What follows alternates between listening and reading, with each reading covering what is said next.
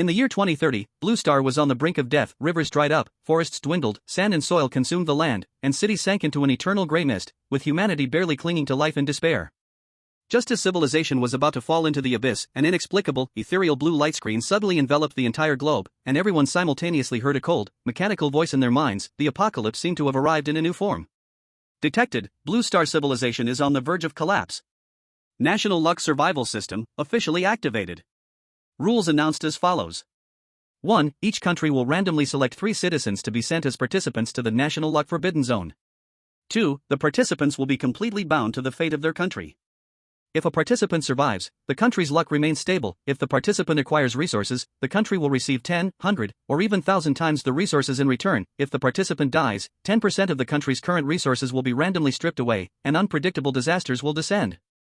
3. The entire Forbidden Zone will be broadcasted globally without any blind spots. 10-minute countdown, the random selection is about to begin. The cold voice abruptly stopped, leaving the world in a silence that lasted several seconds. Then, panic and frenzy erupted like a landslide and tsunami.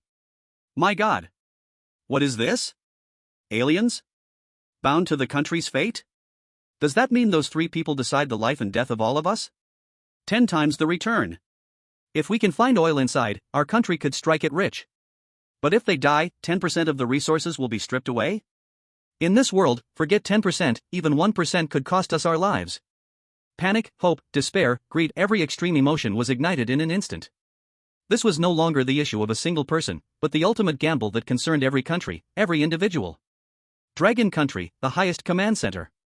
The atmosphere was so tense that it seemed like it could drip with water. Unable to track, unable to analyze, unable to intervene. This thing completely surpasses our current technological understanding. An elderly scientist, his hair white as snow, gazed at the complex and garbled data flowing across the screen, and shook his head wearily. At the main seat, Commander-in-Chief Qin Jinbang, dressed in military uniform with stars on his shoulders, had sharp eyes like an eagle. After a moment of silence, he slammed the table, his voice clear and firm. Since we cannot resist, we will face it head-on with all our strength. Immediately open the official livestream, connect all signal sources, and let the people see the truth in real time. The fate of our Dragon Country is now in the hands of those 3 unknown compatriots. Soon, an official livestream titled Dragon Country Survival, Forbidden Zone Frontline, was launched on all major online platforms. In just 3 minutes, the number of viewers surpassed a terrifying 2 billion and was still rising rapidly. In the center of the livestream was a giant countdown timer. The host, Xiaoxiu, a nationally recognized presenter known for her sweet voice and calm demeanor, looked slightly pale but still tried her best to remain composed. Good evening, viewers. As we can see, a huge test concerning the future of our country has arrived. We have invited the famous biologist and geologist, Professor Sun Hongru, to analyze the situation for us. Next to her, an old professor wearing gold-rimmed glasses, looking cultured and approachable, nodded with a serious expression. Any analysis at this stage is premature. Everything inside the Forbidden Zone is unknown. The only thing we can do is trust our fellow citizens. Trust in the fate of Dragon Country. His words gave a small sense of reassurance to the countless anxious viewers in the live stream. The bullet comments, like a rushing river, flooded the entire screen. We must pick the king of soldiers. Special forces going in will definitely have the advantage. Exactly. Or pick an expert in wilderness survival. Whatever you do, just don't pick us, the shut-ins. I would trade my 10 years of being single to send 3 strong men in. At that moment, the countdown began. 0. On the light curtain, the cold mechanical voice echoed again. Selection completed, the list is announced. All over the world, in more than 200 countries, countless people held their breath at this moment. In Dragon Country's livestream, Xiaoxiu and Professor Sun also leaned forward, staring at the screen with all their might. The first name appeared along with a heroic ID photo. Dragon Country contestant, Lin Ye. Identity, Captain of Phoenix Squad, Special Forces, Southern Battle Zone. The woman in the photo had brows and eyes like a painting, yet there was a coldness that kept people thousands of miles away. Her gaze was sharp, like a drawn sword. Just looking at the photo, one could feel the overwhelming murderous aura. After a second of silence in the livestream, the screen was instantly flooded with wild joy in the bullet comments. Holy shit! It's Lin Ye, the youngest soldier king of our Dragon Country. The one with the code name Ice Phoenix. Heaven bless Dragon Country. Starting with a royal trump card. She can probably slaughter her way through the forbidden zones by herself. We're safe. Goddess Lin Ye forever. In the command center, Qin Jinbang suddenly slapped his thigh, his face red with excitement. Good. Very good. The nation's sharpest blade. Our luck is amazing. Professor Sun also showed a pleased smile. Starting with a soldier king is definitely a good omen. Whether it's combat ability or willpower, she is the best of the best. However, the surprise was not over. The second name followed immediately. Dragon Country contestant, Pang Dahai. Identity, signed explorer for China National Geographic, wilderness survival expert. The man in the photo appeared to be in his 50s, with dark skin and a hearty smile. The bullet comments boiled over again. Even more intense than before. It's Old Pang. The man who claims to stand at the top of the food chain, Old Pang of China. Holy shit. Holy shit. I'm stunned. One soldier king, one expert in survival.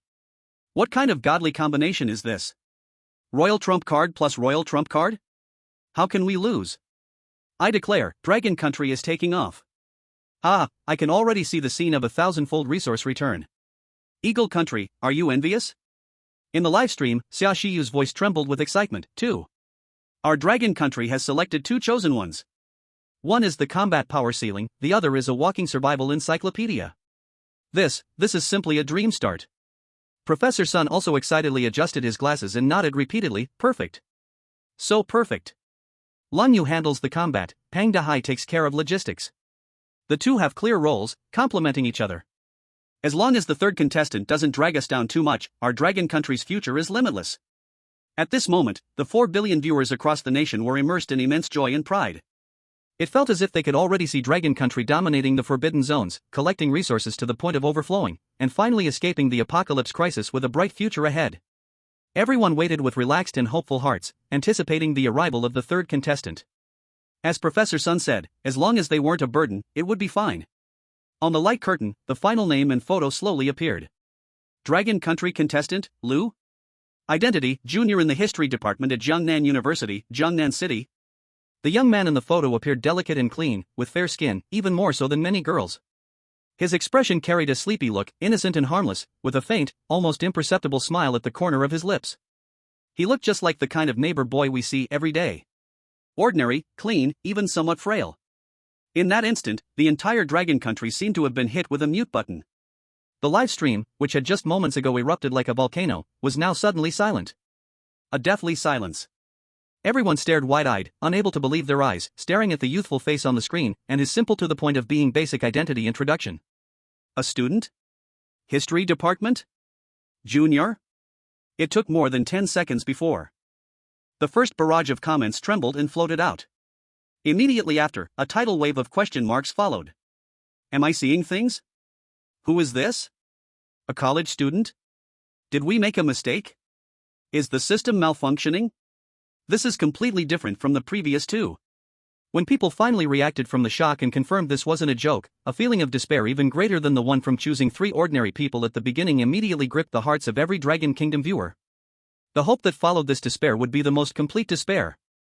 Anger, like a tsunami, swept through the entire live stream room. Useless. What can a college student who knows nothing do? Be a burden? It's over. All over.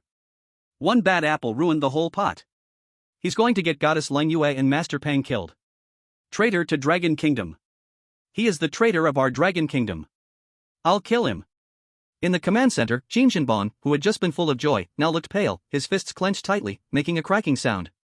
In the live stream room, Xia Shiyu's smile froze on her face, completely unsure how to smooth things over. Meanwhile, the invited expert Sun Hongru stared hard at the detailed information about Lu on the screen in front of him. Apart from the name and age, the special skills section was left glaringly blank. He slowly took off his glasses and rubbed his temples, finally speaking into the camera with incredible heaviness. Why? Why is it a college student with no special skills? Chapter 2, Global Live Broadcast, The Despair of Dragon Kingdom. Professor Sun Hongru's heavy question struck like a sledgehammer, shattering the last thread of hope in the hearts of all the viewers in the Dragon Kingdom's livestream. Yes, why? Why, on the battlefield that affects the country's fortune, would there appear a college student who has no strength to tie a chicken? I checked his data. Professor Sun's voice was filled with helplessness, and he looked at the information displayed on the tablet in his hand. Every word he spoke felt like a struggle. Student Lu's physical test data is even slightly below the average level for males of the same age. This means not only does he have no special skills, his physical fitness might even be worse than some of you watching. This sentence became the last straw that broke the camel's back. The live stream room completely lost control. Below average? So, we sent a sickly person out there? This isn't just a burden anymore, this is outright treason. I demand a thorough investigation. There must be some dark conspiracy. It's over, how can we play with two kings and a guy who can't even make bronze? Goddess Lin Ye and Master Pang are so pitiful. Traitor to Dragon Kingdom. Lu, you are the eternal traitor of our Dragon Kingdom. Vicious curses and angry insults formed a red stream of data that almost completely covered the entire screen. Host Xiaoxiyu tried her best to maintain order, but her voice was so tiny compared to the wave of despair and anger from 4 billion people, it was like a grain of dust. And this desperation, which had fermented to the extreme, quickly became a global laughingstock. In the Eagle Sauce Country's national livestream room, a burly white man with a full beard, wearing a camouflage vest, chewed on beef jerky while laughing out loud. He was Colonel Jack, a retired Navy SEAL instructor invited by Eagle Sauce Country. Oh my god. What am I seeing? Did the Dragon Kingdom send a pretty boy to join a wilderness party? Ha ha ha. Colonel Jack exaggeratedly pounded the table. Look at our Eagle Sauce contestants: Mike Bell, John Rambo, Annie Smith. Warriors. Scholars. Elites. And the Dragon Kingdom? A female soldier, an old man, and a baby who needs protection. The host beside him also laughed and said, "It seems Dragon Kingdom's luck ran out after picking the first two." What a shame, a fatal flaw is enough to bury the whole team in the forbidden zone. In the land of cherry blossoms, live streaming room. The atmosphere seemed much more elegant. At the guest seats, an elderly man in a kimono, with an arrogant expression, was leisurely sipping his tea. He was Professor Tanaka, a famous strategic analyst from the land of cherry blossoms. Ladies and gentlemen, this proves the ancient saying of our great cherry blossom empire: a drop of ink is enough to ruin a pot of soup. Professor Tanaka set down his teacup and said with a tone full of pity, "The people of Dragon Country always like to pin their hopes on elusive luck, but the reality is cruel." That young man named Lu? His existence is the biggest flaw in Dragon Country's contest for national fortune this time. Our Lord Onizuka Ryoichi from the land of cherry blossoms will show them with real action what true Bushido spirit really is. In the live streaming rooms of Korea, White Elephant Country, and Gallia, almost every country was filled with mockery and gloating over the Dragon Country's contestants. Internal strife and external troubles.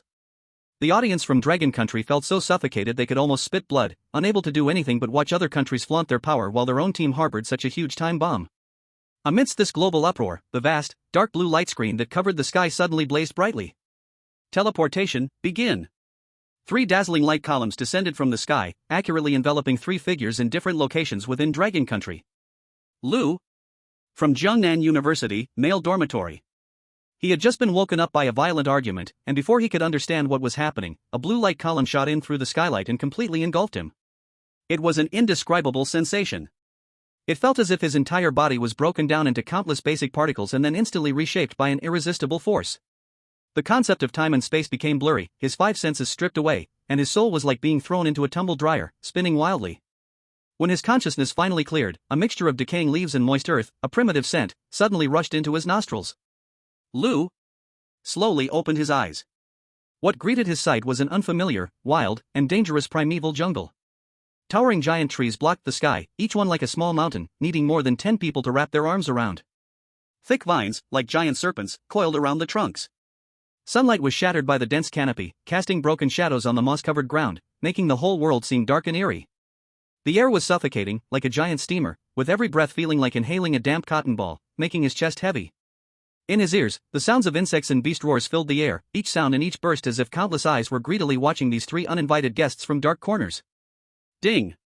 All players have been teleported to the designated Forbidden Zone areas. Global live broadcast officially begins. With the prompt sound, the Dragon Country's live broadcast screen instantly cleared from static to a crisp image. The camera stabilized in mid-air, presenting the figures of the 3 contestants to the 4 billion viewers with a perfect godlike perspective. Everyone instinctively held their breath. In the picture, the figure in black combat gear, standing tall and cold as the moon, made the most professional reaction the moment her feet touched the ground. She performed a tactical roll and immediately knelt on the ground, with a military dagger gleaming coldly in her hand, though no one knew when it appeared. Her cold eyes, like the best radar, scanned every corner around her swiftly, assessing potential dangers.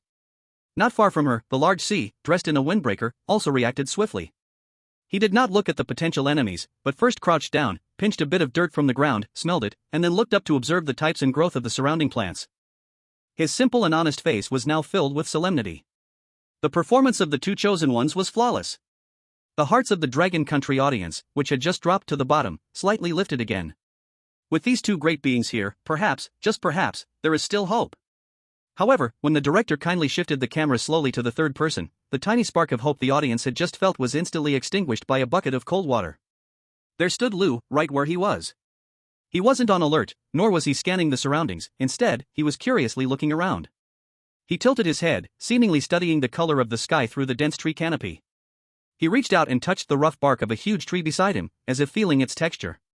Finally, under the watch of billions of people, in the tense atmosphere where his two teammates were fully on guard, Lu did something that left everyone dumbfounded.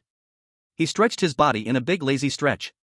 His arms raised, leaning backward, and a comfortable moan escaped his mouth, looking as if he wasn't in a deadly, dangerous forbidden land, but instead in a fresh air-filled forest park enjoying a weekend getaway.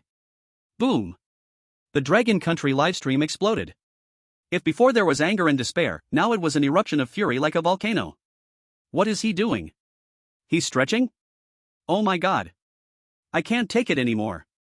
I really can't take it anymore. I demand this bastard be executed immediately. The two great beings are fighting ahead, and he's acting like a big shot in the back? I'm disgusted. This isn't a burden anymore, this is provocation. He's provoking the bottom line of the 4 billion people in Dragon Country. The anger completely destroyed everyone's reason. And Lin Ye, clearly, had also noticed Lu's actions. Her iceberg-like face immediately showed a trace of undisguised disgust and coldness, which flashed in her eyes. She stood up, stretched her long legs, and walked directly toward Lu. Her height was half a head taller than Lu, and as she looked down at him from her position, the pressure in her eyes was enough to make any normal person's legs weaken. Everyone in the live stream room stopped cursing and stared at the screen, hoping that Goddess Lin Ye would give this ignorant guy a harsh lesson. However, Lin Ye only coldly stared at him for 3 seconds and then spoke in a tone devoid of any emotion, as if giving a command to a tool. If you don't want to die, stay close to us, shut your mouth, and don't do anything unnecessary. Chapter 3, The Dragon System, Start. The cold warning was like a cold wind brushing past the ears. Faced with Lin Ye's gaze, which could freeze an ordinary person, Lu's heart was as calm as still water. He didn't even raise an eyebrow, only nodding calmly. It was as if the warning wasn't about life and death, but just a trivial reminder like don't forget to bring your keys when you go out. This indifferent, almost perfunctory attitude made the coldness in Lin Ye's eyes grow even stronger. She snorted coldly, said nothing more, and turned to walk toward the massive Hai, who was studying the terrain. In her view, what needed to be said had already been said. If this burden chose to die, it would be his own fault.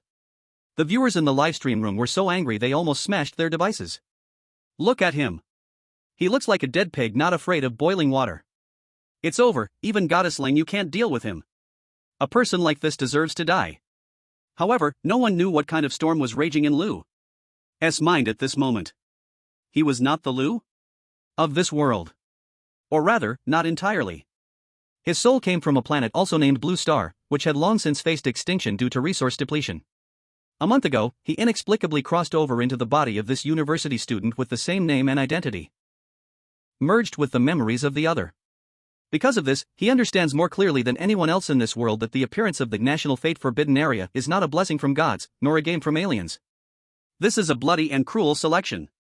In his past life, he had seen scattered records in a broken ancient text. When a civilization reaches its end, the cleaners of the universe, those terrifying existences from higher dimensions, will descend to devour the entire world. And the National Fate Forbidden Area is the sword of Damocles hanging above the civilization's head, the final test before the apocalypse arrives. Pass, and the civilization will have a glimmer of hope. Fail, and the world will be completely erased, turned into dust. So, from the day he crossed over, he had been waiting. Waiting for an opportunity, a pivot that could change the fate of the entire planet in this end-of-world game. And now, he had waited long enough. Who? Lu took a deep breath. A breath mixed with the fragrance of grass and trees and the primal wildness rushed into his lungs. Unlike the filthy, unbearable air outside, every breath of air here seemed to contain a unique, pure energy. This energy flowed into his limbs and bones with his breath, making his body, which had been a little weak due to a lack of exercise, feel an unprecedented sense of comfort. This is it. This is the feeling. Lu's heart began to beat uncontrollably, violently. And just as the blood inside his body seemed to be about to ignite, a mechanical prompt, long awaited yet incredibly unfamiliar, roared like thunder in his mind. Ding! Detected that the host has entered a high-energy active environment, meeting the system activation conditions. Proceeding with the final soul binding rate 100%. It's here. Lu's pupils suddenly contracted. Divine Dragon Evolution System officially activated. Buzz. A dark blue, holographic screen, visible only to him, unfolded before his eyes like a waterfall. Filled with sci-fi and mysterious beauty, runes quickly flowed across the screen, eventually condensing into clear data. Host, Lu. Bloodline, human, in the lowest primitive state, can evolve. Evolution points, 0. Current rank, mortal being. Core functions, activated. 1. Behavioral evolution. All of the host's life activities can be converted into evolution points. Evolution points can be used to enhance bloodlines, strengthen the body, and unlock talent abilities. 2. Resource return. Any resources obtained by the host in the forbidden area can trigger a random multiplier critical hit return that directly acts on the bound nation. It's done. Seeing the clear text on the screen, Lu felt his blood rush to the top of his head in an instant. The tension, unease, and all the plans for the future that had been suppressed for a month found their solid foundation in this moment. This was his capital to overturn everything on this apocalyptic chessboard. The 40 billion Dragon Country viewers in the live broadcast room and the billions of eyes worldwide were still focused on him. What they saw was just that person, Lu, with the burden, once again frozen in place, like a fool, after being warned by the Warrior King. The new curses had already started brewing in the bullet comments. What's he daydreaming about again? Is this person sick or something? However, these voices, Lu could no longer hear.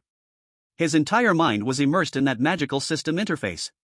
His eyes locked tightly on the behavioral evolution function description below, where a line of real-time data was constantly jumping and refreshing. Ding! Detected that the host is performing the breathing action, evolution point +1. Ding! Detected that the host's heartbeat occurred once, evolution point +1. Ding! Detected that the host completed the blinking action, evolution point +1. Ding! Detected. Looking at the notifications popping up on the screen like a flood, Lu felt his breath become a little more rapid. Breathing, heartbeat, blinking, these basic life activities of humans, happening all the time, could actually increase evolution points? What kind of heaven-defying, unreasonable function is this? Doesn't this mean that even if he does nothing and just lies here sleeping, he can get stronger second by second? Suppressed shock, ecstatic joy. Various emotions intertwined, causing Lu's chest to rise and fall violently. He slowly raised his head again and looked towards the perilous yet full of endless opportunities primitive jungle. The sense of suppression and gloom from before had long disappeared. What replaced it was a calmness and confidence as if he controlled everything. The corners of his mouth finally couldn't help but curl up slightly into a subtle, unnoticed arc. Facing the cold moon and the large sea's gaze, filled with disgust and confusion, he softly declared in his heart, in a voice only he could hear. Then, the game has begun. Chapter 4, Ding. You took a breath. While Lu was immersed in the shock brought by the system, Lin Ye and Pang Dahai had already completed their preliminary communication and division of labor. I'll handle the lookout. You, with your experience, explore the environment within a 50-meter radius, and pay attention to finding water sources and possible shelter. Lin Ye's voice was as cold and concise as ever, but it carried an undeniable professionalism. Okay. Pang Dahai nodded, taking out a small compass and a shovel from his leather bag, his expression focused. Without hesitation, he immediately selected a direction, crouched down, and like the most seasoned hunter, silently melted into the shadows of the jungle.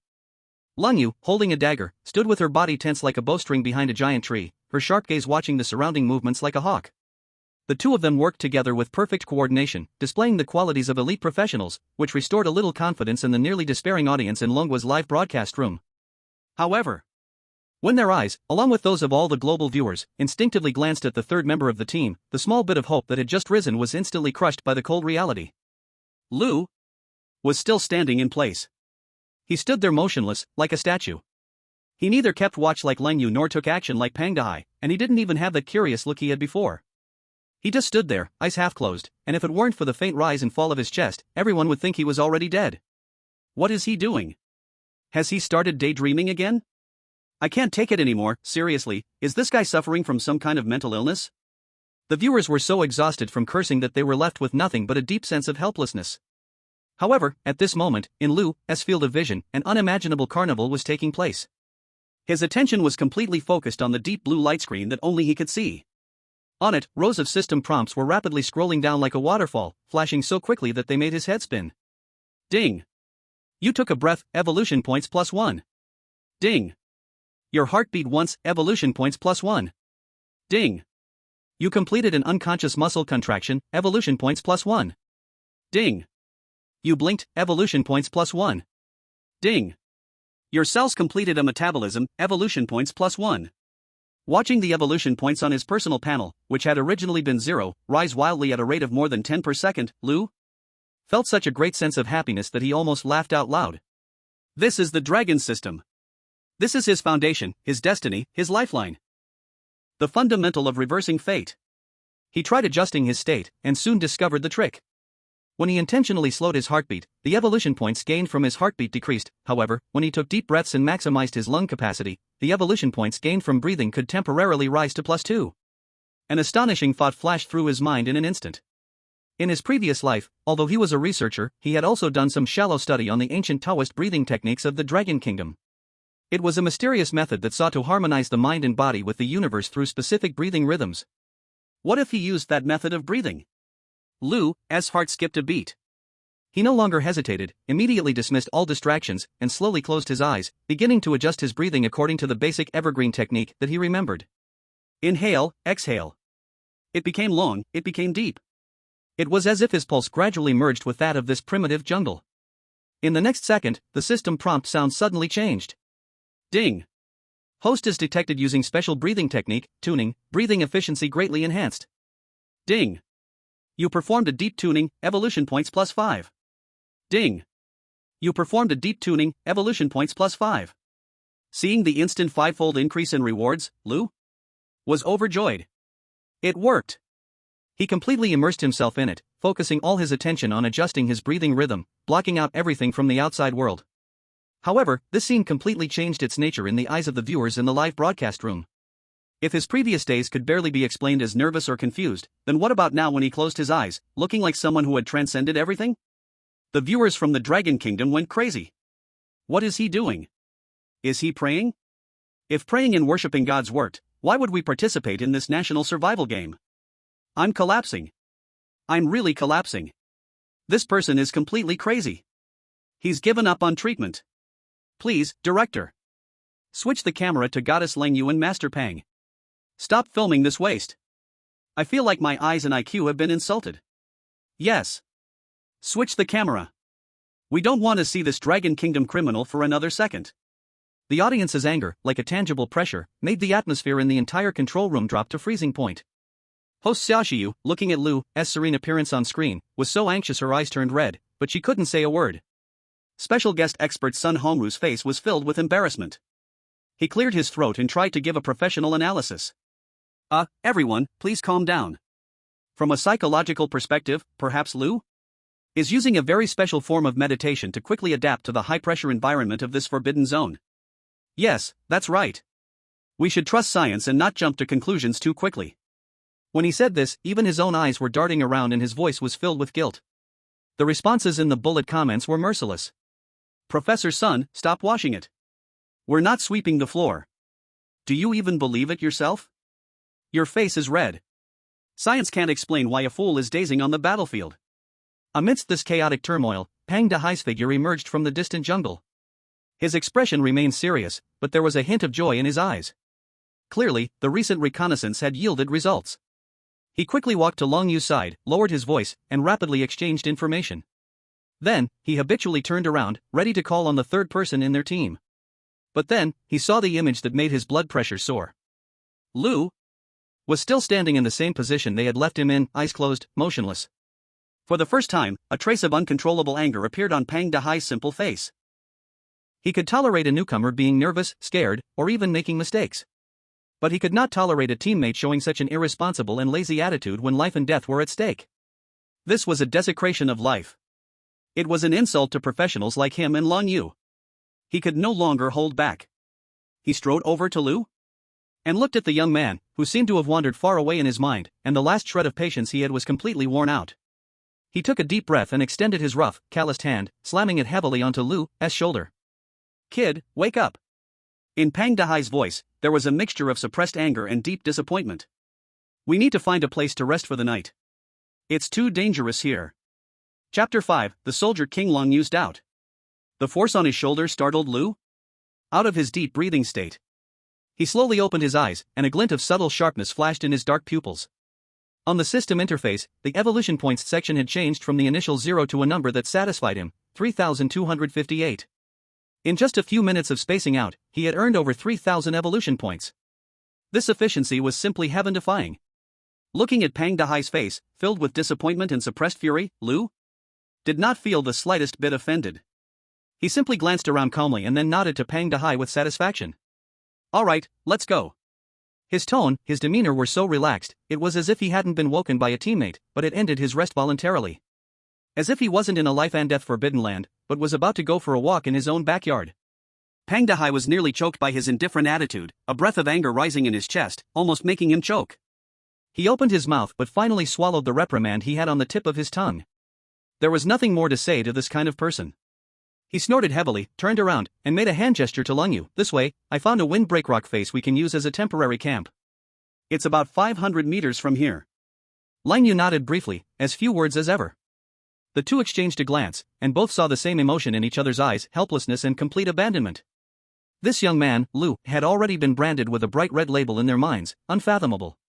The team resumed its march. The formation naturally fell into place. Lin Ye, like the most alert female leopard, held a dagger and walked at the front of the team. Every step she took landed in the safest spot, her eyes scanning the surroundings like radar, watching every suspicious shadow. Pang Dahai followed closely behind, constantly observing the surrounding plants, occasionally stopping to leave marks on certain tree trunks that only he could understand. And Lu, he was deliberately or unintentionally protected at the very back. Or rather, isolated. However, this isolated player seemed completely unaware of being a burden. He had his hands in his pockets, walking slowly at the back, his footsteps sounding somewhat out of place in the silent jungle. His eyes were always restless, sometimes staring at the strange birds in the sky, sometimes studying the bizarre mushrooms on the ground. His behavior clashed sharply with the tense and murderous atmosphere of the team. It was like a tourist having a picnic, awkwardly inserted into a painting depicting a battlefield. The viewers in the Dragon Country livestream were already heartbroken. "Give it up, he's beyond saving. I just hope he doesn't get himself killed and drag down the two masters. With how professional Lin Ye and Pang Ye are in the front, he just looks ridiculous from behind." Sigh. Lin Ye, walking at the front, although not turning around, had already grasped everything behind her through her sharp hearing. The casual footsteps of Lu always felt like needles piercing through her nerves with every step. Suddenly, she stopped, her right hand quickly rising, forming a fist. This was the tactical gesture for "stop advancing, take cover." Pang Dahai immediately understood, quickly crouching behind a rock to hide.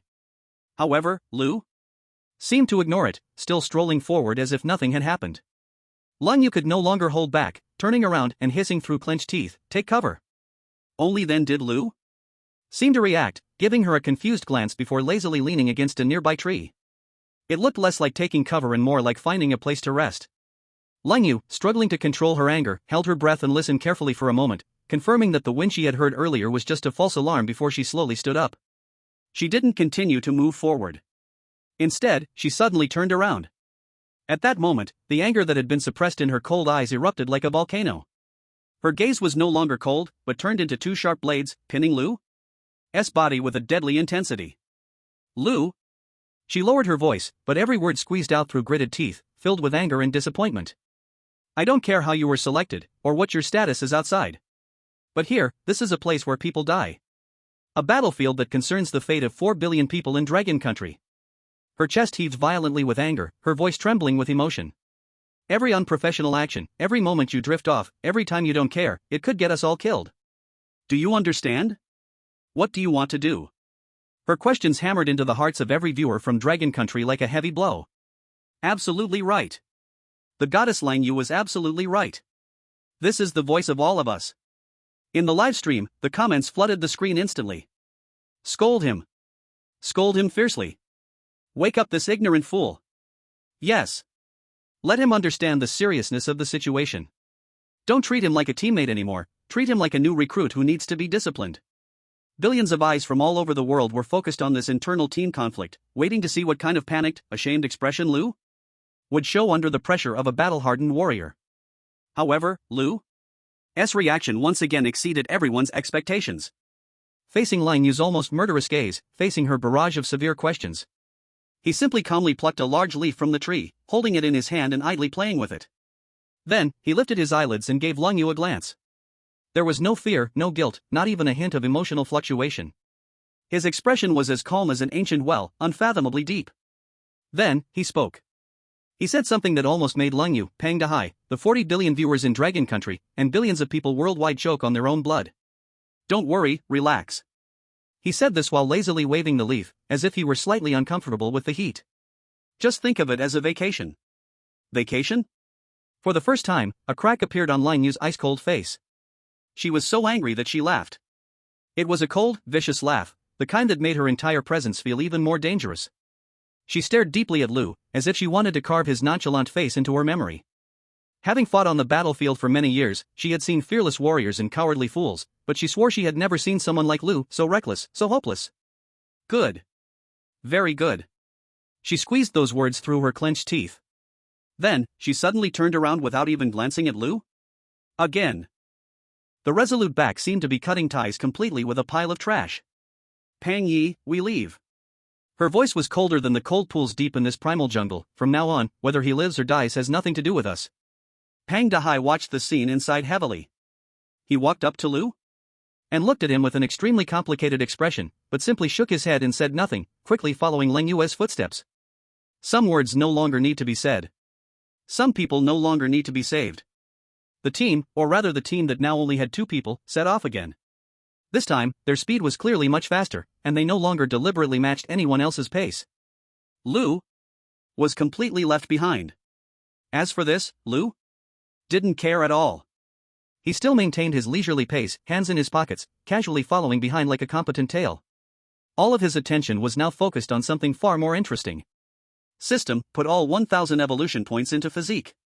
He silently thought in his mind. Ding. Command received, consuming 1,000 evolution points, strengthening physique. A warm current instantly surged from his heart, like a rushing river sweeping through his limbs and bones. He could clearly feel his muscle fibers becoming tougher at an unbelievable speed, the density of his bones increasing, the flow rate of his blood speeding up, and even the oxygen exchange efficiency in his lungs improving bit by bit. The once somewhat weak body was undergoing a tremendous transformation. The feeling of slight breathlessness after walking a few steps had completely disappeared, replaced by an endless sense of power. Refreshing. So refreshing. This visible strengthening was more addictive than any drug in the world. And this scene looked completely different to the viewers in the live stream room. They only saw that after Lin Ye and Pang Dahai accelerated, the burden called Lu obviously couldn't keep up. His forehead began to sweat, and his breathing became heavy. Ha ha ha, look. He can't keep up. He deserves it. Who told him to be so arrogant before? This is karma. His stamina is so bad, he's probably worse than an ordinary person, right? I really don't know how he's still alive. Mockery once again dominated the bullet screen. But this time, the viewers from Longhua had no energy to refute. Because, it was the truth. About half an hour later, after the rapid march, Lin Ye and Pang Dahai finally found an ideal shelter. It was a cave hidden behind massive vines, the entrance narrow and easily defensible, the interior dry and well ventilated, making it a perfect temporary camp. The two wasted no time and immediately began to work on setting up the camp. Lin Ye was responsible for clearing the cave and checking for snakes, insects, rats, or ants, while also sharpening several wooden sticks with a dagger to make simple spears. Pang Dahai, near the entrance, cleverly set up a few small traps using vines and stones as early warnings, then dashed into the jungle and quickly brought back a large pile of dry wood and flammable moss. Their movements were like flowing water, full of professional beauty. The viewers in the live stream room were mesmerized, clapping for the strength of these two experts. At that moment, a viewer weakly sent a bullet screen. I'm just curious, where's that burden? This bullet screen was like a needle, instantly bursting the harmonious atmosphere. Yeah, where was that guy called Lu? Did he follow them? What was he doing now? The director seemed to hesitate for a moment but ultimately unwillingly opened a small split screen in the lower right corner of the main screen, showing Lu. Then, everyone around the world watching the livestream saw a scene they would never forget in their lives. Lu? Indeed, he followed. He was sitting in the cleaned-out cave, but not helping, nor standing guard. He found a relatively clean corner, leaned against a smooth large stone, stretched his legs out, tilted his head, closed his eyes, and breathed steadily, his chest rising and falling rhythmically. He actually fell asleep? Boom. If anger had a form, the fury of 4 billion viewers in the Dragon Country at this moment could completely boil the entire Pacific Ocean. At that moment, the barrage in the livestream could no longer be described as exploding. It was a nuclear explosion. A torrent of extreme anger that even the servers couldn't handle. Kill him. I demand to immediately activate the space-based weapons. I authorize it. Kill him now. I have never seen. I have lived for 30 years, and I have never seen such shamelessness.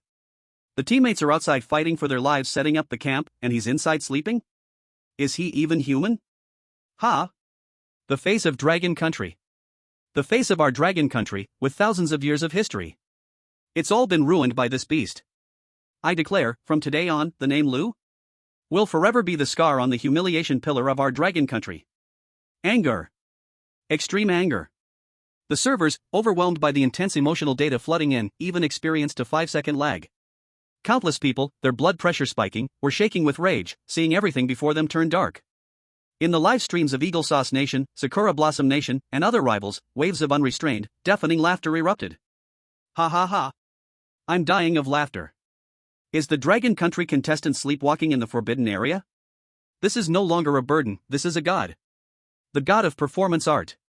I will call him, the first person to completely give up on Blue Star. Shame. An unprecedented shame. Every Dragon Country viewer felt as if their face was being rubbed on the ground by an invisible giant hand. In the live stream, the host, Xia Shiyu's face had turned as white as paper. She opened her mouth but couldn't make any sound. The immense shock had left her mind completely blank. Next to her, the invited expert, Sun Hongru, slowly raised his hands in an incredibly painful gesture, covering his face. This time, he couldn't even say a word to clean the dirt. He felt that his scholar career had suffered a devastating blow today. In the end, it was Xia Shiyu, the strong female host, who, after frantic reminders from the director, regained some voice. Her eyes were completely red, and tears were spinning in them. She looked into the camera, at the countless angry and despairing voices of her fellow citizens, and choked. Everyone, Dragon Country compatriots. Please give him a little more time.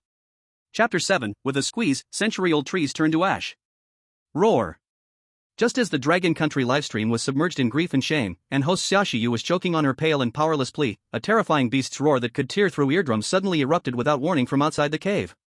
This roar was full of primitive brutality and hunger, with such terrifying pressure that it seemed to penetrate the screen, making every viewer in the livestream, who was angrily cursing, instantly feel a chill run down their spine. The noisy barrage came to an abrupt halt.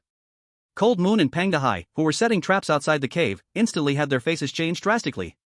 The two of them, like cats whose tails had been stepped on, immediately had their hair stand on end, rushing back to the cave entrance at the fastest speed, their eyes filled with horror as they stared outside. There, on a small patch of ground outside the cave, stood an enormous and terrifying figure, which they didn't know when it had arrived.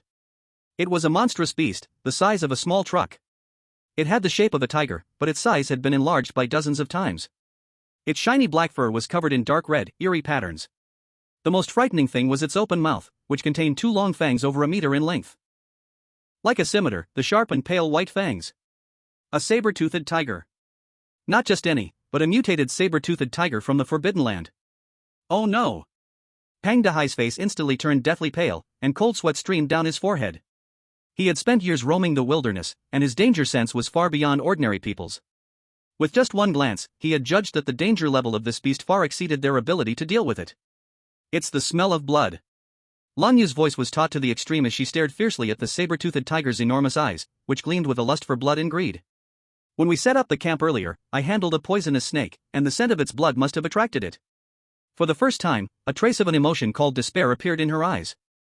Blocked at the narrow entrance of the cave by such a beast, there was no way to dodge, and the only thing waiting for them seemed to be a torn-apart end. In the Dragon Country livestream, all the viewers were dumbfounded. Just a moment ago, they were cursing Lu as a burden. Now, the shadow of death was hanging over everyone's head. Run! Cold Moon! Pang Yi! Run! We can't run. The entrance is blocked. Is our Dragon Country team really going to be wiped out here? The enormous noise finally woke up someone who was vacationing. Lu rubbed his drowsy eyes and slowly sat up. He had just used the time while sleeping to accumulate over 10,000 evolution points and had allocated all of them to his strength attribute. He was sleeping soundly but was abruptly awakened by the annoying beast's roar. He furrowed his brows, his face written with displeasure from being disturbed in his deep sleep. What's the noise? He muttered vaguely, then stood up and walked toward the cave entrance. Lu? Don't come over. It's dangerous. Lin Ye saw him dare to walk forward and yelled anxiously. To her, this weak burden stepping forward was no different than sending a snack to that terrifying beast. Pang Dahai also shouted urgently, Go back. Hide behind the rock. But Lu seemed to ignore their shouts and walked on without a single pause. He just cast a disdainful glance at the saber-toothed tiger, a creature that should easily tear them apart, his eyes showing a hint of contempt. Yes, contempt. As though this was not a prehistoric giant beast capable of tearing them apart at will, but a fly buzzing by his ear. Then, under the astonished exclamations of hundreds of billions of viewers around the world, is he going to die? This dragon country person has completely lost his mind. Lu casually walked out of the cave. He didn't walk toward the saber-toothed tiger. Instead, he walked straight to the side of the cave, to a towering tree, so large that it would take two adults to wrap their arms around it, a tree that had likely grown for countless years. At this moment, the saber-toothed tiger also noticed the small snack that had voluntarily presented itself. After letting out a low growl, its leg muscles tensed instantly, its massive body sank slightly, and it prepared to pounce. Death, just a moment away. In the Dragon Country livestream, countless viewers couldn't bear to keep their eyes open. Xia Shiyu and Professor Sun were even more pale than death. However, just as the saber-toothed tiger was about to turn into a black flash and pounce, Lu extended his right hand. A hand that looked clean, slender, even somewhat delicate. He casually reached out to the trunk of the massive, iron-hard, century-old tree. As if squeezing a piece of soft tofu. With a casual squeeze. At that moment, time seemed to have pressed the slow-motion button. There was no earth-shattering crash. Only a very faint, yet extremely clear crack. Then, boom! The hard bark, the dense wooden fibers, the trunk strong enough to withstand a century of storms. Everything, all of it, was crushed by Lu's seemingly light grip. Like being exploded from the inside by an endless, mighty force. The entire towering tree, thick enough to need two people to hug it, began to collapse from the point where his hand gripped, both upwards and downwards, instantly disintegrating. It turned into billions of tiny wood shavings and a sky full of flying dust. A blizzard made of tree debris exploded with a deafening roar. The saber-toothed tiger, which had just leapt halfway, was struck directly by this terrifying shockwave, unable to even scream. Its massive body flew backwards like a kite with its string cut, smashing heavily onto the ground. It twitched twice before falling completely silent. Wood shavings filled the air, slowly drifting down.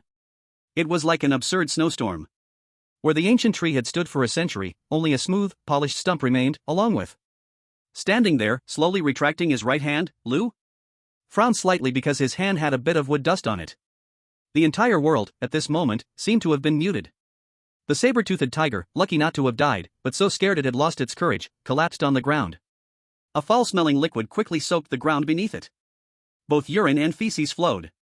And in the live broadcast rooms, whether it was Dragon Country, Eagle Sauce Country, Sakura Country, or Gully Country, all live broadcast rooms, all bullet comments, all voices, all mockery, all curses, all worries, disappeared entirely in that moment. The whole world, over 100 billion people, stared wide-eyed, mouths agape, as if they had witnessed a miracle, falling into an eerie, deathly silence. At the cave entrance, Lin Ye and Pang Dehai, those two professionals, elites, chosen ones, at this moment, also maintained the same posture. Mouths open wide enough to fit an egg. Their eyes were dazed, like two puppets who had had their souls taken. They were petrified. Chapter 8, Finding Water, Pang Dehai's Professionalism. Wood shavings filled the air, slowly drifting down. Lu seemed to have only done something insignificant, like swatting a mosquito. He frowned in disgust as he brushed off the wood dust on his hand, then, under the 100 billion people's ghostly gaze across the world, turned casually and walked back to the cave. He returned to the corner where he had been sleeping earlier and comfortably leaned back, muttering, "Finally, it's quiet." After saying this, he closed his eyes and began checking the evolution points that had skyrocketed due to the kill of the fierce beast. Quiet. The entire world was terrifyingly quiet at this moment. At the cave entrance, Lin Ye and Pang Dehai, the two elites from Dragon Country, still held their petrified positions. Their mouths hung open wide, their pupils scattered, their brains had completely crashed from the shock of what they had just witnessed. What just happened? A fierce beast from the forbidden area appeared. That burdened person stepped forward. And then, with a casual gesture, he crushed a 100-year-old tree? The beast, scared so badly it peed itself? Every single part of this was absurdly unreal. This is not scientific. This is not even metaphysics. This is damn theology. In the global live broadcast rooms, that eerie silence was finally broken by the first trembling bullet comment. Then came the question marks, spreading like a virus, instantly covering every screen in every country. After half a minute of question marks flooding the screen, the true explosion of comments finally came. Dragon Country live broadcast room. What the hell did I just see? Can someone tell me what the hell I just saw? He crushed a tree with his hand? Am I crazy, or is this world crazy? Superman. This is Superman. Our dragon country has selected a superhero. Whoa, I was wrong. I was wrong. Lu God. I'm sorry. I shouldn't have insulted you. I'm trash. I'm worthless. Please forgive me. Apologize. Everyone apologize. Apologize to Lu God.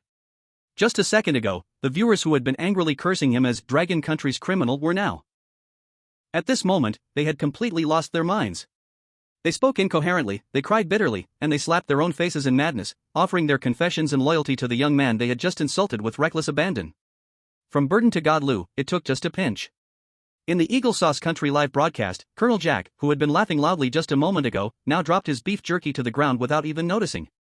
His rugged face was filled with shock and confusion. Oh my god, is that Kung Fu? In the Sakura Country live broadcast, the strategic analyst Professor Tanaka dropped his teacup with a crash, shattering it into pieces. He mumbled in a daze, impossible, this can't be, this is the power of God. In the cave, Pang Dahai was the first to unfreeze from his petrified state. The honest look on his face was now replaced with a mix of awe, fanaticism, and extreme confusion. He took a deep breath as if trying to press his pounding heart back into his chest. To break the suffocating silence and verify his absurd guess, he decided to do something. He cautiously took one step at a time to walk in front of the meditating Lu. His waist unconsciously bent down. His voice trembled slightly with respect, even he did not notice. Mr. Lu. A change in address represented a complete overturning of mindset. Regardless of the situation, Pang Dahai's Adam's apple rolled up and down as he struggled to organize his words. We must find a water source. Lu did not even lift his eyelids, he simply let out a light hum from his nose. Receiving the tacit approval, Pang Dahai felt as if he had been pardoned. He immediately turned around and began to demonstrate his expertise as a survival specialist. This was for the survival of the team and to regain a bit of his sense of value. The humidity here is relatively high, and look at these shade-loving ferns, their leaf tips are slightly tilted toward the southeast, which indicates that direction. Pang Dahai explained to the air, actually the live broadcast camera, while taking out a compass to carefully discern the direction. His movements were still professional and flawless. The audience in the Dragon Country live broadcast finally began to recover from the extreme shock. They looked at Pang's professional analysis, as if they had found a point to help their chaotic minds think again. Yes. Grandpa Pang is still professional. That's right. Godlu is responsible for destruction, and Grandpa Pang is responsible for logistics. This combo is perfect. What just happened was too surreal, it's more reassuring to watch Grandpa Pang find water. Under Pang Dahai's guidance, he and the still somewhat dazed Lin Ye traversed through the jungle for about 7 or 8 minutes, finally finding a hidden little stream behind a dense thicket. The stream water was relatively clear, solving the team's urgent needs. The two filled their military water bottles and returned to the cave with an extremely uneasy heart. They were about to face that divine-like man once again. Back in the cave, Lu still leaned against the wall, as if he had never moved. Pang Dahai took a deep breath and respectfully handed over a water-filled bottle. Mr. Lu, we found water. However, Lu slowly opened his eyes, glanced at the bottle of water, and then gently shook his head. He raised his hand, pointing in a direction completely opposite to the route they had just searched.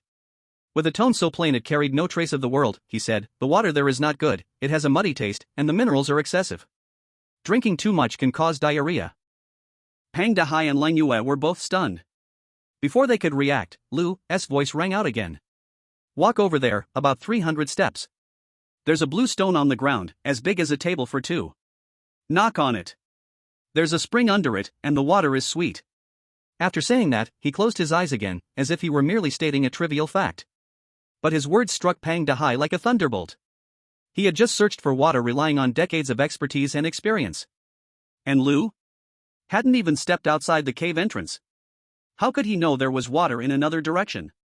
And he spoke so specifically? Even the steps, the color of the stone, the taste of the water were all clear? This was beyond the scope of human understanding. In the Dragon Kingdom livestream, the audience who had just been cheering for Pang Ye were now dumbfounded. What's going on? Does Lucian mean that Pang Ye is searching in the wrong place? No way. Pang Ye is an authority in this area. 300 steps, blue stone, spring water? This sounds too mystical. How does he know? Under everyone's gaze, a flicker of struggle passed across Pang Dahai's face, but was ultimately replaced by a reverence for the unknown. He said nothing and took the engineer shovel he had used to dig the pit, resolutely walking in the direction Lu had pointed. He had to verify it.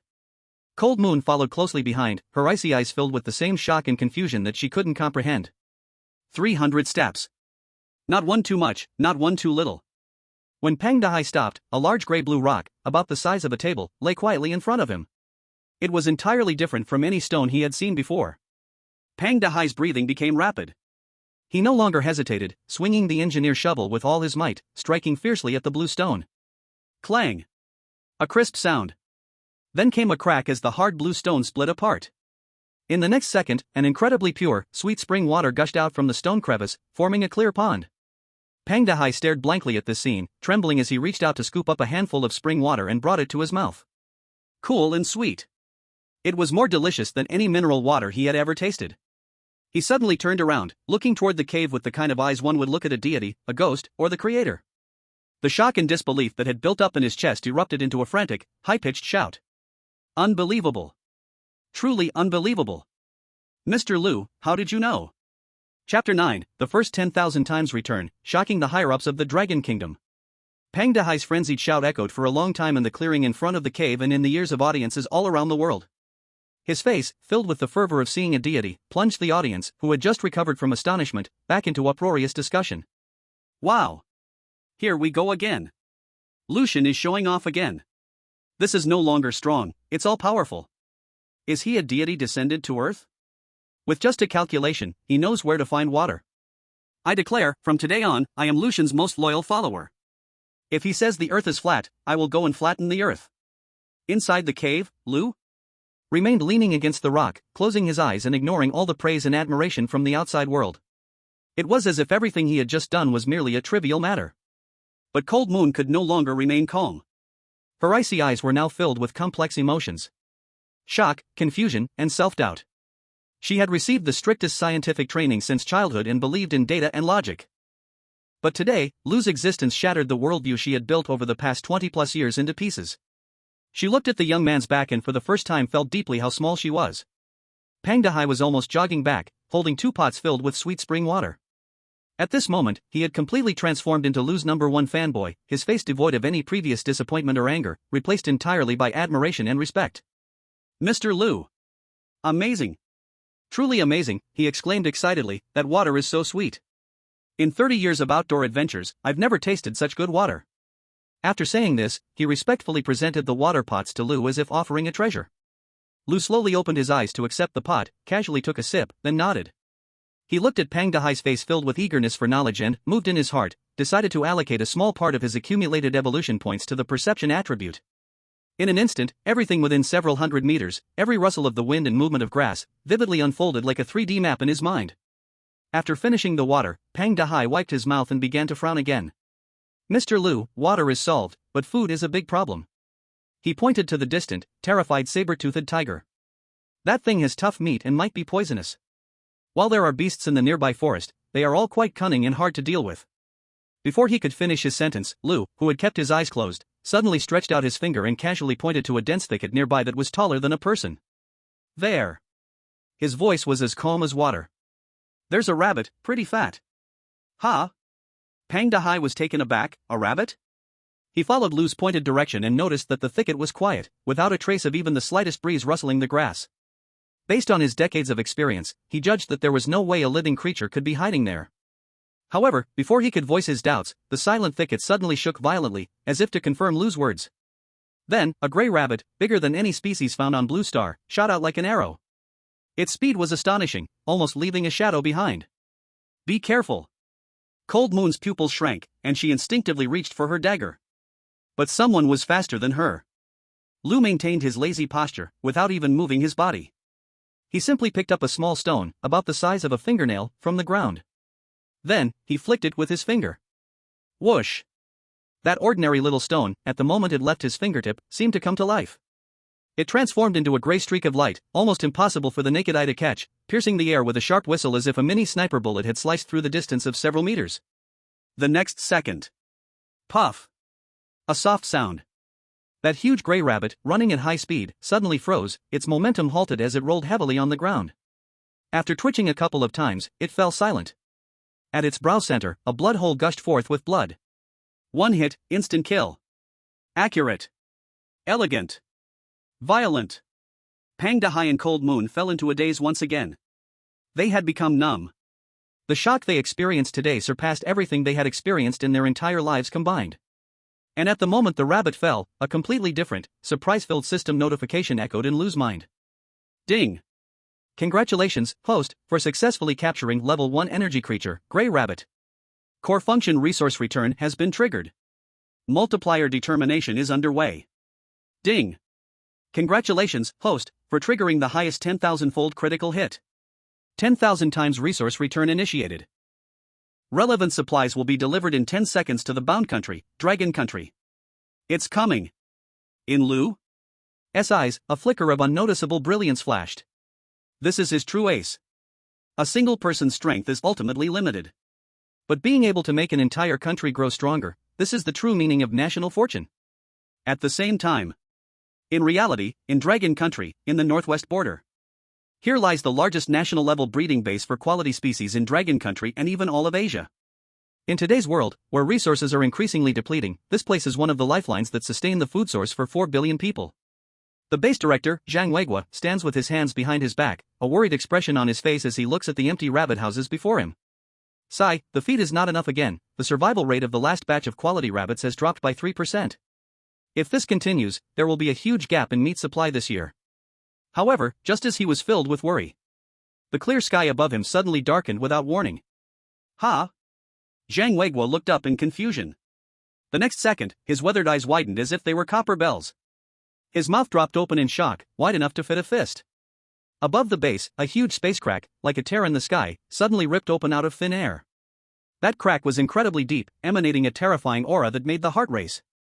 Enemy attack? Is it Eagle Sauce's space-based weapon? In the base, loud alarm sirens suddenly echoed.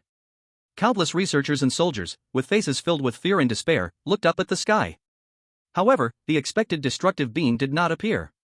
Instead, from that huge space crack, a white, fluffy thing fell out.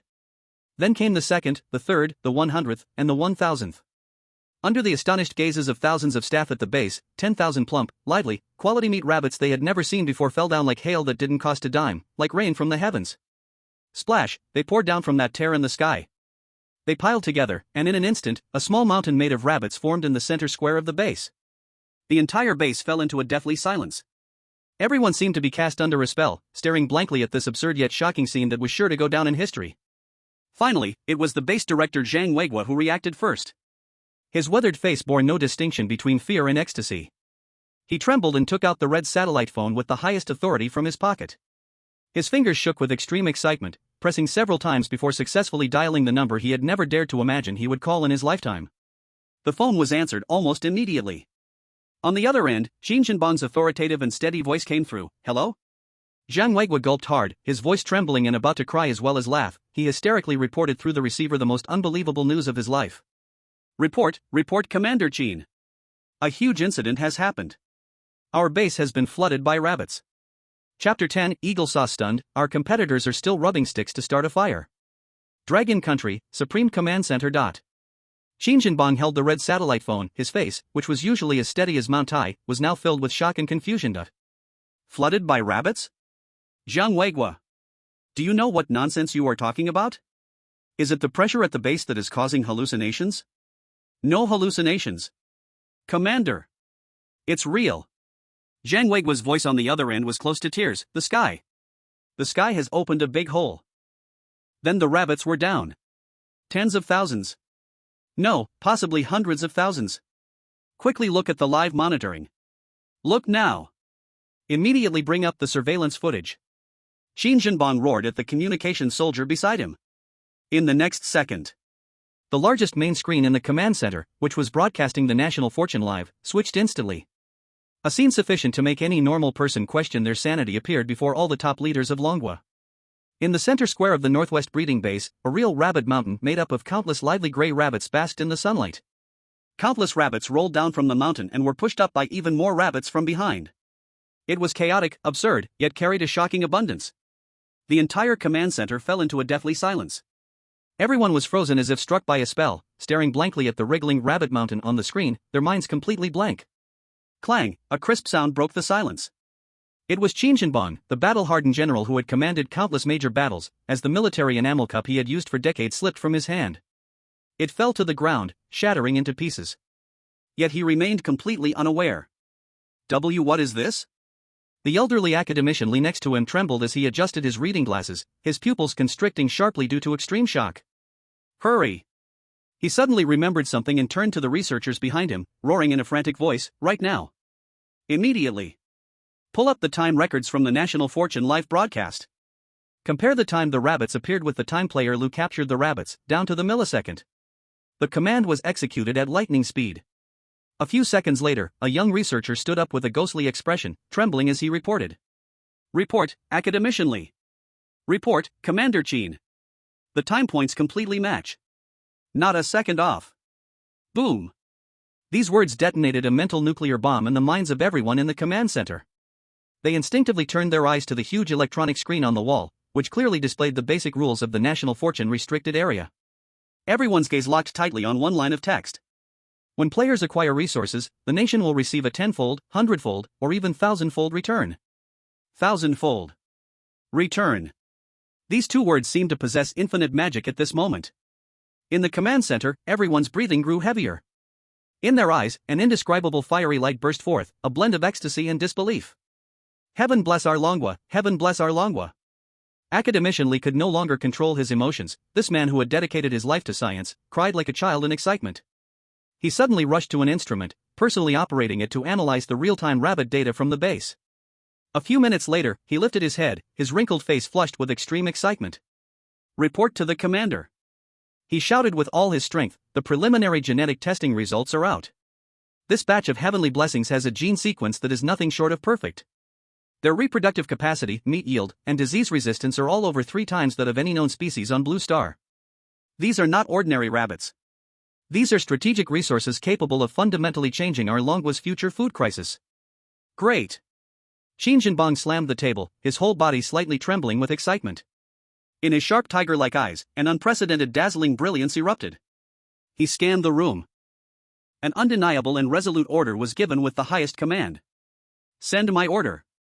First, immediately dispatch an armored army to completely seal off the northwest base. No rabbit is allowed to escape. No news is allowed to leak out.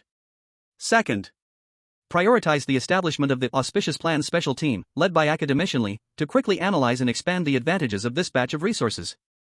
Third, as he spoke to this point, he paused and directed his gaze at the live stream image of the young man who remained calm and unbothered, as if nothing had happened.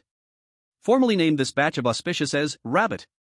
Just as the high level of Long Country was caught in ecstasy due to the sudden reign of rabbits, the live stream in other countries around the world presented a very different scene.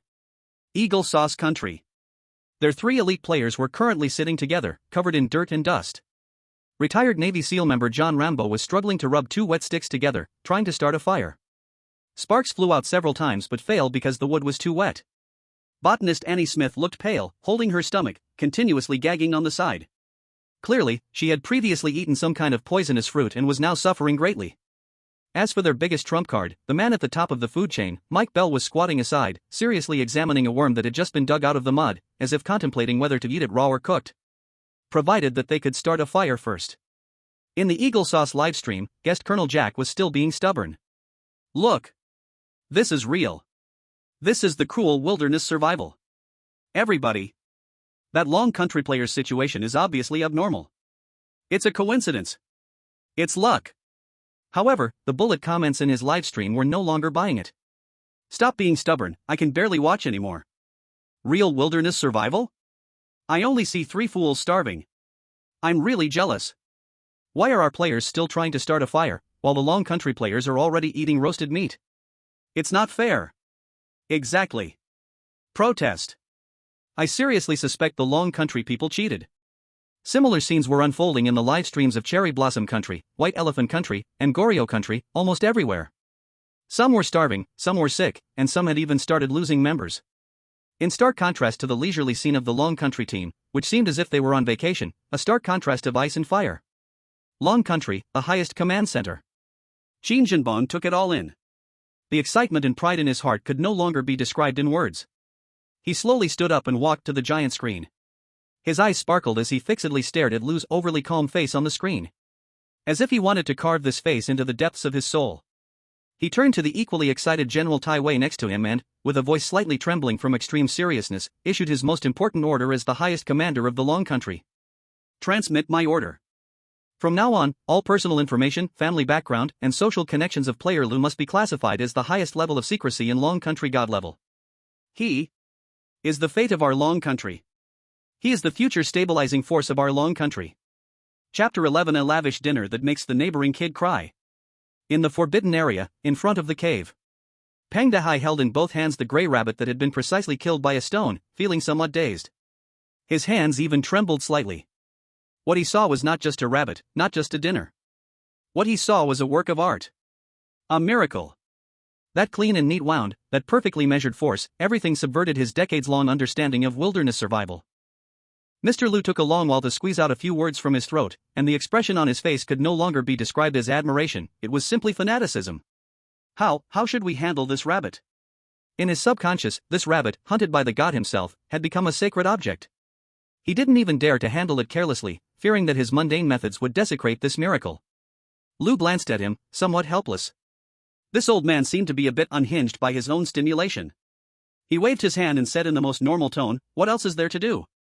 Skin it, take out the guts, and roast it over the fire." Yes. Yes. I understand. With the divine oracle received, Pang Dehai felt as if he had been granted a pardon. Instantly, he was filled with energy, immediately pulling out a complete set of professional handling tools from his leather bag. Sharp knives, small hooks, and even a small bag of coarse salt. He showcased the most exquisite skills of his life, moving as fast as lightning, flowing like water. In just a few minutes, a whole rabbit was processed cleanly, evenly coated in coarse salt, and skewered on a sharpened stick, ready to be placed over the rising bonfire. The flame soared while the rabbit meat sizzled, golden oil dripping into the fire, creating a series of enticing crackling sounds. The rich aroma of meat began to waft through the forest. However, just as Pang Dehai was blissfully turning the roasting rack, preparing to enjoy this first delicious meal, that godlike man spoke again. "Wait." Lu called him to a halt. Pang Dehai froze, immediately respectfully stopping his actions. "What command do you have, Mr. Lu?" Lu did not speak but casually pointed to a few inconspicuous plants mixed in the weeds nearby. "Pick that green leaf that looks like green onions and the small red berries from that plant over there, and bring a little bit. Crush them together and smear it on the rabbit meat. The taste will be even better." Pang Dehai was taken aback for a moment. With his professional knowledge, he could affirm that those two plants did not exist in his encyclopedia of botanical knowledge. This meant that their effects were unknown. What if they were poisonous? This thought flashed through his mind for just an instant before he fiercely extinguished it. What a joke! How could the words of God possibly be wrong? If God said it can be eaten, then it is the most delicious thing in the world.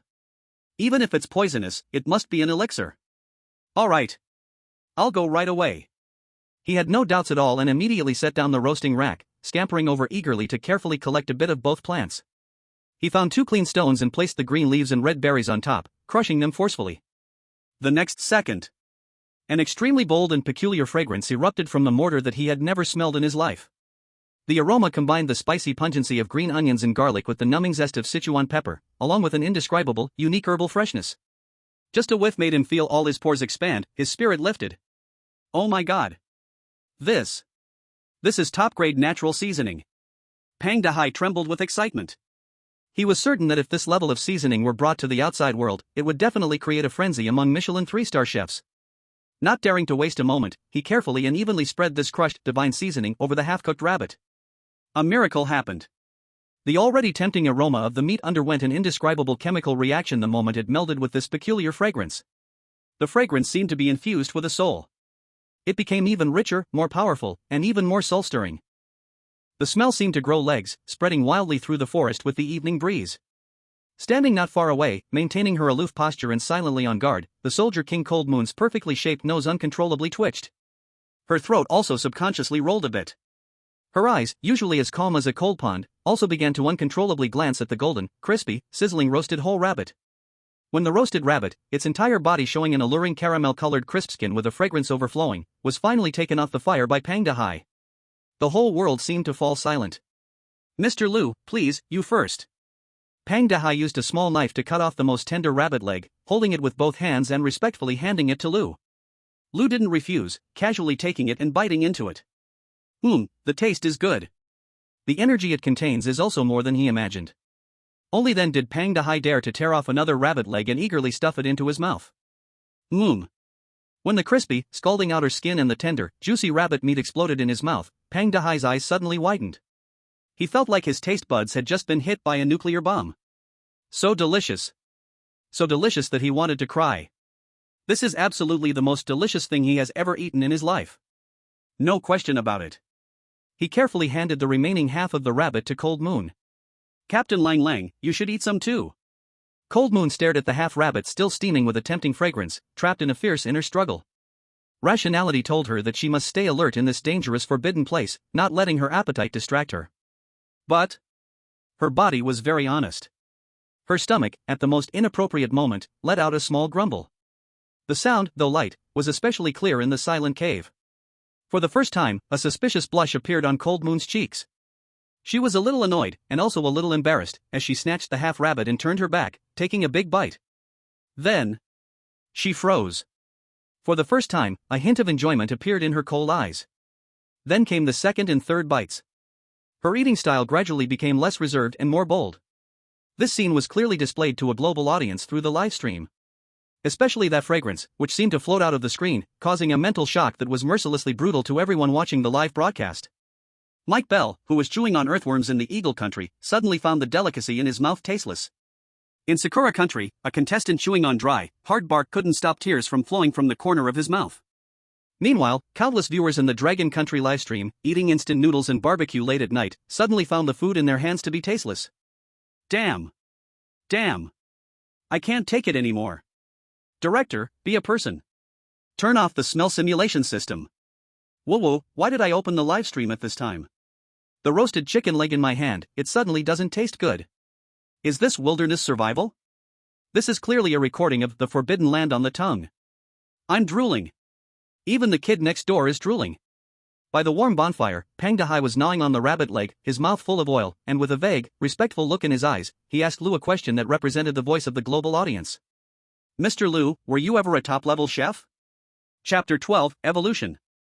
Bloodline Upgrade, the body of a Jelong. Facing Pang Dehai's sincere question full of curiosity, Lu merely smiled faintly, neither admitting nor denying. This deep and inscrutable attitude, in Pang Dehai's eyes, naturally meant admission. For a time, Pang Dehai's admiration for Lu. The flowing river is like endless waves. In his heart, Lu's image has transformed from the initial burden to big shot, then to immortal, finally fixing into the almost omnipotent image of a hidden master. A lavish and outrageous dinner completely changed the atmosphere within the team. The previous tension, suspicion, and even hostility disappeared into the smoke of the domineering barbecue aroma. Pang Dehai transformed entirely into Lu's talkative fanboy, constantly asking all kinds of astonishing questions like, Mr. Lu, how do you do it, squeezing giant trees, and Mr. Lu, can you really shrink the ground to an inch? A real curious baby. Though Lin Ye still maintained her cool demeanor, not saying a word. But her seating position unconsciously moved a bit closer to Lu. In her icy eyes, there was also less vigilance and more of a trust-named dependence, which even she did not notice. After finishing the limestone rabbit that contained unique energy, the three of them clearly felt subtle changes in their bodies. A gentle warm current slowly flowed through their limbs, sweeping away the fatigue from entering the forbidden area. Even their bodily functions had received a slight boost. Pang Dehai was pleasantly surprised to find that his slightly short-sighted eyes seemed to have become clearer. Meanwhile, Lin Ye was even more astonished to realize that a hidden injury from her early intense training showed signs of healing. The two of them unconsciously attributed all this to the magical effects of that rabbit, and their gaze towards Lu grew increasingly respectful. Lu naturally knew this was due to the limestone rabbit being a first-level energy creature, with its flesh and blood containing weak life energy that surpassed the ordinary material of Blue Star. For ordinary people, long-term consumption indeed has the benefits of strengthening the body and prolonging life. But for him, this bit of energy was not even enough to fill a gap. His real treasure was the evolving points on the system panel, constantly flickering. Night gradually deepened. The chirping of insects and the howls of beasts outside the forest became increasingly dense and terrifying.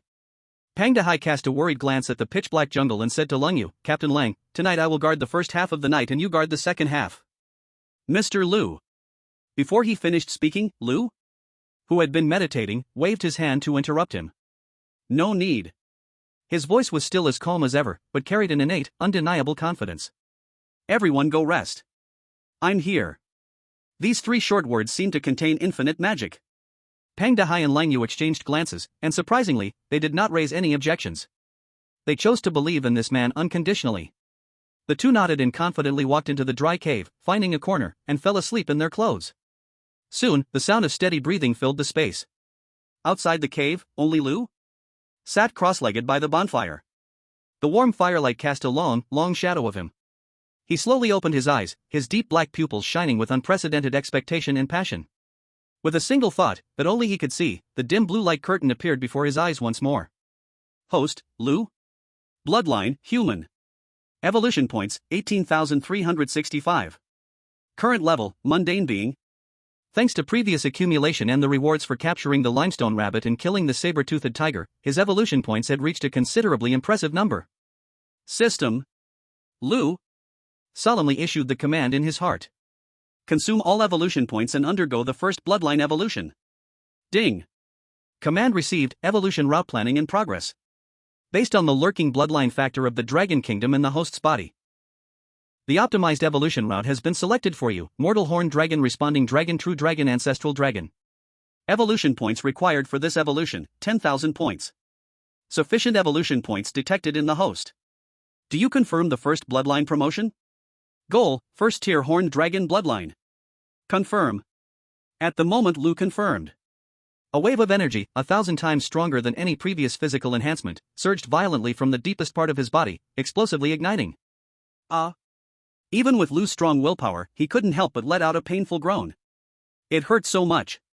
It was a complete tearing and reorganization, originating from the genetic level, from the depths of his soul. He felt every bone in his body being crushed inch by an invisible colossal force, then reassembled into a denser, tougher structure.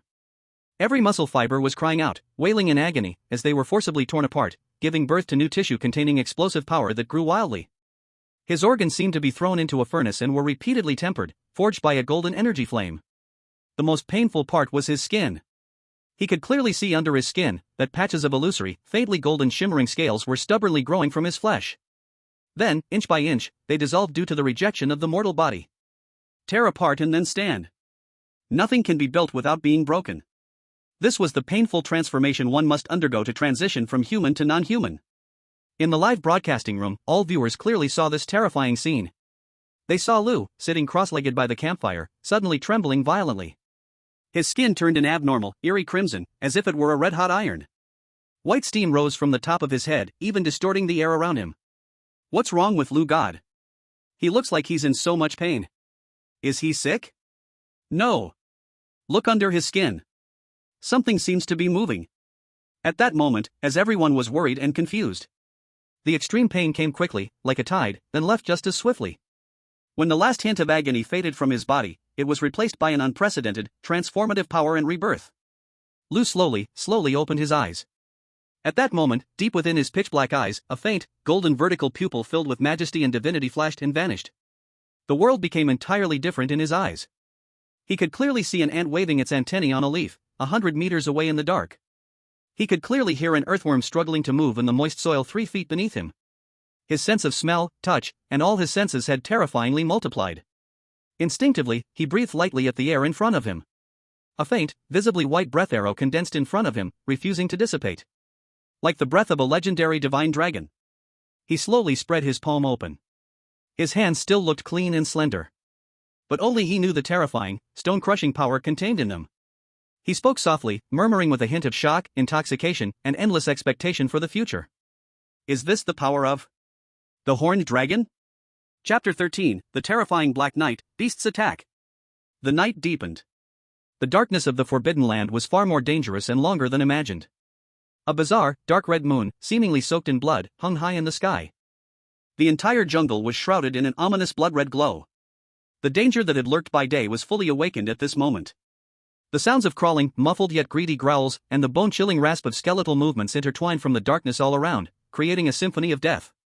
The warm campfire inside the cave burned quietly, dispelling the darkness and the cold. Bang Hai and Lin Ye, having been highly tense during the day, were now deeply asleep, their bodies and minds completely relaxed after a hearty meal. They slept peacefully. Because they knew, at the entrance of the cave sat a godlike man. With him here, it was the safest place in the world. Lu still sat cross-legged. After advancing to first-order Flood Dragon Bloodline, his bodily functions had undergone a qualitative leap. Sleep was no longer a necessity for him. At this moment, his astonishingly bright eyes were calmly watching the flickering flames in front of him. However, his extraordinary senses, precise like radar, had already unfolded, capturing every movement within hundreds of meters. He could see a massive saber-toothed tiger, 300 meters to the east, cautiously avoiding their cave. It was a survivor that he had previously scared away. He could hear a colorful venomous snake on an ancient tree to the north, flicking its tongue, hesitating whether to approach the territory that exuded the tempting scent of flesh and blood. Of course, he also sensed it. A group of ill-intentioned beings was quietly surrounding the cave from the depths of the jungle to the west. They moved lightly and cooperated seamlessly, like a group of trained assassins, without making a single extra sound. If it were before his evolution, Lu would absolutely have failed to notice their presence. But now, under the terrifying six senses of the Flood Dragon, their stealth was as noticeable and laughable as fireflies in the night. Finally, dozens of pairs of green glowing eyes slowly lit up from the thick darkness outside the cave. Like will-o'-the-wisps floating in mid-air. Their forms gradually emerged from the shadows. It was a group of black giant wolves, as large as adult bulls but exceptionally agile. Their faces bore a pale, bone-like mask resembling that of a ghost, and their sharp claws scraped the ground, creating a shower of sparks. Forbidden Land Beast Ghostface Wolf. A nocturnal predator known for its cunning, cruelty, and teamwork. Clearly, the bloody scent of the roasted rabbit from earlier had drawn these night stalkers close. In the livestream, countless viewers from the Dragon Kingdom watching late at night felt their hearts leap to their throats. Wolves. It's a wolf pack. Oh my god. So many. At least a dozen. Lord Lu. Lord Lu, wake up. Danger. However, Lu remained seated like a pine tree, seemingly oblivious to the impending danger. The largest wolf, the Wolf King, fixed its brutal and greedy gaze on the seemingly unprotected human at the cave entrance. It could sense that within this human's flesh and blood lay a pure energy it desperately craved. As long as it ate him, it could become even stronger. A whoa!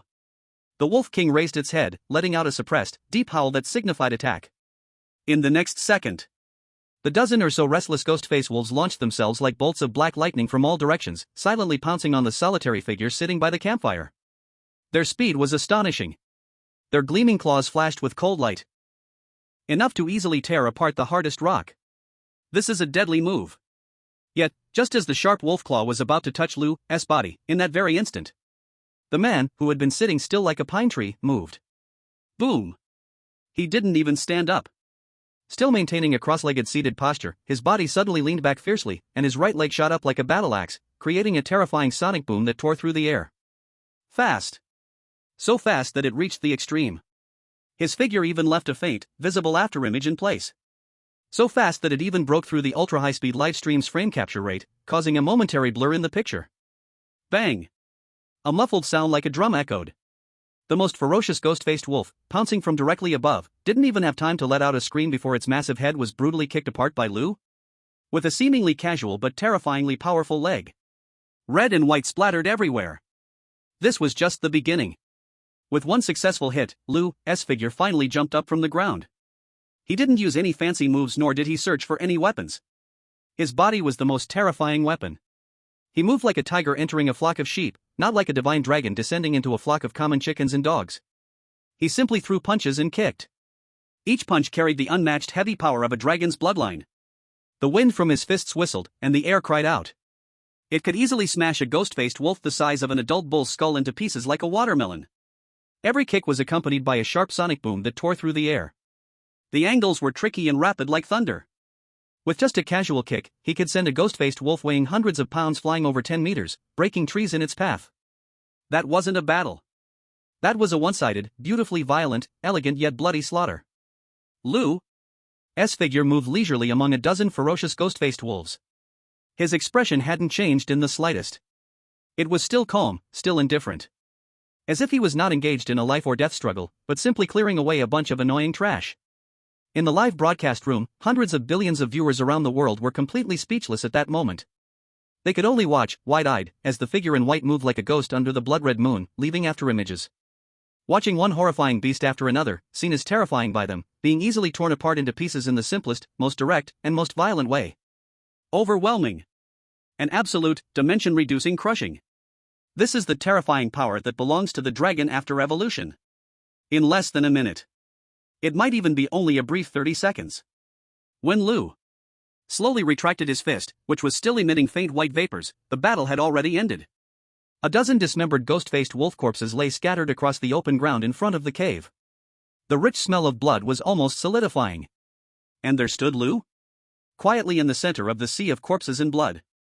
His clean leisure clothes were not stained with a single drop of blood. He looked like a walking god of death among men. He didn't even glance at the corpses that had turned into his evolution points. He simply slowly raised his head, casting his eyes, which seemed to burn with a faint golden flame under the blood moon, towards a dark corner deep in the jungle.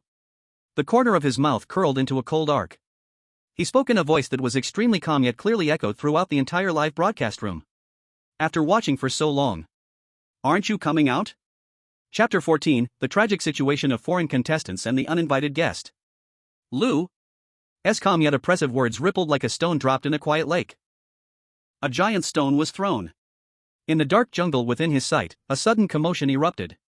Clearly, something, or some things, was still hidden there. In the livestream, all the viewers' hearts were once again in their throats. Are there still enemies? My God! Were those dozen or so ghost-faced wolves just an appetizer? What could that be? Something that even Lord Lu takes seriously. Under Lord Lu's gaze, filled with divine authority, a crunching sound of trees breaking echoed from the darkness, along with an extremely heavy growl filled with reluctance and fear.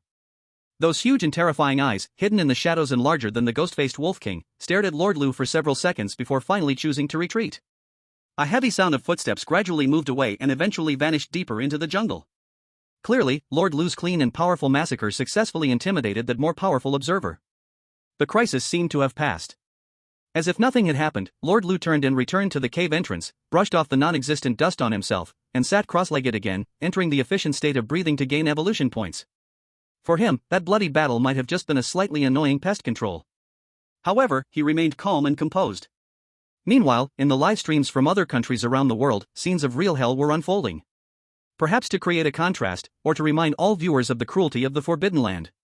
At that moment, the main perspective of the global livestream began to rapidly switch between the competitors' screens from various countries. Screen switch, White Elephant Country livestream. Their three competitors were surrounded on a large tree by a swarm of fist-sized, colorful, terrifying venomous insects. One of the competitors, clearly bitten by the insects, lay on a tree branch with a darkened face, foaming at the mouth, completely unconscious and unaware of his fate. The other two desperately waved branches, trying to drive away the fearless venomous insects, but their efforts had little effect. Despair and fear were clearly written on their faces. Screen switch, Sakura Country livestream. Their luck seemed a bit better. Master Swordsman Gazuka Ryuichi led his two teammates to find an extremely hidden, damp tree hole, temporarily escaping the beast's invasion. But they had no food, no source of fire. The three could only huddle in the dark, damp tree hole, shivering. The camera zoomed in to show Gazuka Ryuichi expressionlessly shoving a piece of dry, muddy bark into his mouth, chewing it with difficulty. That clumsiness and misery formed an incredibly ironic contrast with their arrogance before the stream started. Screen switch, Samba Country livestream. The most tragic scene appeared. Their three competitors had extremely bad luck, encountering the same ghost-faced wolf pack as the Dragon Country team. However, they did not have Lord Lu. Facing those killers of the night, they resisted for less than 3 minutes before being completely torn to shreds. In the screen, only dismembered limbs and a few ghost-faced wolves greedily feasting remained. As soon as the scene appeared, the director urgently switched the feed. But that bloody and cruel scene was still witnessed by countless viewers. In an instant, countless viewers watching the livestream couldn't help but make retching sounds. At that moment, the entire Samba country fell into a deathly silence of despair. Screens from various countries flashed by one after another. Some were swallowed by giant pythons, some sank into swamps, and some fought each other due to infighting. Death was the eternal theme in the Forbidden Land of Night. The stark contrast made all the viewers in the Dragon Country livestream. A huge sense of happiness and pride, like being in heaven, emerged. My heavens, how terrible it is. Other countries are so unfortunate. Whoa, I suddenly feel so happy. With Lord Lu here, it's like we're on a vacation in heaven. This is the gap. Before, we laughed at our Dragon Country team for having baggage. Now look, who is the real burden? Sense of security. This damned sense of security. Lord Lu, forever a deity. They looked at the warm, bright bonfire on their live broadcast. They saw Lang Yue and Pang Dahai sleeping peacefully in the cave. Then they glanced at the figure quietly guarding the cave entrance, like a god, suppressing all evildoers. An unprecedented sense of national pride surged in the hearts of every Dragon Country audience. However, just when this happiness was about to reach its peak, a faint crack sound of breaking dry branches came again from the blood-soaked jungle outside the cave in the live broadcast of the Dragon Country team.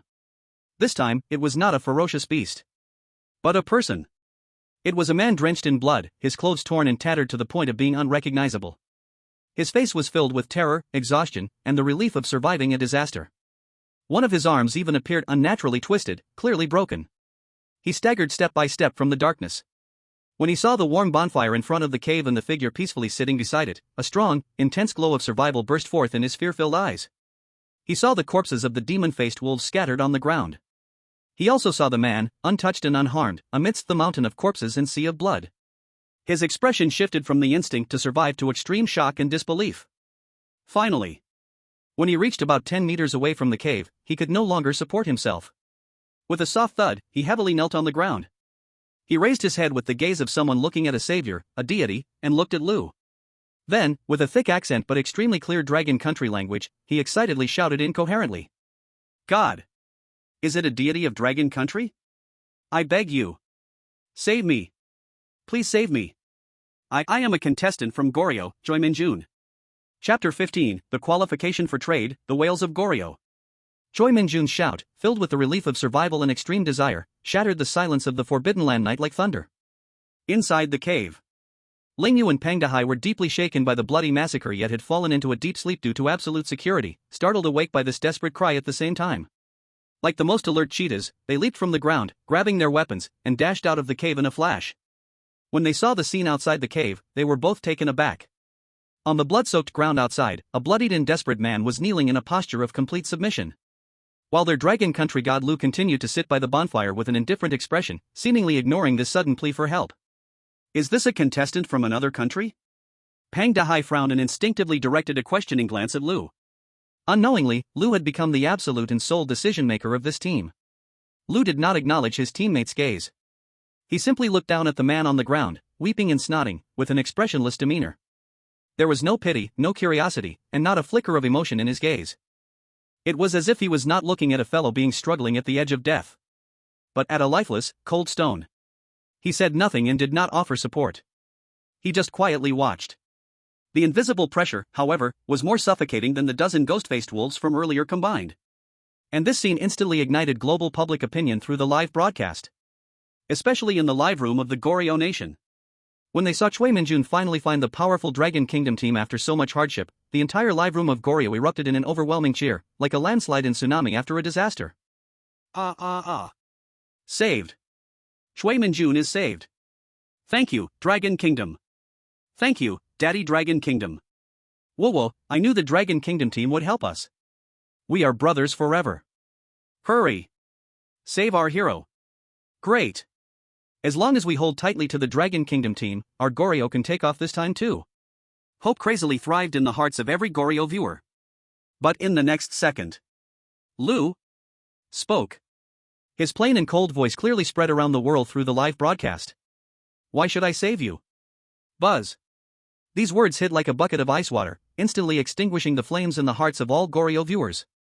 The cheering that resembled a mountain roar and a sea wave suddenly stopped. The ecstatic joy on everyone's face instantly stiffened. Choi Min-jun was also stunned. He lifted his blood-stained and muddy face, looking at Lu in disbelief. Clearly, he never expected to receive such a cold response. He quickly kowtowed, his voice trembling violently with fear. We are all Blue Planet people. In a place like this, we should help each other and unite, O Divine Master. He tried to use humanity's righteousness to morally bind him. In the Dragon Kingdom's live room, some comments with motherly hearts also appeared. They are so miserable, why not help a little? Yeah, one more person means one more power. However, Lu let out a very light scoff filled with endless mockery. Help each other? He slowly moved his gaze away from Choi Min-jun, as if he were looking through endless voids at the stunned and guilty faces on the other side of the screen.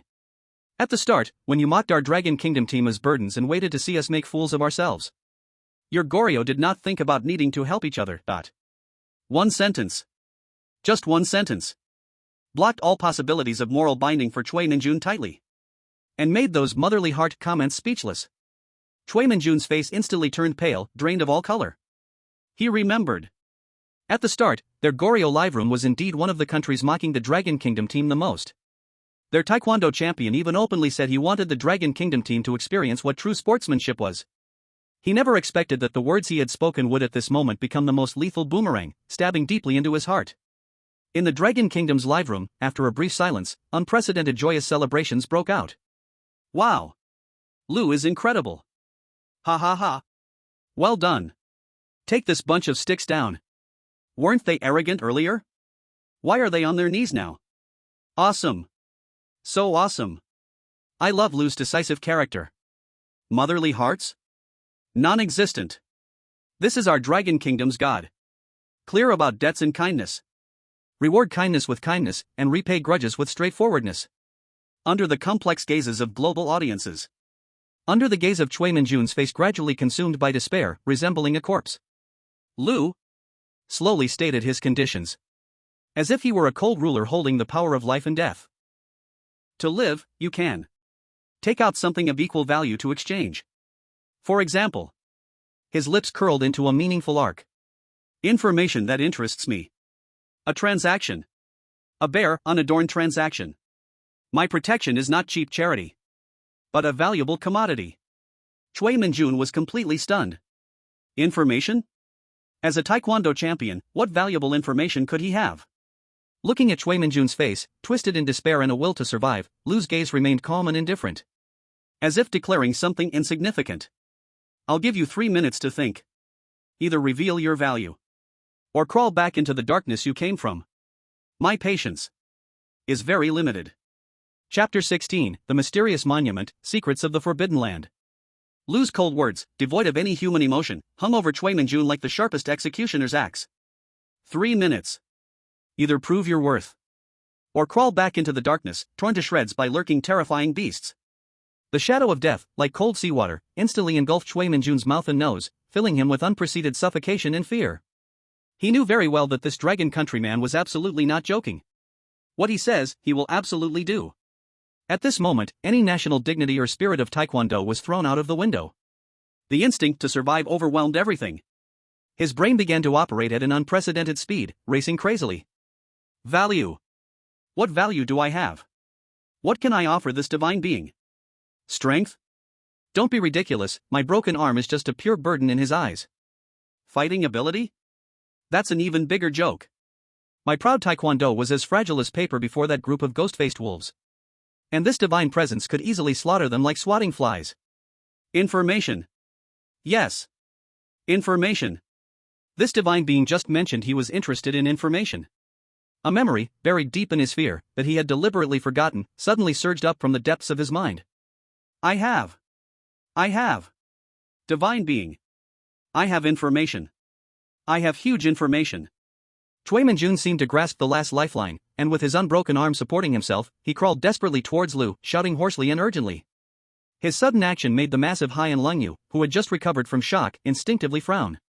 Even the countless Dragon Country viewers in the livestream, who were enjoying the spectacle, temporarily stopped scrolling and looked over with curiosity. Lu remained calm as ever. He didn't even lift an eyelid, simply letting out a single syllable through his nose. Speak. Chui Minjun dared not hesitate or conceal anything, pouring out the hellish experience of himself and his teammates like beans from a bamboo tube. Our 3 players from Goryeo descended in the western part of this jungle. We had bad luck and encountered a terrifying black bear in less than 10 minutes. As he spoke, fear still surfaced on his face uncontrollably. Our strongest archer, Han Sushi, was ripped in half by that black bear in an instant. Only me and another teammate, Lin Ye, managed to escape. We dared not stop and fled east, in our panic stumbled into a terrifying swamp shrouded in white mist. As he uttered swamp, the massive Hai interrupted. A slight change appeared on his face.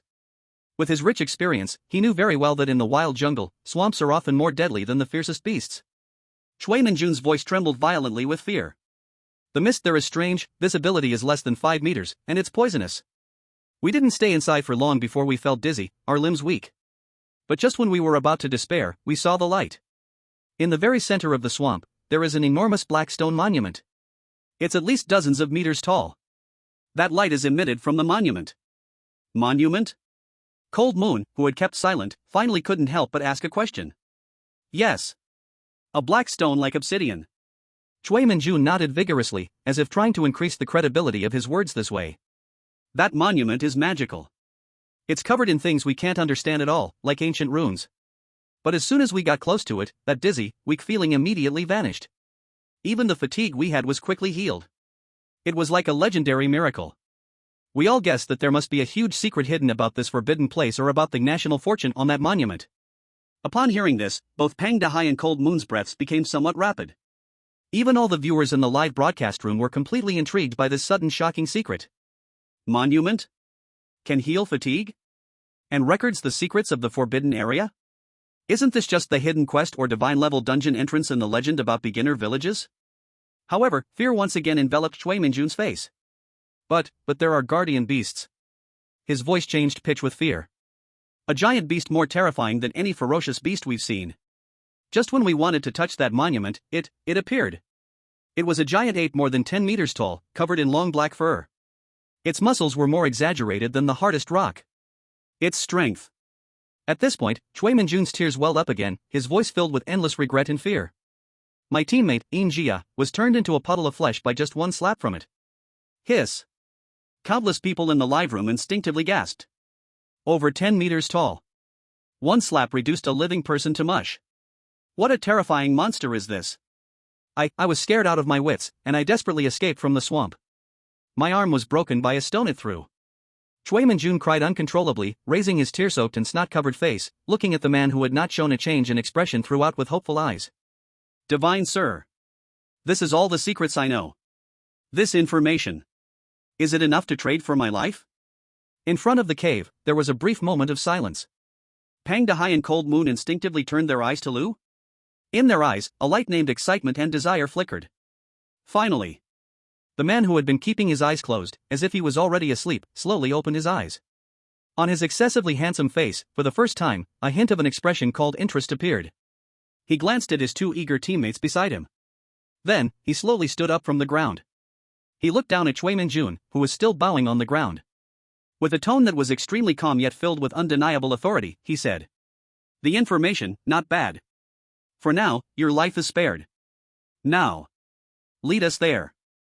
Chapter 17, Preparations before departure. The Dragon Kingdom obtains a divine object. Your life is temporarily saved. Lu's plain words sounded in Chui Minjun's ears like a stay of execution for a death row inmate. The overwhelming joy of surviving disaster instantly crushed the last bit of his sanity. Thank you. Thank you, Divine Sir. Thank you, Daddy Dragon Kingdom. He no longer cared about national dignity or personal image, wildly bowing his head to Lu. Like pounding garlic. The thud-thud sounds made Pang Dahai and Lin Ye beside him feel their eyelids twitch. Lu didn't even spare him a glance. To him, sparing Chui Minjun's life was merely a casual act. What truly interested him was the mysterious stone tablet that could heal fatigue and recorded the secrets of forbidden places. And that giant guardian beast, over 10 meters tall, capable of smashing a person into mush with a single slap. That thing, surely it could provide a lot of evolution points, right? Mr. Lu. Pang Dahai had automatically taken on the role of assistant and advisor. He walked to Lu's side and began a serious analysis and report. Based on my initial judgment, the swamp area mentioned by Chui Minjun is likely to be over 20 kilometers in a straight line from our southwest direction. As he spoke, he took out a simple map drawn on animal skin with charcoal from his pocket. This was the nearby terrain map he had drawn today based on his rich experience. The journey is long, and the environment near the swamp must be more complex and dangerous. Therefore, I suggest we must prepare plenty of food and fresh water before setting off. Lin Ye nodded in agreement from the side. Her tactical knowledge also reminded her that logistic support is always the priority before a long-distance trek. Pang Dahai pointed at the map and began to formulate a detailed plan. According to my experience, we should be able to find some edible berries in the jungle in this direction. And the terrain over there is lower, with a bit of luck, there may be a water source. However, before he could finish his professional survival manual, Lu impatiently waved his hand to interrupt him. No need to complicate things. Under the confused gazes of Pang Dahai, Lin Ye, Chui Minjun, and audiences from around the world, Lu slowly stood up. He didn't even look at the map, casually pointing his finger at a seemingly ordinary tree entangled with countless dark red vines, right next to their cave. Do you see that tree? Pick all the red fruits on it that look like small tomatoes. His tone was as flat as saying, the weather is nice today. They are edible. Eating them can also enhance physical strength. After saying that, he turned his finger to another completely opposite direction, where there was a patch of seemingly ordinary grass. Over there, dig down in the grass. About a meter deep. There is a huge mushroom cluster that looks like a beehive. Dig it out. It's a top-quality source of protein. In front of the cave, there was again an eerie silence. Pang Dehai stood with his mouth agape, staring blankly at Lu. He felt that his decades of wilderness survival knowledge was as weak as a joke in front of this man. Analyze further? Need to judge?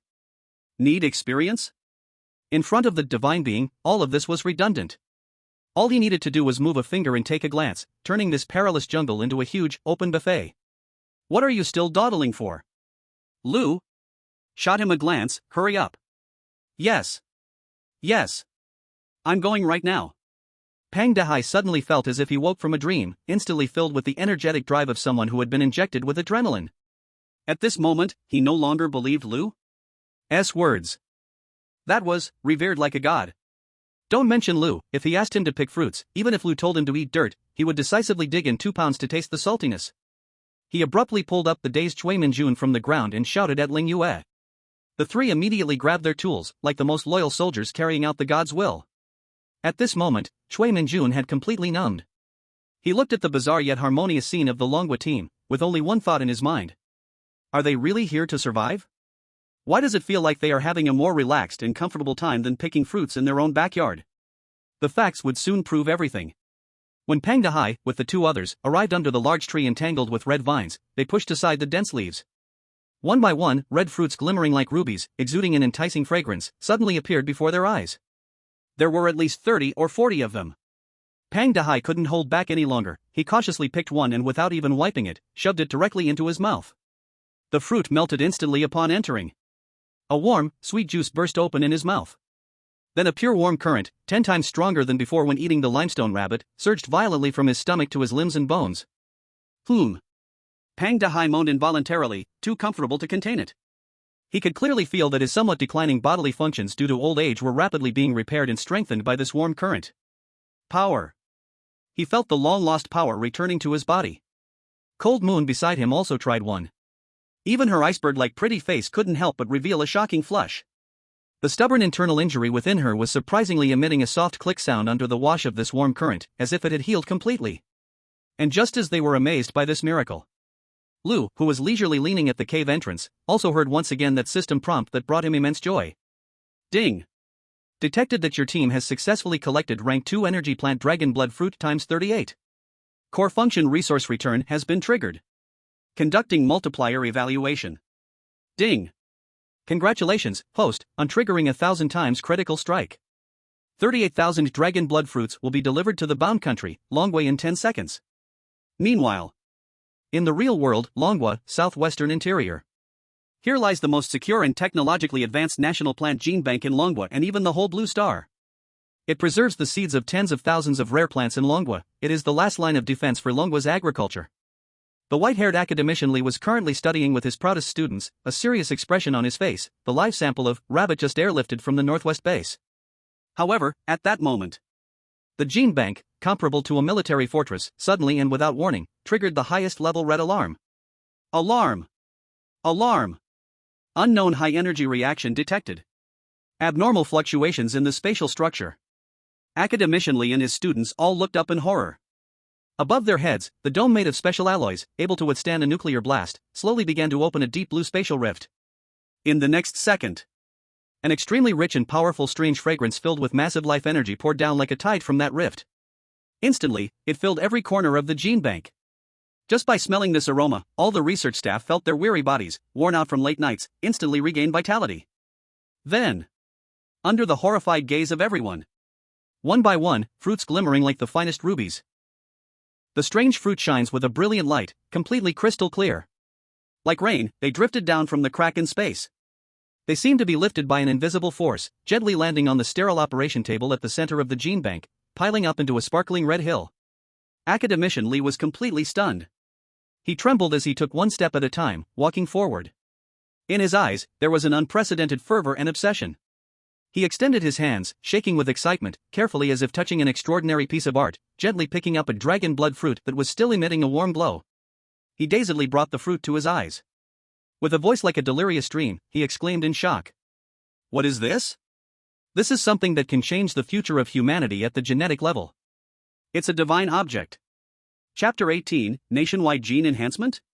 Eagle Sauce goes completely crazy. Academician Li's voice, filled with extreme shock and endless joy, echoed clearly through the highest security line in every corner of the command center of the Dragon Country. Divine object. Commander Gene. This is a real divine object. On the other end of the phone, Academician Li's voice broke due to extreme excitement, sounding like a child who had just received the toy of his dreams. We have hit the jackpot. Our Dragon Country is really going to soar this time."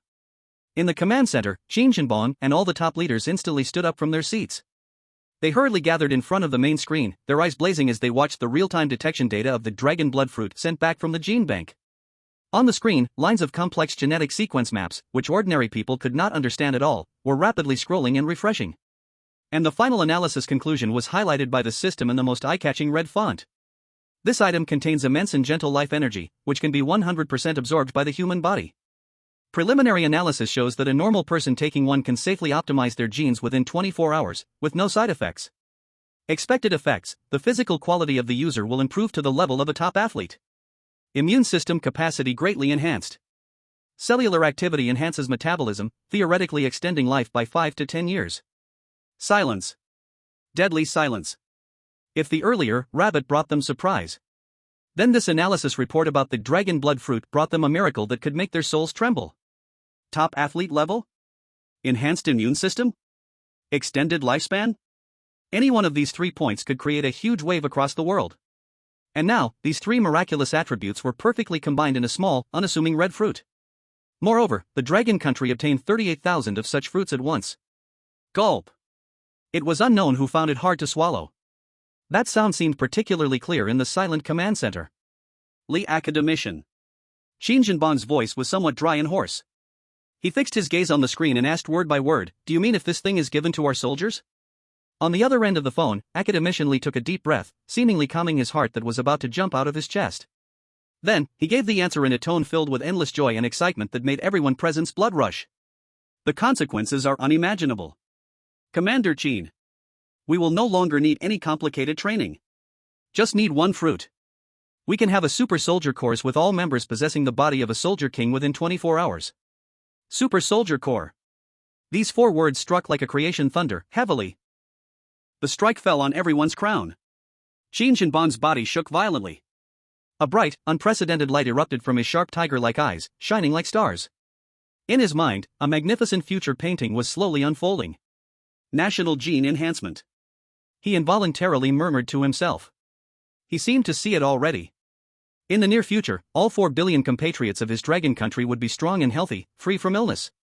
Every soldier in the million-strong army of Dragon Country would be super warriors, surpassing their limits. The entire Dragon Country would completely break free from the shackles of resources and the worries of disease, standing tall at the top of the world in a new and vibrant posture. Everyone would be like dragons. Relay my orders. Qin Shinbang suddenly punched hard on the solid alloy command platform in front of him. The command platform let out a mournful wail, unable to bear the pressure. In a voice that was almost a roar, he issued a death command that was more severe than any before. "Make the dragon blood fruit the highest level holy level secret in my Dragon Country. Immediately assemble the top biological, genetic, and medical teams from around the country. At once. Move to the Southwest Gene Bank. I want you to spare no effort to come up with a plan for artificial cultivation and mass production in the shortest time possible. Until the plan succeeds, the allocation and use of every dragon blood fruit must be personally approved by me." The Dragon Country was undergoing an epic transformation in secret, one that could change the future. They worked hard to seal off all possible leaks of information. However, in this information age, during such a sensitive time under the scrutiny of countless eyes, how could it be easy to achieve perfect secrecy? Above the Southwest Gene Bank, a rip in the sky filled with a sacred aura appeared. Although it existed for only a few seconds, it was still caught by spy satellites in space that were constantly watching every inch of Dragon Country's land, capturing a faint clue. In the deepest part of the Pentagon's Strategic Intelligence Center, the atmosphere was as oppressive as ice. On the huge electronic screen, a blurry satellite photo, restored by the highest technological means, was being replayed repeatedly. In the photo, one could only vaguely see an extremely abnormal energy void above the southwestern heartland of Dragon Country. Report, General. A lean intelligence analyst stood up, his face serious as he reported, "Based on the joint analysis of multiple departments, we can 100% confirm this is the second miracle that has appeared within Dragon Country this week. The first was at the breeding base in the northwest. The second is at the southwest gene bank. Although we cannot ascertain the specific content of the miracle, when combined with the previous series of god-level performances by Dragon Country players in the forbidden area that defy scientific explanation." He paused, struggling to articulate a conclusion that everyone present from the Eagle Sauce upper echelon found unacceptable yet had to acknowledge. "We have strong reason to suspect that Dragon Country is obtaining immense benefits that could change the world pattern in a way we currently cannot understand through that mysterious forbidden area." The entire conference room fell into a pin-drop silence. The faces of every Eagle Sauce high-ranking official were filled with seriousness, jealousy, and a deep sense of panic. They were no longer the lofty world hegemony that could freely laugh at Dragon Country at the beginning. For the first time, they smelled a terrifying aura from that slumbering eastern giant that could topple them completely. The one sitting at the main seat, a plump commander of Eagle Sauce with golden hair, had a face so dark it seemed as if water could drip from it. He stared intently at the screen. In the Dragon Kingdom live broadcast room, Lu's overly calm face stands out. In his eyes, there is a crazy jealousy and violent murderous intent. He suddenly punched the expensive solid wood conference table in front of him. Bang! Expensive cigars and coffee splattered all over the floor. He stood up like an enraged brown bear, issuing a hysterical roar filled with impotent rage to the group of so-called top-notch think tanks. "I don't care what methods you use. Deception. Threats. Bribery. Even assassination. Immediately. Right now. Contact all our intelligence personnel hidden within the Dragon Kingdom. Activate all deep-sea plans. I must know. I must know what the damned Dragon Kingdom people have obtained from that damned forbidden area." Chapter 19, Going to the Swamp, Titan the Giant Ape. In the forbidden area, in the jungle. A slightly odd team of 4 is advancing rapidly. Lu still carries that same leisurely posture with his hands in his pockets, walking in the middle of the team, as if he were leisurely strolling in his backyard instead of exploring a perilous primitive jungle. Lin Ye and Pang Dahai are front and back, firmly guarding him in the center. Their expressions are focused and vigilant. But if you observe closely, you can see a glimpse of unprecedented confidence and strength in their eyes. Half an hour ago, they all ingested the miraculous fruit that Lu named Dragon Blood Fruit. The effect is simply miraculous. Pang Dahai can clearly feel that his aging bodily functions are returning to their peak at an incredible speed. He now feels completely filled with endless energy as if he has become 20 years younger. And Lin Ye feels as if she has broken through some human limits. Her internal injuries have been completely healed, and her strength, speed, and sharpness of her senses have terrifyingly multiplied. She feels that she can easily defeat 10 of her former self. As for the last member of the team, the arm-disabled South Korean contestant Choi Min-jun, he has completely become the team's labor and guide. He carries a makeshift pack woven from huge leaves and vines, filled with remaining dragon blood fruits and fresh water. He looks at the 3 figures ahead with eyes filled with awe and a touch of relief. Fortunately, he has latched onto possibly the thickest thigh in the whole forbidden area. Mr. Lu is truly amazing. Pang Dahai, while clearing the way in front, lowered his voice to express his NTH feeling to Lin Ye behind him. On this journey, if it weren't for his reminders, we would have fallen into at least 3 quicksand pits and entered 2 poisonous areas. It's terrifying. Lin Ye said nothing, but a glimmer of agreement passed through her cold eyes. Lu's strength is no longer just reflected in that godlike terrifying power. His ability to foresee and seemingly control the entire jungle is what truly evokes awe and fear. Under Lu's navigation-like precision guidance, they advanced safely and deeply. The surrounding environment also started to change noticeably. The air became increasingly humid and oppressive. The ground started to become muddy and difficult to traverse. A nauseating stench mingled with the smell of water and rotting plants began to spread through the forest. The face of the front-runner Choi Min-jun also showed a deepening, uncontrollable fear. Just ahead. His voice trembled violently with fear. Crossing this forest leads to the death swamp shrouded in white mist. However, before his words completely fell. Roar. A sound filled with endless brutality and absolute dominance, a deafening and terrifying roar suddenly erupted from the depths of the thick fog in front of them. That voice, like rolling thunder, brought a shockwave that swept over. It shook the ground beneath their feet, buzzing. It made their eardrums hurt and their heads spin. Next. Boom. A rumble shook the earth and mountains. As if something immensely heavy was rapidly charging towards them. Not good. It's coming. It's here. Choi Min-jun's face instantly turned pale, completely devoid of color. He thudded to the ground, the immense fear making him lose even the strength to stand. The next second. A terrifying boulder the size of a small house, covered in moss, tore through the air with a sharp screech, like a meteor falling from the sky, bursting out of the thick white fog. It crashed down in an unmatched violent manner, smashing into the ground less than 5 meters in front of the 4 of them. Boom! A thunderous roar. The entire earth shook violently. Soil flew up, and grass turned to ash. A terrifying deep pit, more than 5 meters in diameter, suddenly appeared before their eyes. If it had landed on a person, not even a complete puddle of flesh would be left. And with this terrifying welcome gift, a huge shadow, large enough to make any creature feel hopeless, slowly walked out from the swirling white fog. It stood over 10 meters tall. Its entire body was covered in a layer of black fur as hard as steel needles. Its muscles, bulging and knotted, were filled with explosive power like the hardest granite. A pair of enormous eyes, like blood-red lanterns, flashed with a cruel and brutal light, locking onto them, the little bugs daring to enter its territory. Giant ape overlord, Titan. Guldong. Even having experienced the might of land and sea, even Lu Haishan couldn't help but swallow hard at this moment. The oppressive feeling brought by this beast was simply too strong. It was an absolute suppression on the level of life. Arrow. Giant ape Titan pounded its iron-like chest, letting out a roar of triumphant intimidation. However, this time, the previously silent Lin Ye showed no signs of retreat. Instead, an unprecedented fighting spirit surged within her. The blood in her body was boiling due to the enhancement of the dragon blood fruit. She longed for a battle. A battle powerful enough to prove her strength at this moment. Pang Yi. She shouted, her voice full of cold resolution. I will take the main attack. You hold the side. All right. Pang Daha instantly understood her intention. They were going to challenge this unbeatable beast.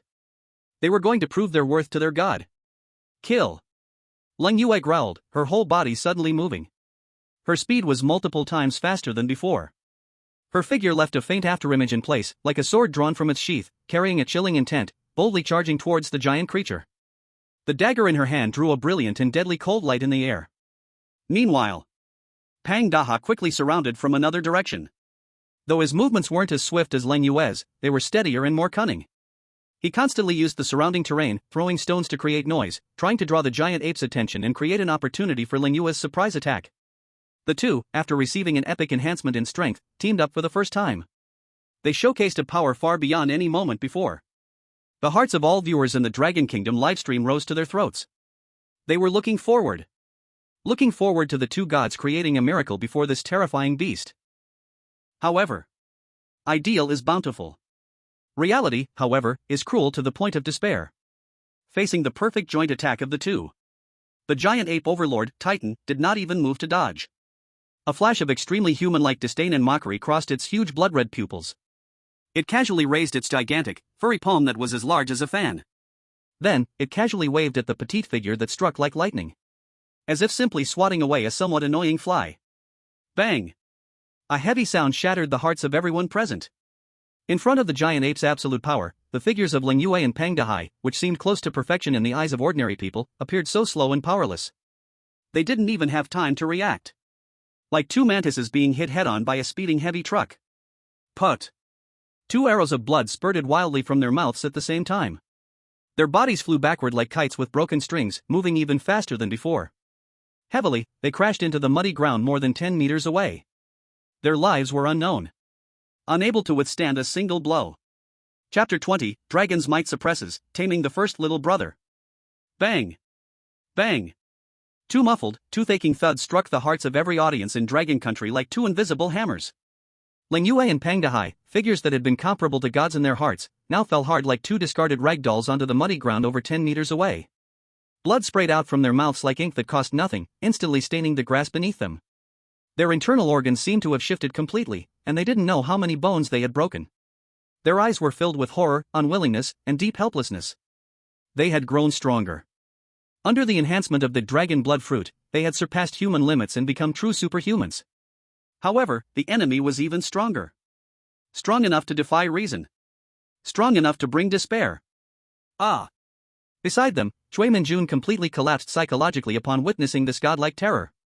He let out a cry that didn't seem human, his eyes rolled back, and a foul-smelling liquid soaked his pants in an instant. He was so scared that he literally wet himself. In the livestream room, there was a dead silence.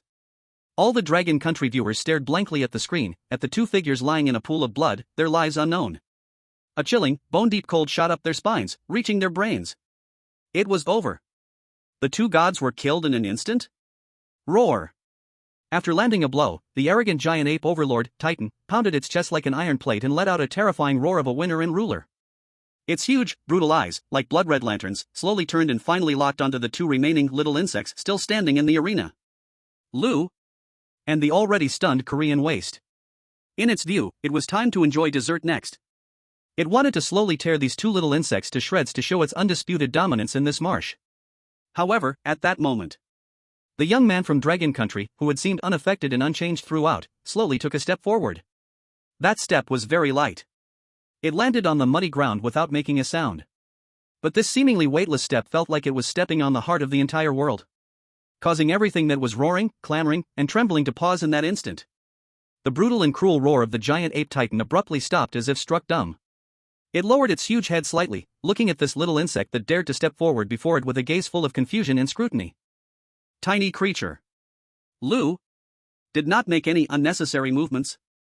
He didn't even take any fighting posture. He simply slowly lifted his head. His eyes, which had become deep as the starry sky after ascending to the Jelon bloodline, calmly met the giant ape titan's huge pupils, which were like blood-red lanterns. In that instant, a faint, yet filled with endless majesty and divine brilliance, golden dragon eye appeared and vanished in the depths of Lu's eyes. The next second, an invisible, yet seemingly 1,000 times heavier than Mount Tai. A terrifying pressure, unmatched, originating from the deepest part of his bloodline, from the top of his soul, from the very origin of life, spread out. It was like an invisible cosmic storm. Centered on Lu, it roared and instantly swept across the entire battlefield. The might of the Jelon. Howl. The giant ape titan, who had been confused, suddenly stiffened its massive body. The cruel and brutal look in its huge eyes instantly froze. What replaced it was an extreme, incomprehensible fear that originated from its deepest genes, from its bloodline passed down over billions of years. This wasn't the fear of a powerful enemy. This was a mouse seeing a true dragon. A mortal gazing at a god. It was the most primal, uncontrollable, absolute submission of a lower life form facing its natural enemy, facing its creator. Roar. Its thunderous roar was stuck in its throat, turning into a series of fearful, unintelligible wails. Its black, needle-like fur stood on end. Its granite-like muscles began to uncontrollably tremble violently. Then, under the gaze of billions of viewers around the world, who were as if they had seen a ghost, shocked beyond belief. That once invincible. That giant ape titan, who had slapped two superhero-like elites flying and spitting blood. That symbol of absolute dominance in the swamp. Thud. The massive, thick knees capable of withstanding tens of thousands of tons of force suddenly softened. And heavily, knelt down onto the muddy earth. Then, its enormous head, several times larger than Lu's entire body, that fierce and terrifying giant head, slowly lowered down. And finally, deeply touched the filthy ground. The massive body continued to violently tremble from the unmatched bloodline pressure. Bowing its head. Submitting. This scene brought a visual shock 1,000 times, 1,000,000 times more than when Lu snapped the giant tree. In the Dragon Country live stream room, all the bullet comments vanished. All the sounds disappeared. Every Dragon Country viewer stared blankly at the screen as if their souls had been sucked out, watching this strange and legendary scene that would be recorded in myth. A tiny human and a mountain-like giant beast kneeling before him. Lu slowly walked forward. His steps were still slow and steady. He walked up to the giant ape titan, still trembling on the ground from ultimate fear. He extended his hand. Gently placed it on its huge, furry head, which was several times larger than his entire body. The action was so gentle, as if he were not soothing a world-ending beast, but petting a newly adopted, docile kitten. In a tone as if giving instructions to his new pet, he calmly said, "From today on, you will be called Titan. This stone tablet, and this swamp. They are all mine. Do you have any objections?" The response came from the giant ape titan's massive head, which shook like a rattle, wildly and violently in refusal. The cultivation technique evergreen formula. The giant gorilla titan shook its massive head, comparable in size to a small car, wildly and violently. That appearance was filled with humility, filled with flattery, filled with absolute submission to a higher form of life. Opinions? What opinions could it have? Don't say this marsh, even if the godlike being in front of it asked it to pluck the moon, it would not hesitate to find a way to build a ladder. In the face of absolute bloodline suppression, the so-called dominance and dignity were nothing but laughable, insignificant words. Lu nodded in satisfaction. He enjoyed this feeling of winning without fighting. This was much more noble than simple slaughter. He turned to look at the two teammates still struggling on the ground trying to get up, and the subsidiary who was completely scared stiff, limp like mud. He casually waved his hand to the giant gorilla beside him, which was more majestic than a mountain. Take them along, keep up. Roar. The giant gorilla titan let out a low growl filled with the meaning of a lackey, cautiously extending its furry giant paw that could crush a tank. Then, with extremely gentle movements that were entirely at odds with its massive body, it carefully lifted the severely injured Lin Ye, the huge hai, and the dumbstruck Cui Minjun as if cradling 3 rare porcelain pieces, placing them steadily on its wide back, as vast as a playground. After doing all this, it took heavy steps, like the most loyal guardian, respectfully following behind Lu. As they walked towards the center of the death marsh shrouded in white fog. In the live broadcast room, hundreds of billions of global viewers, after experiencing several minutes of dead silence, were finally completely ignited by this scene. Wow! Wow! Wow! What the hell did I just see? He captured it? He tamed that terrifying boss that could slap away 2 superheroes as a pet? Dragon Might! This is definitely the legendary Dragon Might. Only the true Dragon Son has this kind of power to make all beasts submit. Mom asked me why I'm watching the live broadcast on my knees. I'm kneeling to Lu God. This is beyond strong, this is a true god descending. Whoa whoa, so reassuring. Look at that big gorilla, doesn't it look like a loyal bodyguard now? With Lu God in charge and a boss's muscle, how could we lose? Eagle sauce. Cherry blossom country. Choreo sticks. Did you see this? This is the god of our dragon country. What do you have to fight against us? Ecstasy. Pride. Self-esteem. Exhilaration. All emotions, at this moment, converged into 2 words, invincible. Under the leadership of the giant gorilla titan, the deadly quicksand, toxic mists, and lurking ferocious beasts in the marsh seemed to become a joke. They moved smoothly and quickly reached the very center of the marsh. That towering black stone tablet, emanating a mysterious aura, finally appeared before everyone's eyes intact. So spectacular! Lying on Titan's back, the huge hai couldn't help but exclaim sincerely at this miraculous creation before him. The stone tablet was entirely made of an unknown black crystal, its surface smooth as a mirror yet radiating a deep sense that could swallow light. The tablet was densely engraved with countless ancient and mysterious runes full of Dao charm. A peculiar energy that could calm the heart and invigorate the spirit was slowly radiating from the stone tablet. Lu stood beneath the stone tablet. His extraordinary perception, enhanced by the bloodline of the flood dragon, could clearly sense the vast and pure energy within the stone tablet. He found that the seemingly random runes on the tablet were arranged in a way that surprisingly matched those he had seen in certain broken Taoist texts from his past life. The spirit-gathering array he had seen was 7 or 8 parts similar. A bold yet incredibly close guess to the truth arose in his heart. He slowly stretched out his hand. Under the countless tense, expecting, and curious gazes, he gently touched the cold yet warm energy radiating mysterious stone tablet. At the moment his fingertip made contact with the tablet. Buzz. The once silent divine dragon system in his mind suddenly emitted an intensely high-pitched alert sound. Ding! Detected high-level, unknown information energy source. Meets system analysis conditions. Starting highest authority analysis program. Analysis begins. In the next second. A massive, obscure, and terrifying stream of information that could explode any ordinary person's brain. Like a bursting river. It surged into the depths of his mind with an unbeatable, frenzied force through his arm connecting to the tablet. Those ancient runes, those obscure formations, those mysterious symbols filled with the essence of Tao. At this moment, they seemed to come alive. They continuously decomposed, reorganized, and evolved in his spiritual world. Finally, under the divine dragon system's incredible analytical ability, transformed into a complete and clear manual of profound truths he could fully understand. Ding! Analysis complete. Congratulations, host, you have successfully obtained the ancient foundational cultivation method of the alchemist's evergreen technique, fragment. Boom! It was as if a thunderclap of creation detonated in Lu's mind. He slowly opened his eyes. In those deep black eyes flashed a sense of unprecedented shock and enlightenment. He looked at the system light screen only visible to him, detailing the evergreen technique. Evergreen technique, an ancient foundational method for alchemists that through specific breathing and mental guidance can absorb the spiritual energy floating between heaven and earth, tempering oneself, breaking through the limits of mortals, defying fate, and ultimately achieving longevity. Longevity. Defying fate. Lu's breathing became somewhat rapid at this moment. He finally understood.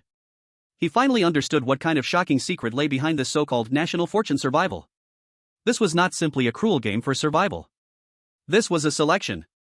A selection of civilization led by some unknown supreme existence. A final test given to those civilizations on the verge of extinction, a chance to break free and achieve life leap. He raised his head, his gaze seeming to pierce through the mist of forbidden lands, penetrating the atmosphere of the blue planet, looking at the vast, profound, and cold cosmos. In a whispering, dreamlike tone, he murmured to himself. So this is the real secret of the national fortune Forbidden Land? Chapter 22, 10,000 times return, Foundation of Universal Immortal Cultivation. Forbidden Land, center of the swamp. Lu was still immersed in the tremendous shock brought by the cultivation method called evergreen technique. He instinctively followed the most basic circulation route recorded in the outline of the technique, attempting to guide within him the immense power gained from advancing to the Jialong bloodline. Boom!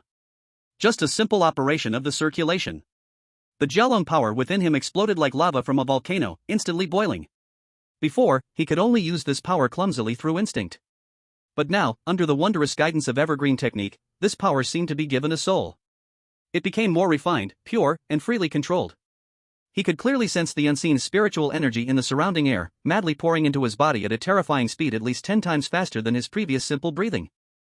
Transformed, it is the strength of itself. Is this still just a fragment? Lu felt a raging storm in his heart. An incomplete foundational technique can have such a defying effect.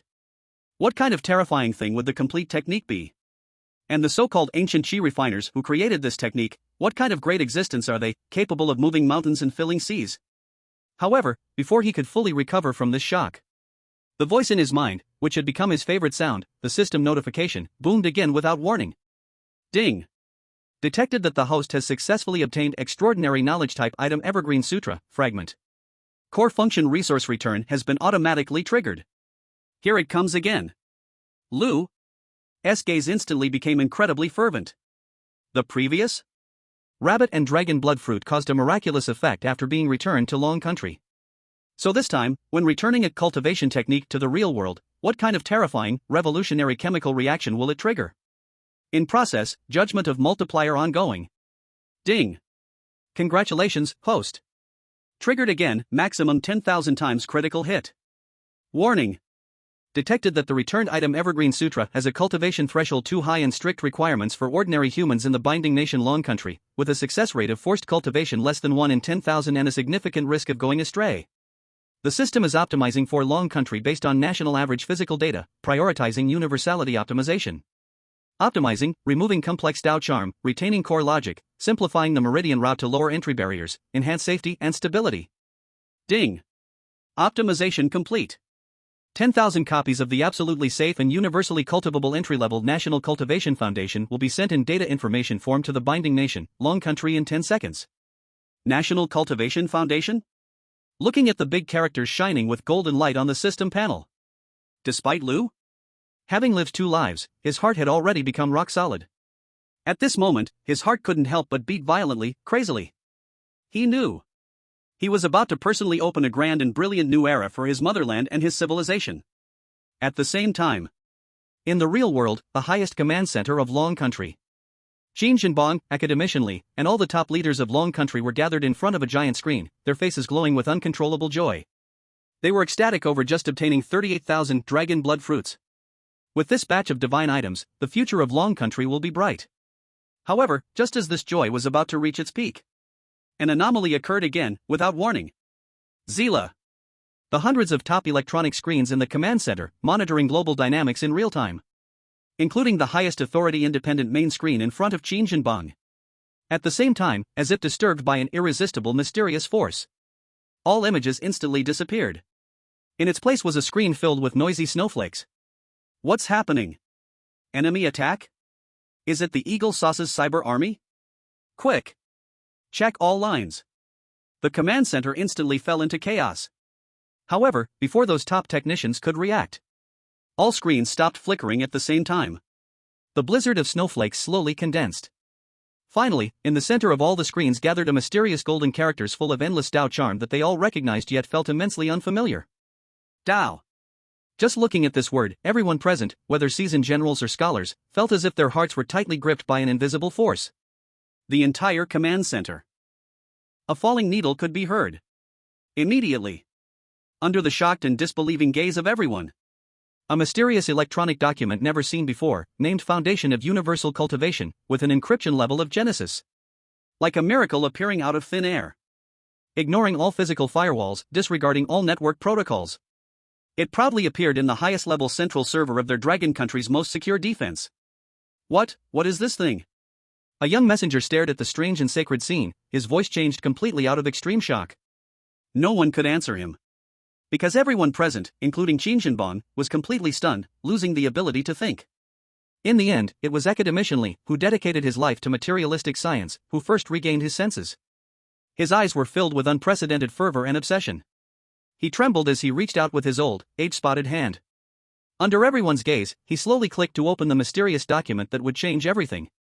The document began to open slowly. Lines of ancient text filled with profound truths appeared before everyone. Opening general outline: man follows the earth follows the sky follows the way follows nature. The universe has spiritual energy that can strengthen oneself, extend life, and achieve great freedom. Chapter 1, Sensing Energy. How to meditate, how to perceive the spiritual energy drifting between heaven and earth. Chapter 2, Absorbing Energy. How to introduce spiritual energy into the body and transform it for personal use. Chapter 3, Circulating Energy. Guiding spiritual energy within the body along 36 fundamental routes for circulation. Looking at the perfectly logical and self-consistent set of teachings inside, scientifically rigorous theories, even accompanied by detailed human meridian charts for breathing, guiding, and circulating energy. Academician Li was completely dumbfounded. The mouse in his hand fell to the ground with a thud. He slowly stood up, slowly. The face that was once full of wisdom and rationality now only expressed a blank, lost look. He raised his head, his gaze seemingly penetrating the ceiling of the command center, looking towards the starry sky that he once knew so well yet had become so unfamiliar at this moment. In a trembling, dreamlike tone, he murmured. The old era has ended. A new, mythical era has begun. Chapter 23, The Dragon Country boils and a new era begins. Academician Li's words, filled with disruptive power and like a dream, were cast into the quiet command center like a meteor that could trigger towering waves. In the dead silent command center, the words echoed for a long time. The mythical era has begun?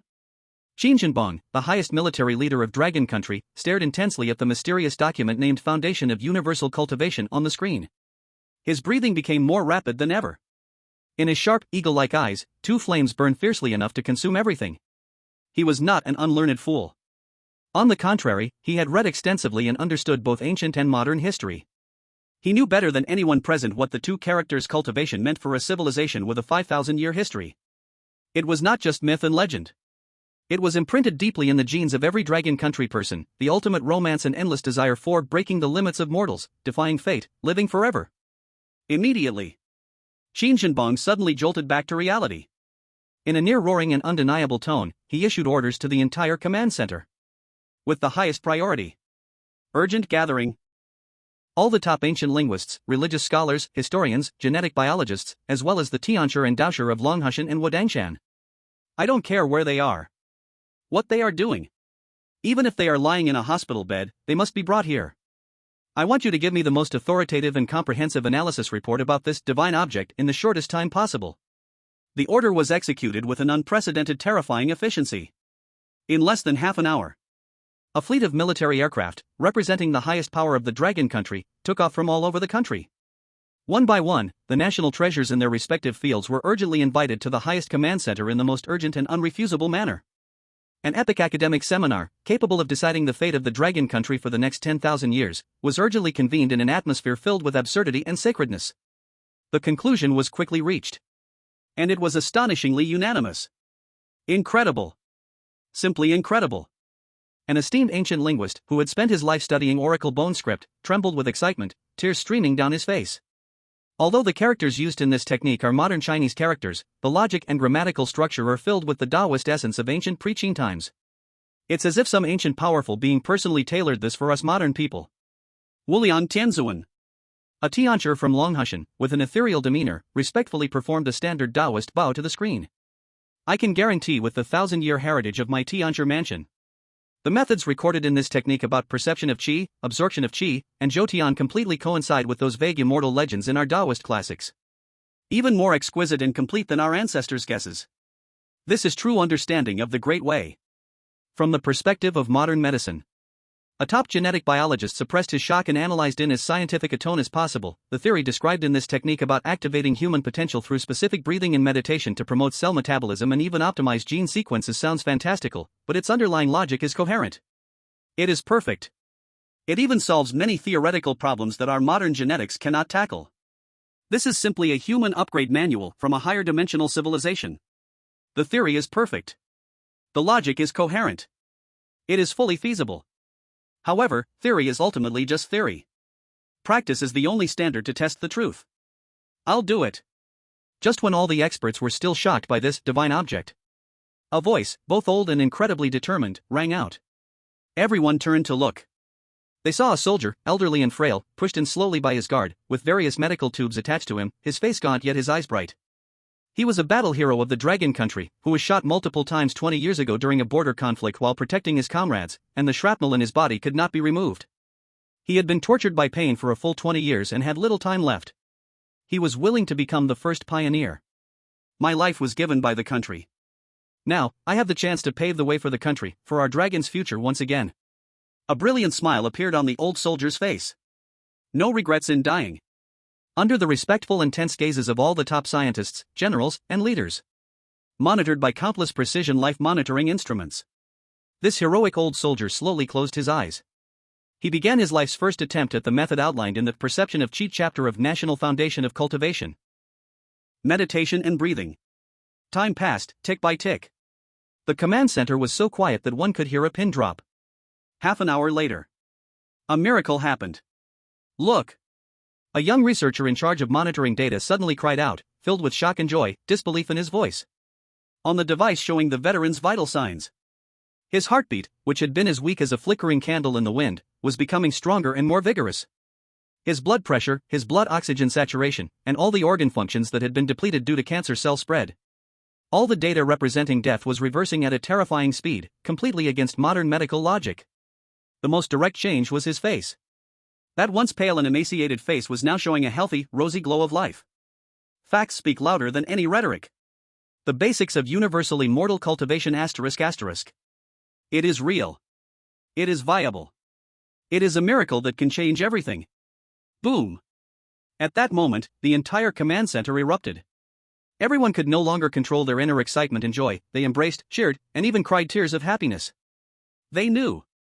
They were witnessing a truly monumental historical moment. Qin Jinban was also trembling with excitement. But he did not lose his calm. He knew it was not yet time to celebrate. He took a deep breath, forcing down the blood that was about to boil. Then he convened the highest-level emergency strategic meeting in Dragon Country's history. Within the meeting, there were worries, concerns, and fears of the unknown. But in the end, all voices were completely silenced by Qin Jinban's words filled with endless determination and overwhelming power. Gentlemen. He slowly stood up from his seat, his gaze sweeping like a sharp sword over every high-ranking leader deciding the fate of Dragon Country. The old god has long since died. The new god has yet to be born. And now, an opportunity for us to make Dragon Country a god is right in front of us. This is our opportunity to surpass all nations of Blue Star in the face of resource depletion. To break free from the shackles of mortals. To achieve the ultimate leap of our entire civilization. If we miss this chance, we will become the sinners of history. He paused and placed his hand heavily on the document in front of him, which was still emitting a faint golden light. His eyes exploded with an unprecedented gambler's madness and resolution. We gamble.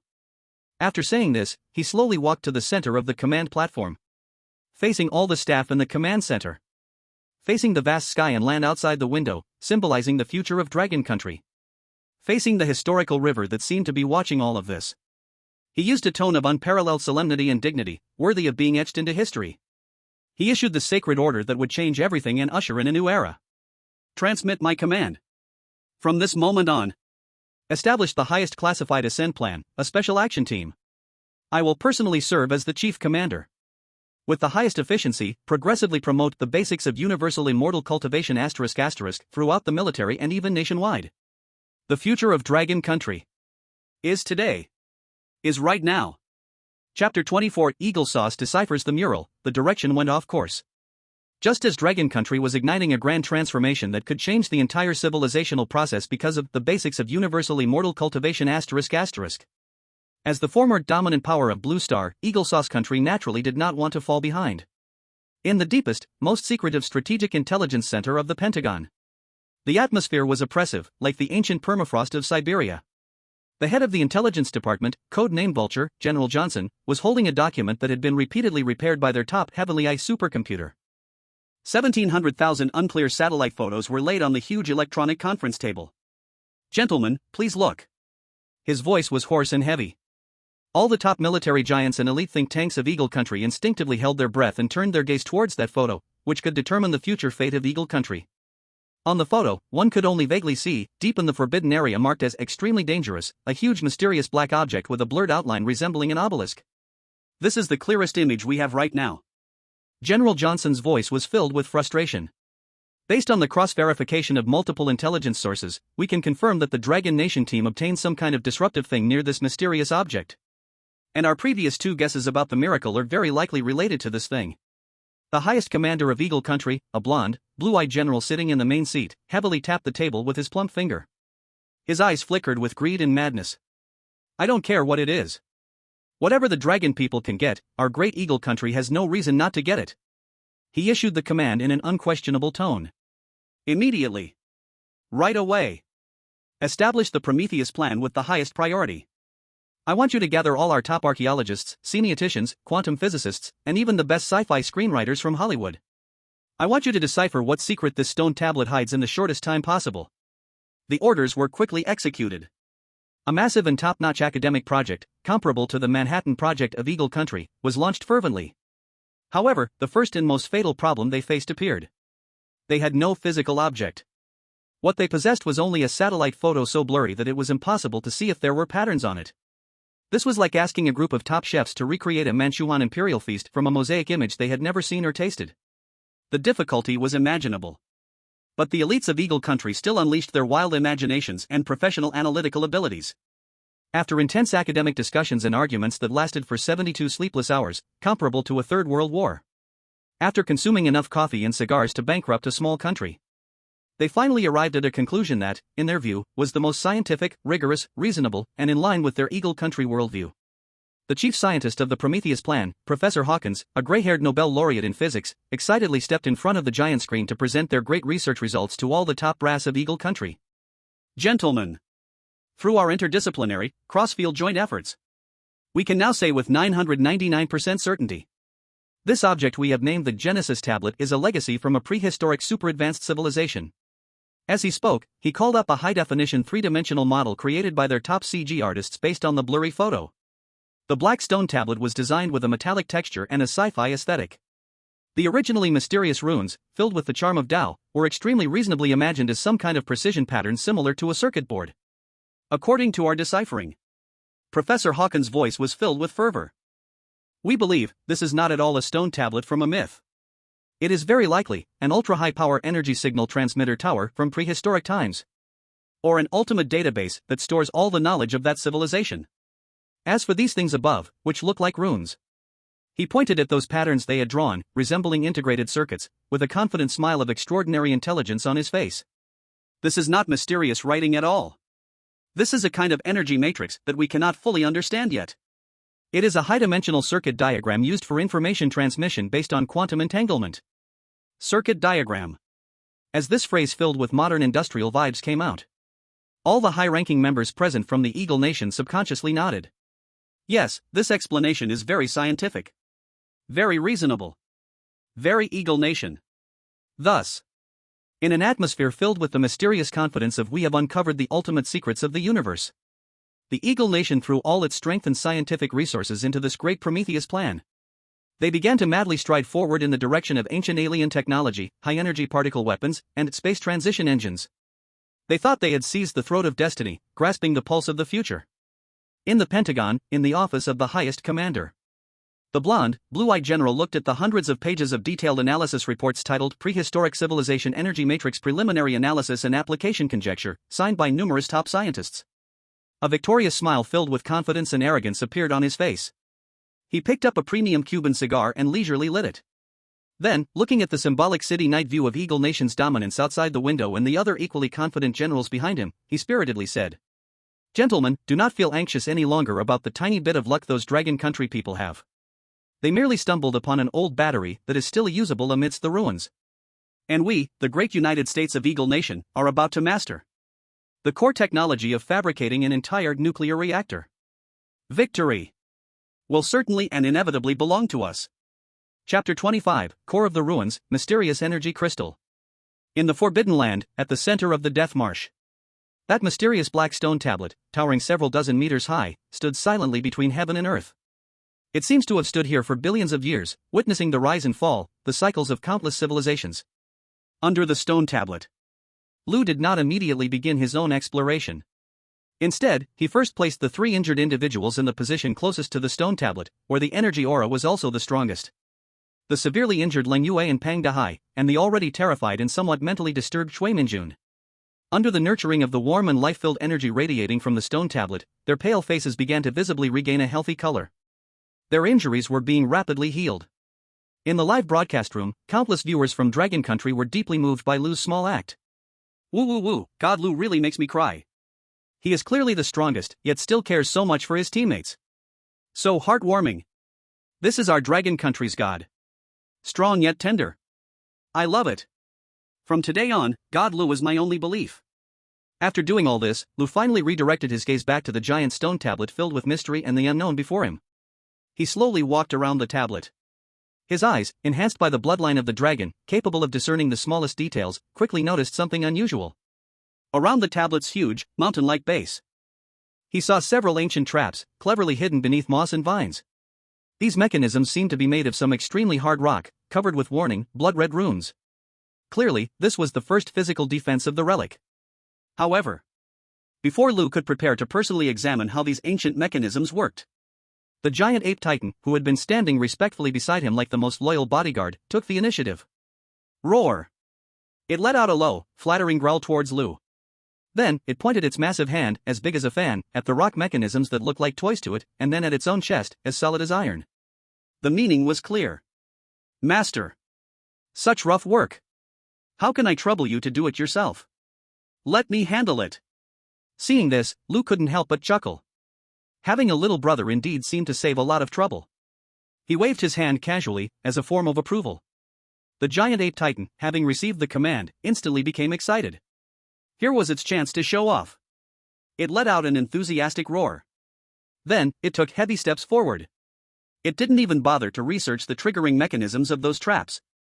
Instead, it swung its gigantic fist, more terrifying than a battering ram, toward the ancient mechanisms made of hard rock. Like swatting flies. Simple. Brutal. Unreasonable, it smashed down. Bang. Bang. Bang. In a series of painful, muffled sounds. Those solid physical defense mechanisms, capable of turning any daring mortal who approached into a pincushion or mush, were as weak before the absolute strength of the giant ape titan as a sandcastle. Easily smashed into pieces all over the ground. In less than a minute, all obstacles were thoroughly cleared away by this newly appointed, extremely competent tool. Lu then walked slowly to the smooth, mirror-like black steel. This time, he did not merely touch it with his hand like before. He slowly raised his right hand and pressed it against the cold steel. Then, he closed his eyes, and with a thought, he gradually infused the pure and refined dragon power within him, gained from practicing the evergreen technique. Like a gentle stream flowing into the steel. Buzz. It was as if a supercomputer that had slept for billions of years was awakened with the right power on password. The towering black steel, reaching several dozen meters, instantly radiated brilliance at this moment. The thousands of ancient and mysterious runes engraved on the steel lit up like countless LED lights. One after another, they sparked with dazzling golden light. They seemed to come alive. They began to swirl rapidly across the steel in a specific pattern, filled with profound rhythm. Rumbling. Rumbling. Then, under the astonished gaze of the cold moon, the vast sea, and all the global spectators, the solid ground beneath the steel, made of massive stone blocks, slowly opened up a huge crack on both sides, revealing a dark, mysterious staircase leading deep underground, filled with the unknown. A hidden underground chamber beneath the steel appeared. Lu showed a knowing smile of as expected. He casually waved to the giant ape titan, who also looked curious and shocked. Then, he boldly stepped forward, unhesitatingly walking down the staircase leading to the unknown. The steps were not long. Soon, a person and a monkey arrived at the underground. Here was an incredibly huge, dome-shaped circular chamber. The walls of the chamber were also carved with mysterious runes, just like those on the stone tablet outside. Clearly, this was the true core of the entire relic. And in the enormous center of the chamber, a stone, as large as an ancient grinding wheel. It was crystal clear all over, like the highest quality of white jade. It was emitting a soft, holy milky white glow, that mysterious crystal.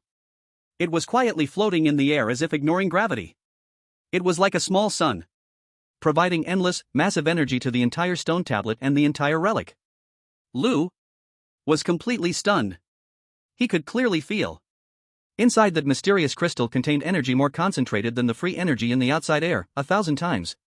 10,000 times. The pure terrifying spiritual energy. He didn't even need to do anything. Just standing here, breathing in the thin energy leaking from that crystal. His evergreen technique was automatically and crazily operating. His cultivation and evolution points were increasing at a visible, terrifying speed. This place was simply the ultimate paradise that cultivators dreamed of. He slowly walked forward. He reached out his hand, gently pressed on that endlessly tempting mysterious crystal. The next second, the system notification sound he was most familiar with and most eager for in his mind. Once again, like the thunder of creation. Booming, it exploded. Ding. Detected, ultra-high-grade pure energy source. Item identified, low-grade spirit stone mine core. Would you like to collect it? Chapter 26, the first spirit stone mine appears in the Dragon Country. Would you like to collect it?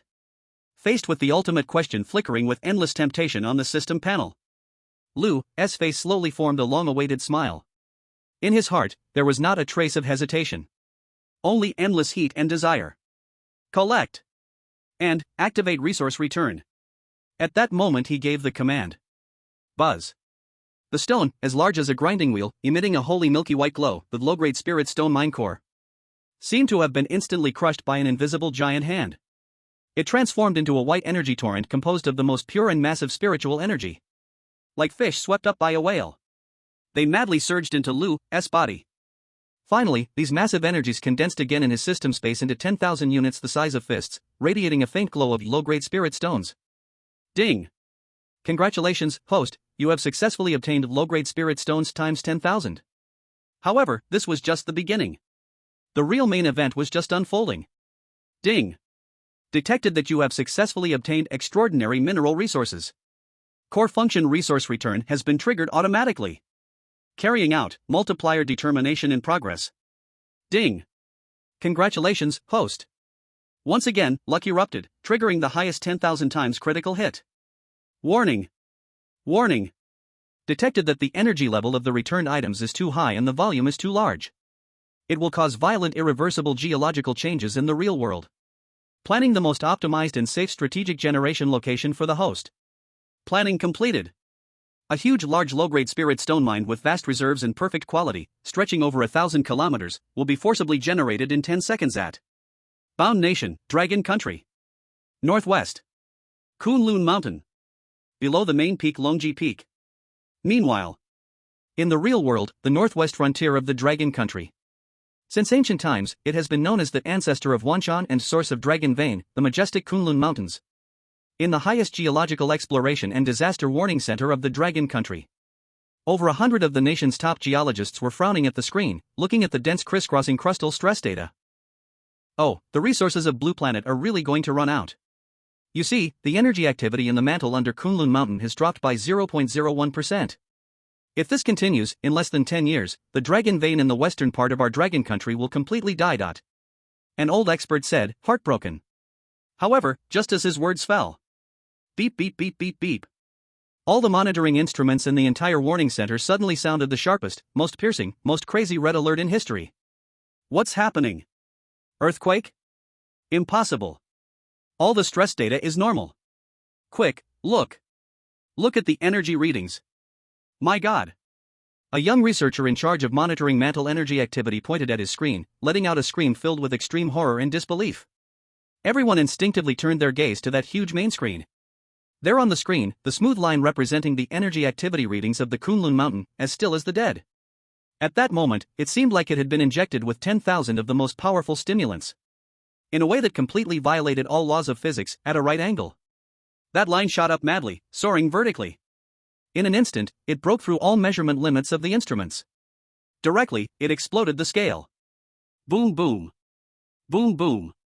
A violent yet incredibly gentle strange vibration transmitted from the deepest part of Kunlun Mountain.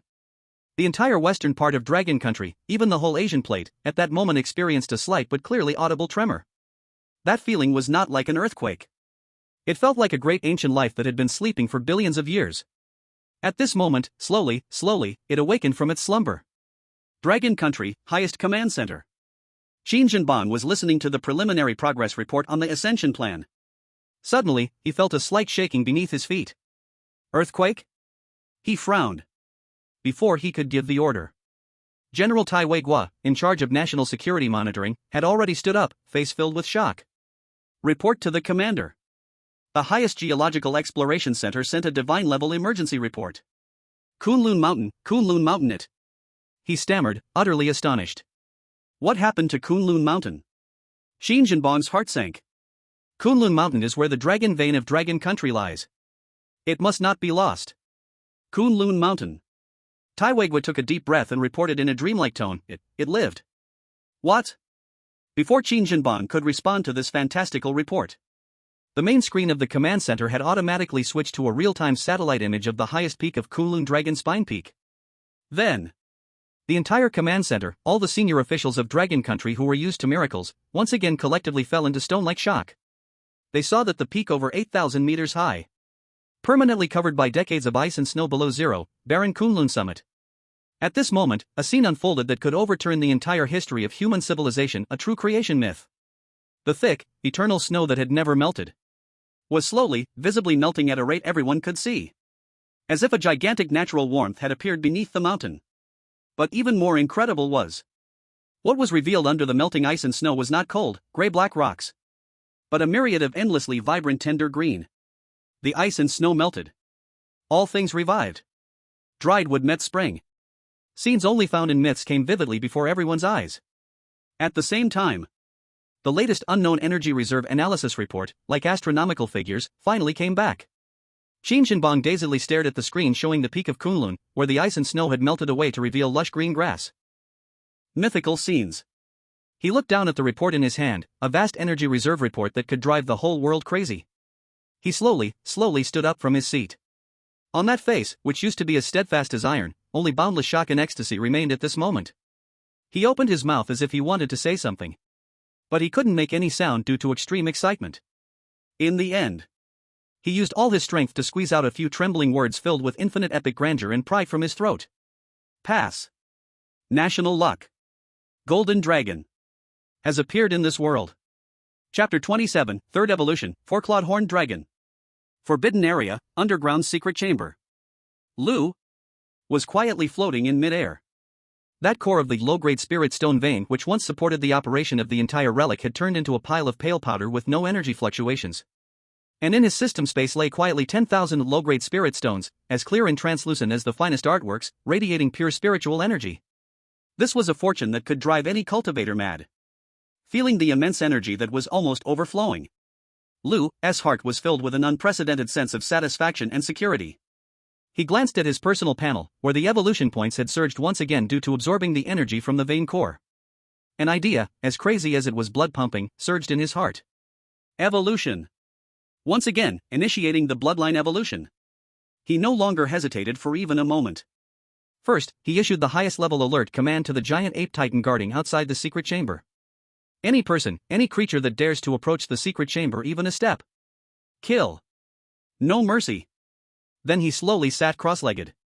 He completely sank his consciousness into the system space that only he could see. System. His voice was filled with unprecedented resolution and expectation. Using the 10,000 low-grade spirit stones in my system space as the core energy source. Consume all my current evolution points. Proceed with my third bloodline evolution. Ding. The system's prompt sounded at this moment, as if it carried a hint of epic grandeur and solemnity. Received host, highest authority command. Detecting sufficient energy source. Far exceeds evolution needs. Detecting sufficient evolution points. Conditions for promotion met. Third bloodline promotion officially initiated. This promotion's goal, second stage lifeform, four-clawed horned dragon. Boom. At that moment, A torrent of golden energy, more terrifying, more violent, more sacred than any previous evolution. Like billions of suns being instantly ignited. It erupted from the deepest part of his Dantian Qi. In an instant, it swept through his limbs and bones. His organs. Even every corner of his soul. This time, even Lu's will, as solid as divine iron, could not help but let out a howl filled with extreme pain yet mixed with endless joy. Pain. So painful. It was a cosmic pain that seemed to shatter and reshape his entire lifeform. Yet he could clearly feel an unparalleled sublimation of breaking free from the cocoon and becoming a butterfly from this ultimate pain. Behind him. The faint golden dragon shadow that was once just a glimpse. At this moment, it completely solidified into reality. It let out a mighty and dignified roar that surged skyward from Lu's back. Its huge body almost threatened to burst the entire underground secret chamber. Crack. Crack. Two crisp sounds of bone cracking erupted like spring thunder. Before them, the lifelike golden dragon shadow, on its head. Two filled with rugged might. Like coral and like a sharp sword, the magnificent dragon horns. Suddenly, they forcefully broke through flesh and emerged. Roar. Immediately after. A higher, more joyful dragon roar filled the air. Beneath the smooth and slender abdomen of that dragon shadow. Four claws full of explosive power, emitting a cold light that tears everything apart, slowly emerged from the flesh. With dual horns on its head. Four claws on its belly. This is the most significant sign of the dragon transforming from the Jiao. This is a true pinnacle leap in the level of life. The evolution is still continuing. Massive spiritual stone energy burns like fuel, crazily igniting. Pushing this grand, life-altering metamorphosis toward its ultimate climax. It's unknown how long it has passed. It seemed like just a moment. And yet, it felt like an entire long century had gone by. When the last trace of golden light completely fused into Lu, everything finally settled into calm. In the underground chamber. Lu remained seated, legs crossed. His body's exterior seemed to have undergone no major changes. He still looked like a handsome, young boy. But his aura had undergone earth-shaking, transformative changes. If before he was a treasured sword hidden in its sheath, then at this moment, he was a divine being looking down upon all living things. He slowly, gently opened his eyes. At that instant, two brilliant, tangible golden beams shot out from his pupils. They pierced through the opposite wall, creating two bottomless black holes. Deep within his eyes, the golden vertical dragon pupils filled with endless majesty became clearer and more sacred. Every gesture seemed to invoke the most basic elemental energies of gold, wood, water, fire, and earth around him. He was no longer a mere superhuman. He was transforming into a true magical dragon. Lu slowly opened his palm. He could distinctly feel a close connection with this world and this space, as if they were linked by blood. It was as if this heaven and earth was part of his body. And all the energy in this realm was his, readily at his command. He looked up and set his gaze upon the barren, hard rock surface ahead. With a slight thought, he reached out his hand and gently grasped the empty air over that ground. Put. In the next second, under the absolutely shocking gaze of the global audience as if they were seeing a ghost. A terrifying, sharp spike, half a meter long, glimmering with a cold light, unexpectedly burst forth without warning from beneath the incredibly hard rock surface. Lu looked at this miracle he had created with his own hands. A hint of awe and intoxication with his own power appeared on his face. He murmured softly, his voice filled with confidence and grandeur of controlling everything. Is this the embryonic form of command following words? Chapter 28, Cold Moon and Pang Dahai step into the door of cultivation. When Lu slowly emerged from the deep staircase leading to the underground chamber, the midday sun shone down through the thin mist above the swamp. Golden light enveloped his handsome and upright figure, giving him an almost faintly sacred aura. By the stone tablet, Cold Moon and Pang Dahai, who were meditating and recovering from their injuries, almost simultaneously opened their eyes. They instinctively stood up from the ground.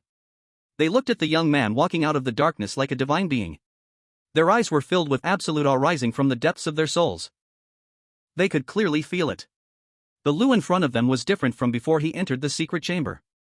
Although his appearance had not changed at all. But the aura around him, slightly hinting at an otherworldly nature, was as if he did not belong to this earthly realm. Yet it was now more intense than before, at least 10 times. 100 times. Simply being brushed by his gaze made their souls tremble, wanting to worship him. Mr. Lu. Pang Dahai's voice was somewhat dry and hoarse. He felt as if he was no longer facing a human, but a true ancient divine dragon wrapped in human skin. Lu nodded slightly at them. His eyes, flickering with a faint golden light, swept over the two. Then his brow furrowed slightly. He stepped forward and gently touched their wrists. A warm yet powerful dragon force instantly surged into their bodies. Though your injuries have basically healed under the energy from the stone tablet. Lu said slowly, his voice calm, your foundation has still been damaged. Your meridians are blocked in multiple places. Your internal organs have left hidden wounds. The flesh of mere mortals is ultimately too fragile. Pang Dahai and Lin Ye felt a chill in their hearts upon hearing this. They understood well that Lu was speaking the truth. Although their near-fatal injuries had miraculously healed due to the effects of the dragon blood fruit and the stone tablet, the profound sense of ruin brought on by being struck by that colossal titan was still lingering, like a tenacious parasite. That was an indelible scar left after their life level had been crushed. Seeing the somewhat dim eyes of the two, Lu suddenly smiled. But, it's not a problem. Since you have chosen to follow me, then, I will not allow you to remain two fragile mortals any longer. He raised his head and spoke to them in a tone filled with endless temptation yet unmatched solemnity. Do you want to become stronger? Do you want to possess that kind of true power that allows you to completely seize your own destiny? Boom! These words exploded like a mental nuclear bomb in their minds. Their breathing instantly became incredibly rapid. Their gazes suddenly turned incredibly passionate. Power. After witnessing Lu's godlike might and the unmatched ferocity of the Titan, their desire for power had reached an unprecedented peak. Yes. Pang Dahai was the first to shout without hesitation. His old face turned red from extreme excitement. Beside him, Lin Ye did not speak. But her tightly clenched fists, which were turning white from the effort, said it all. Very good. Lu nodded in satisfaction. What he wanted was this attitude. He extended his right index finger. That long, fair finger, perfect and flawless like the highest art piece. Slowly, it pointed towards Pang Dahai's third eye. Do not resist, he said indifferently. Pang Dahai immediately closed his eyes and completely let go of all his defenses. The next second, a massive torrent of mysterious and profound information, like the Milky Way pouring backward, instantly surged into his spiritual sea. This was the most basic yet safest entry-level method of the evergreen technique, which Lu had repeatedly refined, simplified, and optimized through the dragon system. The vast information flow made Pang Dahai feel as if his head was about to explode, his head pounding. But this pain lasted only for a few seconds. Soon, a complete and clear mysterious technique filled with the essence of the Great Path. It's deeply imprinted in his soul like an instinct that is born with him. Lu withdrew his finger. He then used the same method to pass this divine gift that could change their lives to the trembling body of Lin Ye. After doing all this, he slowly opened his palm. In his palm lay two fist-sized, lower-grade spirit stones, glowing with pure spiritual energy. All the viewers in the live broadcast room held their breath. They were all looking forward to witnessing this preaching filled with a sacred sense of ritual, personally directed by the god of their dragon country. This is the spirit stone. Lu handed the two spirit stones to Lin Ye and Pang Dahai, who were still digesting the massive information in their minds. It contains the most fundamental energy you need for your cultivation. Now, hold it. Close your eyes. Then, try to feel it and absorb it using the method I just taught you. Transform it into your own power. Pang Dahai and Lin Ye, like waking from a dream. They trembled as they stretched out their hands, carefully receiving the two spirit stones that still emitted a faint halo of warmth, as if they were priceless treasures. Then, they immediately sat cross-legged. With uncertainty, they tightly gripped the spirit stones, closed their eyes, and began their first attempt at feeling the energy under Lu's instructions. Time passed by second. The live broadcast room was so quiet that a needle drop could be heard. Everyone's hearts were in their throats. Minutes later. Suddenly, Pang Dahai, with eyes tightly closed, suddenly displayed a look of childlike joy and disbelief on his wrinkled face. He abruptly opened his eyes.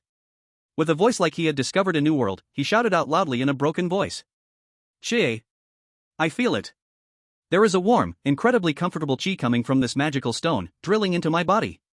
And just as his words fell, next to him, the woman, who had been like an iceberg, cold and quiet, suddenly opened her beautiful eyes like cold stars. In those eyes that had always held only coldness and determination. For the first time, they were filled with an indescribable shock and ecstasy. Chapter 29, Strength Soars. The Eagle Sauce player is still figuring out how to start a fire. At the center of the swamp, beneath the black stone tablet, the spiritual energy swirled like mist. Lin Ye and Pang Dehai were like two most devout and focused students who had just pushed open the door to a new world. They were completely immersed in the great realm of cultivating immortality, filled with endless mysteries. It must be said, those chosen by the national fortune are definitely among the best of the best, even among billions of mortals. Their talents far exceeded Lu's imagination. Pang Dehai, a wild survival expert who spent his life interacting with nature. After stepping into the door of cultivation, he surprisingly showed extremely rare potential of the thick earth body. He has an innate, terrifying affinity for the earth attribute spiritual energy. In less than half a day's practice, he was already able to initially mobilize the power of the surrounding earth. Rise! Pang Dehai sat cross-legged, his hands forming an extremely ancient spell, shouting loudly at the empty ground before him.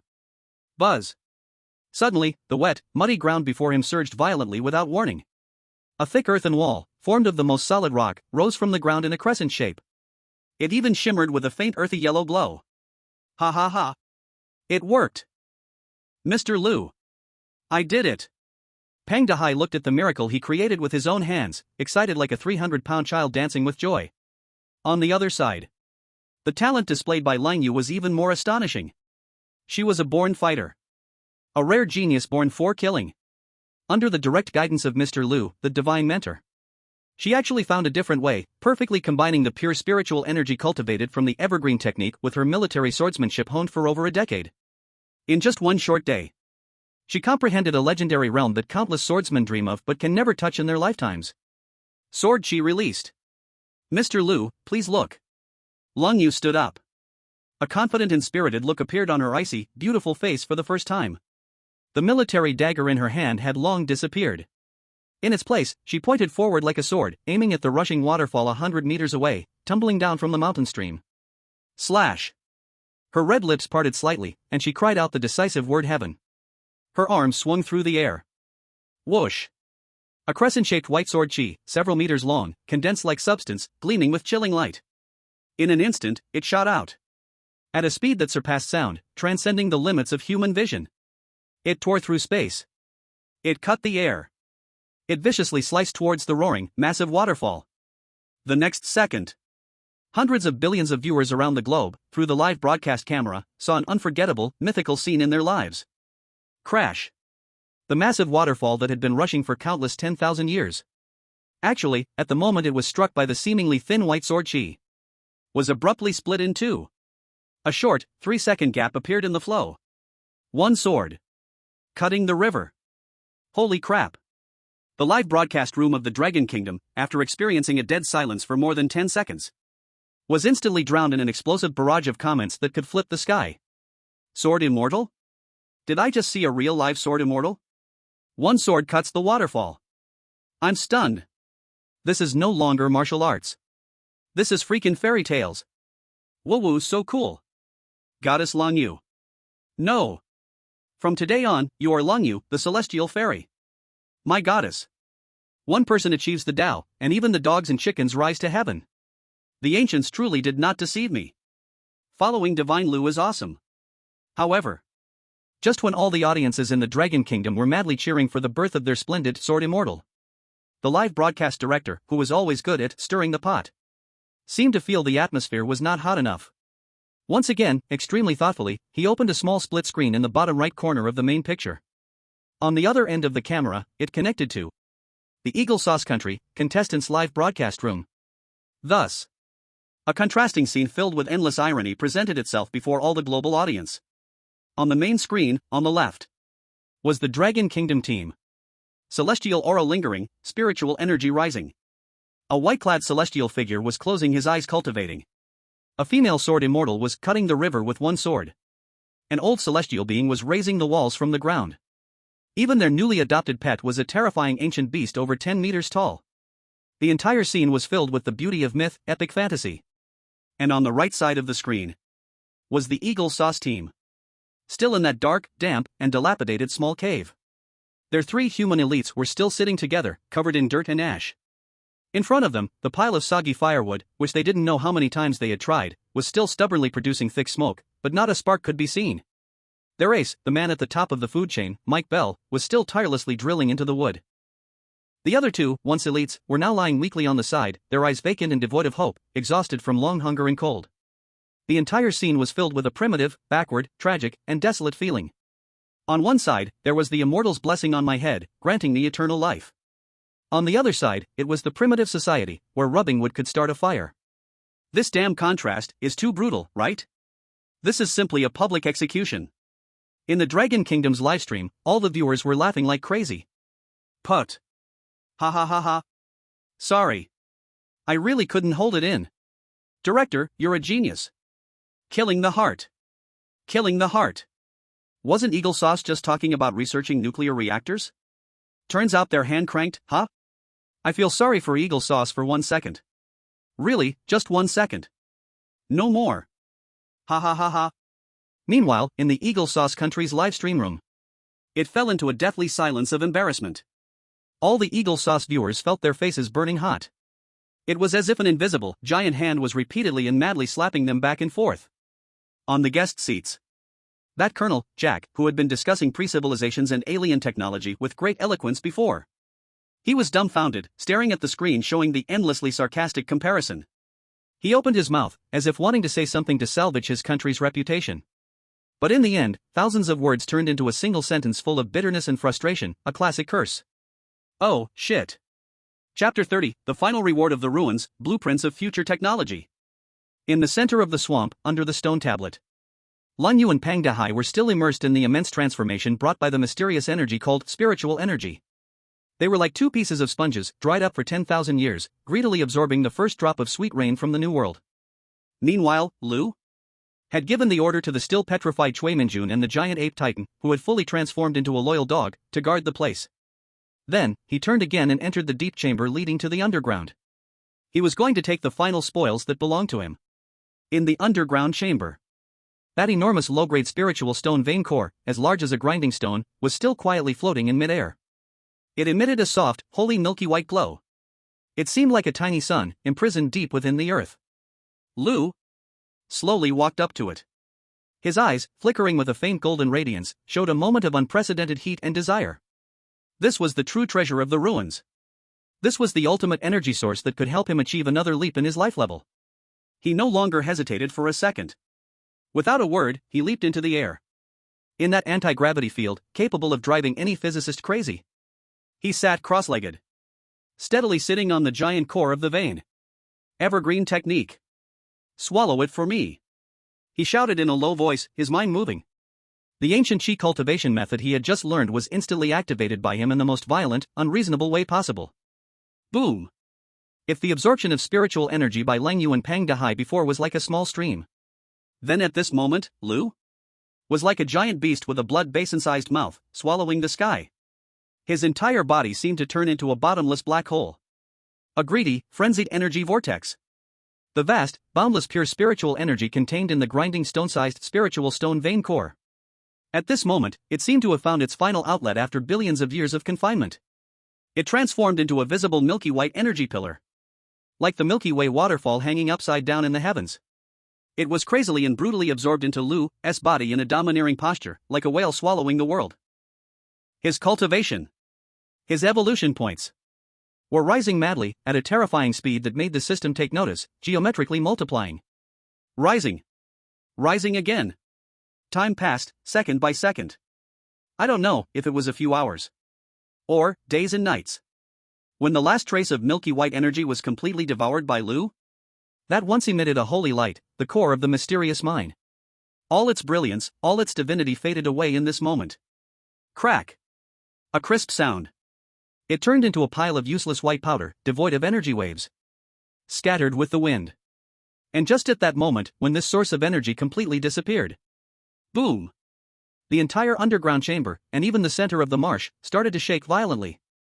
Outside, that towering black stone tablet, several meters high, seemed to have its last bit of soul drawn away. Its smooth surface began to emit a mournful crack sound under unbearable pressure. Sinister cracks, like spider webs, rapidly spread across the surface of the tablet. It was about to collapse. However, in that final moment, just before this entire ancient relic was set for destruction, it seemed to shine brightly once more. As if it was passing on its last will. Buzz. That giant stone tablet, about to crumble, suddenly exploded with an ultimate brilliance more dazzling and sacred than ever before. A stream of information, distilled to perfection in pure gold color. Like a final lightning bolt from ancient civilization. Instantly cutting through the barriers of space. In an unmatched, domineering posture. Heavily, it shot into Lu's forehead, who had just emerged from the underground chamber. Ding. Detected unknown, high-dimensional information inheritance.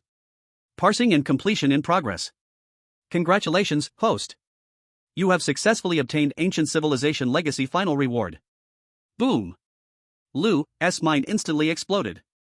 A series of colossal, indescribable, intricate, future sci-fi aesthetic complex three-dimensional, dynamic blueprints flooded into his mental sea.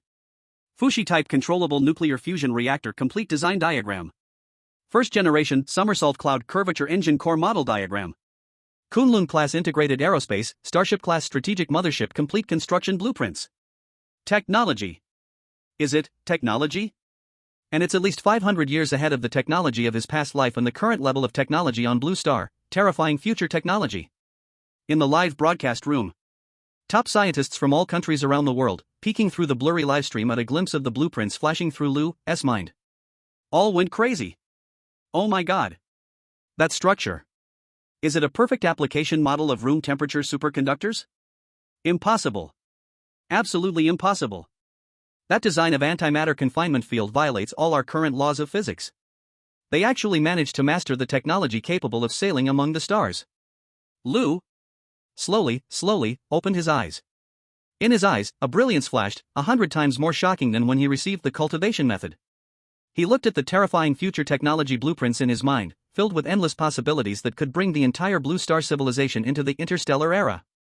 The corners of his mouth slowly curled up into a deep, ambitious, and profound smile. He whispered to himself in a voice only he could hear. Cultivation. And technology. Only children make choices. I, Lu, want them all. Chapter 31, The Technology Tree of the Dragon Kingdom, fully established overnight. Forbidden Area, Stone Tablet Ruins. Lu was still immersed in the cultivation and technology that I wanted all. Vast ambitions and a bold heart surged like a tide. He knew. Either of these could lead a civilization to a monumental transformation. And now, both were in his hands. In the hands of the Dragon Kingdom. However, before he could recover from this overwhelming joy of about to create a mythical civilization, the most familiar and pleasant sound of the system notification echoed in his mind once more. Ding. Detected that the host has successfully acquired superior knowledge type item, Ancient Civilization Technology Blueprint. Core function resource return has been automatically triggered. It's happening again. Lu's eyes erupted with an even fiercer and more brilliant light than before. He knew miracles would descend once again onto the land of his homeland. He was incredibly eager. What astonishing new wonders would the system bring this time? Processing, multiplier determination ongoing. Ding. Congratulations, host. Your luck has surpassed the skies. Highest multiplier, a critical hit of 10,000 times triggered again. Warning. Warning. Detected that the returned technology blueprint has a large amount of technical gaps. It severely mismatches the current technological level of the binding country Dragon Kingdom. If the civilization is forcibly returned, it would be like a primary school student who only learned 1 + 1 = 2 suddenly getting a proof process for the Riemann hypothesis. It would be meaningless and unable to be applied. The system is performing a high-priority systematic integration and basic theory completion based on the current technological foundation of Dragon Kingdom. Completing basic material science. Completing high-energy physics. Completing spatial theory. Ding. Integration complete. A complete. Systematic. Absolutely safe. Contains from basic material science to curvature engine application. White paper on technological development for the next century. Will be dispatched 10 seconds later in the form of data information flow to Binding Country, Dragon Kingdom. National Core Supercomputer, Tianqi. At the same time. In the real world, Dragon Kingdom, National Supercomputing Center. This is the heart and brain of the entire Dragon Kingdom's technology. Gathered here are the most elite of the entire nation. And Tianqi is the very core of this brain. At this moment, white-haired academician Li was surrounded by his most talented students, along with a large group of top scientists who had just been transferred from the SN program. They were tirelessly gathered around the countless subscreens of Tianqi, burning the midnight oil to conduct basic theoretical deductions and feasibility simulations of the mysterious national cultivation basics. The entire center was immersed in a fervent academic atmosphere filled with scientific rigor and a hint of fantasy. However, at that moment, a sudden change, the third time has arrived. The supercomputing center, with thousands of advanced LCD screens rapidly refreshing data, at the same time, seemed to be pressed by an invisible hand from a higher dimension, hitting the shutdown button. All data, chart models, instantly disappeared. Replacing them were the same cold, noisy snowflakes filled the screen. What's happening? Tianqi crashed? This is impossible. Its computing power is enough to support all websites running simultaneously. Quick! Check the core processor. Is it that the Eagle's Scepter of God launched a cyber attack on us? The entire center instantly fell into chaos. However, before anyone could respond effectively, all screens, once again, stopped flickering at the same time. The cold snowflakes began to slowly condense towards the center. Finally, gathering at the very center of all screens was that mysterious golden figure they had seen once, yet still sent shivers through their souls, filled with endless paths and mysteries. Ancient script Tao. Once again, it is here. Academician Li's pupils suddenly contracted. His aging heart began to beat uncontrollably, wildly. He had a powerful, intense premonition. A catastrophic, transformative miracle, more terrifying than the whole nation cultivating immortality, was about to descend once more. The next second, his premonition was fulfilled. A data package, so large it couldn't be measured by any known unit. A classified level marked as Genesis that surpasses all military secrets. A super data packet. Like a true miracle. It appeared out of thin air in the highest authority server of Heavenly Machine, and at a terrifying speed that completely violated the laws of lightspeed transmission. Instantly completed the download and self-extraction. The whole process was smooth and overwhelming. As if this supercomputer Heavenly Machine, gathering the highest technology of Dragon Country, was nothing more than an unguarded public toilet in front of it. Come as you wish. Leave as you wish. Academician Li was completely stunned.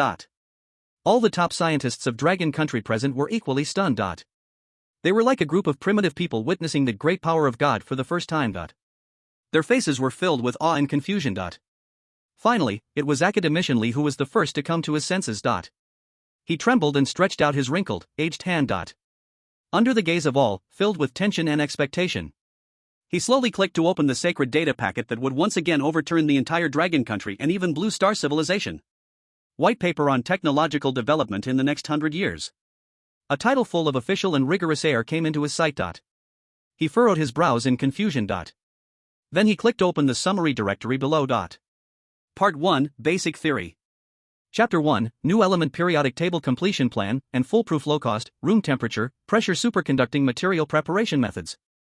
Part 2, Energy Revolution. Chapter 2, Civilian, Miniaturized, Safe Application of Fushi-Type Controlled Nuclear Fusion, and the Artificial Sun Project. Part 3, Interstellar Voyage. Chapter 3, Preliminary Model of Jinduyan-Type Curvature Engine, and the Constructing Possibilities of Kunlun-class Aerospace Strategic Mothership. Looking at those titles, filled with a sense of science fiction. Seeing those myth-like titles, enough to drive any top scientist of Blue Star mad and dedicate their life to. Academician Li could no longer hold on. He felt as though an invisible hand had tightly grasped his already burdened, aging heart. The world in front of him began to spin wildly. His legs weakened. He fell thud into the chair behind him. He stared blankly at the screen, those terrifying technologies capable of bringing human civilization into divine-level civilization, mumbling to himself in a dazed tone, as if in a dream. Crazy. This world is completely insane. Chapter 32, Global Shock. What is Dragon Country doing? Dragon Country, highest command center. The atmosphere was unprecedentedly tense. Or rather, it was exhilarating. A tremendous excitement that had been suppressed to the extreme, about to burst forth. At the huge oval conference table sat the whole country's most powerful and smartest group of people. In the center of the table, using the most advanced holographic projection technology, 2 divine items that could drive the whole world crazy hung silently. One was filled with ancient charm, seemingly containing the principles of heaven and earth, the basic cultivation for everyone. The other was filled with future sci-fi aesthetics, seemingly condensing the ultimate mysteries of the universe, white paper on technological development in the next 100 years. Commander-in-Chief Qin Jinbang of Dragon Country looked at what lay before him. These 2 equally brilliant and dazzling treasures, both representing the ultimate future of a civilization, are the gifts from the gods. For the first time, I found myself in an incredibly luxurious and blissful dilemma. Ahem. It was still academicianly, a highly respected figure in the scientific community, who first broke the suffocating silence. He adjusted his reading glasses and spoke with a tone filled with scholarly rigor, yet unable to suppress his fervor. Commander, dear colleagues. I have dedicated my whole life to science. By rights, I should be the most steadfast materialist. But. He pointed at the future technology white paper, his voice trembling slightly with excitement. This thing can no longer be called technology. It is theology. As long as we can comprehend any of the technologies within it. Not to mention that room temperature superconducting material. It alone is enough to let our dragon country surpass Eagle Sauce by at least 100 years overnight. It initiates the 4th or even 5th industrial revolution. So, I propose we should devote our entire national efforts. Immediately. Right now. Establish the highest project group to fully tackle this technological divine object. However, before his words even settled. On the other side, Master Zhang, who had just been urgently invited from Wudong Mountain, slowly shook his head. Academicianly, this statement is wrong. His voice wasn't loud, but it seemed to carry a unique rhythm that could soothe the soul. Technology, after all, is external. And the essence of cultivation is the self. He pointed at the basic cultivation for all with eyes full of endless devotion to the path. This method is enough to make every person in our dragon country soar like a dragon. Achieving the ultimate leap of our entire race from the very essence of life. When our soldiers can all fly, dodge, and are invulnerable, what difference is there between Eagle Sauce's so-called aerial motherships and a heap of scrap metal? Thus, this poor man believes that the heavenly ascension plan is where our dragon country's future truly lies.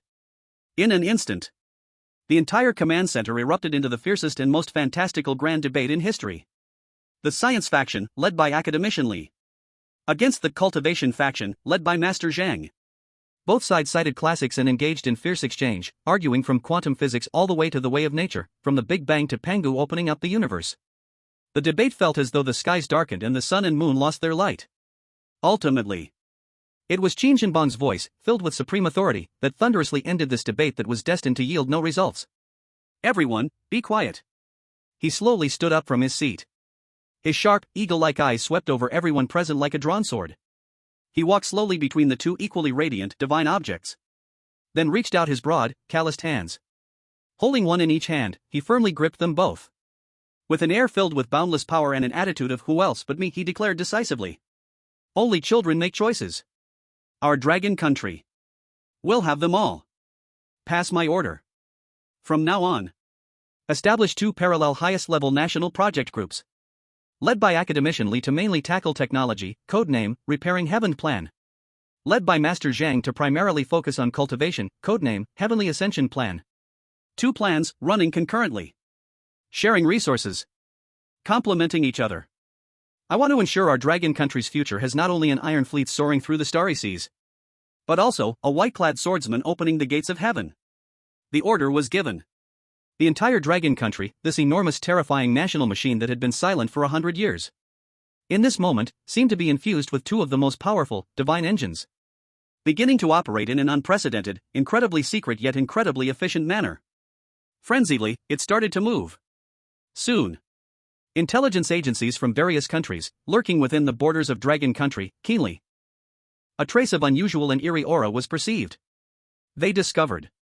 The dragon country began to build a large number of extremely peculiar structures that looked like weather stations but were equipped with mysterious instruments they had never seen before, especially near famous mountains and blessed places across the nation. In fact, they were the National Spiritual Energy Concentration real-time monitoring stations led by the Sky Ascending Project. At the same time, the top-secret materials science laboratories in the Dragon Country also began to receive samples directly dispatched by the highest authorities, consisting of components they had never encountered.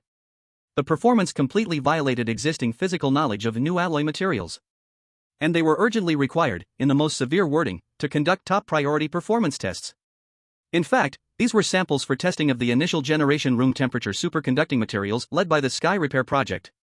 One to the left. One to the right. One was filled with the mysterious colors of metaphysics. One was filled with the breath of futuristic science fiction. These two appeared to be completely at odds. Logically, they contradicted each other. In action, it was like one blow here, another there, a big move. It completely baffled the top intelligence analysis departments of all countries like Eagle Sauce, Cherry Blossom Country, and Goryo Country. The reports they sent back were filled with unintelligible, contradictory, and logically chaotic information. This left the top think tanks of various countries scratching their heads and pulling their hair out, unable to analyze a single clue. In Eagle Sauce Country, at the Pentagon, the highest authority of the CIA, codenamed Black Snake, the director. He placed a latest top-secret report, filled with countless question marks he marked with red pen, on the desk of the blonde-haired, blue-eyed highest commander with trembling hands, as if submitting a failing exam paper. In a voice filled with extreme collapse, almost like a dream, he said, "General, we really did our best. We completely cannot understand. Those damn dragon people. What on earth are they doing?" Chapter 33, Step out of the marsh and confront the Eagle Sauce Country contestant. Forbidden Area, Death Marsh. Boom. Accompanied by a painful, overwhelming wail that made one's teeth ache. The enormous, mysterious black stone tablet that had stood here for countless millennia, witnessing the rise and fall of numerous civilizations. Finally, after exhausting its last bit of energy, with a roar, it collapsed, turning into black powder that filled the sky, scattered with the wind, and with the collapse of the tablet. The thick, eerie, and dangerous white mist that had shrouded the entire marsh for countless ages seemed to have lost its source of power. It began to slowly disperse. The long mist-warm sunlight once again shone down on this muddy land filled with death and decay. The first instance formally announced its conclusion by the ruins of the stone tablet. A peculiar team called Immortal and Beasts, composed of one immortal, 2 cultivators, 1 captive, and an ancient beast, finally finished their rest. Lin Ye and Pang Dahai, after a whole day of sleepless and frenzied cultivation. They felt as if they had been reborn, renewed. They were less of the mortal smoke and fire. They gained more of the transcendent and ethereal presence of cultivators. Their strength had long surpassed the levels before entering the marsh. The giant ape titan transformed astonishingly after being rewarded a few low-grade spirit stones by Lin Ye as snacks. Its originally steel-like black fur now faintly shimmered with a metallic luster. Its aura was even more restrained and terrifying than before. It firmly secured the position of the team's chief attacker and chief meat shield. As for the Goryo contestant Choi Min-jun, who had lost an arm, after witnessing a series of miracles that could shatter and reshape his fragile worldview 100 times, he too regained his sanity. Or rather, he entered a more advanced state of fervent pilgrimage. The way he looked at Lu was no longer as if he was gazing at a god. Instead, he was looking at his creator god. Lu God. Choi Min-jun respectfully handed over a simple bundle carefully woven from large leaves and vines. "Food and fresh water are ready. We can set off now." Lu slowly opened his eyes from his meditation. He had just fully solidified the terrifying power that surged like a raging river within him, stemming from absorbing the entire spirit stone vein core. He felt the powerful force of a 4-clawed horned dragon rushing through his body. Satisfaction flickered in his eyes as he nodded. "Let's go." He stood up and brushed off the non-existent dust from his shoulders. "It's time to go out and stretch." Thus, this luxury team, worthy of the title newbie village graduates, officially set off on their return journey. However, just as they were about to leave the swamp and enter a new, unknown, dense jungle area, 3 figures, equally dusty yet exuding a sharp air that clashed with the primitive forest, came striding out from the other side of the jungle. Clearly, they were also drawn in by the tremendous geological upheaval caused by the recent collapse of the stone tablet. The two sides met unexpectedly at the boundary between the swamp and the jungle, in a relatively open clearing in the forest. Without any warning, they collided head-on. At that moment, time seemed to freeze. The air instantly dropped to freezing point. The newcomers were the elite team from Eagle Sauce Nation. The man at the top of the food chain, Mike Bell. The retired SEAL elite, John Rambo. And that seemingly delicate yet deeply cunning botanist, Annie Smith. The two teams stood barely 20 meters apart, facing each other. The atmosphere tensed with daggers drawn. The 3 members of the Eagle Sauce team were instinctively stunned as they looked at this team filled with an unsettling and strange aura. Their eyes swept over the young man from Dragon Country, whose demeanor was extraordinary, leisurely as if strolling in his own backyard. They glanced at the 2 members in modern combat gear and jackets who strangely radiated an ancient immortal aura. They looked at the high-spirited Korean man with one arm broken, appearing like a prisoner. Finally, their gazes were firmly locked on the terrifying giant ape titan, standing like a mountain at the back of the group, exuding an endless ferocity. In their eyes, greed and fierce light burst forth instantly. Meanwhile, in the Dragon Country livestream, all the viewers, upon seeing the newcomers, first froze in surprise. Then, an unprecedented wave of schadenfreude erupted. What the hell? It's the Eagle Sauce team. Ha ha ha. Truly a narrow road for enemies. Look. Look at their dirty, wild-looking appearances. It's killing me. My god. What is that Mike Bell wearing on his waist? Is that dried earthworm? Ha ha ha. No contrast means no harm. Just look at our side. Lu God. Immortal. Taoist. And the divine beast. This difference is just heaven and earth. A massive sense of superiority. And a gleeful anticipation. Wildly thrived in the hearts of every Dragon Country viewer. They knew. The long-awaited moment of slapping faces, built up over more than 30 chapters, was finally arriving. In the forest clearing, Mike Bell finally snapped back to reality after the initial shock. He looked at this team, which he thought was full of weaknesses and flaws. He was stunned. Then, a cruel smile, full of disdain and contempt, slowly appeared on his arrogant and confident face. In a tone as if he were looking at a group of pitiful prey that he had driven to their wits' end. He slowly opened his mouth. Oh. Look at us, what did we find? A group of rabble. Chapter 34, Mike Bell's Provocation, the Might of a Single Punch. Rabble. Mike Bell's words, full of the traditional arrogance and utter disdain of the sun-never-setting empire, echoed slowly like a stone dropped into the calm surface of a lake in this quiet clearing. Beside him, the retired Navy SEAL elite John Rambo, whose muscles were as if cast from steel, unhesitatingly raised his pitch-black automatic rifle, filled with a cold killing intent. This was one of the huge advantages gained when their Eagle Nation was once the only ruler of Blue Planet. And it was also their confidence, their greatest backing. The dark gun muzzle aimed far at Lu and the others. The meaning was obvious. Intimidation. Mike Bell didn't even look at the two Dragon Country people, Lin Ye and Pang Dahai, whom he thought were only slightly threatening. His greedy gaze was firmly locked onto the giant ape titan, which was as majestic as a mountain. In his eyes, this Dragon Country team, full of discomfort, clearly had just walked into a stroke of luck. They must have relied on the fact that this terrifying beast was wounded in battle with other fierce beasts to pick up this chance. And now, as Mike Bell, the true top of the food chain man in this forbidden land, he had the absolute strength and qualification to take over this huge loot, which should not belong to the weak. He couldn't even be bothered to talk to the seemingly professional opponents, Lin Ye and Pang Dahai. His gaze bypassed them and fell directly on the Dragon Country youth who looked the weakest and easiest to bully, appearing as if he was on a picnic all alone. In his eyes, this youth was clearly the breakthrough point and burden of the team. He contemptuously beckoned his finger at Lu. In a tone that sounded as if he were giving charity to a beggar on the street, filled with condescension and arrogance, he slowly said, "Hey, yellow monkey. Hand over that almost dead gorilla behind you. And all the trash supplies you collected along the way. Just give it up. Then roll away. I can be merciful and spare your useless life." In that instant, time seemed to stop. A chilling terror, cold enough to freeze the soul, burst forth. Instantly from Lin Ye and Pang Dahai's bodies, this horror exploded. You seek death. Lin Ye's normally calm icy eyes burned with a fiery rage capable of burning everything for the first time. She pointed her fingers like swords, and the pure spiritual energy she had just learned to control began to whirl wildly. An incredibly sharp, white sword energy was already flickering at her fingertips. Beside her, Pang Dahai was even shaking with anger. Damn! Bastard! Daring to insult Mr. Lu. I'm going to fight you today. He slammed his hands onto the ground. A heavy, earthy yellow energy instantly spread wildly from him. But just as these two were about to explode and show these ignorant Eagle Nation people what Eastern mysterious power meant, the man who had been guarded behind them like a god only lightly raised his hand, stopping them. The Dragon Country livestream exploded instantly.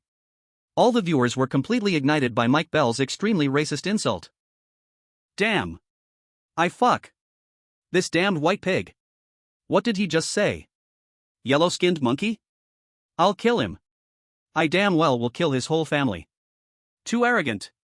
Too damn arrogant. Lord Lu. Don't stop me. Let Cold Moon Fairy and Taoist Pang take action. Waste them. Fuck him. Lord Lu. Kill him. Let him know why the flowers are red. However, facing this naked provocation and insult that would make any blooded Dragon Country person furious, Lu still had not the slightest change of expression on his face. Still, he remained calm. So indifferent. As if what he heard was not the most vicious curse, but merely a fly buzzing uselessly in his ear. He slowly stepped forward, taking one step. Looking at this so-called man at the top of the food chain before him, who appeared to him like a hopping, noisy, pitiful ant. He couldn't even be bothered to say a single word. Because he felt that talking to an ant, about to be crushed by himself, was a worthless and meaningless thing. He just casually, calmly, barely mentioning, in the direction where Mike Bell was. Across the distance of more than 10 meters. He slowly pushed out a punch. That punch was very slow. Slow enough for all the viewers in the livestream to clearly see each of his stretching movements. That punch was very light. Light enough that it did not even stir a whisper of wind. As if it was just a friendly greeting. However, at the moment his fist pushed out. An invisible, yet seemingly solid. A golden, terrifying fist strength filled with unmatched majesty and divine might. Instantly crossed the distance of space in a terrifying manner that completely defied the laws of physics. Under Mike Bell's gaze filled with shock, confusion, and disbelief. In his pupils, it rapidly magnified. Then magnified again. Finally, it transformed into a sacred dragon head filled with endless majesty and divinity. As if it came from the ancient barren world. Capable of suppressing all enemies in the world. What is this? Mike Bell muttered in a daze. His face was left with endless confusion and fear. His last thought as an elite was frozen on an absurd idea. Why? Would a monkey be able to punch out a dragon? Chapter 35, Eagle Sauce Player, eliminated. Eagle Sauce in rage. As Mike Bell's last words, filled with endless fear and extreme confusion, slowly dissipated into the air. That sacred dragon head made of the purest and most refined four-clawed dragon power had already ruthlessly slammed into him without any show. However, the anticipated earth-shattering explosion did not occur. The expected bloody, horrific scene also did not appear. What was there? Only a strange, eerie silence that made one's soul shudder.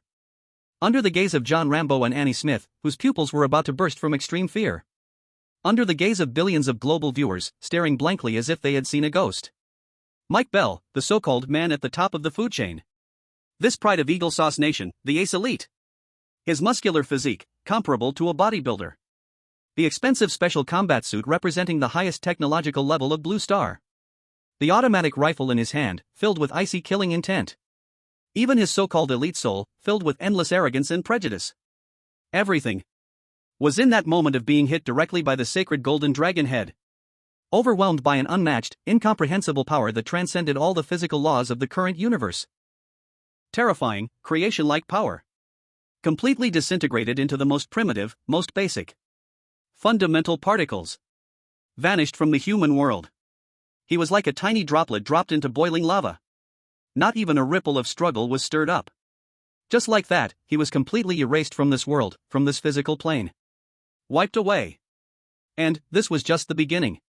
That sacred golden fist strike, after completely obliterating Mike Belch, continued with undiminished power.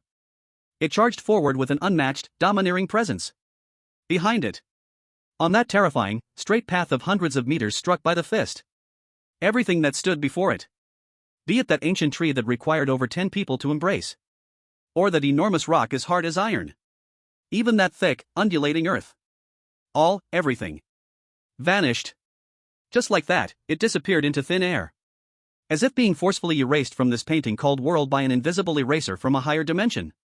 Finally, when that golden light faded away. A chasm, 5 meters wide. Bottomless. Its walls were smooth as mirrors, as if cut by the most advanced laser. It extended from the clearing in the woods to the horizon, a terrifying, abyss-like gorge. Suddenly, it appeared before everyone. It seemed like a divine punishment from the gods. It forcefully tore this complete land in two. It also completely shattered the already burdened, fragile hearts of John Rambo and Annie Smith. They stared blankly at this terrifying sight, like an apocalyptic disaster. Then slowly turned their heads. They looked at the young man from Dragon Country, who was slowly retracting his fist and shaking his wrist lightly due to the force used just now. That gaze seemed as if they were looking at a demonic god who had just crawled out from the depths of hell. Aha! Devil! He is the devil! Ultimate fear finally transformed into two inhuman, hysterical screams filled with endless collapse. These two, who once considered themselves elites from Eagle Sauce Country. Their spirit, their will, all their pride, were thoroughly shattered beneath this punch. The two screamed and cried, rolling and crawling, even dropping their weapons. They fled chaotically and in a sorry state into the depths of the jungle behind them, peeing their pants. As if something 10,000 times more terrifying than death was chasing them from behind. Silence. Worldwide, hundreds of billions of viewers watching the livestream. At this moment, they collectively fell into silence. No matter if it was from Dragon Country's livestream or from Eagle Sauce's livestream. All the bullet comments disappeared. All sound vanished. The whole world seemed to be completely silenced by this punch. Eagle Sauce Country, the Pentagon. The top commander, that blonde-haired, blue-eyed general. He stared blankly at the screen, that terrifying chasm, as if it had torn open the entire forbidden area. Then he glanced at the upper right corner of the livestream screen, where the avatar of their ace player, Mike Bell, had turned gray. His huge, fat body began to shake violently and uncontrollably. That was not because of fear, but because of an unprecedented, ultimate anger and humiliation. Cheating. A roar filled with helpless rage, like a wounded beast, suddenly exploded from his throat. He suddenly stood up. He raised up the expensive solid wood table in front of him. Everything on the conference table was violently swept to the ground. Cigars, coffee, documents. Scattered all over the place. On his fat face, the veins bulged. Twisting and contorting from extreme anger. He stretched out his trembling, plump finger. Pointing at the calm face of Lu? On the screen, which showed no change of expression from beginning to end. Like a gambler who has lost all his chips, he shouted hysterically. He cheated. The people of Dragon Country must have used some hidden weapons of mass destruction that we do not know about. I demand, in the name of the great United States of Eagle Sauce, I make the most serious protest to the Supreme Forbidden Land System. I demand a thorough investigation of this matter. And cancel all competition qualifications for their Dragon Country team. Chapter 36, The Warning of the Forbidden Lands. Will Eagle Sauce totally fall silent? Cancel all qualifications for the Dragon Country team.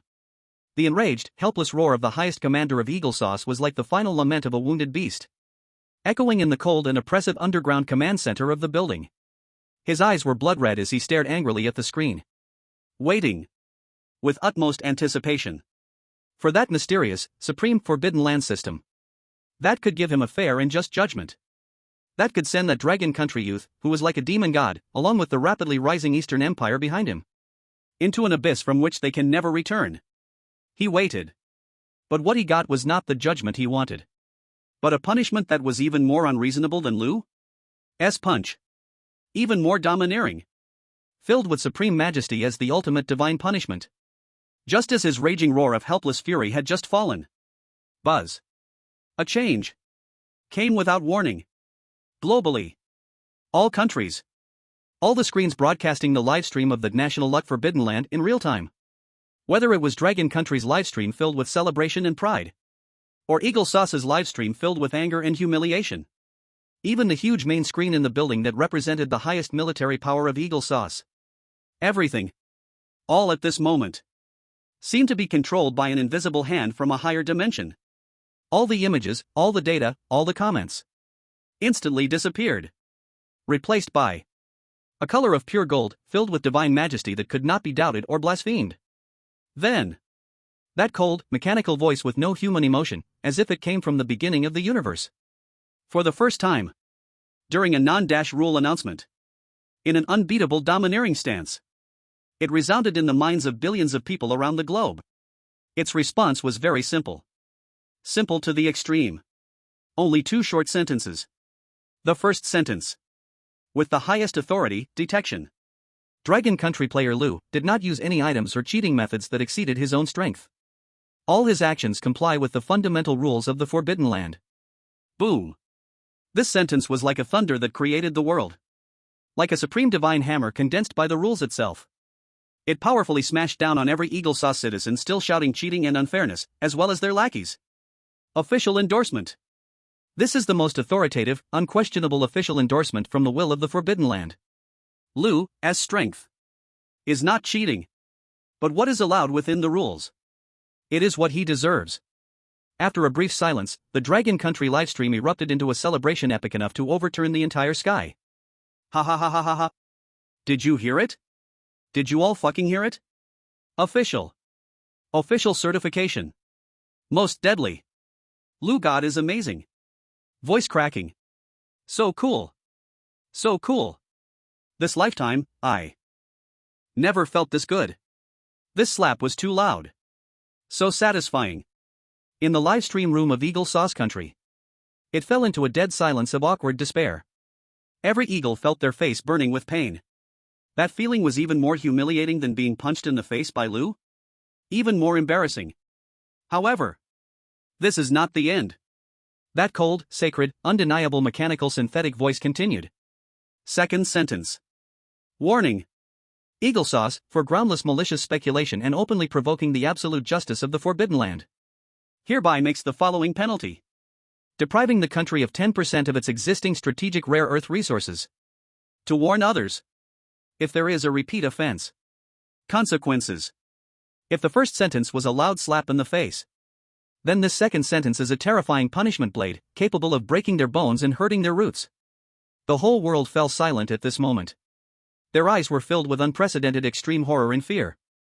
For the first time, they clearly and intuitively felt the terror of the supreme existence called Will of the Forbidden Land and its absolute authority. At the highest command center of Dragon Country, Qin Jinbang and all the high-ranking officials of Dragon Country exchanged glances after a brief shock. They saw a trace of fear and endless relief in each other's eyes. Relieved that Dragon Country always maintained enough respect for the Forbidden Land. Relieved that Dragon Country's competitors were beneficiaries of the rules, not challengers. As for Eagle Sauce, when that cold, divine judgment fell into the ears of every high-ranking eagle, the entire command center seemed to be drained of all air. It fell into a suffocating silence. That blonde-haired, blue-eyed commander. He stared blankly at the giant main screen in front of him. On it was the blood-red emergency alert of the rare earth futures market crashing due to the resource deprivation. Watching the messages pouring in from major mining groups, like a funeral wail, about veins vanishing into thin air, filled with horror and disbelief. His body began to tremble violently and uncontrollably. His face turned from red to green, from green to purple, and finally became a dead white. He opened his mouth as if to say something to salvage his and his empire's already lost face. But in the end, he couldn't say anything. He just felt a sweetness in his throat. A boiling surge of endless anger, humiliation, and unwillingness rushed fiercely from his chest. Puff! Bright red blood was violently spewed out by him. It splattered all over the expensive table before him, symbolizing the end of an old era. Chapter 37, Counting Gains, Dragon Country's Position Unshakable. In the Forbidden Land, in the jungle. Lu didn't even look at the two Eagle Sauce players, who were like stray dogs, disappearing in the depths of the jungle. As if he had merely brushed off a couple of trivial specks of dust. He turned around slowly and walked back to his team. That calm, relaxed demeanor. As if he had just casually flattened a mountain forest and defeated a top master with one punch. But instead, it was like burping casually without a care. However, inside the Forbidden Land, all was quiet. Outside the Forbidden Land, the whole world had gone completely crazy. Boiling. Eagle Sauce Country faced an unprecedented destructive double blow. The ace player was turned into basic particles in front of the whole world by a punch. The lifeblood of the nation, the strategic rare earth resources, was withheld by the supreme will of the Forbidden Land. 10% was stripped away in public. Face lost, completely. Even the substance was lost, leaving everything turned upside down. The once mighty empire that had dominated the world for a century, the empire on which the sun never set. Today, it finally welcomed its sunset. Reduced to a laughingstock for the entire world. And in sharp contrast to this irony, stood the Dragon Country. Once a giant of the East that had slumbered for 100 years. Today, under the leadership of a godlike man named Lu, with the strongest, most domineering, unreasonable attitude, it declared to the world its formidable rise. No. That cannot be called a rise anymore. That is a dimensional crushing. It is a leap in life levels. Worldwide, major news media and online platforms unanimously fell into an epic frenzy discussing the rise of the Dragon Country and the decline of Eagle Sauce. Shocking. The power of the Dragon Country contestant's punch is terrifying. The hegemony of Eagle Sauce may end overnight. In-depth analysis. From miracle to divine punishment, how should we face a Dragon Country that is mythologizing? The old king is dead. A new king should rise. The blue star has officially entered the era of the Dragon Country. Countless small countries that once waved flags and shouted behind Eagle Sauce. At this moment, all began silently adjusting their diplomatic strategies. Their embassy phones were about to explode. Their foreign ministers boarded a special flight to the capital of Dragon Country overnight. They wanted to present their loyalty to this newborn, undisputed Eastern overlord. The highest command center of Dragon Country. Qin Jinbon looked at the endless stream of conciliation diplomatic documents arriving like snowflakes from around the world, listening to the congratulatory calls from former opponents. After experiencing the initial extreme excitement and joy, he slowly calmed down. He knew now was not the time to celebrate. Now is the most crucial moment to take stock of gains, to recognize oneself, and to plan for the future. Pass my orders. He issued the command in a tone full of endless pride and solemnity.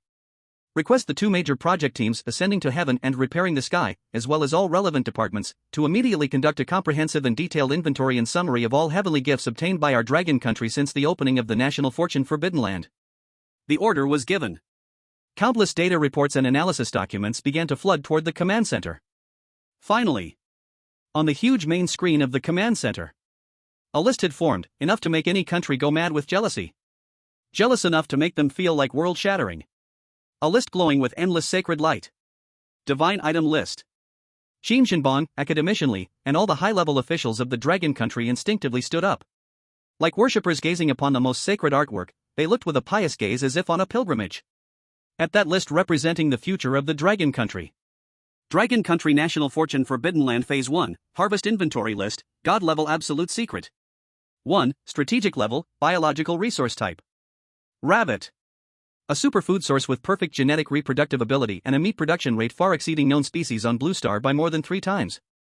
Currently successfully bred the first generation at the Northwest Base. Expected to completely solve the meat shortage problem of our Dragon Country's 4 billion population within a year. 2. Strategic Level, Genetic Evolution Type. Dragon Blood Fruit. A super divine item containing huge life energy that can safely and without side effects optimize human genes.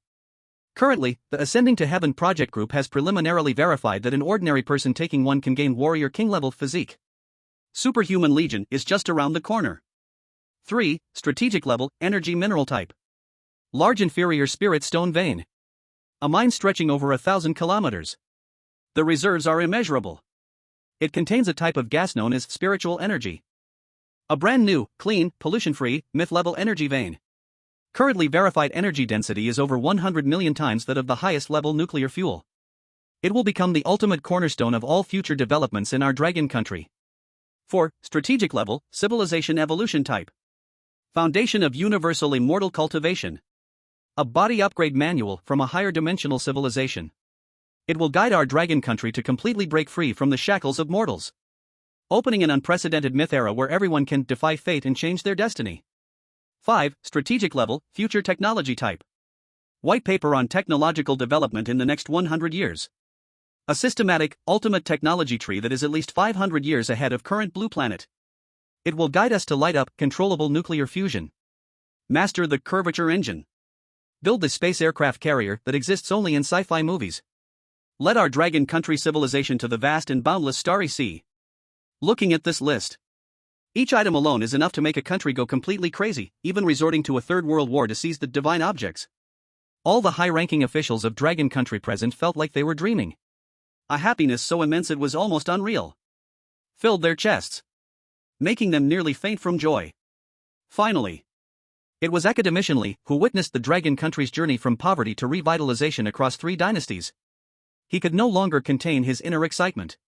Tears of hot joy streamed down his murky, aged eyes. He trembled as he reached out, tightly gripping the hand of Qin Jinbon, who was also tearful.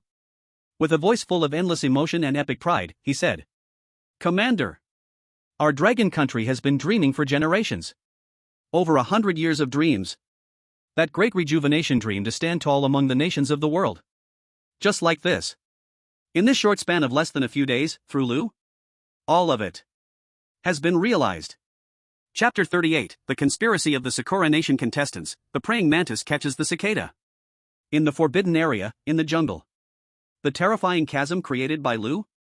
With a single punch still lay quietly before them. It seemed to silently narrate the terrifying scene of divine punishment just witnessed. Lu and his team, the gods and beasts, quickly tidied up the battlefield before preparing to venture deeper into the forbidden zone. The so-called cleaning the battlefield was quite simple.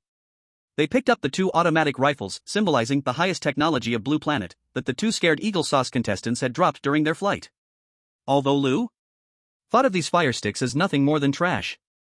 He still casually handed them over to the most professional weapons expert in the team, Cold Moon.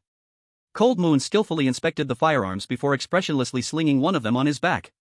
The other one was tossed to the team's atmosphere team and chief comedian, Pang Dahai.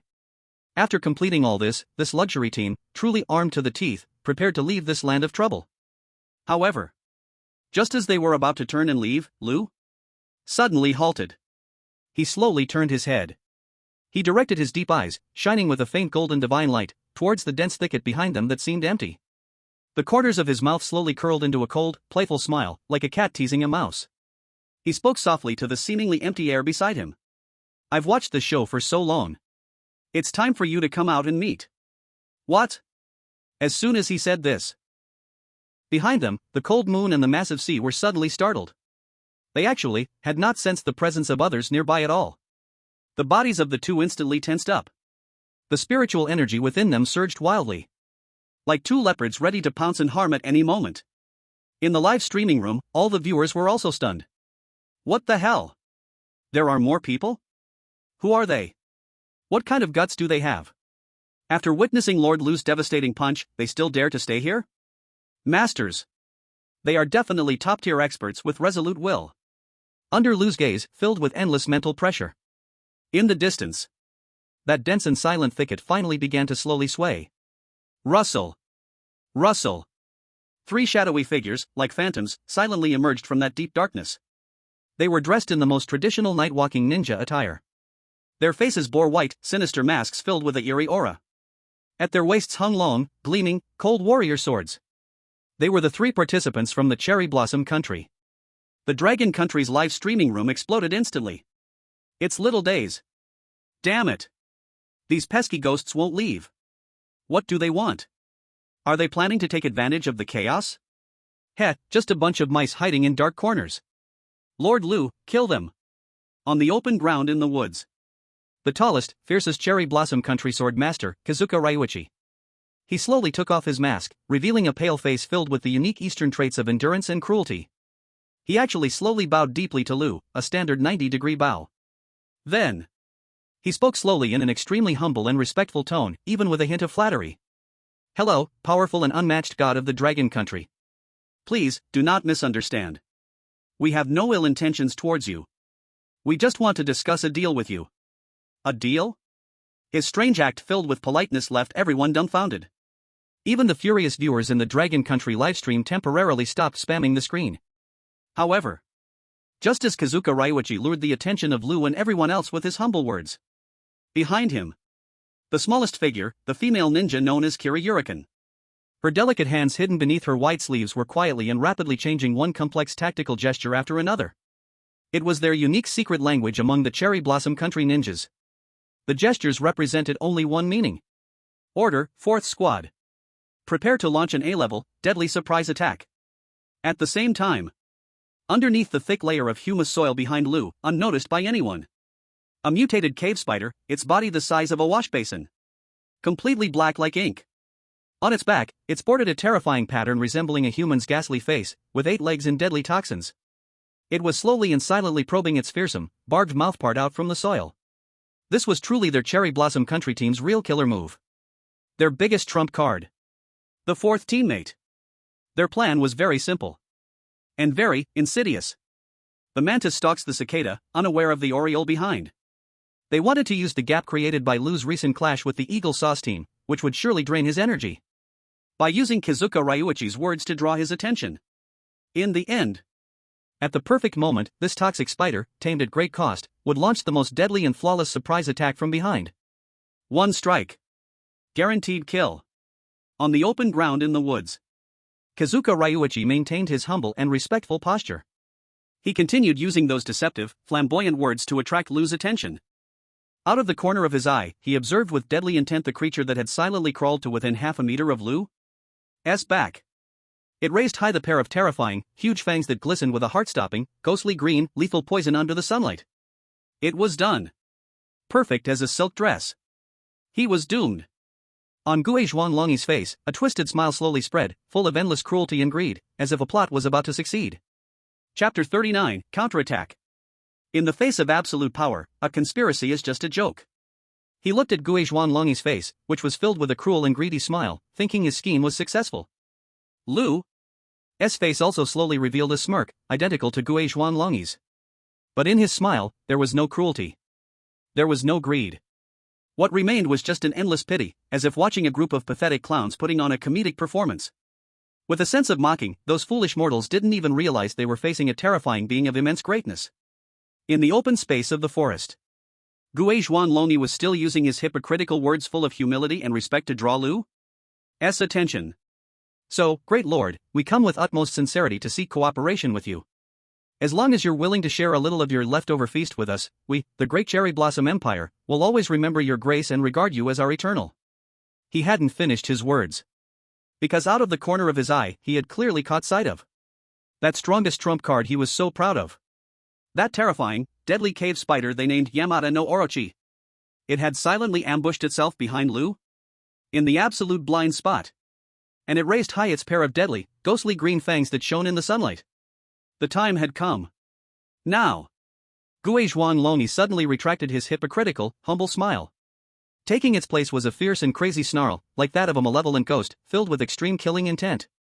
He bellowed loudly. Die! Chinese pig! Hiss!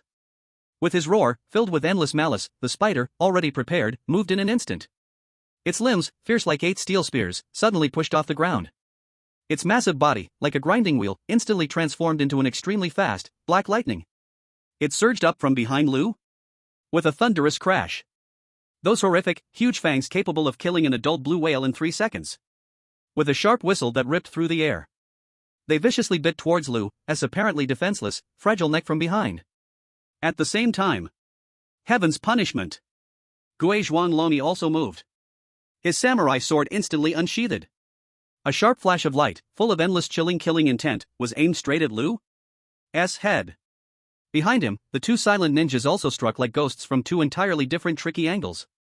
They launched their most skilled deadly attacks. Poison shurikens. Deadly chains. A killing intent descending from the sky. This was a seamless plan. This was an attack without any blind spots, from top to bottom, front to back. This was a perfect, ultimate trap. Enough to take down any top special operations soldier in an instant. In the livestream of the Cherry Blossom Nation. At this moment, it erupted completely. All the viewers from the Cherry Blossom Nation, after experiencing a long and suppressed wait of over half an hour, finally welcomed their moment for counterattack. Yo! Well done! Kurazuka-kun. Ha ha ha! Did you see that? Silly Dragon Kingdom people! This is the wisdom of our great Cherry Blossom Empire's ninjas, passed down for 1,000 years. Die! Die! Just kill him! Everything he has! That giant ape! Those divine objects! Will all become the trophies of our great Cherry Blossom Empire. However, at that moment, a poisonous fang enough to kill gods and demons. At that moment, a blade of light enough to cut through steel. At that moment, a deadly killing intent filling the air. Just before it was about to completely devour Lu's? That young man from the Dragon Kingdom, who had been facing away from all danger and seemed almost scared silly. He didn't even turn his head. It was as if the world-ending attack behind him was just a boring children's play. He simply shook his head gently. In a tone full of endless annoyance and coldness, he said 2 words softly. Noisy. The next second. Boom. A force 10 times more terrifying than when suppressing the giant ape titan. An unstoppable, majestic, golden power filled with supreme holiness. The might of the 4-horned dragon. Centered around Lu's? Like a mental nuclear bomb being detonated. It thunderously swept the entire area. Bang! The first to bear the brunt was that venomous cave spider, which had already presented its poisonous fangs less than a centimeter from Lu's neck. Its fierce, cruel, murderous expression instantly froze. In its place was an ultimate shock and collapse from the depths of its soul. Before that divine dragon's might, like a god descending, it couldn't even think of a single thought of resistance. Its massive, hard body, capable of withstanding bullets. Not even a mournful cry was let out. It burst into a cloud of stinking, green blood mist. Next was Kurazuka Ryuichi. And those 2 ninjas who had launched a sneak attack. Their weapons were already less than half a meter from Lu's body. But, the short distance of less than half a meter seemed to transform into an eternal, insurmountable chasm. They felt as if they were not attacking a person, but directly confronting an endless starry sky slowly pressing down. Facing a god of creation that had just awakened from slumber. Puff! Puff! Puff! The three almost simultaneously felt as if struck by lightning. They felt as if they were violently slammed by an invisible, ancient mountain weighing hundreds of millions of tons. They didn't even know what had happened. Every bone and every vein in their bodies was thoroughly crushed into powder under that unrivaled divine dragon's might. 3 blood arrows shot into the sky. Their bodies fell limply to the ground like 3 dogs stripped of all their bones. Black blood mixed with bits of internal organs flowed from their 7 orifices. They weren't dead yet, but they were suffering even more than death. More despairing. In their eyes, there was only endless, ultimate horror and confusion. Why? He didn't even turn around? Chapter 40, National Fortune stripped again, disaster falls upon the Cherry Blossom Kingdom. In the clearing of the woods. The smell of blood mixed with the fragrance of mud wafted through the air. Lu slowly walked up to the 3 Cherry Blossom Country contestants who lay limply on the ground like dogs stripped of all bones. He looked down at their twisted, deformed faces, unrecognizable in features. He looked into their eyes, filled with endless, ultimate horror and confusion, full of despair. He watched as they let out meaningless, pitiful gasps from their throats, filled with a sense of begging. He remained expressionless. His gaze, as calm as a tranquil well. It was as if watching 3 pitiful ants with their spines crushed. He slowly raised his foot. With a tone that seemed to declare some kind of cold, blunt truth of the universe, he said. Next life. Remember to keep your eyes bright. No, it's not about any person. They are all just things you can plot against. As his words fell, his foot came down. Bang! Bang! Bang!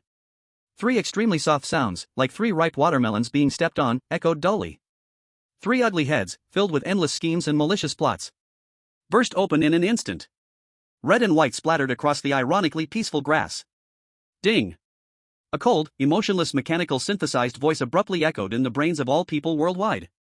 Player from Sakura Country, Onizuka Ryuichi, killed in action. Player from Sakura Country, Kirigaya Chizuru, killed in action. Player from Sakura Country, Tanaka Koji, killed in action. Test result, all members of Sakura Country's team are dead. National punishment officially initiated. Deprive Sakura Country of 10% of its strategic iron or resources. And drop B-class natural disaster volcanic eruption. In the real world. Sakura Country, homeland. At the moment when all its citizens were still immersed in the shock and panic of a dramatically failed sneak attack. When their prime minister was still hoarsely roaring unfair and protest to the whole world. A disaster more terrifying and desperate than the annihilation of the competitors or the loss of resources. Came without any warning. Rumble. Rumble, rumble, rumble. An unprecedented. A terrifying earthquake strong enough to shake the entire Eurasian plate. Suddenly swept across the entire narrow island nation. Countless politicians who were debating passionately. Countless citizens who were crying bitterly. Countless keyboard warriors who were gloating. At this moment, all were scared out of their wits by the terrifying tremor like the wrath of a god. Tumbling and stumbling. Earthquake? It's an earthquake. The highest level, a super earthquake. Quick! Run! Amaterasu! Why unleash such a terrifying divine punishment? However, this was just the beginning. Then, under the countless shocked and terrified gazes, that mountain, which they had honored as the sacred mountain for generations, that beautiful, sacred mountain representing the spirit and totem of their great Sakura empire, had quietly lain dormant for over 300 years. Mount Fuji. Boom. Its peak, which had been covered in ice and snow for years, suddenly exploded without warning. Endless. Crimson. Scorching. Terrifying volcanic lava capable of melting everything. Like the wrath of a god that had been suppressed for billions of years. Or like a world-destroying fire dragon roaring out of the deepest depths of hell. Wrapped in thick black volcanic ash that could cover the entire sky. Shooting into the sky. That pillar of dew, woven of red and black, instantly dyed half the sky red. Completely shrouding the beautiful, peaceful Mount Fuji and the bustling, beautiful city at its foot. In a shadow of blood-red despair from the apocalypse. In the live broadcast room of Sakura Country. Instantly overwhelmed by endless shrieks of fear and despair. Ah! Help! The sacred mountain is erupting. Lava! It's lava! It's flowing down. My home. My home is at the foot of the mountain. No! Don't. In the live broadcast room of Dragon Country. After a brief shock, an unprecedented, raucous celebration of gloating erupted. Ha ha ha. It exploded. It exploded. The old home of Little Japan was blown up. Damn. Damn. Damn. So awesome. Land God YYDS. This is the true kill without mercy. Karma. So exhilarating. So satisfying. I suggest we escalate the force. It would be best to come up with a tsunami package. Just sink this disgusting island nation. Sakura Country, Prime Minister's residence. That elderly Prime Minister, with his hair turned gray. He blankly stared through the enormous bulletproof floor-to-ceiling window, looking at the sky outside, which had been completely dyed blood red, an apocalyptic sight. Watching on television as the beautiful, prosperous homeland was mercilessly swallowed by the rolling crimson lava. Seeing countless citizens struggling and wailing in the sea of flames. His legs gave way. He collapsed onto the cold carpet with a thud. His once ambitious, sparkling eyes were now filled only with dead gray confusion and despair. He muttered in a daze, his voice filled with endless regret and sorrow. Baka. Heaven has forsaken our great Sakura Empire. Chapter 41, Counting the Spoils, a global shift in the landscape. The strong, acrid smell of blood had not fully dissipated. Lu slowly withdrew his feet from the three indistinct bodies, where head and body had become indistinguishable. He maintained a calm, indifferent expression on his face. As if he had not just taken 3 living lives with his own hands, but simply crushed 3 annoying ants underfoot. Behind him, Lin Ye and Pang Dahai watched his not-so-tall but now seemingly magnificent and sacred back. Their eyes filled with endless extreme fervor and worship. This is their god. A true god who commands life and death with mere words. Lu casually waved to his 2 teammates who were still immersed in the shock, unable to extricate themselves. With a tone that seemed to instruct servants to clean the annoying fallen leaves in the yard, he said blandly. Strip off the useful things. Then, we leave here. Yes. Mr. Lu. Pang Dahai and Lin Ye, as if waking from a dream. They immediately suppressed their shock like 2 obedient, professional soldiers and quickly stepped forward to efficiently clean the battlefield. Soon, all the relics belonging to Sakura Country's team were accounted for. 3 sharp samurai swords, made from a kind of special black alloy they had never seen before. And a large pile of poison-coated throwing daggers, shurikens, blow darts, chains, and other small gadgets filled with ninja features. Lin Ye casually picked up the samurai sword belonging to Onizuka Ryuichi. She pointed it like a sword and infused a trace of pure spiritual energy into the blade. Then, she casually waved at a piece of hard rock the size of a grinding wheel in the air. Whoosh! A half-moon-shaped, fierce blade of energy shot out. Crack! With a crisp sound. That hard rock was easily split in 2, as if it were soft tofu. The cut was as smooth as a mirror. Good sword. A hint of astonishment and admiration flashed in Lin Ye's normally cold eyes. This material is even harder and sharper, several times more than our Dragon Country's top military special alloys. Pang Dahai played with the small but deadly ninja tools, fascinated as he exclaimed in wonder. The Sakura Country players are living pretty well, they indeed have some tricks up their sleeves regarding shadow play. Inside the Forbidden Land, the Dragon Country team was happily counting their spoils. Outside the Forbidden Land, the entire world was in utter chaos. Sakura Country.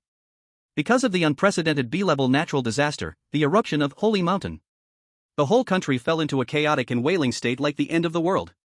Volcanic ash darkened the sky. Scorching lava engulfed the cities.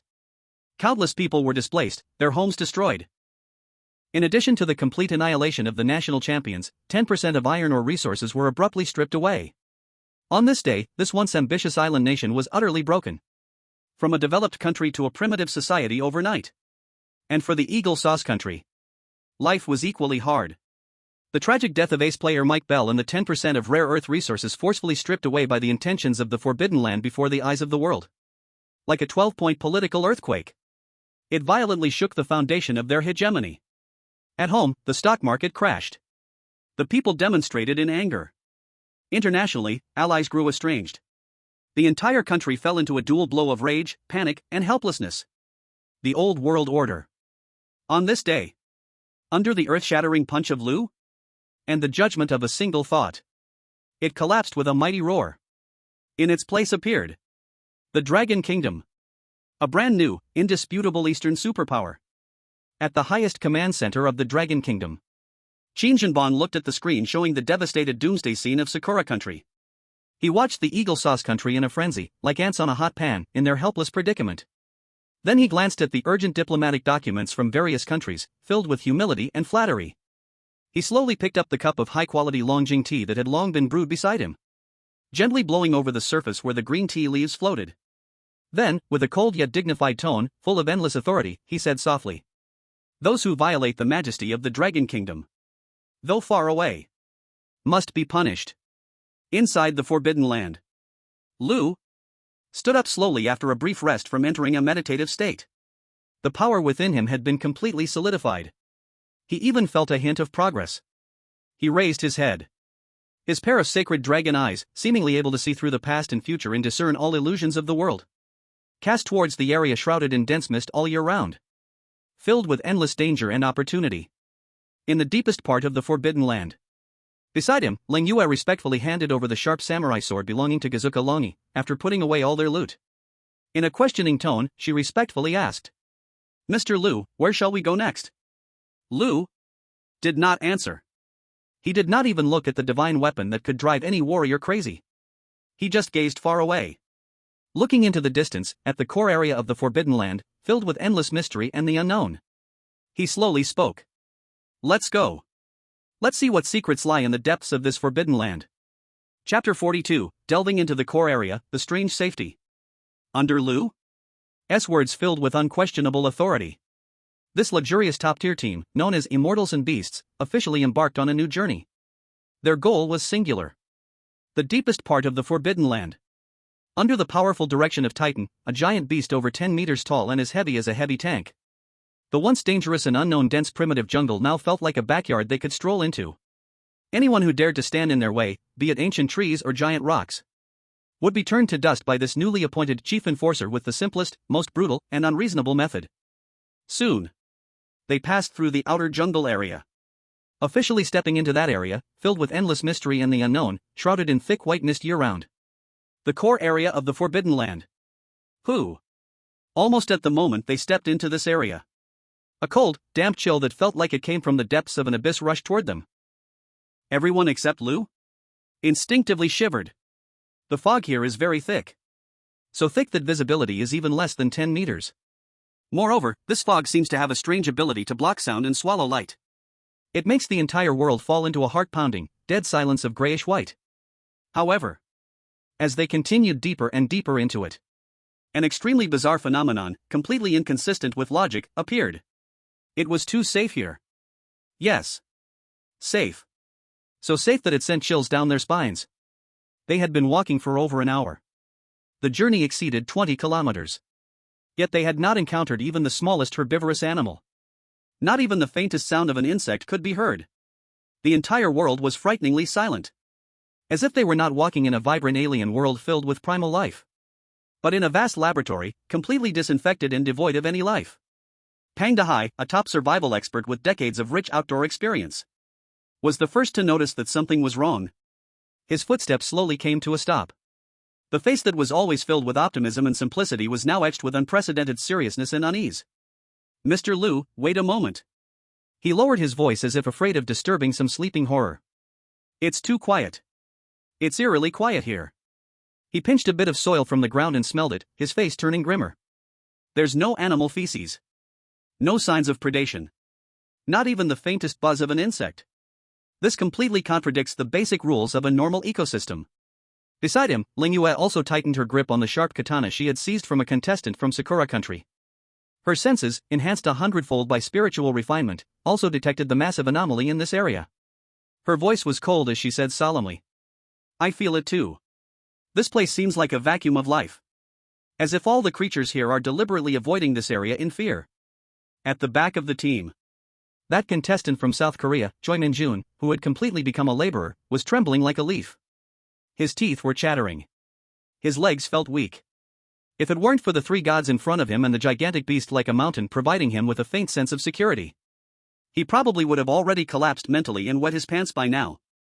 However, right when everyone was frightened and uneasy in this area filled with strangeness and unknowns called the Death Zone, the godlike young man at the front of the team still looked relaxed and calm as if nothing bothered him. His deep dragon eyes shimmered with a faint golden divine light, already seeing through all truths.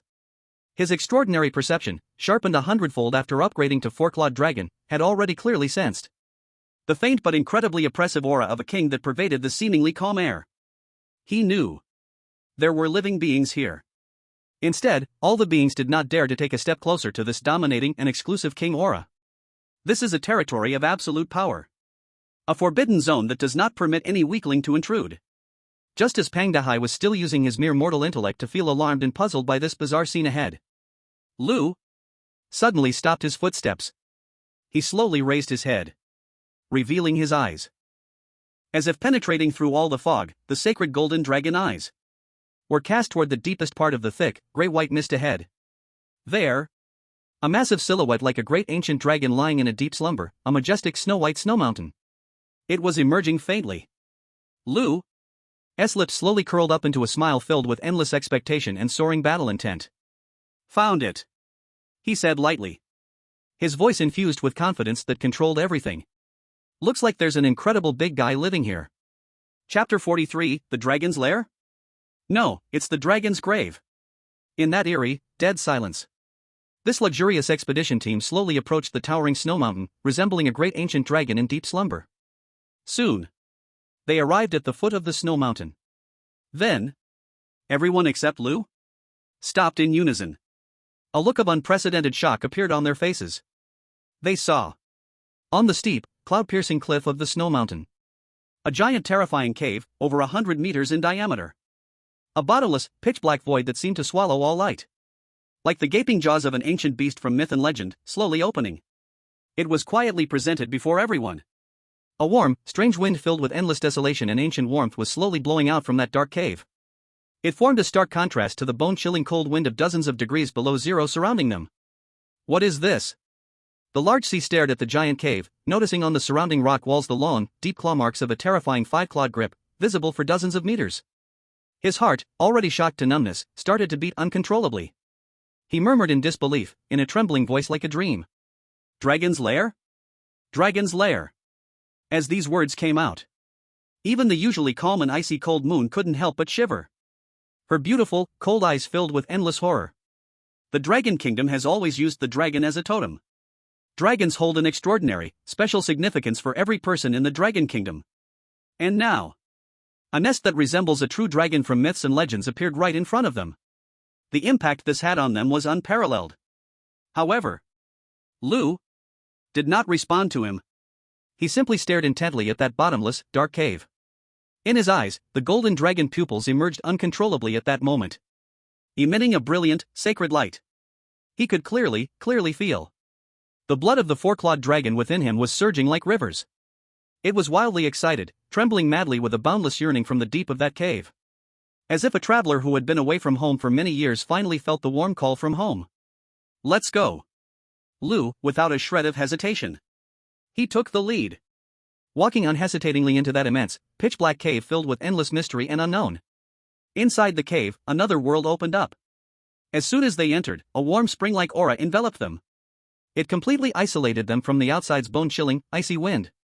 Countless large and small, translucent stalactites hung from the cave ceiling, glowing gently, illuminating the entire vast underground space as if it were daylight. It was like a magnificent underground cavern palace. However, as they followed Lu Zu's footsteps deeper inside, the expressions on their faces grew more and more shocked, more and more horrified, even more and more fearful. Because they saw enormous bones, as big as mountains, fierce enough to break the hearts of anyone daring to look at them. Giant, sacred skeletons. Those skeletons were truly too massive. Some stretched thousands of meters long, like a never-ending mountain range coiling in the vast underground space. Some still held the tragic pose of roaring defiantly to the sky just before death. It was as if they were launching a final charge against some merciless being. Some had been split in two by an unbeatable weapon. The mirror-smooth cut still emanated a chilling, terrifying murderous intent. Though they had different shapes, they all shared the same holy characteristics that made souls tremble. That awe-inspiring dragon horn, like divine weapons. That fierce five-clawed dragon claw, capable of tearing apart the stars. That elongated, holy dragon body filled with endless power and beauty. Dragons. These were true dragons. They existed only in the oldest myths of the Dragon Kingdom, those that could fly, hide in the earth, summon the wind and rain, and were omnipotent. Real dragons. My god. Pang Dehai was completely stunned. His legs softened, and he thudded to the ground. On his face was only endless confusion and daze. What was this? What dragon's nest? This was clearly a collective, tragic holy graveyard for thousands of real ancient dragons that only existed in myth. Just when everyone was shocked into silence, their souls trembling at the magnificent yet tragic sight before them. A sound. Full of endless sorrow. Full of endless anger. Full of boundless desolation and ancient majesty. It was as if an ancient dragon's roar from the primeval wilderness resounded from the deepest part of this vast dragon graveyard. Slowly, it began to echo, resounding in the depths of everyone's soul. Who dares to intrude into the resting place of our dragon race, humble mortals? Chapter 44 The Last Guardian, Ancient Dragon Soul. With that voice, full of endless sorrow and supreme majesty, the ancient dragon's roar exploded. Rumble. Rumble, rumble, rumble, rumble. The entire enormous dragon graveyard, comparable to an underground city, began to shake violently. As if some terrifying existence that had slept for billions of years was slowly awakening from the depths of the earth. In the next second, a sudden change. Those thousands of enormous, sacred ancient dragon bones scattered in the vast underground space, at that moment, seemed to be awakened by some mysterious ancient power. In their gigantic hollow eye sockets, a group of cold, ghostly blue flames, filled with endless resentment, ignited together. Buzz. All the dragon bones buzzed. All the dragon souls were howling in anger and sorrow. A cold, terrifying psychic storm capable of freezing souls instantly swept across the entire dragon graveyard. Puff. Puff. The cold moon and Pang Dehai, who had been following Lu Zhu, didn't even have time to react. They were merely brushed by the gentle wave of that psychic storm, and felt as if their heads were being pierced by countless burning red steel needles. Their souls felt like they were being completely torn apart by that cold, resentful power. Both of them coughed up blood at almost the same time. Before their vision turned black, they felt completely unconscious. In the live stream, all the viewers were dumbfounded. What the hell? What's going on? Cold Moon Fairy and Pang Dehai Sr. How did it suddenly spit blood? It's a psychic attack. It's a wide area, indiscriminate psychic attack. It's terrifying. Lord Lu. Lord Lu, be careful. However, this is just the beginning. In the deepest part of the cave, those thousands of clusters, rising from the dragon bones, of ghostly blue resentful flames. In this moment, it seems to be called by some mysterious force. They begin to madly gather towards the center of the cave. They merge with each other. They devour one another. Finally, under the gaze of Lu, those dragon eyes sparkling with a faint golden divine light, they congeal into one. A creature over 1,000 meters long, composed entirely of the purest, most condensed soul energy, radiating a terrifying pressure that could destroy the world. A semi-transparent, lifelike form, shining with ghostly blue light. The soul of an ancient dragon. It has no physical body, but every piece of translucent dragon scale made of condensed soul energy on it. Those enormous dragon eyes burning with ghostly blue flames. With every silent breath that twists the entire space with terrifying soul pressure. All silently narrating the tremendous power it possessed in life, capable of burning mountains and boiling seas, ripping apart stars. It is the final guardian of this dragon burial ground. It is formed from the ultimate collection of resentments of thousands of unwilling ancient dragons. Lowly thief. The voice of the ancient dragon soul, filled with endless anger and majesty, like a bell, does not need to travel through the air. Instead, it directly resonates in a domineering, unreasonable way through a mental transmission. It reverberates in Lu's mind. Its pair of enormous soul dragon eyes flaming with ghostly blue fire locked onto Lu tightly. It mistakes Lu for those greedy Toon Raiders daring to intrude on the Holy Land and covet the Dragon Clan's heritage. How dare you covet our Dragon Clan's sacred legacy? Today, let your soul plead for eternity in this endless resentment. Dragon soul roar. Aang. A sound that contains no physical sound waves. A sound purely composed of the most terrifying, most violent soul energy, capable of shaking the heavens and the earth, a terrifying soul dragon's roar. Bursting forth from the enormous, illusory dragon mouth of the ancient dragon soul. An invisible, yet capable of destroying everything in the world. A force that could completely pulverize the souls of all the people in a modern metropolis with millions of inhabitants in an instant, a terrifying soul shockwave. Instantly crossed the distance of space. With an unbeatable, world-destroying domineering posture. It slammed fiercely towards Lu's seemingly small and fragile mental sea. At this moment, Everyone's heart in the Dragon Kingdom livestream was at their throats. They could not hear any sound. Nor could they see any magnificent effects. But they could clearly feel through the constantly twisting and shattering livestream images. Through that horrific mental pressure that seemed to tear apart even space. They could clearly sense the apocalyptic divine might that could make any god tremble. However, just as the terrifying dragon soul roar was about to completely destroy and erase Lu's entire soul in that instant, a sound more noble than it, a sound older than it, a voice filled with the unmatched, sacred, unprofane, absolute majesty of a king. Though still slightly immature, it was enough to make the ancient time and space submit. A tiny dragon's roar also exploded from the depths of Lu's soul. Aang. Chapter 45, Bloodline Suppression? No, it is bloodline devouring. Aang.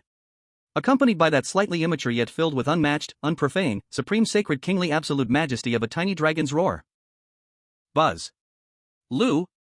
The smooth and tranquil space between his brows suddenly erupted with brilliant golden light.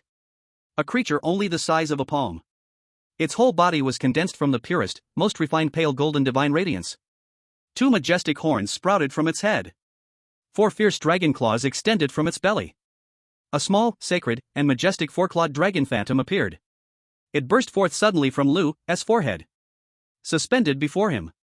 Although its size was tiny, the aura it radiated felt as if it came from the dawn of the universe, from the origins of all things. Ancient, holy, and creation-like. Yet it was more terrifying and noble than that gigantic ancient dragon soul over 1,000 meters long. More than 1,000 times. 10,000 times. If the ancient dragon soul formed from the remnants of countless dragons was a tyrannical, powerful feudal lord, then at this moment, this golden 4-clawed dragon emerging from Lu's soul is the one and only supreme emperor of this land and this universe. Boom! That roar from the ancient dragon soul was terrifying enough to turn a city into a ghost realm. The moment it touched that small golden dragon, not even the slightest ripple was stirred up. It was as if spring ice met the sun's blazing fire. Easily, thoroughly purified. Evaporated. What? This is impossible. The massive, ancient dragon soul, filled with endless resentment, had in its giant, soul-piercing eyes of burning blue flames. For the first time, it revealed extreme horror and disbelief as if seeing a ghost. Divine dragon bloodline? This is the aura from the ancestral dragon? No. No way. The ancestral dragon fell in the battle of the end millions of epochs ago. How could there still be descendants of the bloodline in this cursed exile land? Fear. A fear originating from the depths of the soul. An absolute fear engraved in the bloodline heritage, unerasable for millions of years. In an instant, it engulfed the last guardian formed from the remnants of myriad dragons. Its enormous transparent dragon body, condensed from pure soul energy, began to tremble violently and uncontrollably. Its brutal will, filled with endless resentment and rage, felt weak before that even nobler, more sacred aura of royalty.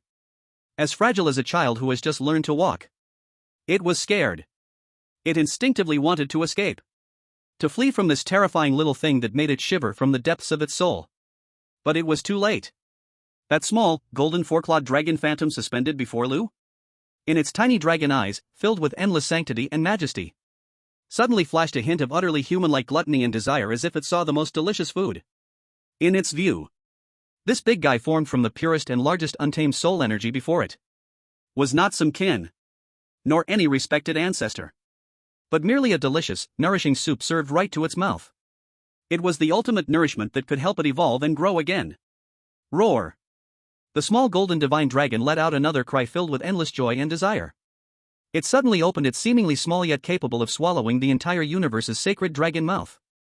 In the next second, an unbeatable force, a power so tyrannical it seemed to stem from the terrifying black holes of the universe, erupted instantly from its mouth. No! That enormous ancient dragon soul over 1,000 meters long. Not even a complete scream could be uttered. Its gigantic, translucent dragon body, made purely of soul energy, like a small speck of dust swallowed by a giant whale, completely pulled and tugged, deformed, torn apart, transformed into countless pure, primal streams of deep blue soul energy, like rivers returning to the sea, swallowed whole by that small, golden divine dragon. The entire process was as smooth as flowing clouds, dominant, and filled with a kind of natural elegance, coming from a top predator in the food chain. In the live broadcast, Hundreds of billions of viewers from around the world. All stared blankly at this scene filled with endless absurdity and shock. Their minds blank. Completely lost the ability to think. Deep in the dragon's grave. After thoroughly devouring the massive ancient dragon soul. The small golden divine dragon floating in midair. Satisfaction radiating from it, it let out a very human-like burp. Its size visibly grew a circle. The originally somewhat illusory light golden glow on its body became more solid and dazzling. Only then did it shake its majestic, sacred dragon head in satisfaction. Transformed into a golden light and dove back into Lu's brow. And Lu slowly opened his eyes. He felt his mental power and cultivation wildly surging once again due to the devouring of that unimaginable dragon soul energy. That immense sense of satisfaction felt as if it would completely burst his entire sea of consciousness. It brought an incredibly refreshing smile to his face. Chapter 46, The Dragon's Legacy, 4th Evolution. As Lu forcefully devoured the last guardian ancient dragon soul formed from the remnants of 10,000 dragons in the most overbearing, unreasonable way. The immense, expansive dragon's grave, filled with endless sorrow and towering rage for countless years. In this moment, it completely vanished. In its place was a tranquility similar to shedding all burdens. And Lu? After consuming that unimaginably massive and pure dragon soul energy. Some broken yet immensely precious ancient memory fragments, not belonging to him, appeared in his mind. These were the last traces of clarity retained before that ancient dragon soul was completely eroded by resentment. They came from a great ancient civilization called the Dragon Clan and represented the final legacy. Through the rapid absorption and integration of these broken memory fragments, Lu finally understood. Understood everything that had happened here. Understood the cruel truth hidden behind this majestic and sacred dragon's grave, filled with tragedy. In a time unimaginably distant, unmeasurable by the blue star's calendar, in the great primordial era, there once existed an incredibly powerful and brilliant great civilization in the universe. The Dragon Clan. They were the darlings of the universe, rulers of all things, born as gods. They soared through the seas of stars, traversing dimensions, their dragon roars echoing in every corner with life. However, greatness must decline. An unknown, unbeatable, cataclysmic battle unfolded. It was an apocalyptic war that swept across the entire multiverse. In that fearsome, world-ending battle, even the mighty Dragon Clan faced near total annihilation. And this so-called land of destiny was actually a small world opened by their last ancestors, using their final divine power before their complete downfall. A place to bury their final bloodline. And inherit their last spark of hope. The final shelter. They sleep here. They wait here. Waiting for a fated descendant who holds their dragon blood. Able to cross endless time and space to arrive here. To inherit their final legacy. Then, to uncover the ultimate secret of that final battle. And most importantly, is Lu. From this grand dragon legacy filled with solemnity and epic sense. Gained a gift so ultimate that it would drive him mad. That is, from his current second tier, 4-claw-horned dragon. To ascend to the true, mythical dragon of absolute royal power and dominance. Third tier, 5-claw golden dragon. The complete core, bloodline. Code. So that's how it is. Lu slowly opened his eyes. A trace of understanding, a bit of sentiment, and a touch of being chosen as the child of destiny appeared in his gaze. He slowly stood up. He cast his burning, fiery gaze toward this vast, enormous underground space. Those countless ancient dragon bones, like mountains, stretched endlessly. His heart began to beat uncontrollably, wildly. His blood started boiling, out of control. His eyes erupted with an unprecedented, scorching brilliance like 10 suns shining in the sky. What is this, a cold tomb? What is this, a sorrowful final resting place? This is clearly made for him. For him, the last and only descendant of the Dragon Clan. Tailored for him. Unique. Ultimate. Great. Evolution. Breeding ground. He no longer hesitated. He stepped forward, one step at a time, to the center of the innumerable dragon bones. On the throne that once belonged to the ancient dragon spirit. Then, slowly sat down cross-legged. He closed his eyes. Releasing his already powerful, sacred spiritual energy that could cover the entire dragon tomb. He spoke in a tone filled with endless solemnity and gravity to the thousands of dragon ancestors that had slept for billions of years. It was his last and most sacred vow before assuming the title of new king. System. With this unwavering warrior spirit of a myriad dragons as the offering. With this transmigration of dragon legacy as the key. Grant me. Initiate, 4th bloodline evolution. Roar. At that moment when Lu's commanding order fell, the entire enormous silence of the dragon tomb that had rested for billions of years, all of the countless ancient dragon bones, like mountains, at this moment, seemed to come alive. In their hollow eye sockets, the soul flames that had long been extinguished through countless eras, once again, blazed fiercely. They all turned their massive sacred dragon skulls toward that small yet towering figure sitting at the center. They collectively issued joyful roars, filled with endless joy, filled with endless comfort, filled with endless relief, blessing their new king with supreme blessings. Heaven-reaching dragon's roar.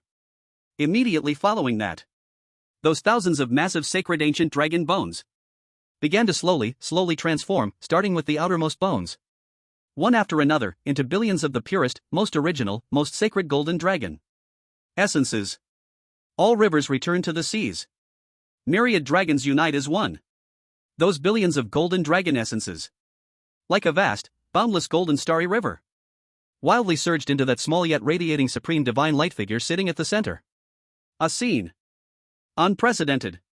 A grand civilization bearing all hopes. Great. Sacred. New life. It has begun. Chapter 47, Five-Clawed Golden Dragon. Words command the law, commanding heaven and earth. In the dragon's graveyard, thousands of dragons gather to pay homage. That billion strands of the purest, most sacred golden dragon essence, formed into a gigantic, radiant, sun-like energy cocoon. It is quietly suspended in the very center of what has become an empty underground space. Every slight pulsation of it seems like a heart of creation nurturing a new universe. It is enough to make the entire forbidden land tremble violently. It is enough to dim the light of billions of vast stars outside the forbidden land. A force capable of freezing time. A force capable of shattering space. The terrifying, sacred, supreme aura of a royal being is wildly and barbarically nurturing within that golden cocoon. In the live broadcast room, hundreds of billions of viewers around the globe hold their breath instinctively.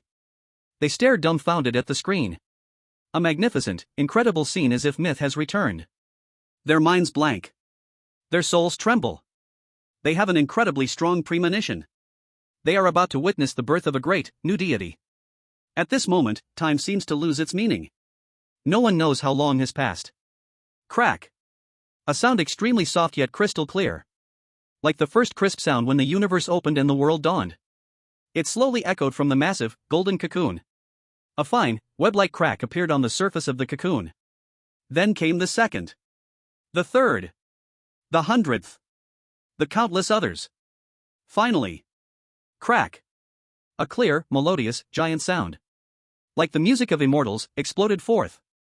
The gigantic golden cocoon finally cracked open a huge gap wide enough for a person to pass. In the next second, a claw, filled with an endless, indescribable explosive force. A claw suffused with supreme, kingly authority. A claw covered with dense scales, seemingly cast from the purest gold, filled with sacred and splendid beauty. A fierce, overbearing, unmatched, five-clawed dragon claw, suddenly thrusting out from that brilliant, golden crack. Boom! As if the newborn universe is declaring its birth. That enormous golden cocoon can no longer contain the great, terrifying existence within. With a roar, it exploded, transforming into billions of radiant golden light spots.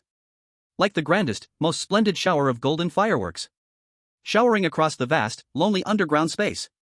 And amidst the pouring golden light rain, a tall and upright figure, not very tall but at this moment appearing immensely grand and sacred, reappeared at the original spot. It is Lu? His appearance seems not to have changed significantly. Still that handsome, harmless youth. But everyone clearly feels he is different. He is completely different from the Lu, who was strong but still held a trace of human essence. His pair of deep, black pupils, like the starry sky, have completely transformed into a pair of pure, golden, sacred dragon pupils filled with endless majesty and indifference. That gaze seems to see everything in the world as mere ants. At his brow, a diamond-shaped golden dragon scale, full of profound Tao rhythms, is faintly visible, emitting a terrifying aura suppressing all ages, uniquely supreme. And behind him, a long tail stretching over 100 meters. A vivid dragon that seems to possess its own independent life. A dragon entirely formed from pure, divine golden light, with magnificent horns on its head, with fins reaching into the sky on its back, with 5 fierce imperial claws that could tear apart the heavens and the earth. The phantom of a 5-clawed golden dragon Is slowly, gently swirling. It raises that noble, sacred dragon head Toward this void, dark underground space. Issuing a soundless yet terrifying roar, enough to bring the entire Forbidden Land to its knees. Lu slowly lowers his head. He feels within himself a terrifying power, a strength more than 1,000 or 10,000 times greater than before, endless like a vast sea of stars.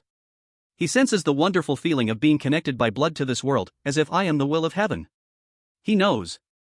From this moment on, he has completely broken free from the shackles of the Jiao. Evolved into the one and only supremely exalted ruler from true myth and legend. He slowly raises his hand. He casts his gaze toward the crown of this dragon graveyard. That layer, thousands of meters thick. That hard, cold rock layer able to withstand any nuclear blast. And above that rock layer, an even deeper darkness. He gently speaks 2 words. That voice is light and faint. Yet it's as if the God of creation is proclaiming the first rule of the universe. Filled with unquestionable, absolute divine majesty. Light. Come. The next second. Boom. A vast golden light. Like the first ray of sacred dawn from the creation. Without any warning, it descends from the heavens. That hard, cold layer, thousands of meters thick, capable of resisting everything, horrifying rock layer. Before this golden divine light full of supreme majesty, it is like weak ice and snow that cannot withstand a single blow. In an instant, it is thoroughly, completely purified.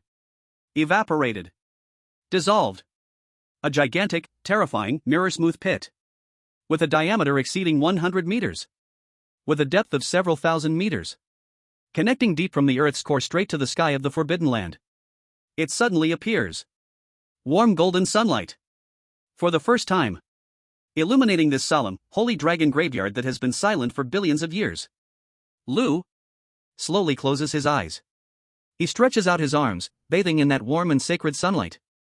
That peaceful, transcendent, divine posture. Like a true God who has just created the world. Chapter 48, Awaken Teammates and Gifts from the God. The golden sunlight shines like the divine light of creation. Pouring down along the huge pit opened by Lu? With a thought. Illuminating for the first time this solemn dragon graveyard that has been immersed in endless darkness and solitude for billions of years. Lu stands quietly at the boundary of light and dark. He gently closes his eyes and opens his arms. As if embracing a whole new world he has created with his own hands. That peaceful, transcendent, divine posture causes all viewers in the live stream to instinctively hold their breath. Fearing that even a trace of their mundane, dirty breath would desecrate this perfect scene like a mythical painting before their eyes. And behind him, not far away, the 2 teammates who had been hit by the dragon soul roar of the ancient dragon spirits, instantly becoming unconscious. Their eyelids begin to tremble slowly and violently. A muffled groan filled with pain and confusion. Lin Ye is the first to awaken. As the top warrior of the Dragon Kingdom, her willpower surpasses that of ordinary people. In the very first moment of awakening, she does not even have time to check her physical condition. She swiftly leaps up from the ground, like a carp breaking through the water. Instinctively taking the most standard defensive posture. Her cold, beautiful eyes shine like the most vigilant radar carefully scanned the surroundings. Then, she was stunned. She saw the sacred golden beam of light falling from the sky. She saw the ancient dragon bones that had completely lost all divinity, turning into ordinary white dust. She also saw the majestic and holy figure, bathed in endless divine light, as if it had completely merged with this world. But what truly shocked her to the core and made her unable to believe was her body. She discovered in horror. Her soul, nearly collapsing from the shock of the dragon spirit, was not only intact. It was even more refined. More resilient than before. And within her, that faint spiritual energy, just recently cultivated like a gently flowing stream. At this moment, unexpectedly, without her even knowing, it became like a surging river, powerful and vast. More pure than before by more than 10 times. She could clearly feel her originally shallow cultivation, which had just barely touched the threshold of Qi refining stage 1. At this moment, it soared wildly as if she had boarded a rocket, directly crossing the enormous chasm of the entire early Qi refining. She broke through to a completely new and incomprehensible mysterious realm. What is this? Lin Ye was completely dumbfounded. She looked down at her pair of hands, white as jade, yet seemingly containing boundless power. Her face was filled with endless shock. At that moment, The giant high next to her, also fainted, slowly woke up. Oh dear, my old back. He rubbed his lower back, grimacing as he climbed up from the ground. However, when he subconsciously touched his hair, he was also stunned. He felt a head full of incredibly smooth, vibrant, thick black hair. He couldn't believe it and pulled one out. He held it up in front of his eyes and looked closely. That black as ink color seemed to silently tell a miracle that could drive any old person crazy. He trembled and touched his face. The deep wrinkles that once looked like the bark of an old tree, full of time's marks. They had actually faded, considerably. Much. The whole person seemed to have become 10 years younger overnight. Am I rejuvenated? Giant High looked at his now rosy and vibrant hands. His face was filled with the huge absurdity and ecstasy as if seeing a ghost in broad daylight. The two looked at each other in shock.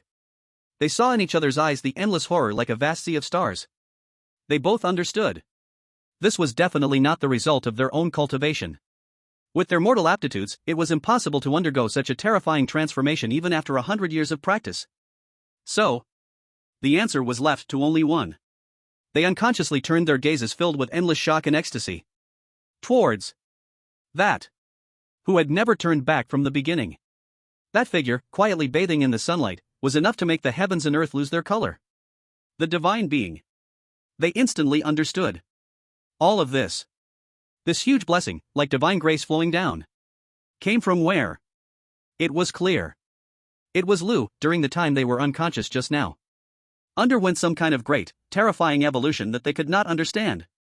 And they merely, just because they were next to this divinity, merely because they bathed in a wisp of dragon energy radiating from him, had gained such a gigantic leap to success. Even that player from Korea, Choi Min-jun, who was previously completely stunned by the dual shock of the giant ape titan and Lu's dragon might. At this moment, consciousness slowly returned. He stood up from the ground, confused. Instinctively, he moved his body a bit. Then he froze, dumbfounded. He was horrified to discover his arm, which had been utterly painful after being broken by the giant ape titan, was unexpectedly, without him realizing it, completely healed, as good as new. In fact, it was stronger and more powerful than before. A miracle. Choi Min-jun fell to the ground again, kneeling deeply. He crazily bowed his head towards that grand figure, muttering in a voice filled with endless fervor and devotion. Meanwhile, Pang Dahai and Lang Yu, after experiencing the initial shock, with feelings that could not be expressed in words, excited yet devout, slowly walked behind Lu. Then, in unison, they deeply bowed to the godlike man who had given them rebirth. In a voice that came from the depths of their souls, filled with infinite gratitude and reverence, they spoke together. Thank you, Mr. Lu, for your gift of rebirth. Chapter 49, Ultimate Reward. The mysterious relic map. Faced with the endless gratitude and devotion of Lang Yu and Pang Dahai for their rebirth, Lu just calmly waved his hand, with an air of nonchalance, as if all he had done was not grant two mortals an immortal destiny, but merely helped up two passers-by who had accidentally fallen by the roadside. He slowly turned around. Once again, he cast his pure golden and majestic dragon eyes, now completely transformed into the eye of God, over the vast and empty dragon graveyard. Gazing at the ancient dragon bones that had completely lost all divinity and turned into ordinary, pale ashes. A hint of complexity flashed in his eyes. There was a sense of loss for a great civilization coming to an end. And also, a deep-rooted responsibility as their only blood descendant. Let's go. He withdrew his gaze, his voice returning to its usual calm tone. This place has already fulfilled its historical mission. After saying this, he led the way towards the vast, sacred pit that reached into the sky, which he had opened with a thought. Behind him, Lang Yu, Pang Dahai, Choi Min-jun, and the giant ape titan, like the most loyal guardians, immediately followed closely. However, just as they were about to step out of this place that had buried a great civilization, a strange change. Rebirth. V-room. Suddenly, the enormous dragon graveyard shook violently without warning. Then, those ancient dragon bones, which had completely lost all energy and turned into ordinary, pale ash, at this moment, moved by themselves without wind. Billions of, countless, golden, sacred dust flickered with the last faint but filled with endless blessings and hopes. Like a sea of golden dandelions, with time reversed. Slowly, steadily rising from the vast and lonely ground. They danced and swirled in the air, as if guided by a mysterious and ancient sacred will from the deepest part of their bloodline. They began to rush towards the very center of the entire space. Condensing. Interweaving. merging. Finally. Under the shocked and horrified gazes of Cold Moon, Pang Dahai, and all the viewers around the world. Those billions of golden dragon dust transformed, in midair, into a piece. A piece about the size of A4 paper. A piece that radiated dark golden hues. A piece filled with an aura of ancient and weathered charm that could not be described in words. A mysterious, strange, golden beast skin map that seems to belong to no world at all. What is this? Pang Dahai looked at the incredible scene before him, as if a miracle had returned, completely losing his ability to speak. And that golden, mysterious map, which had just taken shape. It seemed to possess its own life and will.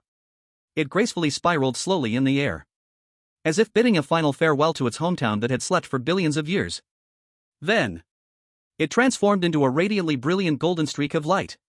With a terrifying speed that surpassed lightning in thought, it flew straight into the brow of the godlike man who was calmly gazing at it. Buzz. Lu's body trembled violently. He slowly, gently closed his eyes.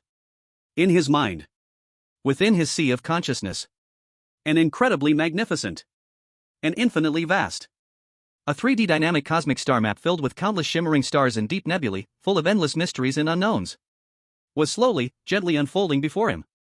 On that star map were marked countless unfamiliar, mysterious star domains filled with opportunities and dangers that he had never seen or heard of. Each star domain had its own name. Sirius Domain, Andromeda Nebula, Orion's Arm. And in this endless star map, vast like a sea of smoke, a single coordinate marked with a ghastly, blood-red dragon symbol, filled with the aura of death and ominousness, was highlighted. It glimmered with a haunting light that sent shivers down one's soul. Next to the blood-red coordinate, two symbols, filled with endless tragedy. Two symbols, full of relentless unwillingness. Two ancient dragon clan characters, seemingly bearing all the blood and tears of a great civilization. Slowly, gently, they appeared. Final Battlefield. Chapter 50 Return. An omen of all beasts submitting within the dragon country. The forbidden area, the dragon tomb's exit. Under that enormous, sacred pit reaching the sky. Lu took one last deep look back.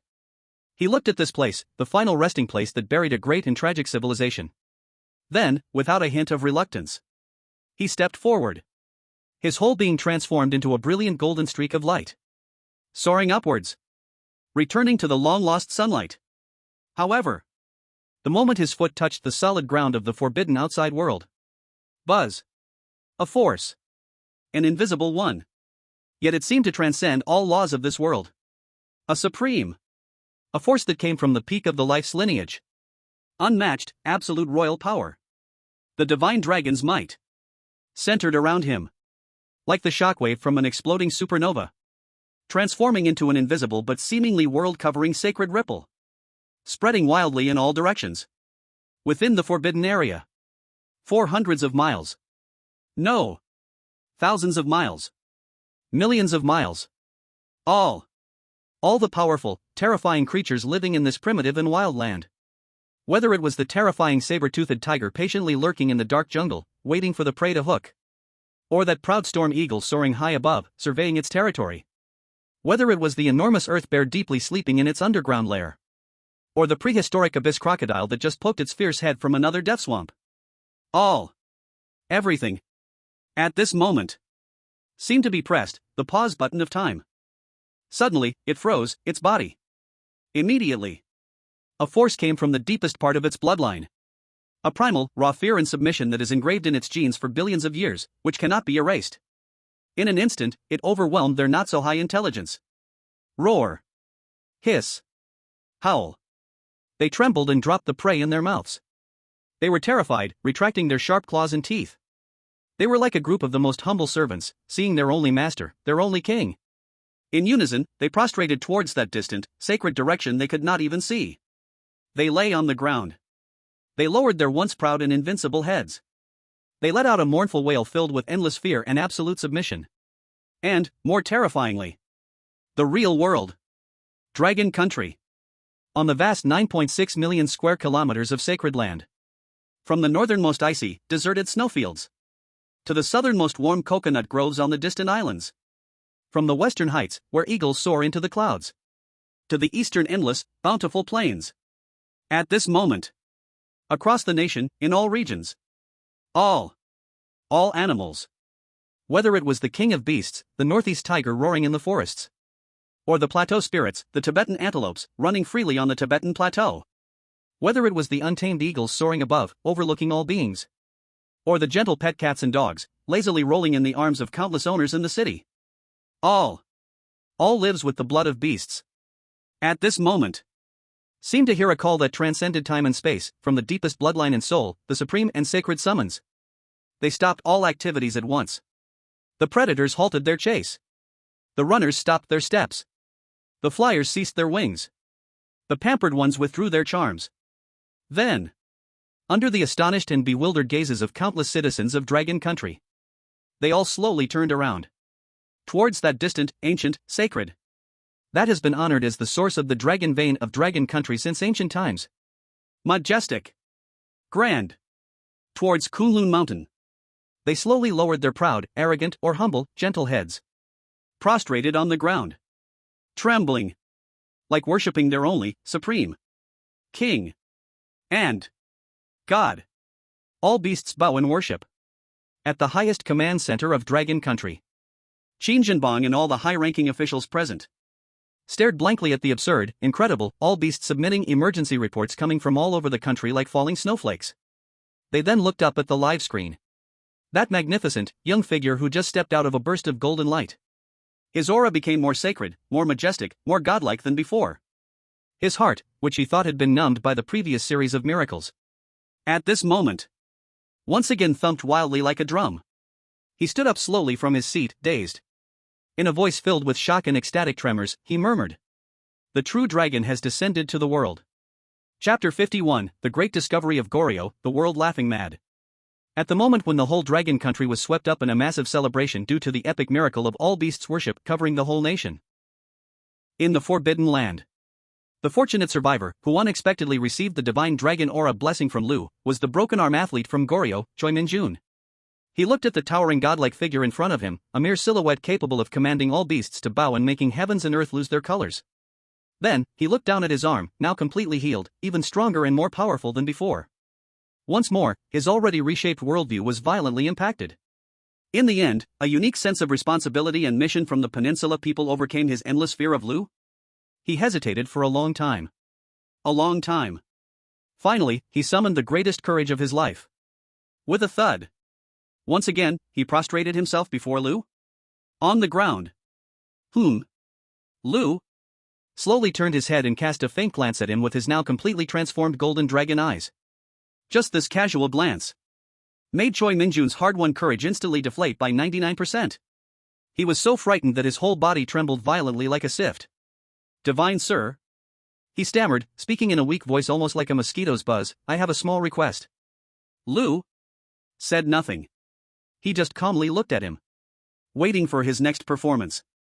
Taking a deep breath and steeling his nerves, Choi Minjun continued. My teammate, she died tragically in that swamp. Her bones have completely vanished." At this point, he even squeezed out a few crocodile tears. "Although we are of different nationalities, we are all fighting for the future of Blue Planet. So, I implore the Divine Sir to allow me to go back to collect her remains and give her a proper burial." Wow! His performance, full of humanitarian spirit, brought tearful laughter to countless viewers in the Dragon Country live room. Put. Here we go again. He's starting to act again. If he doesn't get an Oscar for this acting, it's really a waste of talent. Collect her remains? I believe you, you old scoundrel. Lu naturally didn't bother to expose his laughable little thoughts. He remained non-committal.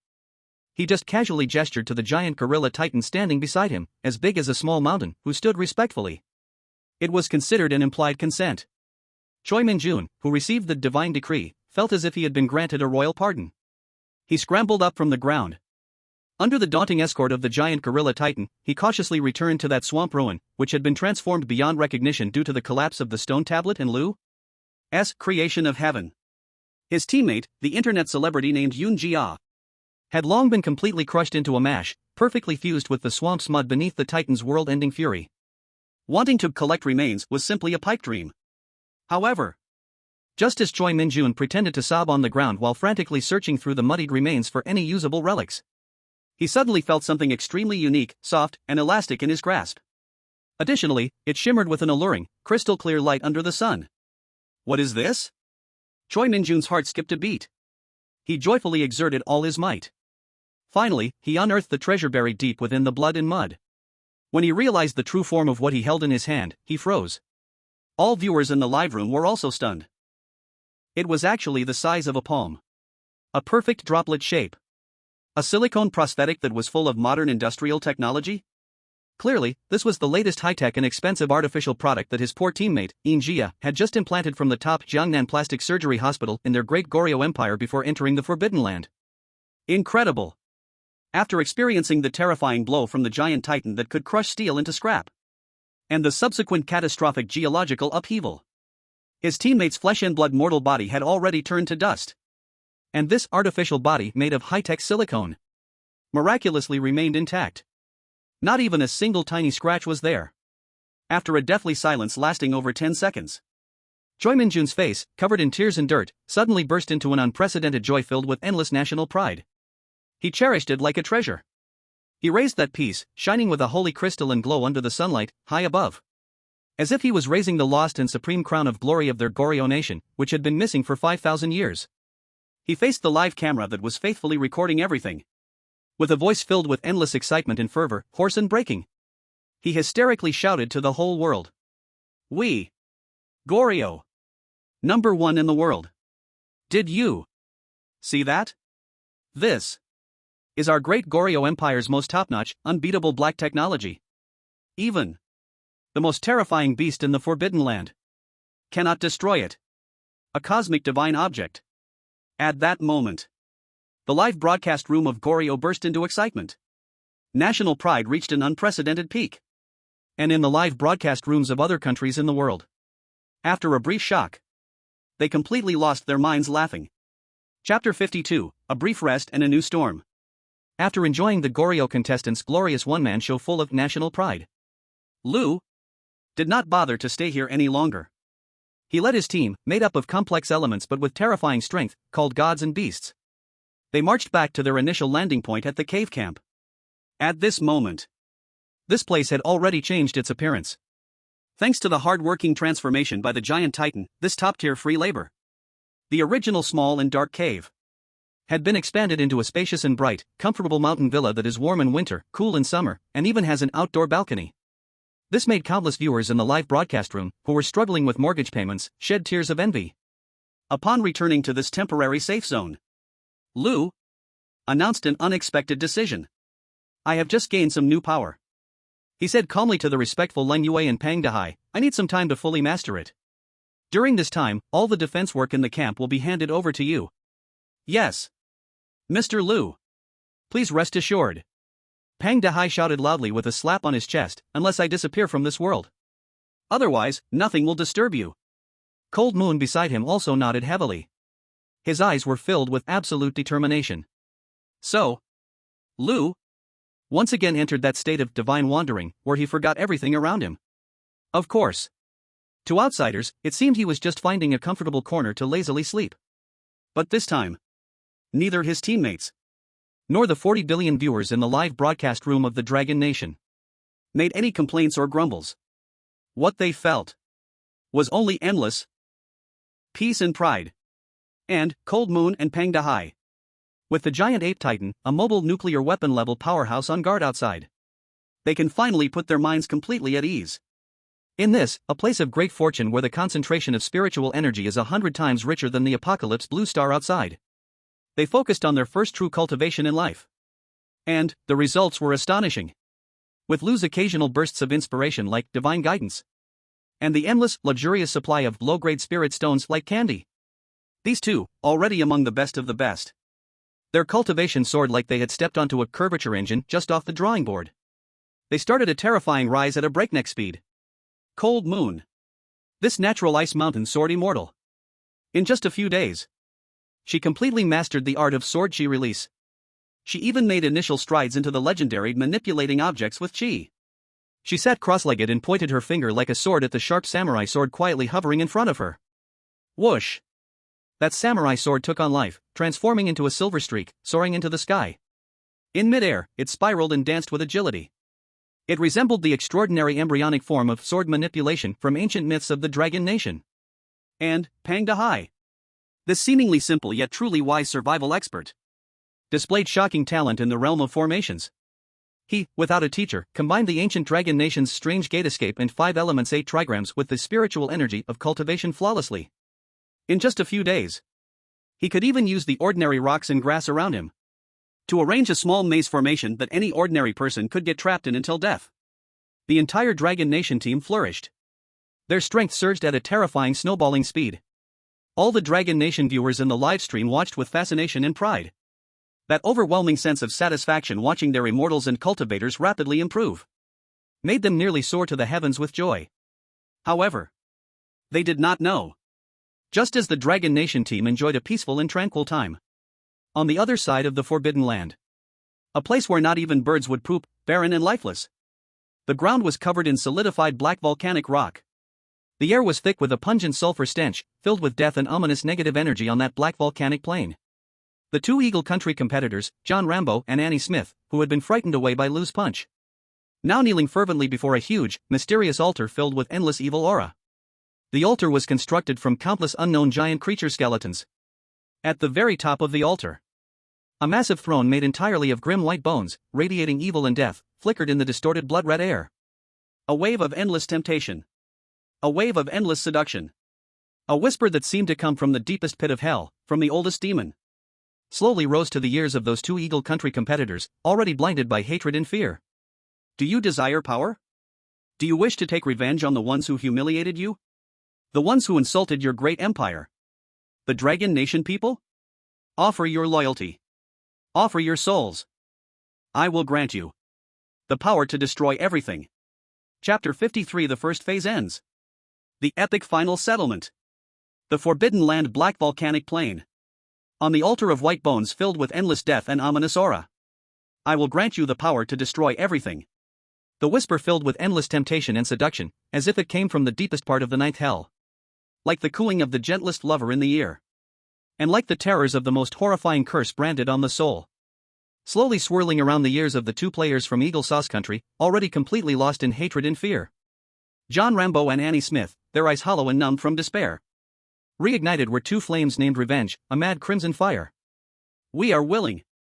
They were like two most devout believers, about to offer their already filthy souls to that unknown evil existence. However, just as they were about to completely fall into darkness at that final instant, buzz. An unmatched force. A force filled with sacred majesty, beyond doubt and defilement, the supreme golden law power, suddenly descended from the heavens, instantly enveloping the vast and endless Forbidden Land. That evil demon's whisper filled with endless temptation and seduction. In front of that sacred golden law power, it was like the fragile ice and snow meeting the sun's true fire, capable of burning and purifying everything. Not even a humble cry could be emitted.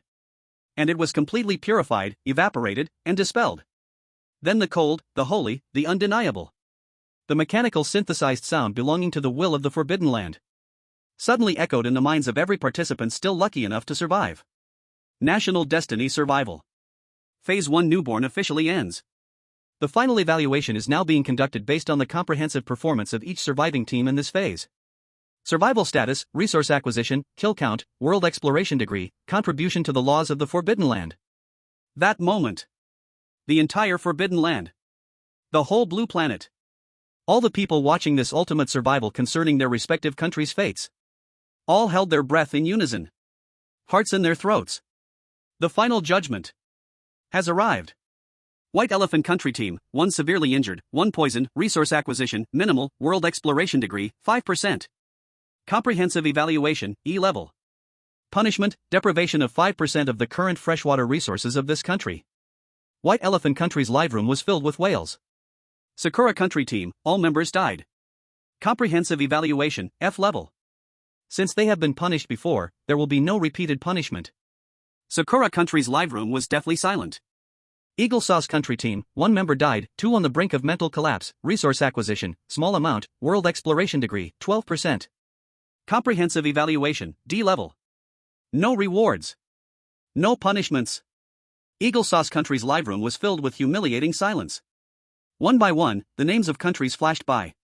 Some were punished. Some were neutral. But the best was no more than achieving a C-level evaluation, receiving some irrelevant consolation prize like increased national crop yield by 5%. Finally, under the gaze of over 100 billion viewers around the world, filled with endless tension and anticipation, that destined to shine for eternity name appeared. Dragon Country Team. Survival status: all members survived, and their strength significantly increased. Resource acquisition: massive. Data overflow: unable to calculate. Kill count: crushing level.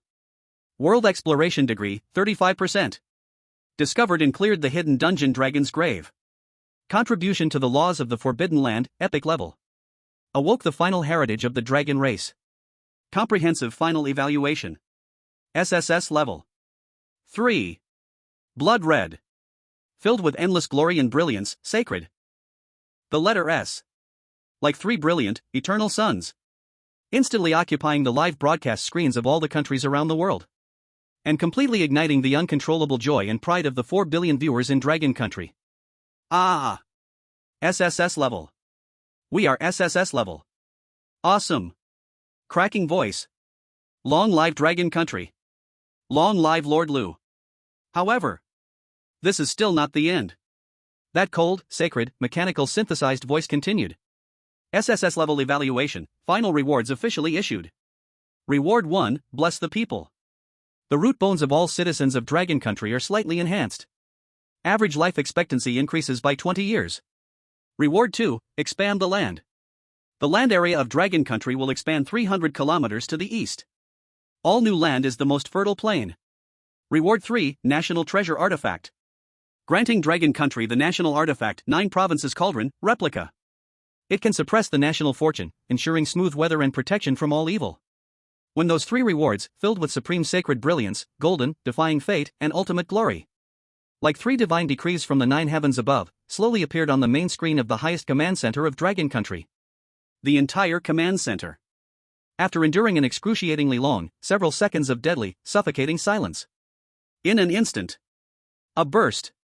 Strong enough to overturn the entire sky. Strong enough to make history forever remember it.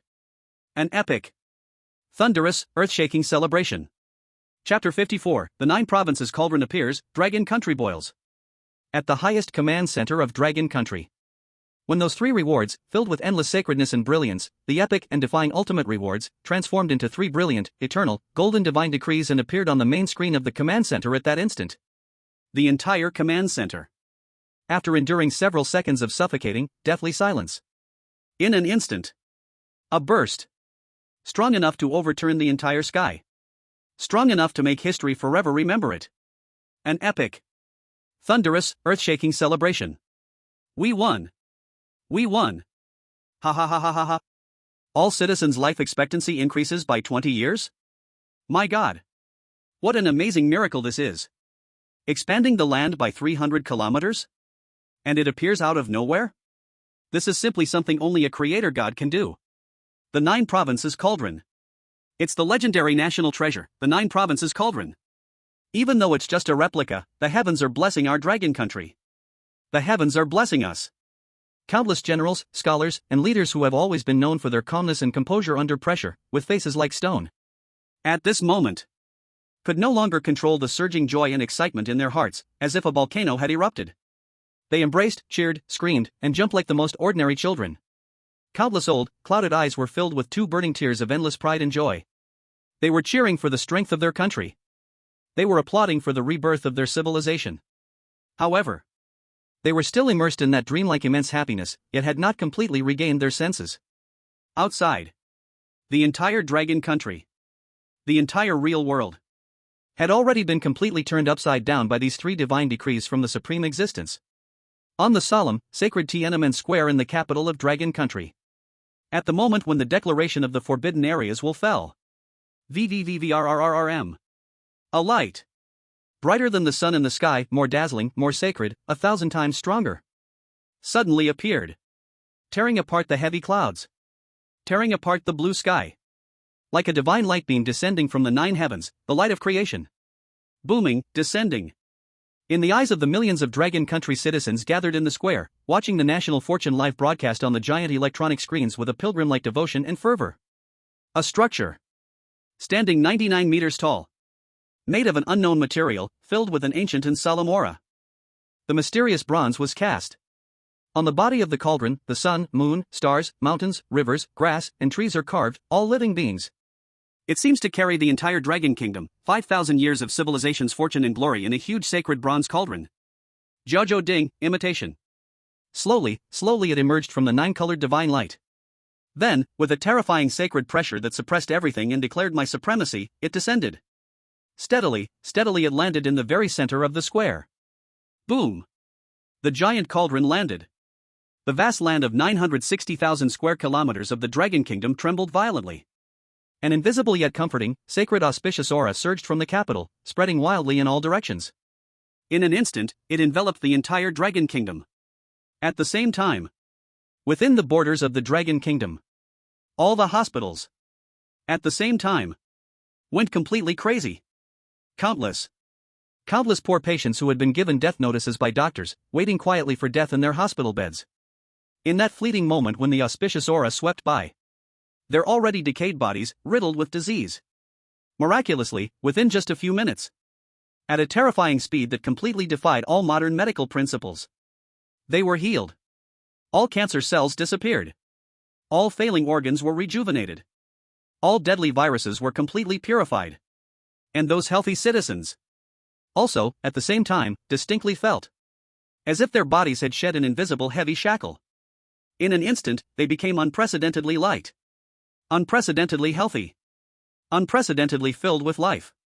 Vigor. All citizens' lifespan increased by 20 years. However, this was still not the end. The most terrifying creation miracle that left the whole world speechless came in the eastern coastal area of the Dragon Kingdom. Over the endless blue Pacific Ocean. Booming. Booming, booming, booming. In an intense and terrifying yet gentle geological upheaval filled with endless creative power, like the sea turning into mulberry fields. A peace. An incredibly fertile peace. A vast and boundless peace. A brand new continent. Actually, stubbornly. Under the countless gazes filled with extreme shock and disbelief. From beneath the deep blue sea level. Slowly, it rose. Mountains. Rivers. Plains. Hills. A complete and infinitely lively brand new ecosystem. Within just a few minutes. Appeared out of thin air in the east of the Dragon Kingdom. Pushing forward the already long coastline of the Dragon Kingdom. To the east. Towards the direction symbolizing hope, the sunrise. A full 300 kilometers. After experiencing a collective freeze for half an hour due to happiness arriving too suddenly, the Dragon Kingdom's officials finally reacted. They, through the highest level official channels, announced to the world, which had been completely stunned and speechless by this series of miracle trio. A very short announcement, yet filled with endless confident and domineering Versailles-style self-assurance. Don't panic. As you can see, everything is just beginning. What lies ahead is the starry sea. Chapter 55, The World Goes Crazy. Countless small countries request to merge into the Dragon Kingdom. The Dragon Kingdom's official announcement, filled with the utmost Versailles spirit, routine operation, everyone sit down, don't queue. Like dropping a massive hydrogen bomb weighing millions of tons. All the countries in the world. At this moment, all fell into a suffocating, death-like silence. And then, it erupted into a landslide and tsunami of endless envy, jealousy and hatred. Oh my fucking god. Why? In the livestream room of Eagle Country, countless formerly proud Eagle citizens, who had once considered themselves world citizens, were completely broken in this moment. They watched as Dragon Country suddenly gained 300 kilometers of fertile land. They felt the divine grace of Dragon Country's citizens being granted an extra 20 years of life. Then they looked at their own country, where the stock market had completely collapsed due to the tragic death of the ace player and the theft of rare earth resources, turning into a miserable green. A poisonous snake called jealousy was wildly gnawing at their hearts, making them almost go crazy. Unfair. This is naked, blatant racism. Protest. We formally protest. Why does Dragon Country get extended life, gain land, and receive divine artifacts, while we are being deprived of resources and facing natural disasters? This is unfair. We demand the forbidden domain will give a reasonable explanation. Countless voices filled with unwillingness and anger echoed throughout the entire Western public opinion world. However, this time, the supreme, cold forbidden domain will did not give them any response. it seemed, in its eyes.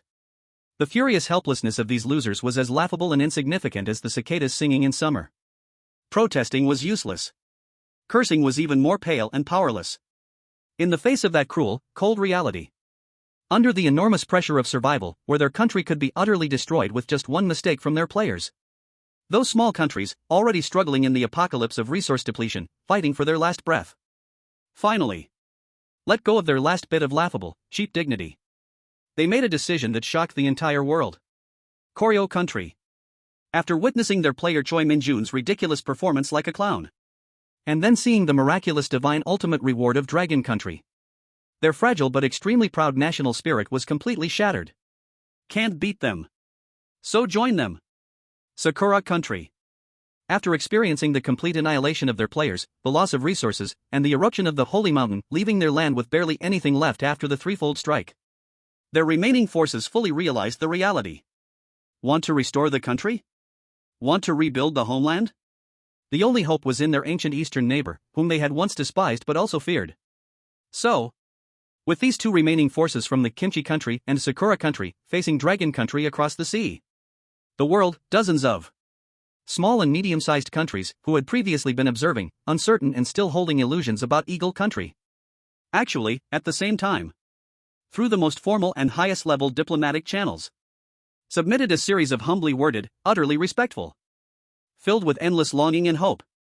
A national-level application to merge with Dragon Country, becoming an overseas autonomous state of Dragon Country. Crazy. The entire world has completely gone crazy.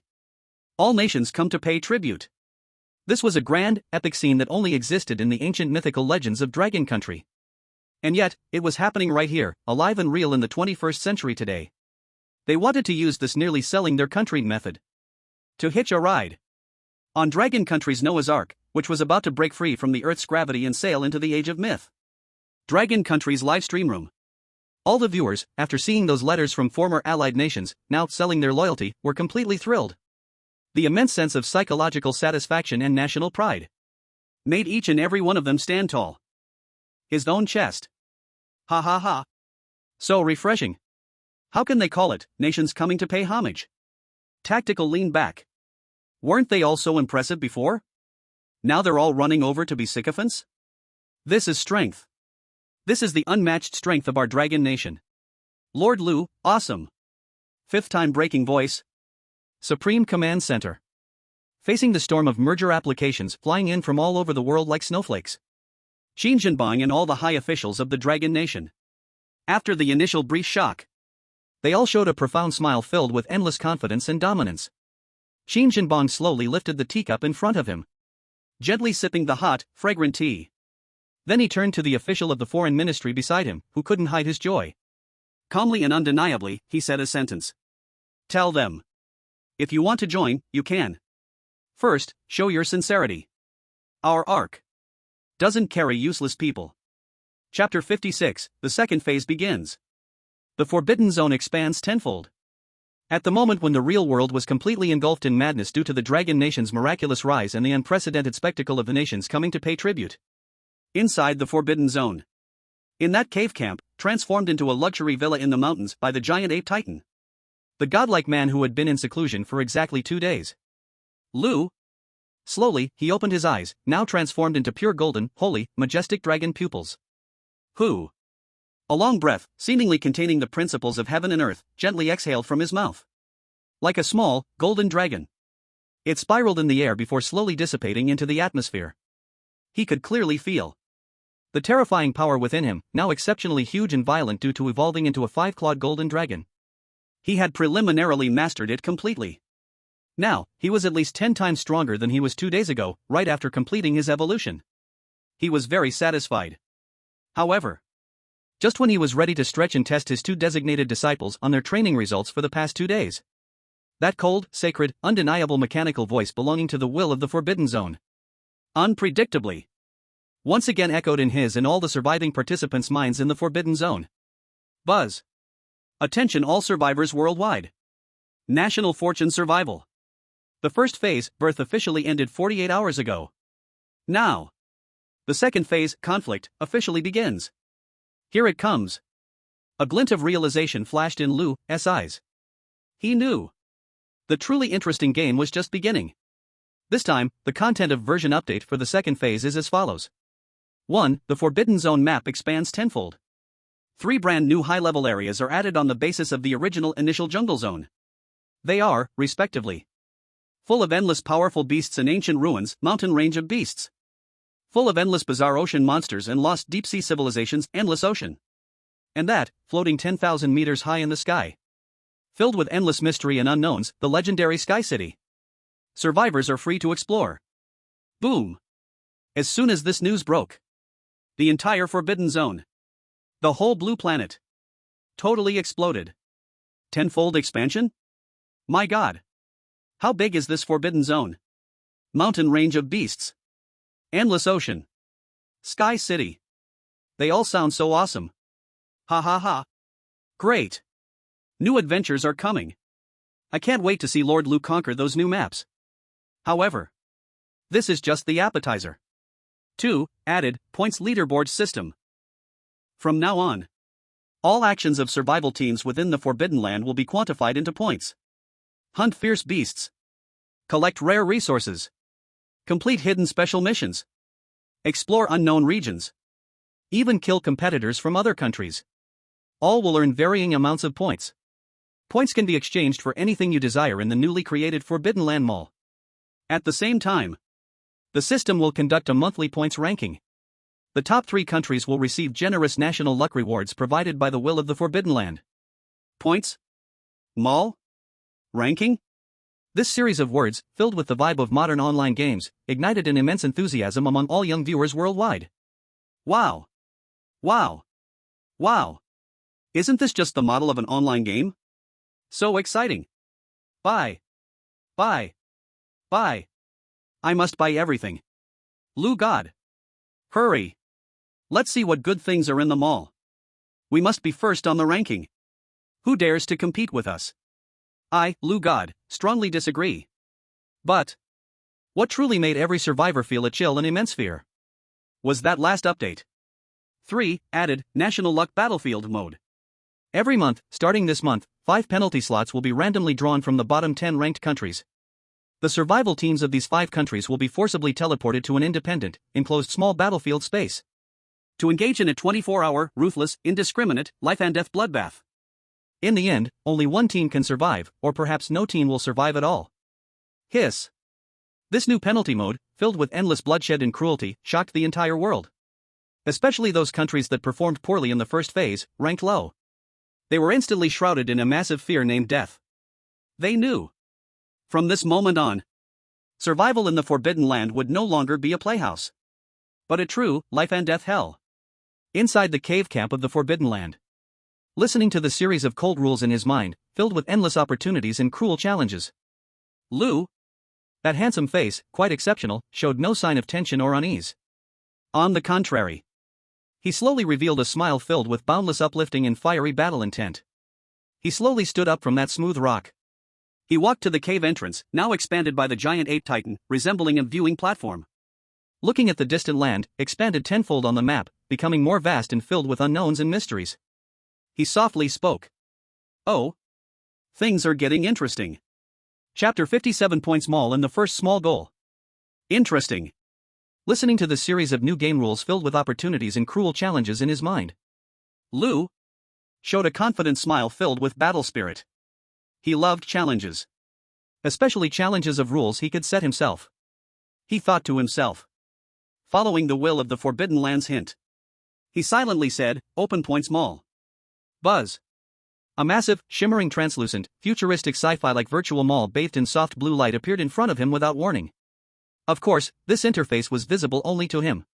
Beside him, the newly awakened Cold Moon and Pang Dahai only saw Liu, curiously gesturing at the air in front of him. They exchanged glances. They read a hint of understanding in each other's eyes. Mr. Liu's godly skills have come again. Just regular operations, get used to it. Meanwhile, Liu was fully captivated by the dazzling treasure house before him. Attracted, he saw that the massive mall interface was clearly divided into several different areas. Living supplies area. Weaponry and equipment area. Skills and techniques area. Rare treasures area. Liu casually clicked on the most basic living supplies area. Inside, the goods were dazzling and varied. A bottle of the purest, drinkable mineral water only cost 1 point. A luxurious mobile cave with its own defense array and automatic cleaning function that could be carried around cost as much as 1 million points. Then he clicked on the weaponry and equipment area. What he found here truly opened his eyes. From the basic mighty steel dagger, 100 points, that could cut iron like mud, to the XM500 Future Soldier assault rifle, 50,000 points, used by the Eagle Sauce country competitors that had infinite bullets. And even some magical treasures. For example, the mysterious iron seal, 300,000 points, that could be large or small and weigh as much as 10,000 pounds. Or the heart-guarding mirror, 800,000 points, that could withstand lethal blows. Even at the very top of this area, he saw a terrifying divine blade burning with destructive black flames, filled with endless ominous and murderous aura. Item name, God-slaying blade, fragment. Exchange price, 100 million points. Goodness. Even Lu couldn't help but click his tongue in awe. Even a broken artifact can be exchanged directly? This Forbidden Zone mall is unimaginably extraordinary. With a hint of expectation, he clicked into the skills and techniques area. Sure enough, it was also full of varied options. Various powerful techniques and skills he had never heard of were displayed like cabbages. Indestructible diamond skill, entry-level exchange price, 80,000 points. Sword control technique, basic level exchange price, 100,000 points. B-class fire ability awakening potion, exchange price, 150,000 points. Micro-controlled nuclear fusion reactor, Sybil version exchange price, 5 million points. Cultivation techniques. Magical forbidden spells. Technological blueprints. Ability potions. This is simply an ultimate treasure house encompassing all realms of the heavens. All the Dragon Country viewers in the livestream went completely crazy after seeing these countless, irresistibly tempting divine objects through Lu's first-person perspective. Oh my. Oh my. Oh my. Sword control technique. It's the sword control technique. Lu God. Hurry. Exchange for it. Exchange for it. I want to see the fairy sister flying with her sword. Forget the sword control technique. Didn't you see that controllable nuclear fusion? If we could get that, our Dragon Country would take off right on the spot. Enter the interstellar era. Only kids make choices. We want them all. Brothers. Starting today. No more side tasks. Just cheer for Lu God. Let him grind points like crazy. Empty the mall completely. However, just as Lu was satisfied and ready to close the mall to discuss the upcoming point grinding plan with his teammates, his gaze was suddenly fixed on the last one in the rare treasures area. An item was completely attracting him. That item was shrouded in a rainbow-colored divine light filled with supreme majesty.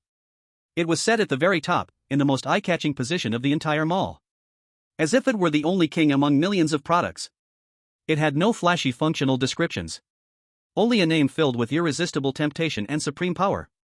And a price so terrifying that it would drive any surviving participant of the Forbidden Zone completely mad. Lu looked at that unique item radiating 7-colored divine light. His breathing quickened at that moment. His already evolved golden dragon eyes couldn't help but violently shrink. Item name, Heart of the World, 1/100 fragment. Exchange price, 1 trillion points. 1 trillion points.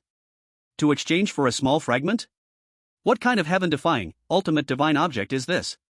Lu fell silent. He remained silent for a full minute. Then slowly closed the store interface. He turned around. He looked at Cold Moon and Pang Dahai, who were equally curious and confused beside him. In an extremely calm tone, as if saying, "The weather is nice today, let's go downstairs to buy a pack of cigarettes." He slowly said, "Let's set a small goal first. Let's exchange this thing." Chapter 58, split into 2 teams and head towards the 10,000 Beast Mountain range. Set a small goal? Exchange this thing?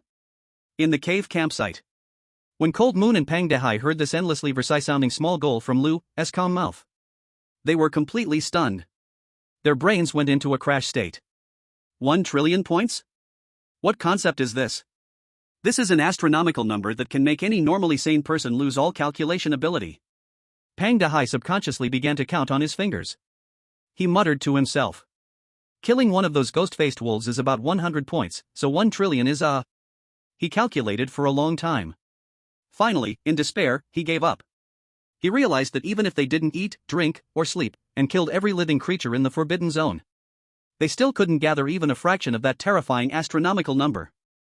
Mr. Lu, Pang Dahai said with a mournful face, in a voice almost like a sleepwalker, isn't your small goal a bit too grand? However, Lu was calm and confident. As if that 1 trillion points were as easily obtainable as 1 trillion Zimbabwean dollars in his eyes. He thought for a moment and directly projected the newly released enormous 3D map of the forbidden area in front of everyone. The cool scene filled with a sense of future technology made Chui Minjun beside him dumbfounded. Lu pointed at the huge map and gently tapped. A new area, marked by an extremely conspicuous blood-red skull, filled with endless danger and ominous aura, was instantly enlarged. In a calm tone, as if stating some great truth of heaven and earth, he slowly said, according to the recently released points rule, the higher the level of the ferocious beast hunted, the stronger the strength, the more points obtained. So, to efficiently gather points, the fastest method is to go here. Cold Moon and Pang Dahai subconsciously directed their gaze to the terrifying unknown area shrouded in blood-red skulls. And the large, fierce characters below that area, filled with endless slaughter and bloody aura. 10,000 Beast Mountain Range, extremely dangerous. Hiss. Both of them instinctively gasped. Even the forbidden areas will has given the highest level warning of extremely dangerous. Just by thinking of it, they knew what terrifying, world-destroying existence was hidden inside. However, on Lu's face, there was not a trace of the emotion called fear. What there was an ultimate excitement and desire, as if a hunter had spotted a primeval forest full of the most delectable prey. He made the final decision. A bold decision that surprised everyone a bit. From today on, we split into 2 teams. He pointed to himself and then to the giant ape titan beside him, which was as imposing as a small mountain. Me and Titan formed the first team. Our goal is only one. He firmly pointed at the blood-red area on the map. The Beast Mountain Range. Then, he turned his gaze towards the shocked Cold Moon and the huge Hai. You two, along with Chui Minjun, formed the second team. Your task is to explore the initial jungle area and several newly unlocked low-security regions. Do your best to collect rare resources and explore unknown ruins. Earn more points for our dragon country. Hearing this decision, Cold Moon subconsciously wanted to object. Mr. Lu, the Beast Mountain Range is too dangerous. You alone.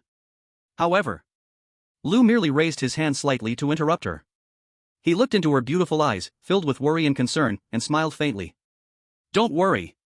In this world, no one has been born who can hurt me. After saying that, he slowly opened his palm. 2 pieces of warm white jade, inscribed with a mysterious dragon soul mark by his evolved 5-clawed golden dragon divine dragon power, appeared in his palm. He handed these pieces of jade to Cold Moon and Hai separately. In an unquestionable tone, he instructed. Remember, safety comes first. If you encounter a deadly danger you can't solve, then, crush it. I will arrive at the first moment. Cold Moon and Hai looked at the warm jade stones in their hands, feeling the sacred, calming warmth that seemed to still carry Lu's body temperature. A warm current surged in their hearts, unprecedentedly. They knew this was Lu giving them an opportunity to prove themselves independently. It was also his special test and recognition of his 2 disciples. Yes, Mr. Lu. We guarantee we will complete the task. The 2 nodded heavily. Their eyes brimmed with unprecedented determination and confidence. Then, after a simple farewell, in front of the cave camp, 2 brand new teams, carrying all the hopes of the dragon country, set off in 2 completely different directions, full of unknowns and challenges. A brand new, and even more magnificent, a journey that is destined to shock the world again. The crazy scoring journey officially begins. Chapter 59, Entering the Beast Mountain Range, The Terrifying Overlords. A man and a monkey. 2 figures, one large and one small, filled with endless incongruity, yet exuding a heart-pounding, terrifying aura, slowly stepped into the area shrouded in an eerie, blood-red miasma that never dissipates. A place filled with endless danger and ominousness. A brand new unknown mountain range. Ha! Almost the moment they stepped into this area, a rich, pure, yet wildly violent spiritual energy hit them. Lu could clearly feel the concentration of spiritual energy here is at least 10 times more abundant than the initial jungle area they considered a beginner village. In a day of practice here, it could almost equal half a month of practice outside. This is simply a paradise that cultivators dream of. But, at the same time, The violent, bloody air. Filled with the most primitive law of the jungle, the terrifying aura of slaughter. Is also at least 100 times denser than outside. Even the mighty Titan, who could easily swat away two extraordinary beings outside. After entering this brand new unknown area, it also became noticeably less arrogant and domineering. In its huge blood-red pupils, for the first time, a hint of nervousness and vigilance emerged. It continuously pounded its iron-like chest. Roar! Roar! It continuously emitted low roars filled with intimidation towards this strange territory. It seems to declare, in this most primitive way, its arrival. However, its roar, in return, but brings more. Even more terrifying. More brutal. Filled with endless, provoking meaning of madness. Roaring. A roar. In the eastern mountain peak. A towering peak, over 1,000 meters high. A creature, over 100 meters long. Its entire body covered in dark, sinister scales as black as ink. Under its ribs grow a pair of gigantic, rotten flesh wings like those of a demon's horrific, flying demon tiger. Suddenly lifting that menacing gigantic head, it lets out a terrifying long howl that could change the color of the wind and clouds. Hiss. In the western river. A winding, bottomless, dark river exuding endless smells of decay, known as the River of Death. A creature, its entire body covered in black scales as hard as obsidian. Above its head grows a spiraled horn, glowing with a ghostly blue cold light. A menacing, massive abyss water python, filled with endless coldness and toxic aura. It bursts forth from the thick, black surface of the water, revealing its gigantic head, menacing and terrifying, like a prehistoric beast. Screech. In the southern sky. That is cloaked by a blood-red miasma, creating a dark and oppressive atmosphere. A creature with a wingspan wide enough to cover half the sky. Its body burning with furious and destructive, purple lightning flames. Like the thunder god's eagle descending from mythology, the purple thunder eagle. It raises its head and cries out. The sharp, penetrating cry seems to tear the entire sky apart. Tiger roars. Python hisses. Eagle cries. Rising and falling. Echoing each other. At this moment, even the mighty giant ape titan, who is absolutely confident in his power, cannot help but instinctively stop his provocative chest thumping and roaring. His enormous blood-red pupils filled with endless, horrified and unbelievable. He finally understands. This terrifying beast mountain range shrouded in blood miasma is not the ordinary high-level hunting ground he imagined before. This is truly a paradise for the strong. Is a boss arena where demons dance and beasts compete for supremacy. Almost every towering peak, almost every bottomless river, is firmly occupied by a fierce beast of boss level, whose strength is not inferior to his own. Even stronger. This ultimate boss, who can walk horizontally in the newbie village outside, has unexpectedly become a merely ordinary monster in this dangerous and deadly high-level map. Watching this chaotic dance of demons. Watching this contest of beasts. Watching this grand tapestry filled with endless opportunities and brutal challenges, as if mythology were revived once more. All the viewers from the Dragon Kingdom in the live broadcast room instinctively held their breath. Hearts jumped to their throats. My God, this place is terrifying, isn't it? It feels like even one of them isn't something Cold Moon Fairy and Senior Panghai can handle. Can Earth God Lu really do it? However, just when everyone was sweating for Lu, that man, standing quietly in front of the giant ape titan, admiring this magnificent scene like the Knight of 100 Demons, had not shown the slightest hint of an emotion called fear or seriousness on his face. Instead, slowly unveiled a smile, like the most greedy, most hungry ultimate glutton crawling from the deepest part of hell. Finally seeing a feast so lavish it could satisfy him, full of endless fervor and cruel desire. Very good. He gently licked his somewhat dry lips. In a voice filled with endless anticipation and high-spirited combat intent, he lightly said, "Then the hunt begins." Chapter 60, One Punch Each. A crazy score-gaining journey. The hunt begins. With Lu Na's declaration, filled with endless fervor and high-spirited combat intent, slowly falling, he moved. Boom. There were no unnecessary actions. No fancy testing. His figure didn't even have a process of acceleration. Just like that, out of thin air. Without any warning. In an instant, he transformed into a form that the naked eye could not capture. A dazzling, a sacred, a golden flow of light. He actively charged toward the nearest. That overlord-level fierce beast, the heavily flying tiger, which was still crazily provoking his majesty on the mountain to the east. Roar. That heavenly flying tiger, longer than 100 meters and proud, clearly did not expect. This small human, in its eyes like a little dot, dared to take the initiative and attack it. A trace of astonishment flashed in its eyes, then was completely replaced by endless violent rage and fury. Roar! It suddenly opened its bloody mouth, large enough to swallow a heavy truck. A sticky black wave of energy filled with the scent of destruction and death instantly gathered and took shape in its mouth. Then, like a volcanic eruption, it spewed out madly towards the golden flow of light rushing toward it.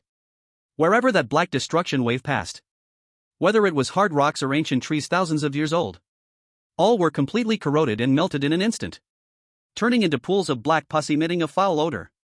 Its power was even 1,000 times more domineering than the most terrifying Aqua Regia. However, facing this terrifying innate divine power that could leave any creature daring to block it utterly annihilated, the golden flow of light actually did not dodge, did not evade. He simply, casually, calmly, indifferently faced that earth-destroying black wave of light. Slowly, he pushed out a punch. Boom! Golden. Sacred. Filled with unmatched dragon might. A terrifying punch strong enough to pierce a star. Colliding violently and without any fancy moves with the black wave of energy filled with destruction and death. It wasn't an earth-shattering explosion as imagined. Nor was there an energy clash of equal measure as envisioned. What was there was merely a one-sided crushing. Like a red-hot iron encountering fragile ice and snow. That black destruction wave couldn't even stop the advance of that golden punch for even 0.001 seconds. It was brutally sent into smoke and ash by that even more domineering and unreasonable golden sacred dragon might. Completely obliterated. Then, that golden punch, with its might undiminished, in an unrivaled, domineering, earth-shattering posture, hit hard on the head of that frightening heavenly flying tiger, a head as huge as a small mountain, filled with disbelief. Bang! One sound. So dull, to the extreme. A sound that seemed to shake the entire Wansho mountain violently. That once proud, that overlord-level fearsome beast that had ruled this area for countless years. The heavenly flying tiger. Its expression, filled with ultimate shock and bewildered rage, instantly froze. It didn't even have time to let out a single, most insignificant cry of despair. Its head, more solid than the hardest diamond by 1,000 times. It was just like a fragile watermelon being hit from the inside by a billion-ton ultimate nuclear bomb. Boom! Red, white, and black. Mixed with that, like boiling hot, smelly beast blood like magma. Like the grandest, bloodiest, most violent and most magnificent doomsday fireworks. Soaring into the sky. Dyeing half the sky into an eerie blood red. Ding! A system prompt filled with the joy of harvest rang in Lu's mind, on time. Congratulations, host. Successfully hunted the dominant level ferocious beast Sky Demon Tiger. Gained, points, 500,000 points. 500,000. Just one head.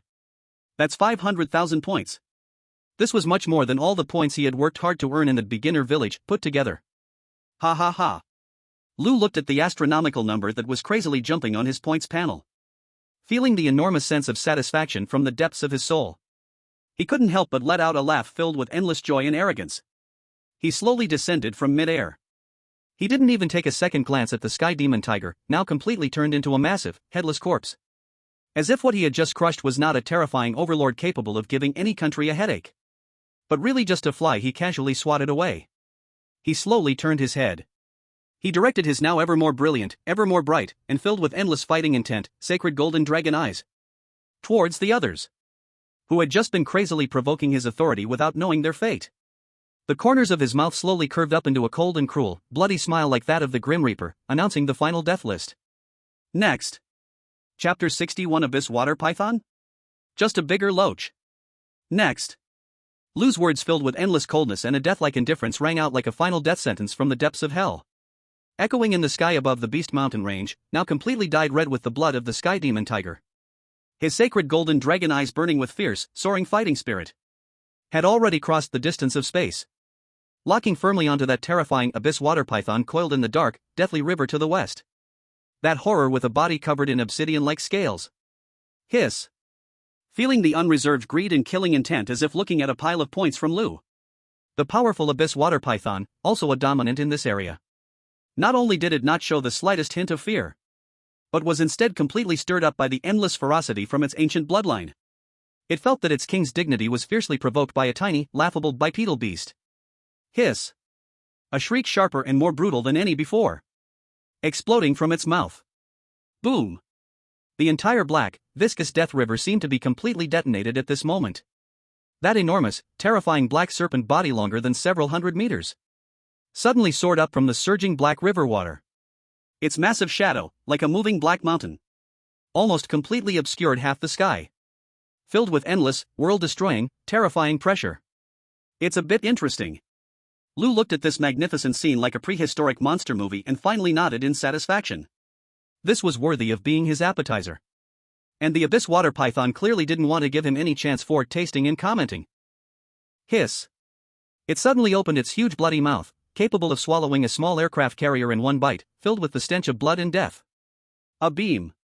A beam formed from the purest death river water, condensed together. A beam filled with extreme cold, and a terrifying poison so lethal it could dissolve a blue whale into sludge in just 0.1 seconds. A pitch-black, water arrow. Like a doomsday bomb shot from the bow of a hellish demon. It screamed through the air with a sharp whistle, tearing everything apart. It slammed toward the small figure on the ground, so tiny it seemed like dust in its eyes. However, facing this terrifying, life-destroying, ultimate strike, the figure did not even have the slightest interest in dodging. It simply floated quietly in midair, watching the black death water arrow rapidly magnifying in its pupils. It shook its head with some disappointment. A small trick. It slowly raised its right hand toward the oncoming black water arrow, with a distance of hundreds of meters separating them. In the void, it gently clenched its fist. Crack! A crisp, massive sound that seemed to shatter even space itself. The terrifying death water arrow, capable of freezing a steel-forged city into an ice sculpture in an instant, was crushed in midair by an invisible, unbeatable, tyrannical power of space. It was squeezed and burst open, turning into a sky full of black ice crystals, falling down like snowflakes. What? The abyssal water python's huge, cold serpent eyes first showed a look of extreme horror, as if it had seen a ghost. However, before it could snap out of the shock that was filled with endless absurdity and unreal disbelief, whoosh! The small golden figure, once hundreds of meters away, instantly disappeared from its original spot. The next second, it appeared like teleportation. A ghostly figure appeared above the abyssal water python's massive, mountain-like, hideous head. The abyssal water python, with its not-so-high intelligence, could only emit a sound full of endless fear and disbelief. Then, it saw. The small figure, standing like a god on its head, slowly raised its foot. Then, it stomped down. Hard. On its massive, pitch-black head, which was harder than the strongest diamond, capable of resisting an intercontinental missile strike. Boom! At that moment, the entire One Beast mountain range let out a loud, painful cry. All the viewers in the Dragon Country live broadcast room felt as if a small golden asteroid had crashed violently into Blue Star. That foot, containing the power of the five-clawed golden dragon, the terrifying world-destroying force. It directly crushed the once invincible abyssal water python's indestructible massive head, along with its long, hundreds of meters long, terrifying black body. The entire body was violently forced down from thousands of meters high. 1 foot. It slammed into the thick, several thousand meters deep, hard rock layer below. Into the endless depths below. A bottomless pit. A terrifying, pitch-black, giant hole that seemed to lead straight into the nine hells appeared on the riverbed of the already dried-up Death River. Ding! Congratulations, host. Successfully cross-level hunted the Overlord-level Fierce Beast Abyssal Water Python. Earned points, 650,000 points. Lu looked at his wildly growing points again. He nodded in satisfaction. Then, he slowly turned his head. He cast his cold, emotionless golden dragon pupils toward the sky. The abyssal water python, trembling in extreme fear, no longer dared to utter a single defiant cry. Purple Thunder Eagle lightly uttered 2 words. It's your turn. Chapter 62, Thunder? Not even worthy of a tickle. It's your turn. Hearing that, from the ground slowly rising, a sentence filled with endless provocation and a deathly indifference. Feeling beneath, the 2 companions who, like itself, were dominators, now completely vanished without a trace of life.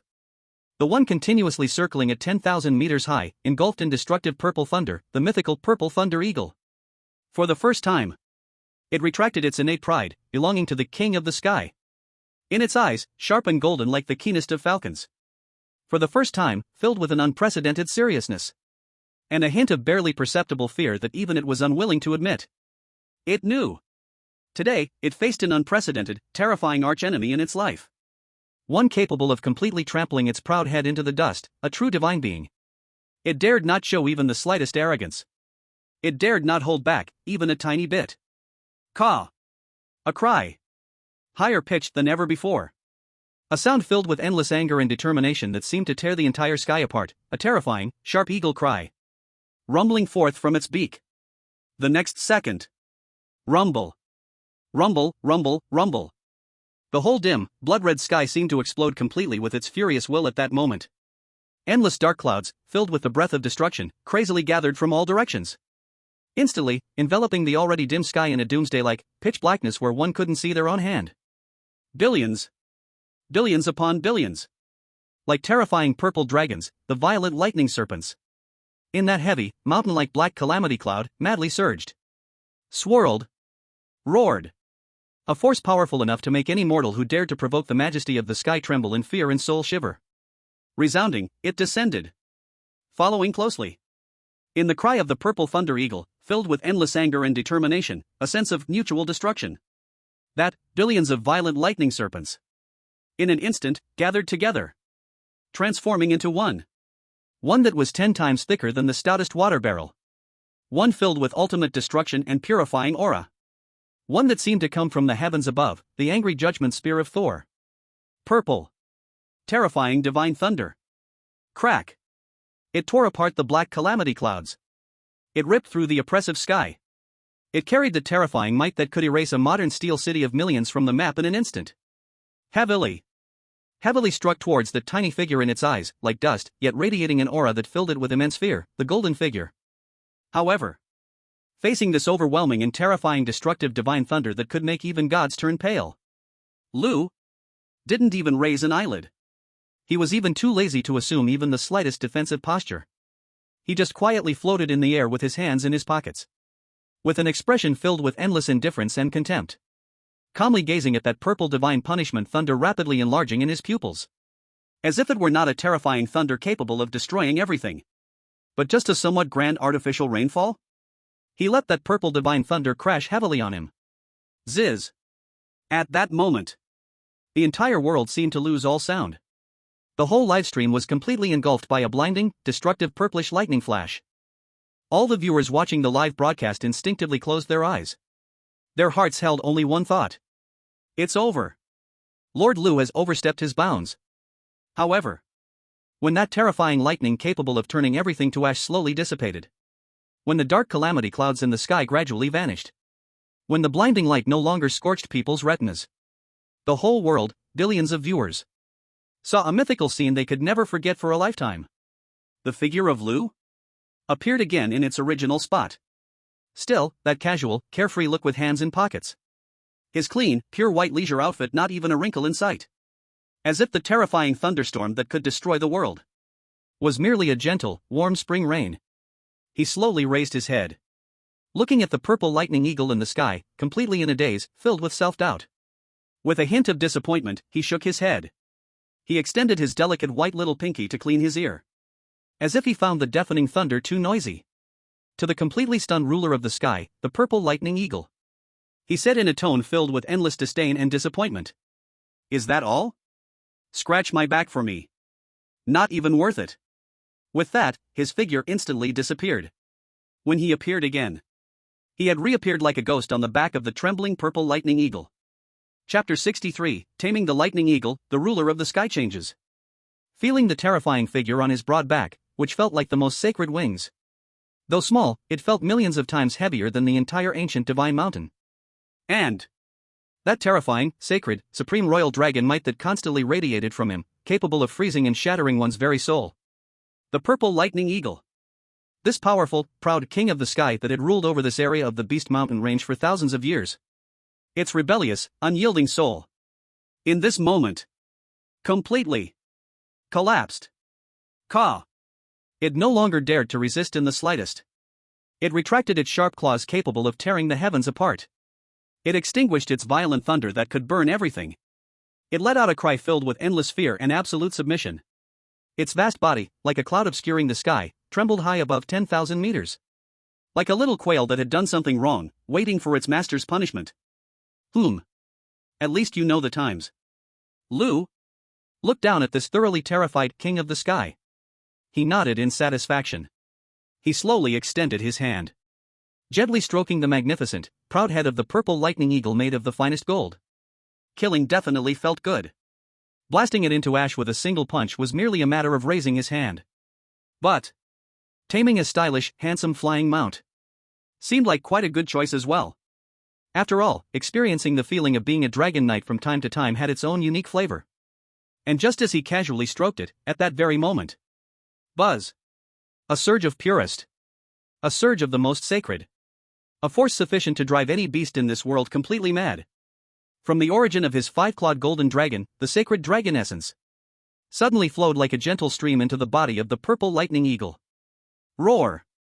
The next second, the purple lightning eagle suddenly raised its head, letting out a sound filled with endless, extreme pain. But mixed with even more endless, extreme ecstasy, high-pitched, loud, as if it were about to be reborn terror. Eagle cry. It felt it. It felt its long stagnant, noble ancient thunder eagle bloodline that had been still like a dead pool for thousands of years. In that instant, when it was injected with that even more noble, more sacred, more domineering golden dragon essence, it was as if a hydrogen bomb with a billion-ton equivalent had been thrown in. Boom, it exploded. That which had shackled it for thousands of years, its indestructible bloodline bottleneck, actually, at this moment, was violently broken through. Its bloodline was returning to its ancestors. Its genes were being optimized. Its life was evolving. Zizla. Boom. The originally already dazzling purple thunder flames on its body. At this moment, it was as if they were drenched in the most intense divine oil, becoming even more dazzling, more violent, filled with even more of the earth-shattering, terrifying aura of destruction. Even within that purple thunder, there was faintly mixed in a trace of incredibly noble, sacred golden. Its body size also once again crazily expanded. Its originally sky-blocking, huge wings became even broader. Its already sharp golden eagle claws became even more ferocious. The aura it emitted, that of the King of the Sky Overlord, was more powerful than before by more than one-fold. Ding!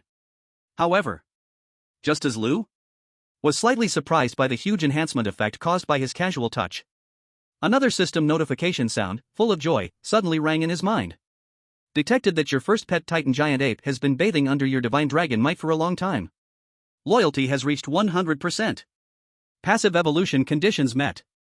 Diamond body evolution has been activated. Lu instinctively looked down. He saw, on the ground, that giant ape titan, who had been looking up at the sky, crazily cheering for its master's divine power. Its body also started to emit dazzling, earth-yellow light. Its already rock-like, indestructible terrifying body began to slowly transform into a more solid, metal-like direction. Feeling the endless gratitude and fervent, absolute submission coming from the newly reborn purple golden thunder eagle beneath him, deep from its soul, Lu finally revealed a satisfied smile on his face. He gently patted the now even more magnificent wide neck of the thunder eagle. In a calm but unquestionable tone, he gave his first command as master. Let's go. Take me to the most lively place in these mountains. Today, I want to kill with all my might. Chapter 64, The Massacre Feast, The God on the Scoreboard. Screech. A loud, high-pitched, full of endless fighting spirit and absolute submission, terrifying eagle cry instantly tore apart the blood-colored miasma that never dissipated in the Beast Mountain range.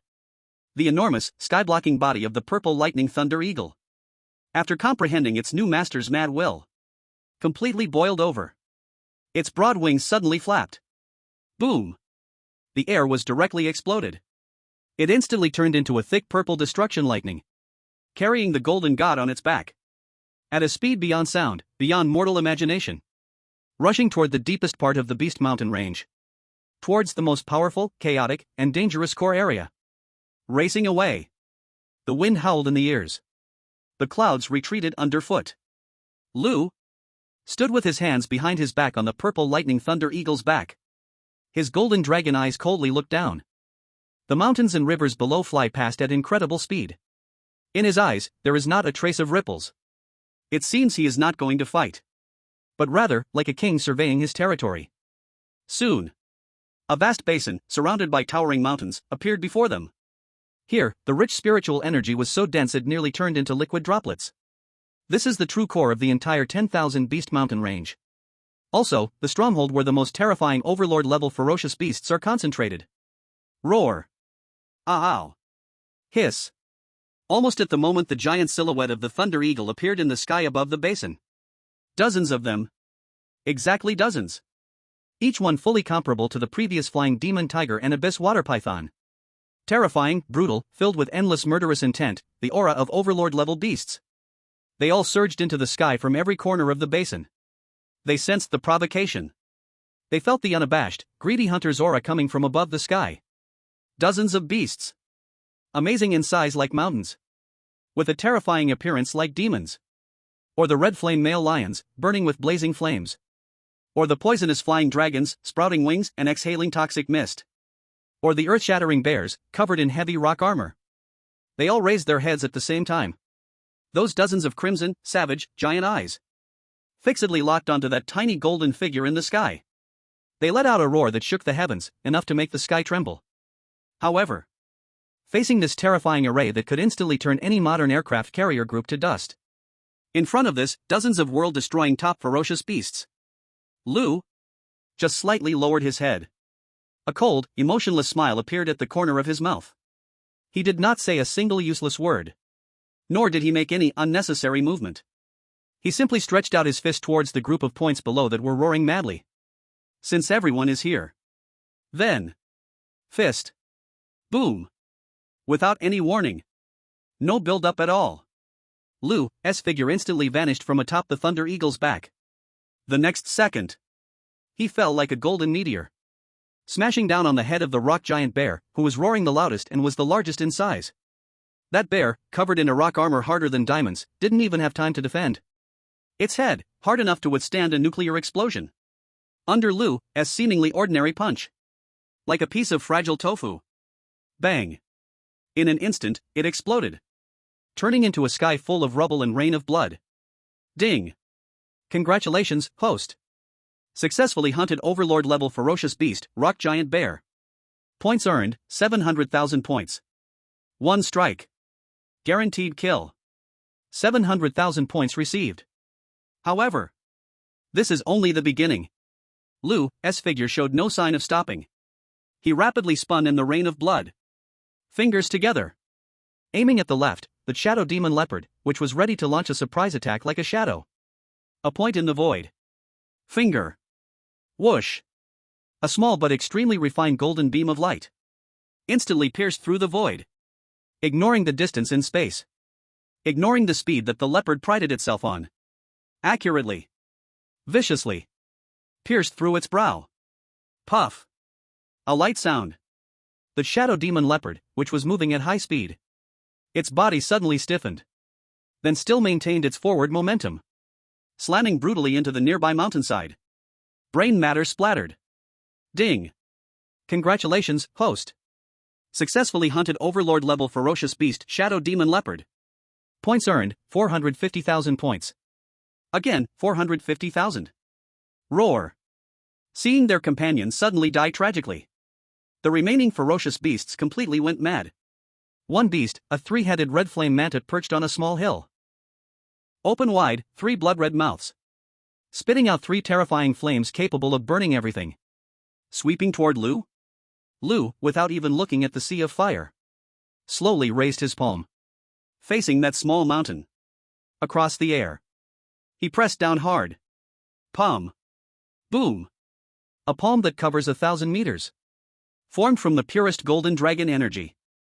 A huge, terrifying shield that blocks the sun. The golden dragon palm appeared out of thin air. Like the 5-finger mountain of Buddha. With unmatched, absolute suppressive power. He slammed it down hard. Bang. The earth shook violently. That towering, hundreds of meters high, hard stone mountain. Along with the 3 red flame serpents coiled on the mountain. And that sea of flames. All beneath this palm. Completely smashed into a thin, greasy meat paste scroll. Ding. Congratulations to the host. Successfully hunted dominant level ferocious beast 3-headed red flame serpent. Earned points, 900,000 points. 900,000. The slaughter continued and grew faster and more frantic. Lu's figure moved like a bolt of golden lightning. Across this vast basin, he charged wildly. He didn't use any complicated moves. Just the simplest punches. Palms. Fingers. Legs. But every strike held absolute crushing power. Every hit definitely took the life of one or even several dominant level ferocious beasts. Boom. Bang. Crack. Sounds of explosions. Sounds of bones breaking. Sounds of wailing. Rising and falling. Endlessly. This was not a battle of equals at all. It was nothing less than a one-sided, inhumane slaughter feast belonging solely to Lu. In the live broadcast room, hundreds of billions of viewers around the globe were now completely numb. They gaped at the screen, staring at the constantly flashing golden figure. Watching the once terrifying dominant level beasts being blasted, torn apart, crushed, like chickens and dogs without any dignity. They even forgot to breathe. Only mechanically turned their eyes. Looking at the points section in the top right corner of the screen. The numbers there were skyrocketing at a terrifying rate that could burn any supercomputer in an instant. Points, 10 million. Points, 50 million. Points, 100 million. Points, 500 million. Numbers. That was just a series of crazily jumping numbers. No one knew how long had passed. Maybe an hour. Maybe just a short 15 minutes. When the last shrill, desperate wail slowly faded away in this basin that had completely turned into a sea of ruins and blood. When the last dominant level beast trying to escape was pointed at by Lu from thousands of meters away and exploded its head. The entire world finally fell silent. Lu slowly retracted his still fair and flawless right hand. He floated quietly in the air filled with a pungent smell of blood. Looking down at the massive pile of corpses beneath him, there was not a trace of emotion on his face. He thought for a moment. Opened the newly activated global points ranking. At the very top of the list. First place, Dragon Country Team. These 5 golden words were radiating a brilliant light that could dim the whole world. And behind it, that terrifying points number long enough to choke any mathematician. Points, 1,258,000,000. 1,258 million. Looking again at the pitiful Eagle Sauce remaining team in second place. Second place, Eagle Sauce Country Team. Points, 3,500. This was no longer a gap. This was despair. A despair of 2 dimensions. Lu, looking at that number which seemed large, but still 108,000 miles away from his 10 trillion small goal. With some dissatisfaction, he pouted. He slowly turned around. He cast his golden dragon eyes, burning with fierce battle intent, towards the deeper part of the Beast Mountain range. Towards a broader, unknown world. A cold, death-like smile curved at the corners of his mouth. Next. Chapter 65, Peering from the Sky City. Beast Mountain Range, Core Basin. A huge virtual screen symbolizing the global points ranking was quietly suspended in the blood-stained air. First place, Dragon Country Team. Points, 1,258,000,000. That string of terrifying zeros was enough to leave any mathematician breathless. Like an insurmountable ancient mountain made of pure gold. It pressed down hard on the heads of all surviving contestants from over 200 other countries, making them unable to even produce a thought of wanting to catch up. They could only despairingly look up. The Dragon Country livestream had long turned into a sea of joy. 12 billion. A full 12 billion. Brothers. Type invincible on the screen. Where is Eagle Sauce? Wasn't he just so jumpy? Now he's only at 3,500 points? Isn't that less than a fraction of our dragon god? Don't awkwardly hate. They are playing the elite way, which means, just surviving is enough? Ha ha ha. Dragon God has directly smashed through the second phase of the competition. What's there to compare? Just give out the awards. However, facing this world-shocking, glorious achievement, the creator, Lu, showed not a trace of excitement or joy on his face. He merely glanced at that meaningless number in his eyes, then casually waved his hand. With a bang, he turned off the ranking list. To him, this was just a slightly boring weeding exercise. Those so-called dominant-level fierce beasts In the face of his power, which had evolved to the level of five-clawed golden dragon, or as weak as wild grass by the roadside. Cut one stalk, more would grow. Although it felt good to cut, doing it too much inevitably became a bit tedious. Too weak. He shook his head disappointingly. His voice carried a hint of lonely chill from being high above. This mountain range no longer has any prey worthy of my efforts. He reached out his hand, gently patting the huge thunder eagle beside him, who was adoringly nuzzling his pant leg. That soft feather, that gentle stance. How could it resemble the previously Sky Ruler's arrogant appearance? It was simply a giant purple house chicken. Let's go. Lu said lightly. Then lightly landed on the broad back of the thunder eagle with the tip of his toes. Preparing to leave this beginner leveling area, which he had completely cleared, to seek more thrilling challenges. However, just as the thunder eagle spread its wings, ready to soar into the sky at that instant, buzz! Lu's body suddenly stiffened. His previously calm face, for the first time, showed an extremely rare seriousness and surprise. His extraordinary perception, which had completely transformed into God's senses, suddenly shook violently at this moment without warning. It was an extremely subtle yet clear feeling, like an ant bustling about on the ground. Suddenly noticed, above in the unreachable clouds, there were enormous, cold eyes, calmly examining him through layers of clouds with a magnifying glass. In that gaze, there was no killing intent and no hostility. Only an absolute indifference and curiosity, like a god looking down at ants. Who? Lu suddenly raised his head. His dragon eyes instantly ignited with two brilliant golden flames, transforming into two tangible beams of divine light, instantly piercing through the sky, tightly launching towards the nine heavens above. There, completely shrouded by endless, thick clouds and the terrifying wind of the nine heavens capable of tearing steel apart. At that extreme height, far beyond his line of sight, he sharply caught a fleeting wave of spatial fluctuation. Interesting. The corner of Lu's mouth slowly lifted into a cold smile filled with playfulness and fighting spirit. It seems that this so-called Forbidden Land still hides many mice I haven't discovered. At the same time, high above the Forbidden Land, 10,000 meters up, this is a forbidden zone that mortals absolutely cannot touch.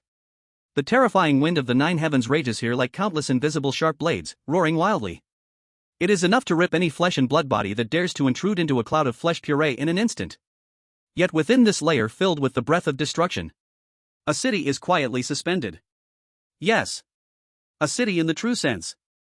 A sky city built on a massive white floating giant stone with a diameter exceeding several tens of kilometers. Here, there is no bloodshed or killing from the ground. Here, there is no darkness or dampness of the jungle. Here, there is only endless, pure white light. Only the melodious, sacred celestial music coming from the magnificent palaces built of pure white unknown jade. Streams of huge waterfalls, like the Milky Way, pour down from the edge of the floating island, falling into the endless sea of clouds below, transforming into a sky full of beautiful rainbows. Here, beautiful like a dream, beautiful like heaven, yet also indifferent like a graveyard. In the very center of this sky city, a towering, magnificent pure white temple, 1,000 meters high, stands alone. Spacious and lonely. Only the crisp sound of footsteps gently echoes on the mirror-like crystal floor. A figure dressed in extremely luxurious, intricately embroidered white priestly robes, adorned with stars and sun and moon, stands quietly at the center of the temple. Her face is masked with a golden mask of the purest gold, expressionless, concealing her appearance, also hiding her joys, angers, sorrows, and happiness. Only her pair of mysterious purple eyes, like a deep starry sky, is revealed. In front of her is a huge stargazing platform carved from a solid block of transparent crystal. At this moment, the smooth mirror surface of the crystal stargazing platform clearly displays an image in real time. In the image, a handsome young man from the Dragon Kingdom, dressed in casual clothes, stands on the back of a huge purple lightning eagle, looking up with his golden eyes filled with endless fighting spirit and provocation. It seems he is penetrating the barrier of the screen, piercing through the 10,000 meters of altitude. He is locking his gaze onto her. Interesting. After a long while, the mysterious figure finally spoke slowly. Her voice, ethereal and pleasant, yet devoid of any trace of human emotional fluctuation. It feels like a cold oracle from the nine heavens. A human with the most primitive and purest bloodline of the ancestor dragon? A being who shouldn't appear in this cursed testing ground? An interesting variable? She extended her near-transparent, delicate hand across the void. gently touching the young man's face displayed on the screen. In her mysterious purple eyes, a glimmer of curiosity or perhaps greed flashed by. It seems that boring game lasting for billions of years is finally about to meet a little new fun. She slowly withdrew her hand, Turned around, turning her back to that huge crystal screen, facing the empty air within the temple. A faint yet undeniably commanding order was issued. Go. Buzz. As her words fell, in the shadow of the temple, The air slightly twisted. a strange shadow, almost completely transparent, emerged slowly. It knelt at her feet. The mysterious woman didn't glance at the shadow even once. She simply lifted her head. Through the dome of the temple, she gazed at the vast, infinite starry sky, with a tone that seemed to invite a long-lost old friend, yet was filled with a sense of lofty charity. She spoke slowly. Go. Bring that interesting little guy down there. I want to see him personally. Chapter 66, The Crisis of Cold Moon Team and the Arrival of the God.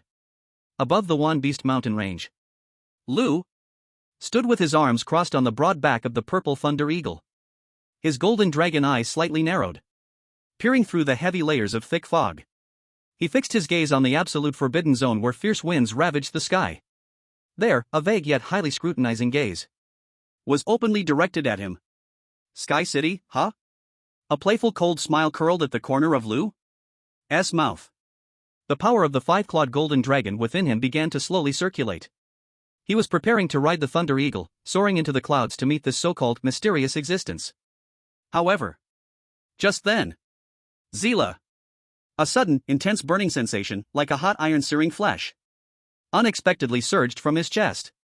Lu's expression changed instantly. He swiftly reached into his bosom. He pulled out the warm white jade that he had always kept close. That was the mother jade among the 3 dragon soul jades he had specially refined before setting off. The other 2 child jades were in the hands of Cold Moon and the massive High. At this moment, this piece of jade that was originally as warm as sheep fat had turned entirely crimson and was burning hot beyond compare. Moreover, its surface was already covered with shocking fine cracks. Jade shatters, people die? In Lu's usually calm golden pupils. For the first time, a terrifying, substantial killing intent erupted, enough to change the colors of the entire world. This was the highest level warning mechanism he had left in the jade. Only when the holder fell into a true life and death predicament and actively shattered the jade could the mother jade react so violently. Looking for death, Lu stomped his foot fiercely. The massive purple thunder eagle under him instantly sensed an overwhelming terror from the depths of its soul. It let out a tragic wail. Without daring to hesitate for a second, it abruptly changed direction. Abandoning the idea of soaring into the clouds, it transformed into a purple destructive meteor. With a speed as if burning its own life, it raced toward the outer area of the forbidden ground, toward the direction indicated by the mother jade. Madly. Dive. Meanwhile, in the outer jungle area of the forbidden ground, inside a vast basin, surrounded by mountains and set in a low-lying terrain, the atmosphere was immensely oppressive. The air reeked of a strong, nauseating stench of blood and avarice. Cold Moon, the massive High and the trembling South Korean contestant Choi Min-jun were huddled back to back. They were tightly surrounded in the center of the basin. All around them, there were densely packed more than 20 figures that closed in on them tightly. These figures varied in skin color and spoke different languages. Some were tall, muscular white men. Some were black-skinned warrior men. And others were the sinister, vicious Southeast Asian natives. They came from more than a dozen different countries around the world. But at this moment, on their faces hung a similarly twisted expression. That was an expression named jealousy, named greed, named hatred, a distorted sneer. And standing there, in front of this group of mob, there stood the 2 players from Eagle Sauce Country who had previously fled in fear after being terrified by Lu. With a single punch in the 10,000 Beast Mountains, John Rambo and Annie Smith. However, at this moment, they had completely shed their earlier appearance of a lost dog. They emanated a strange, dark, and ominous aura. Their eyes were no longer of normal color. Instead, they had turned into a dark red filled with evil and brutality. As if they had just crawled out of hell like evil spirits. Ha ha ha ha ha ha.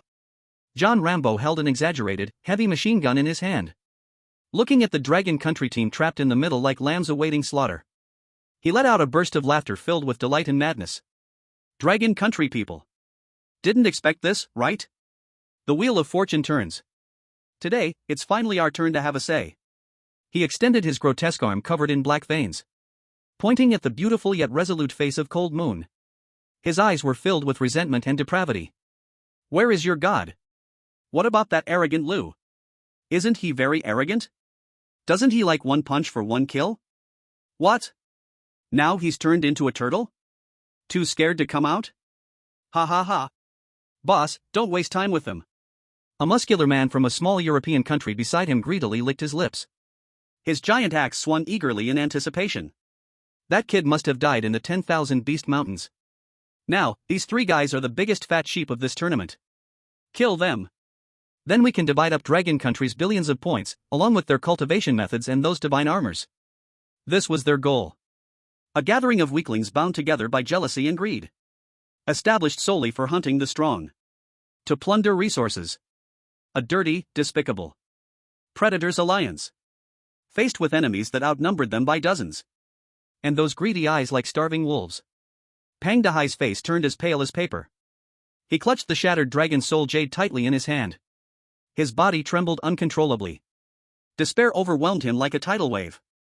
Mr. Lu, can you still make it? And Shui Minjun, even more frightened, had already collapsed on the ground. He hugged his head, like a frightened ostrich, letting out meaningless wails. Only Cold Moon remained. This icy female warrior of Dragon Country. This newly initiated sword fairy of cultivation.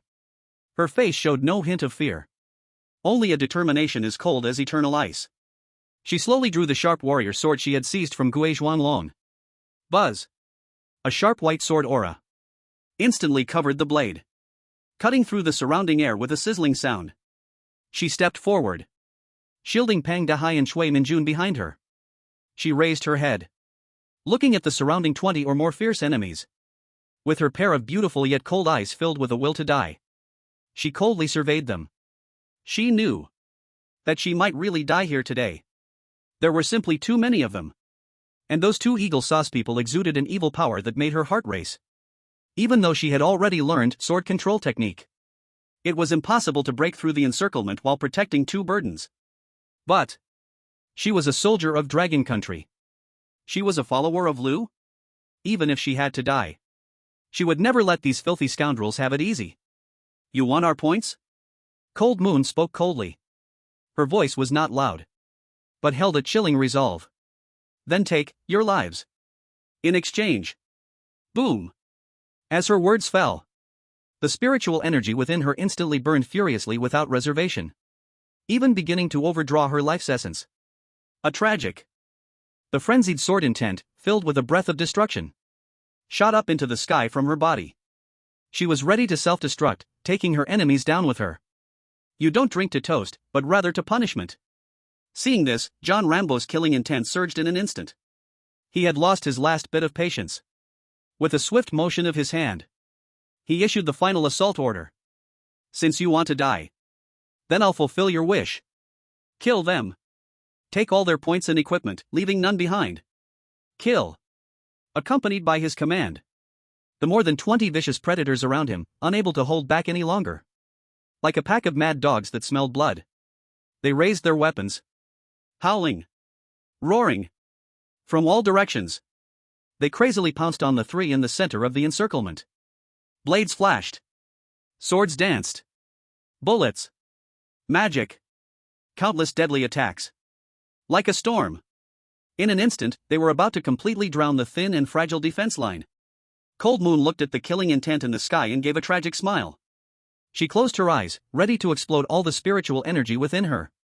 Mr. Lu, it seems I will never have the chance to follow you again in this life. If there is a next life. However, at that critical moment of life and death, roar. A sound filled with endless coldness. Filled with endless sanctity. Filled with endless brutality and overwhelming rage, a terrifying dragon roar. Like the doomsday thunder from the heavens, it exploded without warning above everyone's heads. Followed by a chilling roar, full of unrivaled dignity, like the judgment of death. Instantly shattered the vast clouds and burst everyone's eardrums. I see. Who dares to touch my people? Who dares to touch my people? That voice, filled with endless majesty, seemed to come from the heavens above. Like rolling thunder, it crazily echoed over the closed basin, shaking the air, making it hum. It seemed like everyone's eardrums were about to burst with pain. Next, under everyone's horrified gaze, that had yet to be raised. Crack! A thick, purple destructive lightning bolt savagely rent the heavy, oppressive clouds above. In a completely supersonic terror, it crashed down, targeting the empty space in front of Cold Moon and the others. Boom! A sound so deep it felt like the heart of the earth had exploded. In an instant, it swallowed the entire basin. Dust and smoke billowed like a mushroom cloud after a nuclear explosion, shooting up. The hard rocky ground fractured like fragile glass, instantly turning to dust. A visibly terrifying shockwave spread from the center, sweeping in all directions. Those predators, armed with butchering knives and snarling, preparing to chop Cold Moon and the others into pieces. They didn't even have time to react before this terrifying air wave hurled them away. Each of them, like rolling gourds, fell helplessly a dozen meters away. Silence. Just a second ago, the battlefield was filled with blood and chaos. In this second, it fell into an eerie, suffocating deathly silence. Everyone's gaze was fixed on the center shrouded in dust and smoke. There, it seemed like a terrifying beast from an ancient wilderness was slowly awakening. Finally, the billowing dust slowly cleared away. A figure that brought tears to the eyes of all Dragon Kingdom spectators, causing all foreign spectators to tremble in fear, clearly appeared. He wore a set of immaculate white casual clothes, his hands casually folded behind his back. Beneath his feet stood a terrifying giant eagle, its wings spanning the sky, burning with purple lightning, its gaze looking down disdainfully. He radiated a faint yet incredibly sacred golden halo. In the light of this halo, his delicate face appeared so majestic, so inviolable. He quietly floated in midair, like a deity, just descended from the divine realm to the mortal world. Standing in front of all the predators. Also standing in front of Cold Moon and the others. Mr. Lu. Cold Moon stared blankly at that familiar, towering figure. In her usually strong and cold eyes, which never blinked even in the face of death, tears suddenly welled up, burning hot. That was the relief of having survived a catastrophe. It was also the ultimate grievance and dependence upon seeing her faith return. Clang. The samurai sword in her hand, already dull yet still tightly gripped, finally slipped weakly to the ground. The taut nerves relaxed completely at that moment. She knew. As long as he was here, nothing and no one in this world could ever harm them again. And beside her, the large Hai Pang. This man over 50, who had been through storms and waves, was now sitting helplessly on the ground, losing all dignity. He cried loudly, with snot and tears, like a bullied child finally seeing a parent. Woo-woo, Mr. Lu. You finally came. These bastards are too bullying. They had over 20 people beat us 3 and still wanted to steal our points. Woo-woo. Hearing the cries full of grievance from behind, Lu's eyes flickered with a cold killing intent. He slowly turned his head. With a gentle, soothing gaze, he looked at Cold Moon and Hai Pang. Softly, he said. You've worked hard. Leave the rest to me. Then, he turned back. He set his gaze upon the group of predators that had just clambered up, faces full of fear. At that moment, the warmth in his eyes vanished without a trace, replaced by an absolute indifference capable of freezing souls. His gaze swept across the battlefield, like a mighty dragon overlooking a group of ignorant ants below. That huge sense of pressure from a higher level of life instantly froze the entire battlefield.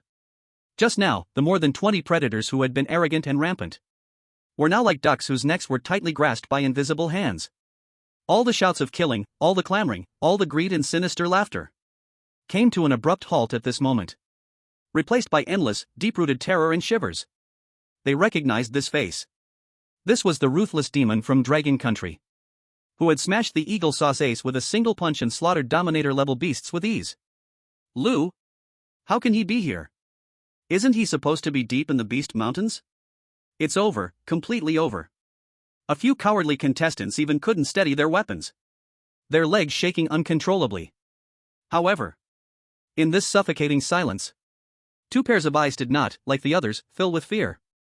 Instead, they were filled with a chilling, crazy hatred. John Rambo. Annie Smith.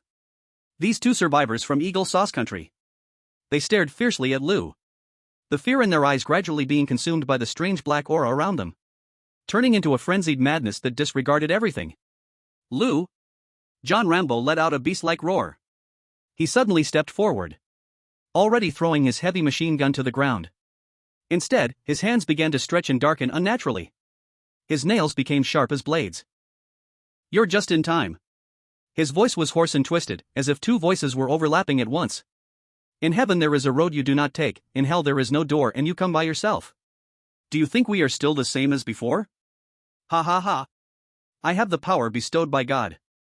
I have the power to destroy everything. Today is your day of death." With his roar, a thick, foul-smelling, corrosive black mist suddenly exploded from his body. It wrapped around him completely, emitting a nauseating, evil aura. Faced with this seemingly terrifying yet actually hollow transformation, Lu merely tilted his head slightly. He looked at them as if they were a bag of non-recyclable trash on the roadside. He glanced at them lightly. The corners of his mouth curled into a mocking, cold smile. "God?" His voice was very light, yet it clearly reached everyone's ears. "Based on that foul stench of a stinking ditch coming off you? You think you're worthy? Seeking death." John Rambo was completely enraged by these words. He felt that his recently acquired, proud power was insulted in the greatest way. He roared and was about to charge forward. However, Lu didn't even bother to move a hand. He simply continued standing there with his hands behind his back. Then he gently lifted his right foot and casually stomped the ground beneath him. Boom! It was not an explosion, but a more profound and terrifying vibration. Buzz! A visibly radiant, sacred golden ripple, centering on Lu's point of landing, instantly spread wildly in all directions. The ripple spread at an incredible speed. In an instant, it swept over the predators who hadn't even had time to react. Poof! Poof! Poof! Besides the two players wrapped in strange black mist who barely stood, the others, a dozen players from various small countries who just wanted to escape in the chaos. In the moment they were swept by this golden ripple, as if they had encountered the suppression of the Buddha's palm. One by one, they fell as though struck by lightning, spitting blood. Their knees cracked with a maddening sound. Thud thud. Thud. Like dumplings boiling in water, they all neatly knelt on the ground. Their 7 orifices were bleeding. Their bodies pressed down on the ground by an invisible, terrifying force, unable to move.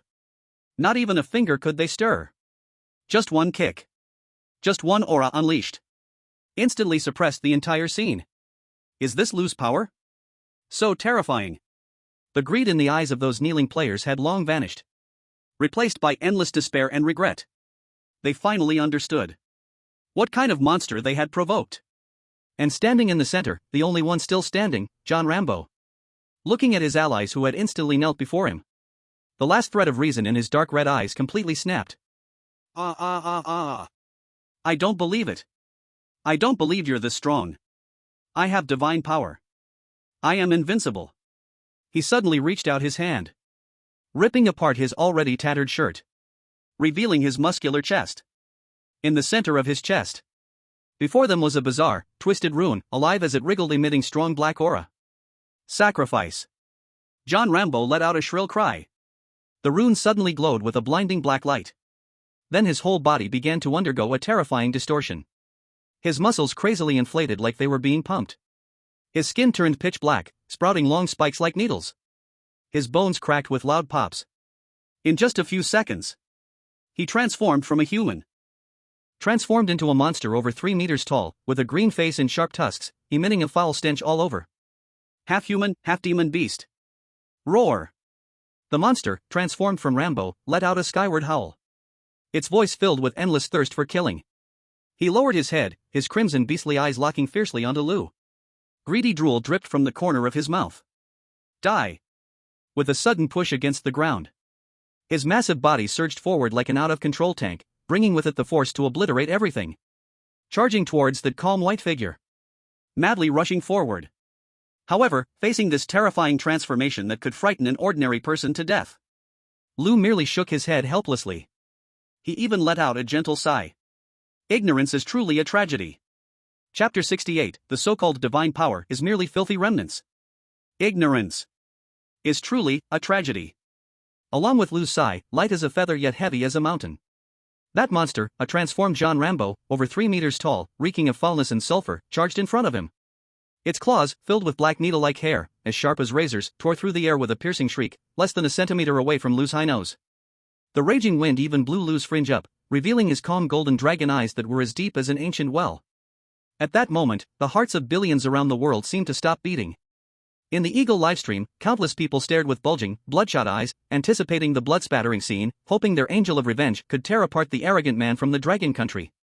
In the Dragon Country livestream, although everyone had absolute faith in Lu God, in the face of such a terrifying visual shock, many still instinctively held their breath.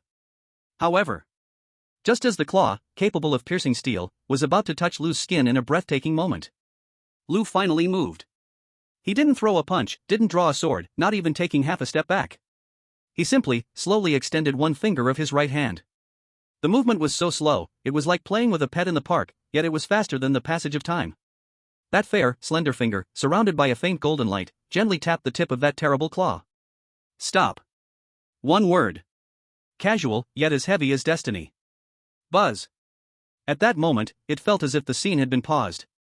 The colossal charge of John Rambo, with the terrifying force that could collapse a small building, abruptly halted before this small finger. Like a high-speed train crashing into an immovable ancient divine mountain. No shockwave, no explosion sound. Only an eerie sound of bones and muscles instantaneously bearing tremendous recoil. John Rambo's crimson beastly eyes widened in shock, his eyeballs almost popping out.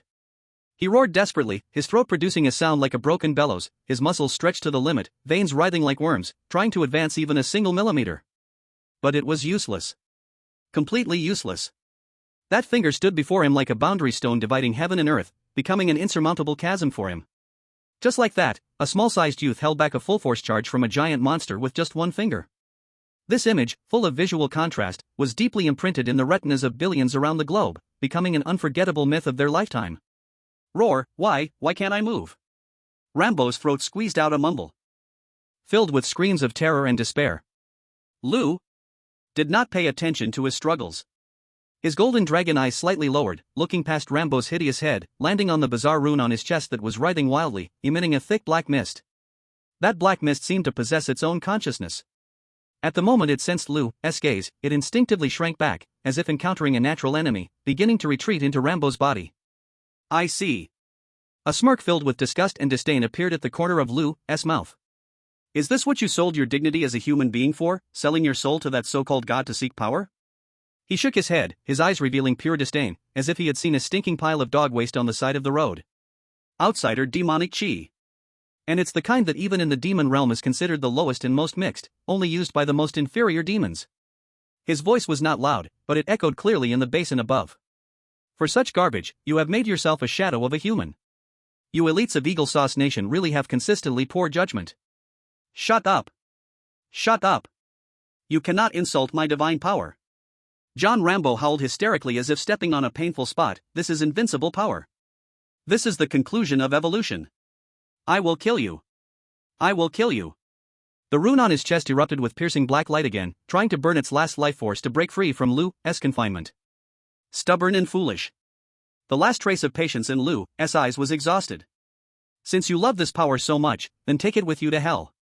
As soon as he spoke, the tiny golden light at his fingertip suddenly surged.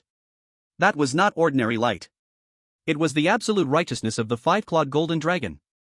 It is the absolute nemesis of all evil, filth, and demonic energy in this world. Break. Boom. The golden light, like a sharp sword, instantly pierced through Rambo's claw, rushing along his arm into his body, fiercely striking down on the black rune on his chest. Screech. A scream so sharp it seemed like nails scraping glass, as if countless tormented souls were wailing in unison, suddenly came from that black rune. That overbearing outsider demonic chi encountered this magnificent golden light, just like encountering snow under the scorching sun, and did not last even a second before it rapidly melted, evaporated, and purified amid the shrill screams. No, no. My power. My divine power. John Rambo let out a desperate wail. As the demonic energy dissipated, his huge and bloated twisted body quickly shriveled and wilted like a punctured balloon. Muscles dissolved, bones softened, skin peeled off like old tree bark. In just the blink of an eye, the monster that was once so arrogant turned into a dried corpse as if it had been wind-dried for 1,000 years before everyone's eyes. Lu retracted his finger and gently blew. Whoosh. The dried corpse instantaneously crumbled into a pile of black dust, scattering in the wind. In this world, not a trace was left behind. Silence once again descended. Beside him, Annie Smith, who was originally ready to cooperate with Rambo for a sneak attack, was now completely stunned with fear. The pitch-black staff in her hand fell to the ground with a clang. She looked at the pile of black dust and then at the young man in white clothes who remained unruffled. A tremendous fear shattered all her reason. "Devil, you are a devil!" She screamed and turned to run. Using both hands and feet, she crawled frantically like a terrified wild dog toward the edge of the basin. Lou did not even turn his head. He simply waved his hand lightly behind him, as if shooing away a fly. Whoosh! A golden sword aura appeared out of nowhere. It sliced through the air, instantly catching up to the fleeing Annie Smith. Put! There was no obstruction. Annie Smith's body suddenly split in two while running. Her upper body continued to crawl forward from inertia, while her lower half remained in place. Blood dyed the grass red. It took her 2 seconds to realize the pain, letting out the final piercing scream of her life. Then, she completely ceased to breathe. At this moment, the plot by the little country team, who tried to take a shortcut through evil means to hunt down the Dragon Kingdom contestants, was utterly annihilated in the face of absolute power. Lou slowly turned around. His golden pupils fell on the remaining dozen or so predators of the small country, already scared to the core, kneeling on the ground, afraid to raise their heads. These accomplices, who once relied on the Eagle Nation for profit and raised knives against Cold Moon and others, were now trembling all over, tears streaming down their faces. "Spare us, Lord Lou, spare us. We were forced. It was those Eagle people who forced us. We are willing to give up all our points. Please, treat us like air." The cries for mercy in Wales echoed one after another.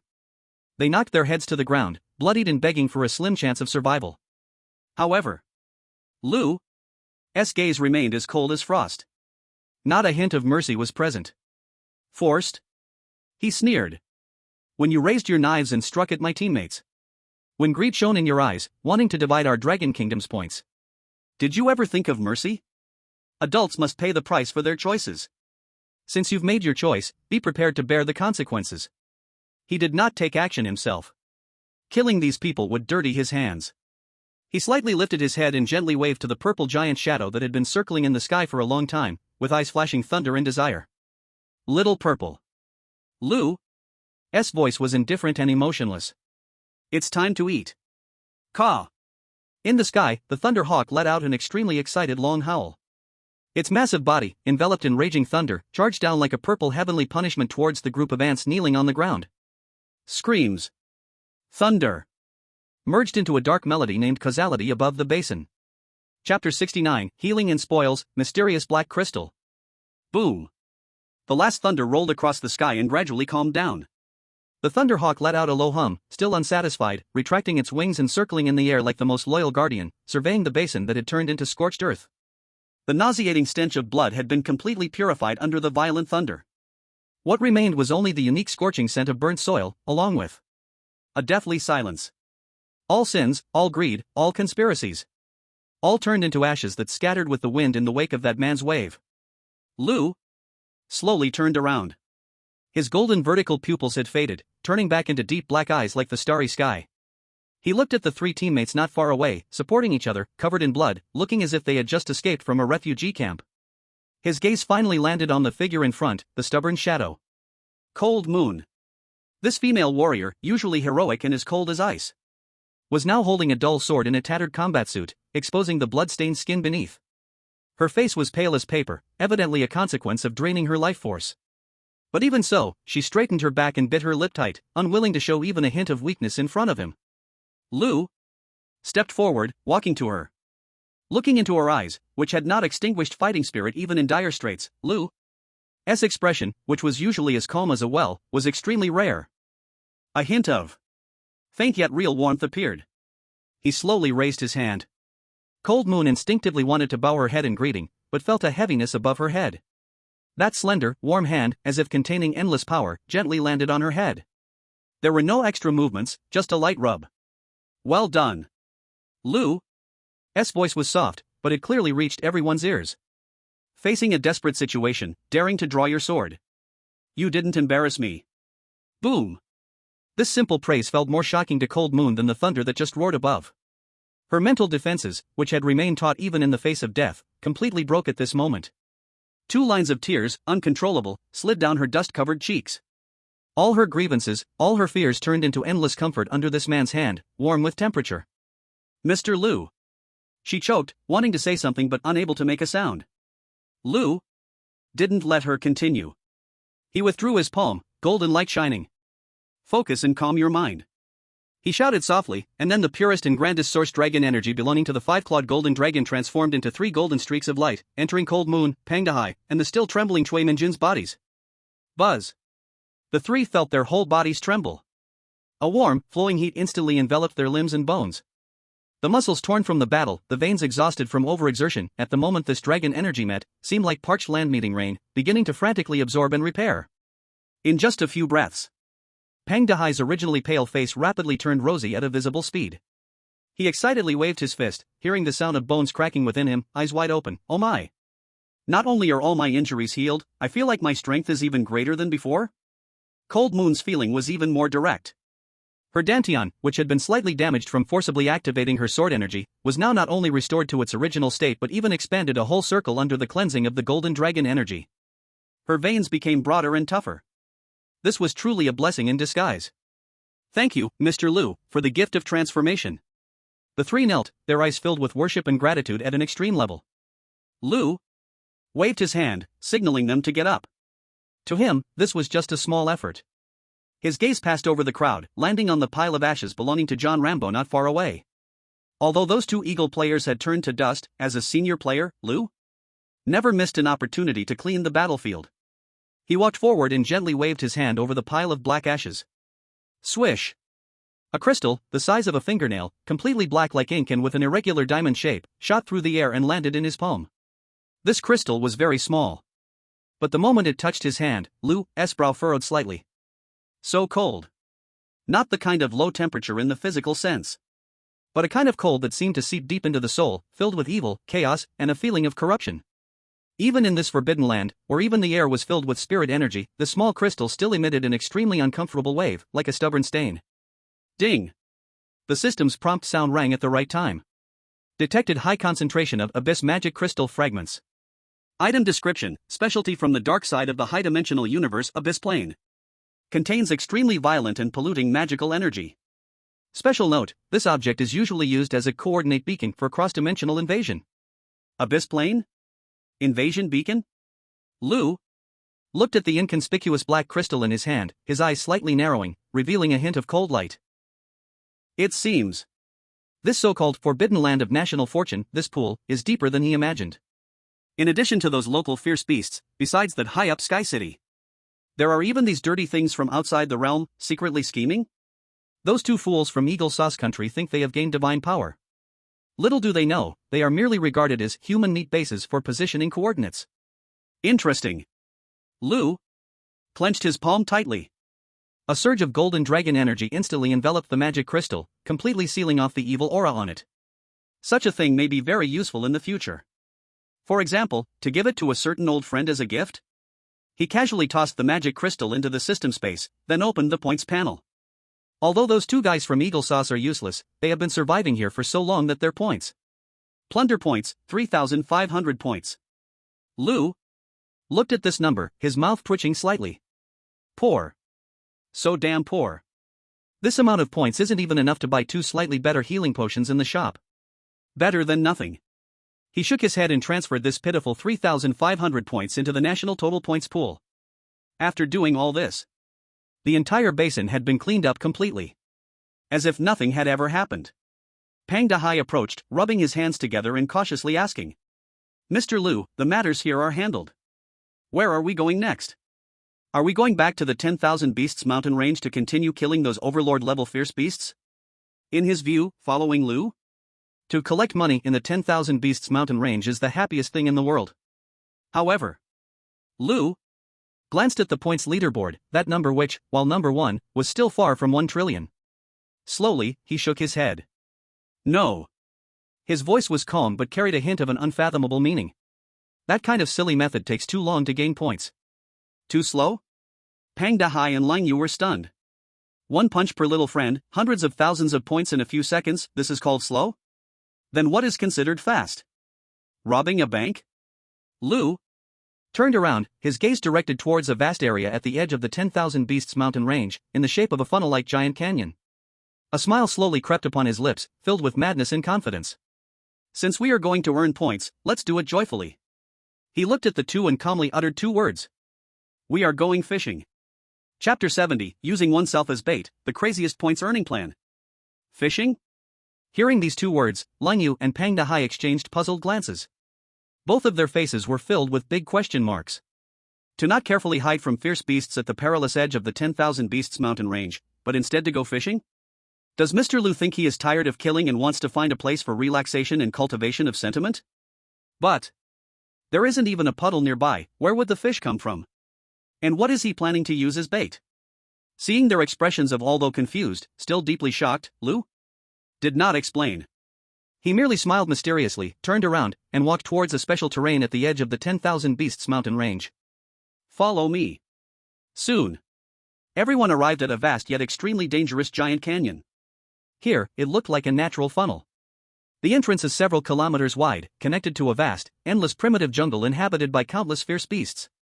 As one walks further inside, the terrain narrows more and more, ultimately forming an exit that is less than 100 meters wide, a slender line of sky. On both sides are cliffs that rise 1,000 feet, as smooth as a mirror, making it hard for even monkeys to climb. What a great place! Although Pang Dahai didn't understand the deep meaning of fishing, as a survival expert, he immediately saw the strategic value of this place. One man defends the pass, 1,000 cannot get through. If we set an ambush here, even if many enemies come, they can only line up to die. Lu nodded and immediately began to issue commands. His voice became serious and earnest. Cold Moon, Pang Dahai. Here, Mr. Lu. The two straightened up, their expressions solemn. You two guard the innermost exit of the canyon with Chui Minjun use Pang Dahai's Misty Array and Cold Moon's Sword Chi to set up the final line of defense. Remember, your only task is to finish off and prevent any fish from slipping away from here. Yes. Although they didn't understand why they had to defend the exit, the two still executed the order without hesitation. Titan. Roar. The giant ape, transformed into a diamond-like body, pounded its chest, letting out a low growl like muffled thunder. You guard the left cliff. If you see anyone trying to climb over, just crush them. Titan nodded, its eyes flashing with a brutal light. Little purple. Screech. The purple lightning hawk circled in the air, lightning flashing. You guard the right side, that's air superiority. I don't want to see any winged creatures flying over my head. With everything arranged, the entire canyon had been transformed into a tight iron barrel formation, where entry was allowed but exit was not. After finishing all of this, Lu slowly walked toward the center of the canyon alone. There, it was the widest, most prominent, and also the most dangerous position. He stood still. It was noon. The blazing sun cast his shadow on the dry ground, appearing somewhat lonely yet incredibly majestic. He slowly closed his eyes. His hands hung naturally. Within him, the evergreen technique began to operate in reverse at an unprecedented ferocious speed. The bait has been set. Now. It's time to draw them in. Boom. With a thought, a force that had been deliberately suppressed and perfectly restrained, belonging to the five-clawed golden dragon, the most fundamental, purest, and sacred. Holy Spirit blood energy. In this moment, it was released without reservation, completely. Buzz. In an instant. A visible golden blood energy column, over 10 meters in diameter, dazzling to the extreme, centered around Lu's body. It ascended like a divine sword piercing the heavens. Rumbling, it soared into the sky. Within that light column, it seemed as if thousands of dragons roared, with celestial sounds swirling. It emitted not just light, but also an ultimate aroma, with absolute deadly allure for all beasts in this world. That smell was like suddenly throwing a beggar who had starved for 3 days and nights into a feast. It was like tossing a drug addict into a warehouse full of drugs. It was the scent of evolution. An opportunity to become a deity. It was the ultimate temptation, where just one bite could transform and allow one to ascend to immortality. Although this aura also accompanied a terrifying dragon might suppression from the bloodline source. But in the face of such greed that could drive any creature to lose its mind, fear was instinctively ignored. The wind became still. At this moment, the entire 10,000 Beast mountain range seemed to fall into a brief silence. The next second. Rumble. The earth trembled. Roar. Ow! Hiss! Countless voices. Tens of thousands of voices. Even hundreds of thousands of voices. Filled with endless greed. Endless desire. Endless madness. A terrifying beast roar that could shatter eardrums. Simultaneously erupted from all directions, from deep within the jungle, from beneath the ground, from above the sky. Within 100 miles. Even 1,000 miles. All the ferocious beasts. No matter if they were overlords or mere fish. No matter if they were carnivorous or herbivorous. At this moment, they all went berserk. They were red-eyed. Drooling. Going mad like crazy. Like a black tide. Like an uncontrollable mudslide. Even trampling over the bodies of their kind. Rushing toward the sky-piercing golden light pillar. Towards the human-shaped Tang Sang meat that emitted deadly fragrance. They came flooding madly. At the canyon exit, Pang Dehai, who was setting up the formation, suddenly felt the ground shake violently beneath him. The small stone jumped wildly on the ground. He instinctively raised his head and looked towards the entrance of the canyon. Then, his big face instantly lost all its color. It turned pale as paper. His legs began to tremble violently, and finally, with a thud, he fell to the ground. This. At the end of his sight. The originally green jungle had vanished. In its place was a black line. That line was rapidly thickening and expanding forward. That was the beast tide. It was composed of endless fierce beasts. A black ocean. Oh my dear mother. Pang Dehai's teeth trembled, his voice carrying a sobbing tone. Is this what Mr. Lu calls fishing? This is not fishing at all. This is clearly draining the sea dry. In the live broadcast room, global viewers watched the terrifying beast tide that was overwhelming and could flood everything. They collectively fell silent. This had gone beyond the scope of survival. This is war. It is one person launching a war against the entire Forbidden Zone ecosystem. An apocalyptic war. However, in the eye of the storm, Lu was there. He watched the black wave of death surging in like a tsunami. He watched the fierce and roaring monsters that represented points. There was not a trace of fear on his face. On the contrary, he slowly, gradually, revealed a smile. Filled with endless fervor. And extreme confidence. A curve. He slowly extended his right hand. He gently grasped at the void. Buzz. A flash of golden light. A sword completely formed from the purest essence of the five-clawed golden dragon's energy. 2 meters long, as wide as a door, emitting endless sharpness. A golden giant sword. It appeared suddenly in his hand. He pointed the sword's edge towards the beast tide that covered the mountains and plains. He gave the most arrogant yet truthful invitation. Come on, my points. Chapter 71, Points Frenzy. Charging toward terror in the Forbidden Land. Boom. Along with the first wave composed of tens of thousands of low-level fierce beasts, a black beast tide surged forward. Like a black wave of destruction. It slammed violently into the narrow canyon entrance. The whole earth let out a mournful cry of being overwhelmed in that moment. Dust and smoke filled the air. Debris flew everywhere. Yet there was no scene of a bloody and crumbling defense as expected. Instead of a feast of tender meat for these crazed beasts who were completely intoxicated by the blood chi of the Holy Spirit. It was not delicious Tang Sang meat, but a golden hellish meat grinder that was already operating at full speed. At the forefront of the canyon, Lu, one person, one sword, stood proudly. The golden giant sword in his hand, formed from the purest essence of the five-clawed golden dragon's energy. At this moment, it released a holy light 1,000 times more dazzling than the sun in the sky. He did not use any flashy moves, nor any unnecessary evasions. Facing the overwhelming beast tide rushing in like a swarm of locusts, he simply and plainly swung his sword. Sweep across the army. Buzz. A ray. 100 meters long. Several zhang wide. Condensed like substance. So sharp it could slice through space. A crescent-shaped, golden terrifying sword energy. Instantly shot out. It whizzed close to the ground. Wherever it passed. Whether it was those heavy-armored iron-skinned rhinoceroses. Or those thick-skinned, bloodthirsty wild boars. Or those quick-footed wind-spirited wolves. All. At the moment of touching that golden sword energy. Like the weakest paper toys. Unable to utter a single scream. And were cut in half. Put. Put. Put. Blood gushed out like a fountain. Severed limbs and shattered arms flew everywhere. Just this one sword. This seemingly casual sword had at least reaped the lives of hundreds, if not thousands, of fierce beasts. The once menacing black beast tide that seemed able to swallow everything. Unexpectedly, under the sword, a huge, shocking vacuum zone appeared. However, this is just the beginning. Come again. Lu's mouth curved into a wild, bloodthirsty arc. The golden giant's sword in his hand swung again. This time, not just one sword, but 10 swords. 100 swords. 1,000 swords. Swish. Swish. Swish. Swish. Swish. Countless beams of golden sword energy. Like a golden storm of death. Raging madly at the narrow canyon entrance. Crazy, slaughtering. Those ferocious beasts endlessly surging in. Like bundles of straw willingly sent into a shredder.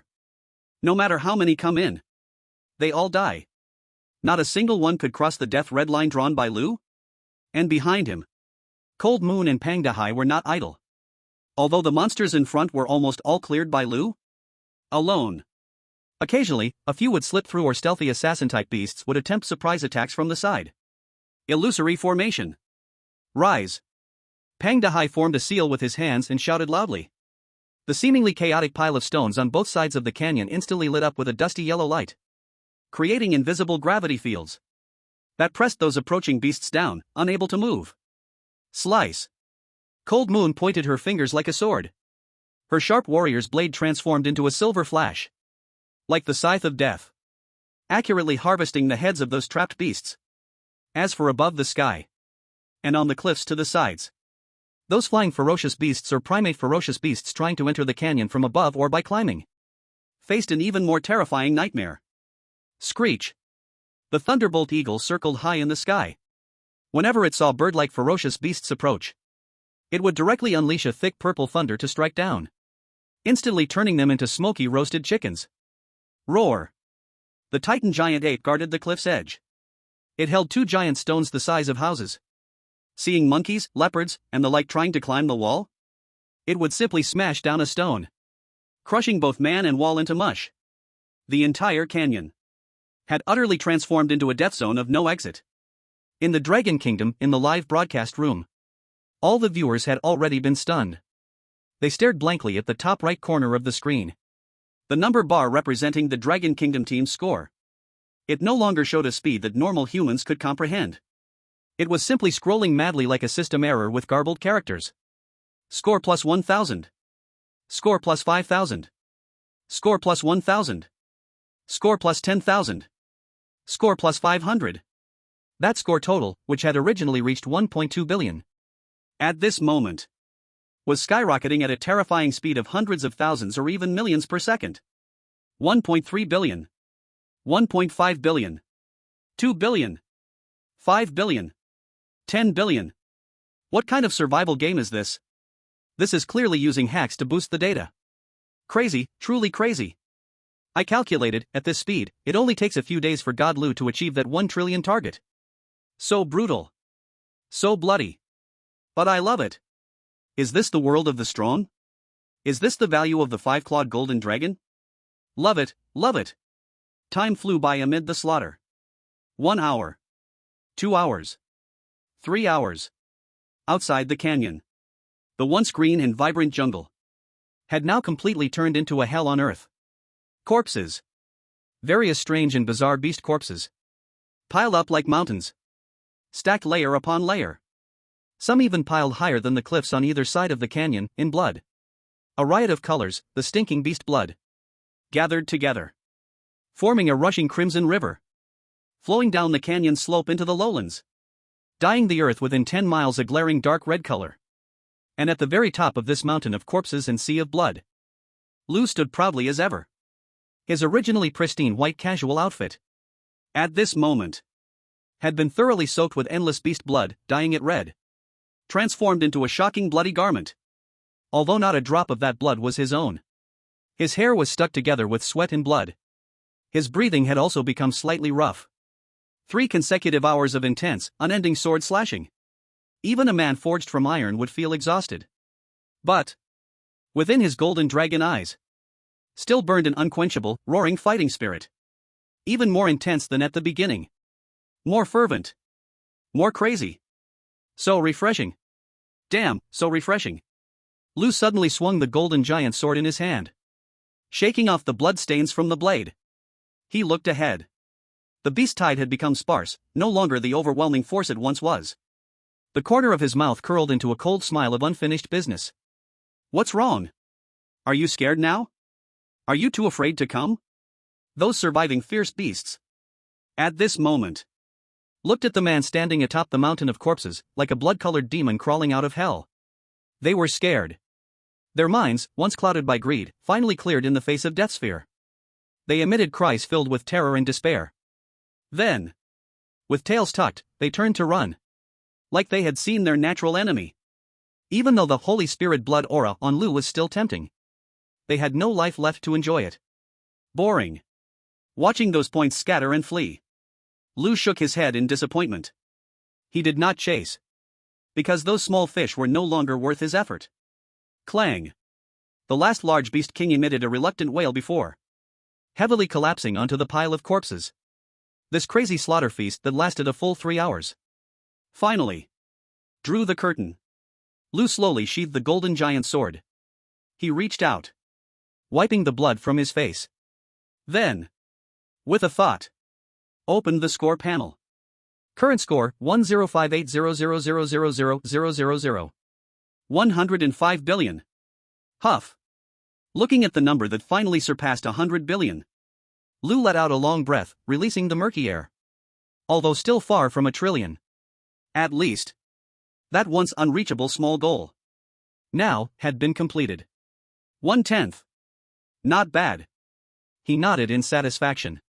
Just as he was about to turn around and call his teammates to finish up and count the spoils, beast cores, materials, etc. However, at the very moment he took a step. Thump. Thump. Thump. A series of extremely muffled, eerie sounds like the thumping of the earth's heart echoed terrifyingly. Suddenly, without warning, from deep beneath this canyon, rumbling up. Following that rumble, a shake more violent and terrifying than any before erupted. The entire canyon. No. The land within 100 miles shook violently at that moment. Countless massive rocks rolled down from the cliffs on both sides. The ground began to crack wildly, arching up, as if something 10,000 times more terrifying than the previous tens of thousands of fierce beasts was trying to break through the earth from the dark depths below. Lu's face changed dramatically. He instantly turned around, fixing his gaze on the most violently shaking center of the canyon, which was where he had just stood. An ancient, vast air filled with endless brutality and hunger instantly enveloped the entire scene. This is. Behind him, the large sea and cold moon were stunned by this sudden fearsome presence, their faces turning pale. Even breathing became difficult. Something's coming. Lu's eyes narrowed slightly. A flash of unprecedented gravity and excitement passed through the golden dragon's eyes. A real giant. Chapter 72, The Earth Dragon Turns? No, it's a giant earthworm. Boom. The intense shaking, like the earth's heart suddenly stopping, reached its peak at this moment. On both sides of the canyon, the towering cliffs, as hard as iron and 1,000 fathoms high, seemed as fragile as two crispy cookies crumbling under the terrifying underground stress. Countless giant boulders the size of houses were swept up in clouds of dust, crashing down. They smashed the already chaotic canyon into even more fragments. And in the center of the canyon, where Lu had just stood, the ground was no longer just cracked. It looked like a pot of boiling hot water. Countless earth and rocks were forcefully lifted into the air by a terrifying power from the depths of the earth. Then, bang! A deep, nauseating explosion shook the air. The hundreds of meters thick rock layer finally couldn't bear the weight and completely blew apart. Amidst the rain of dirt, a tremendous figure emerged. So large that it could block the sunlight. So massive that just a glance could invoke fear of giant creatures. A terrifying shadow. It reeked of a suffocating mix of rotting earth and putrid bodily fluids. From the dark depths of the earth, it crawled out. Hiss, roar.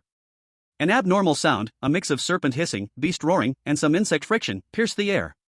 In an instant, it engulfed the entire canyon. The sound waves carried a physical damage that felt almost tangible. Cold Moon and the enormous Haida, hiding in the distance, couldn't help but cover their ears, revealing expressions of pain. As the dust began to settle, everyone finally saw the true face of this giant. It was it was a body length that visually exceeded 500 meters. A diameter of at least 30 meters. Its entire body was a nauseating earth yellow. A super giant worm. It had no eyes, no nose. At the top of its cylindrical head was an enormous circular mouth, like a meat grinder. Inside that huge mouth were countless sharp, constantly writhing, rotating inward-facing teeth. Deep within its abyssal throat, a stream of highly corrosive yellow-green gas erupted continuously. The surface of its body was covered with a thick, rock-hard slime shell. Every movement creaked with a grinding sound that made teeth ache. This is the true underground ruler of the outskirts of the 10,000 Beasts mountain range. A primordial magic worm, mutated through the corpses of countless fierce beasts and the nurturing of spiritual energy. What is this? Haida widened his eyes, staring at the monster that, even half exposed, was taller than the nearby peaks. Suddenly, a name flashed through his mind, one that existed only in ancient wild legends. He pointed at the monster, his voice trembling, exclaiming, "Earth Dragon? Is this the legendary Earth Dragon that has a trace of dragon blood and can cause earthquakes and upheavals?" As if it understood Haida's words. Or perhaps possessed an instinctual pride for the word dragon. The giant worm that had just emerged from the ground suddenly turned its head, which had no features. Roar! From its mouth, resembling a black hole, it truly released a deep roar similar to a dragon's roar. A wave of oppressive force more powerful than the previous flying demon tiger and abyss water python. Already surpassing dominant level. It faintly touched upon a higher level, the Lord level threshold. A terrifying pressure. Boom! It exploded. It was declaring. It was responding. That's right. I am the Earth Dragon. I am the king of this land. It opened its giant mouth towards the small human suspended in midair, emanating a Holy Spirit blood aura that made it crave fiercely. Suddenly, a powerful pull. A terrifying suction force instantly emerged. It wanted to swallow this food, which had slaughtered countless of its children yet was delicious to the extreme, in one bite. As its final sacrifice to ascend to Lord. However, in the face of this terrifying behemoth, both in size and aura, confronted with that foul, giant mouth that seemed able to devour the heavens and earth. The floating Lu? His face showed no sign of fear. Not even a trace of solemnity one might show against a formidable enemy. What he had was only a disdain, an anger as if someone had splashed him with a bucket of dirty water. In his golden, dignified dragon eyes, two icy, golden flames ignited instantly. "Earth Dragon?" He slowly spoke. His voice was very soft. Yet it was as cold as ancient ice, piercing to the bone. It carried an undeniable, high and mighty sense of judgment. A peace. Rolling in the mud. Eating rotten meat and drinking dirty water. Mutated worm. The corners of Lu's mouth curled into a mocking and murderous cold smile. He slowly raised his right hand, pointing at the boasting giant worm. He pronounced slowly, "Is it worthy to be called a dragon?" Boom! With that shout filled with endless rage. Within him. That long dormant. That represented the dragon tribe's supreme. Five-clawed golden dragon-s royal bloodline. In this moment, it completely erupted. Roar. A sound.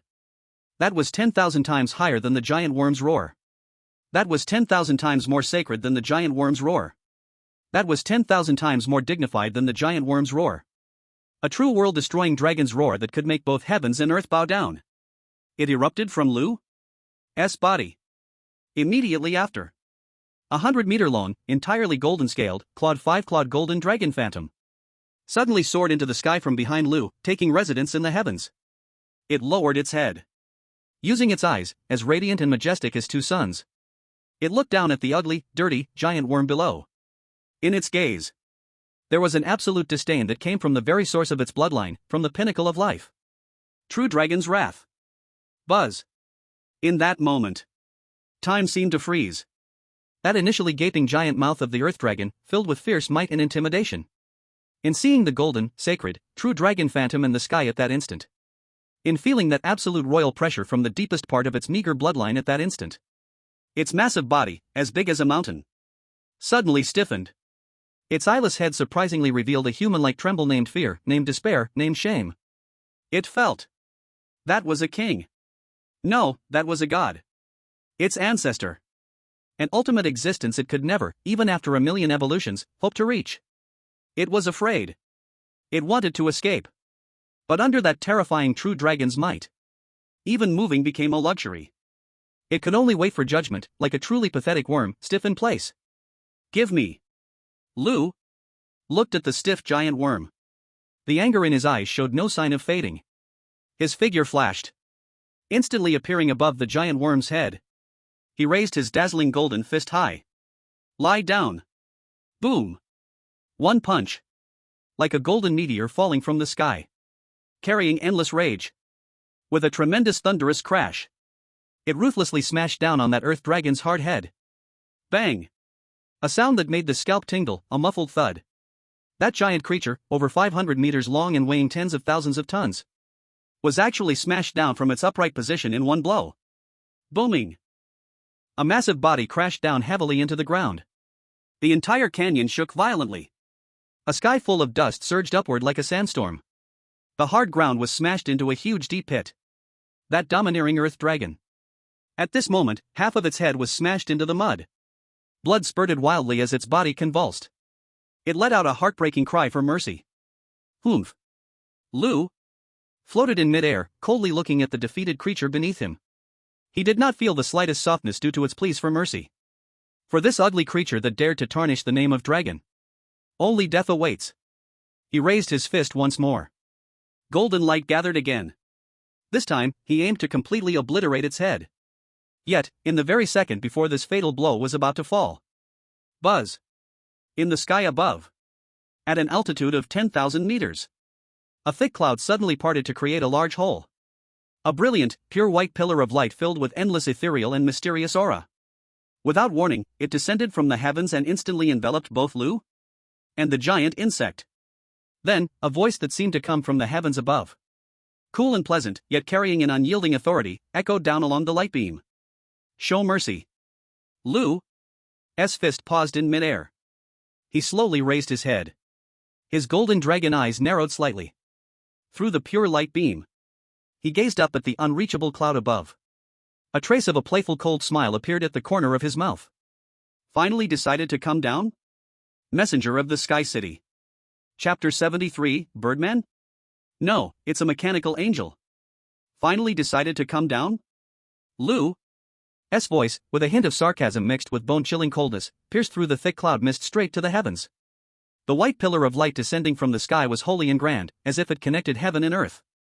Under the breathless gaze of all, in the very center of that light beam, a figure slowly descended.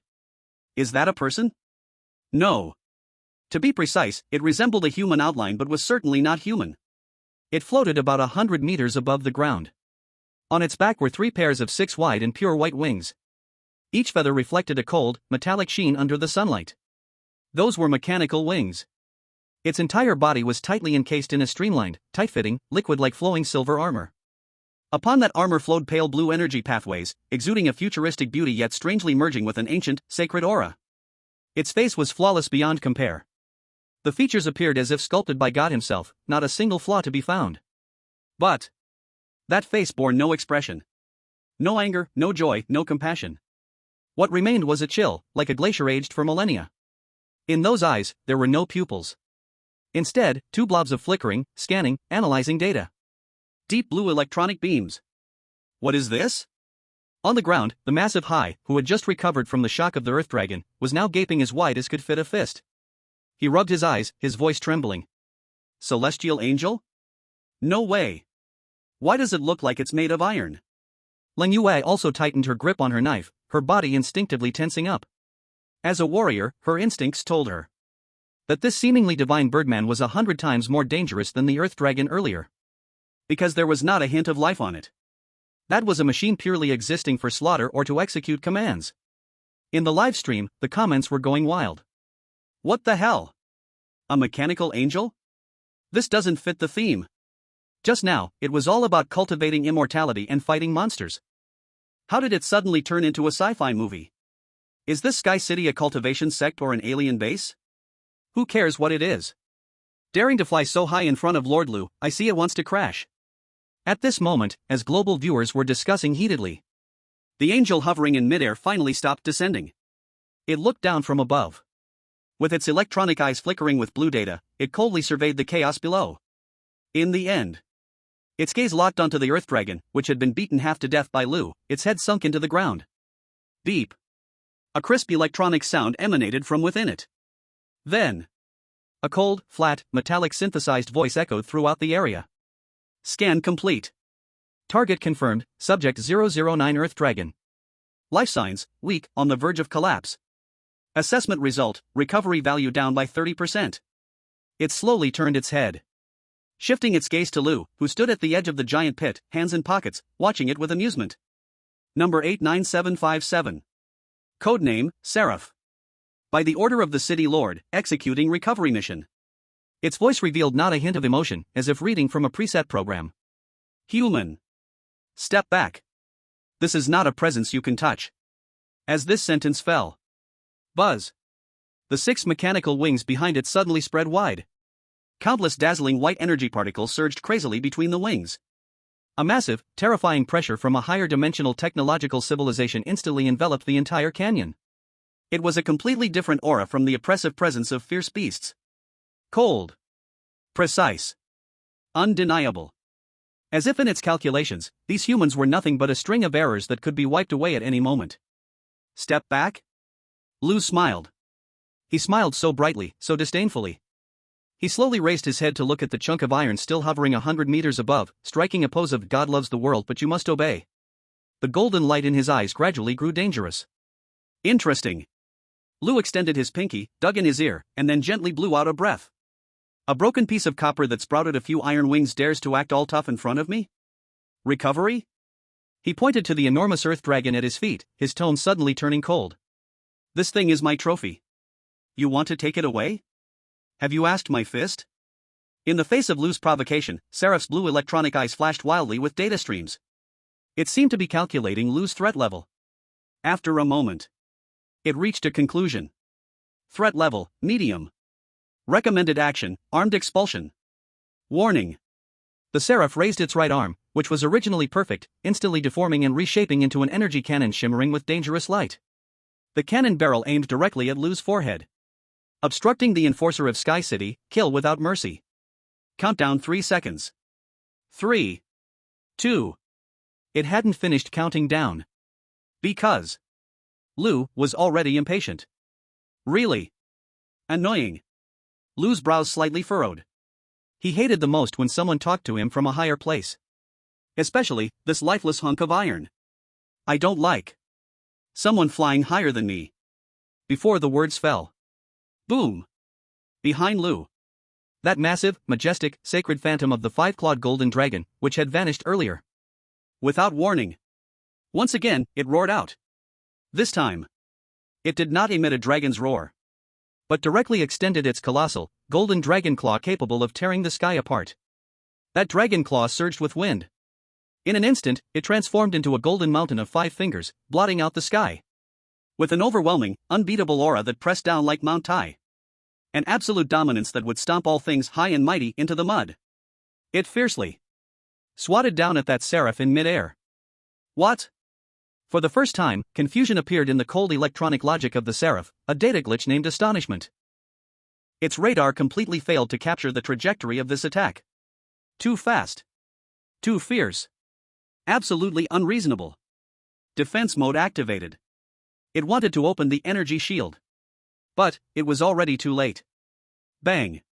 A crisp and incredibly loud metallic explosion sound echoed through the sky. Like a fly swatter, it ruthlessly slapped a bothersome mosquito.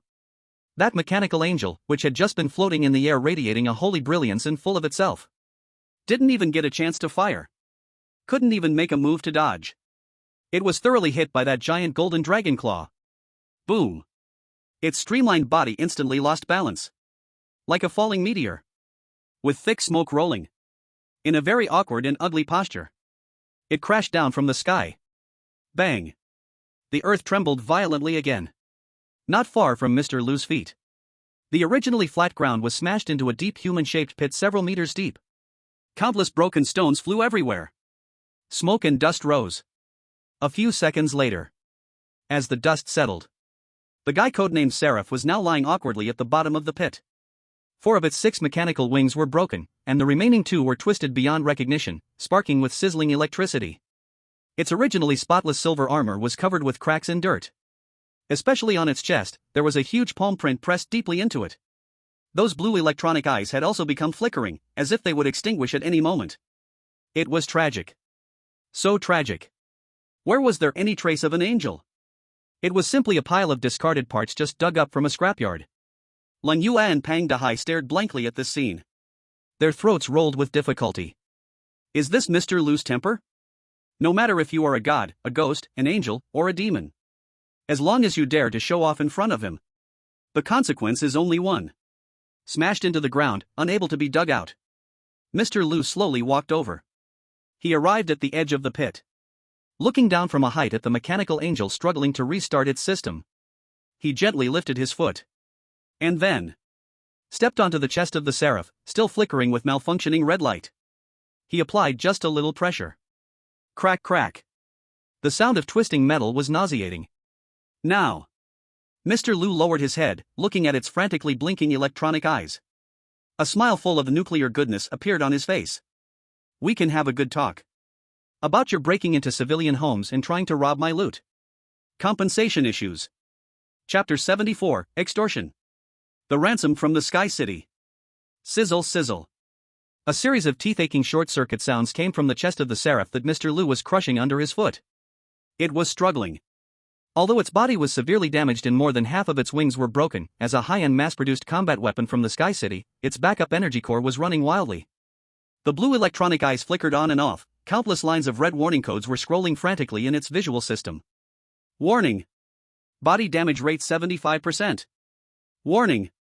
External pressure too high, chest armor about to collapse due to structural fatigue. Attempt to activate emergency defense protocol failed. Attempt to connect to Sky City's main brain for support connection cut off. Its once proud mechanical logic was now trapped in a dead loop. Why? Why does this seemingly small human exude a terrifying pressure that makes its core algorithm tremble? That golden aura was like an absolute decree from a superior to an inferior, directly blocking all energy flow paths within its body. It wanted to raise its arm and fire a palm thunder. But as soon as that hand moved, the domineering power of the five-clawed golden dragon descended with a crash, like a mountain pressing down. He pressed his arms firmly into the soil, unable to move. Detection of irresistible force. Reassessing the power comparison of both sides. Assessment result, win rate 0%. Finally. The pair of blue electronic eyes that had been flashing wildly gradually stabilized. No longer cold and detached, as if a god was overlooking ants. Instead, it was filled with a mechanical sense of compromise. Human.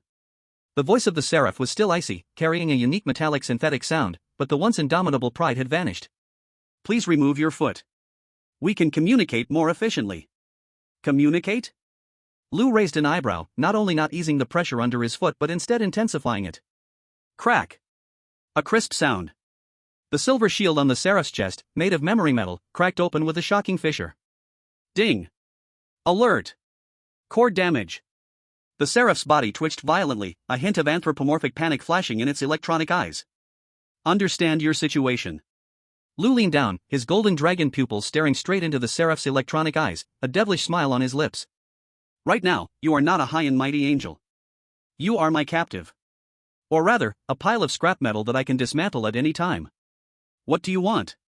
The seraph finally gave up on its meaningless official language, its logic module telling it that if it did not satisfy this human's greed, it truly would become a pile of scrap metal. If it's about that experiment subject 009. It turned its eyes to the side, looking at the earth dragon still half alive in the giant pit, with only air coming out but no air going in. Its ownership belongs to the Sky City. Ownership? Lu seemed to have heard a funny joke and couldn't help but laugh out loud. Has the chip in your head burned out? This thing is something I brought down. Its life was left by me. According to our ground rules, this is my trophy. He pointed at the huge earth dragon, his tone becoming lazy and dangerous. Although this thing is a fake with impure blood, it looks ugly. But at least it's a half-step lord-level beast. If I kill it, I can get at least 1,000,000 points. Skinning it would make armor, pulling its tendons can make bowstrings, even that pile of rotten meat could feed my pet for a month. Saying this, Lu paused, his gaze returning to the seraph, his eyes suddenly cold. You want to take it away with just one sentence? Do you think I'm doing charity? Or do you think my fist isn't hard enough? ZZZ. The Seraph's processor began to operate at high speed, frantically calculating the feasibility and costs of the transaction. 1,000,000 points? What is that, a low-level currency unit? But in its logic, if no price is paid, the mission absolutely cannot be completed, and it might even lose itself here. Compared to being destroyed after a failed recovery, paying a certain ransom is the logically optimal solution. I can pay a reward. The Seraph finally relented. What do you want? Energy? Weapons? Or lifespan? Don't try to fool me with those intangible things. Lu waved his hand, directly asking for more. I want goods on the spot. First, energy stones. Don't give me that garbage inferior spirit stone, I want a higher grade. Second, technology. I see your steel shell is made well, hand over the relevant technical data. This. A glint of red light flashed in the Seraph's electronic eyes. This violates the lower civilization technology lockdown regulations. Crack. Lu suddenly exerted force. This time, the Seraph's chest armor completely shattered, revealing the wildly beating energy core inside, emitting a ghostly blue light. As long as Lu exerted a little more force, this core would burst instantly. Stop. Cease the attack. The Seraph let out a sharp alarm sound. Its logical defense completely collapsed. Deal. Deal. That's right. Lu satisfiedly eased up a little force, but still kept the foot on it to prevent any tricks. Hand it over. Activate the subspace transmission protocol. The Seraph's eye shot out a blue light, projecting a three-dimensional operating interface in the void beside it. As a series of complex data flows flashed by. A small swirling space wormhole, only the size of a palm, suddenly appeared between the two. Immediately after, 10 pieces of crystal stones, only the size of an infant's fist, slowly floated out from the wormhole, their deep blue surface flowing with a watery halo. Medium-grade spirit stones. Lu's eyes instantly lit up. Just by inhaling the aura they emitted, the evergreen technique in his body automatically began to operate, speeding up several times faster than usual. The spiritual energy contained in these was at least 100 times purer than low-grade spirit stones. Moreover, it was gentler and easier to absorb. With these 10 medium-grade spirit stones, he was confident to break through to the higher realm of refining chi into spirit in a short time. This is the number 2 energy crystal, what you call medium-grade spirit stones. The Seraph's voice carried a hint of pain. If robots could experience pain. 10 of them, that's the limit I can mobilize within my authority. Following this, a chip the size of a fingernail, entirely silver with nanometer-level complex patterns carved on it, also floated out. This is the memory chip for basic mechanical construction principles. By reading it, you can master the basic technology to create exoskeleton armor like mine. Lu waved his hand without courtesy. A surge of spiritual power swept out, pulling all 10 medium-grade spirit stones and the memory chip into his system space. Safe in hand. Not bad, you know your place. Lu finally moved his foot away from the Seraph. He patted the non-existent dust on his pants, feeling in high spirits. This round of extortion was a huge profit. The freed Seraph climbed up from the pit awkwardly. Its armor was slowly self-repairing, but the sunken chest was still a gruesome sight. It deeply looked at Lu, seemingly wanting to permanently engrave the data of this terrifying human in the core database's blacklist. Transaction completed. It turned around and looked at the Earth Dragon. With a flash of light in its hand, a pulling beam shot out, enveloping the massive body of the Earth Dragon. Wait. Lu suddenly spoke. The Seraph's body stiffened, its electronic eyes filled with vigilance. Human, are you backing out? Am I that kind of person? Lu grimaced. He walked in front of the Earth Dragon. Looking at this once mighty creature, now like a dead dog, a half-step lord. He lifted his leg. Aimed at the Earth Dragon's huge rear, if it had one. Get lost. Boom. With one kick, that massive creature weighing tens of thousands of tons was kicked into the air like a soccer ball. It traced a beautiful parabolic curve in the air. With pinpoint accuracy, it crashed into the huge space transmission portal opened by the Seraph. Scram. Lu clapped his hands, watching the slowly closing portal and the mechanical angel getting ready to take off. His voice became lazy, yet it carried an intimidating dominance that made others shy away. Go back and tell your city lord. Next time, if he wants to see me, don't send such junk to brush me off. He slightly lifted his head, his gaze piercing through the clouds as if staring directly at the floating sky city. The corner of his mouth curled into a cold smile. Let him roll down by himself. The Seraph paused in midair. It did not respond or turn back. Only the thrusters behind it suddenly expelled blue flames at a nearly desperate speed, shooting into the clouds and disappearing. It didn't want to stay even a second longer in front of that terrifying human. As the beam of light disappeared, the valley returned to calm once more. The huge Pang Dahai and Cold Moon, who had been hiding at a distance, now dared to come closer, almost afraid to breathe. The way they looked at Lu was like staring at a living god. Goodness. Pang Dahai swallowed hard, pointing at the sky, his voice trembling. Mr. Lu. That's an angel. You actually dared to rob an angel? And you succeeded? This world is too crazy. A mouse acting as a bridesmaid for a cat, this is simply against the law of nature. That is the messenger from the legendary city in the sky. In front of Mr. Lu, they were as cowardly as grandsons, not only beaten but also having to pay money, ultimately running away in shame? Lu turned around to see the two looking like they had never seen the world, shaking his head helplessly. He flipped his palm, and a mid-grade spirit stone appeared, casually tossing it into the air.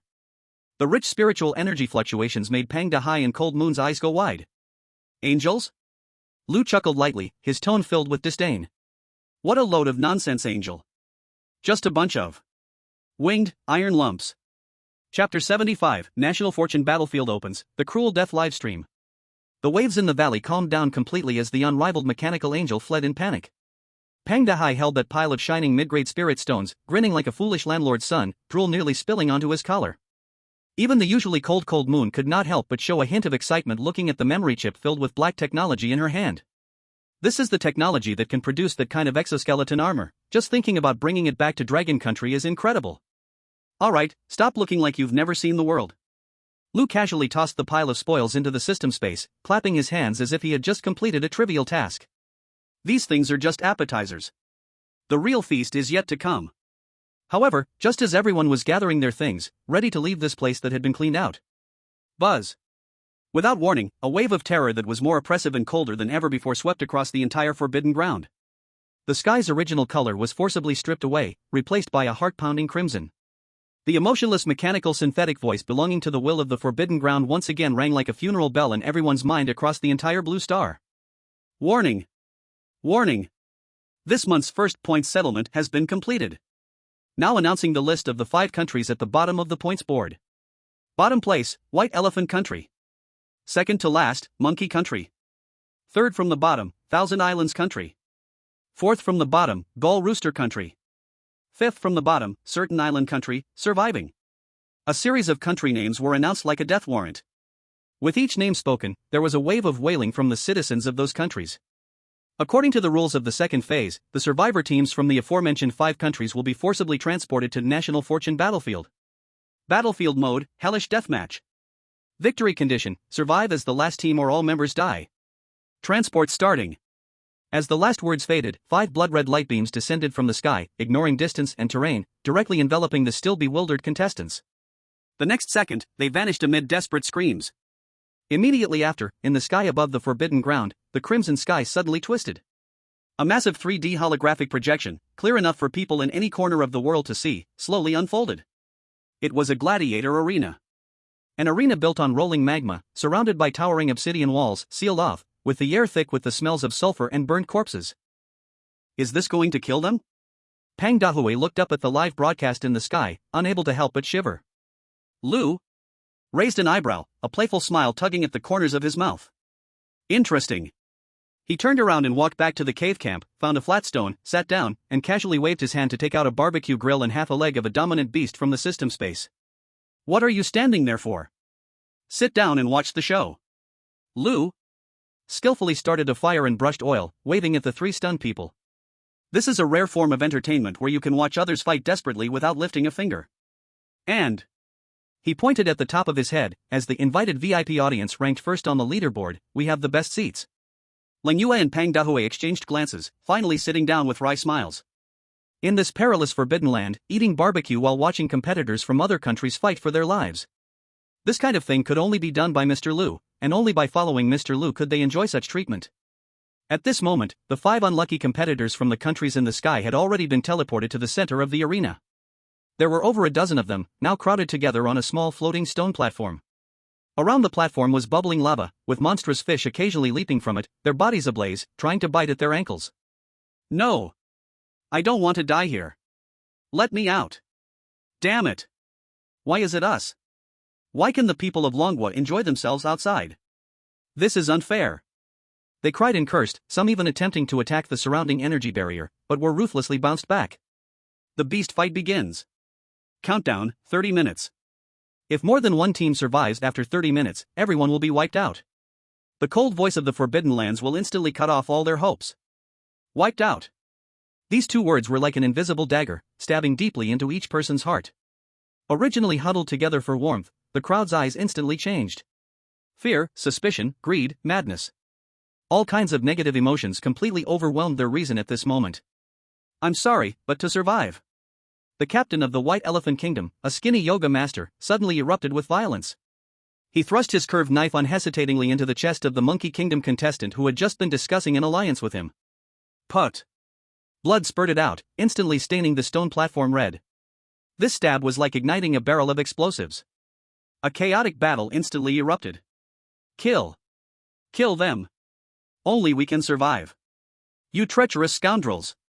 Die. Former allies instantaneously turned into bitter enemies.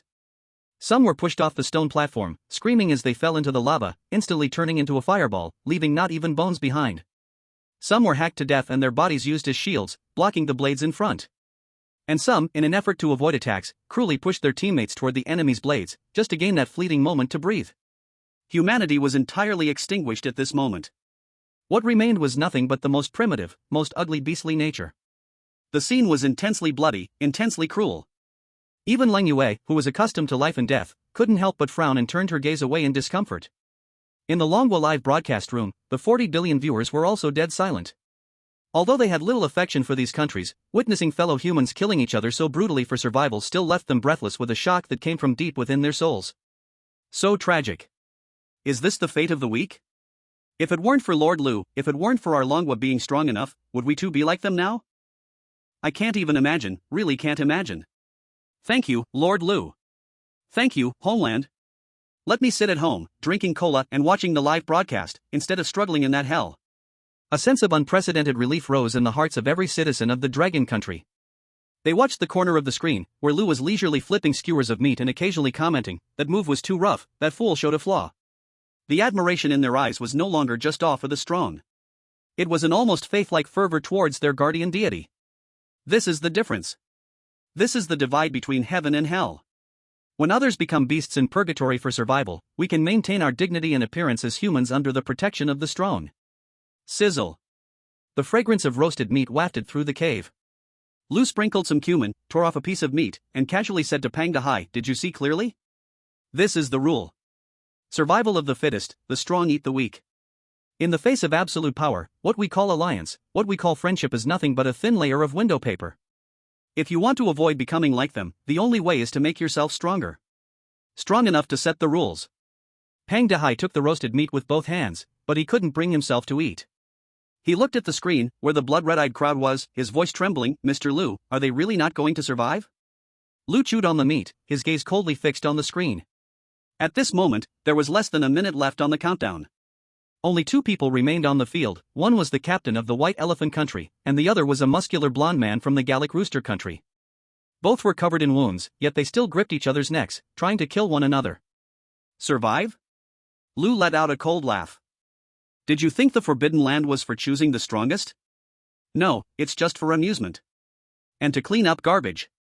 3, 2, 1. Time's up. As the countdown reached 0, magma around the stone platform suddenly surged.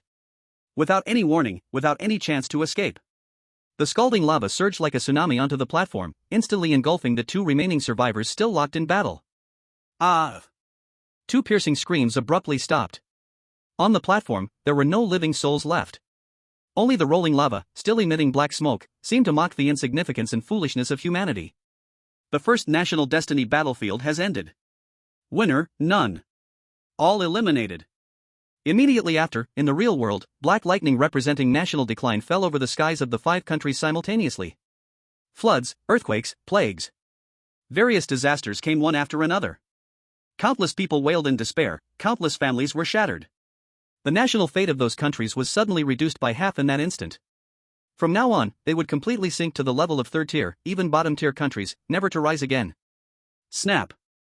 Lu casually turned off the holographic projection. The bloody and brutal images vanished, replaced by the still bright sunlight in the Forbidden Land and the tempting smell of roasted meat. He stood up and wiped the grease off his hands. The playful expression on his face had disappeared, replaced by a sharpness that made one's heart race. The show is over. I'm full. It's time to get serious.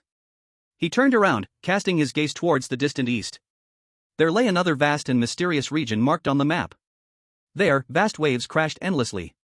There were ruins hidden deep beneath the sea. And there were countless points waiting for him to harvest. Let's go. Lu stepped onto the back of the Thunder Eagle, calmly issuing orders to the still bewildered crowd. New map, Endless Sea. Set sail.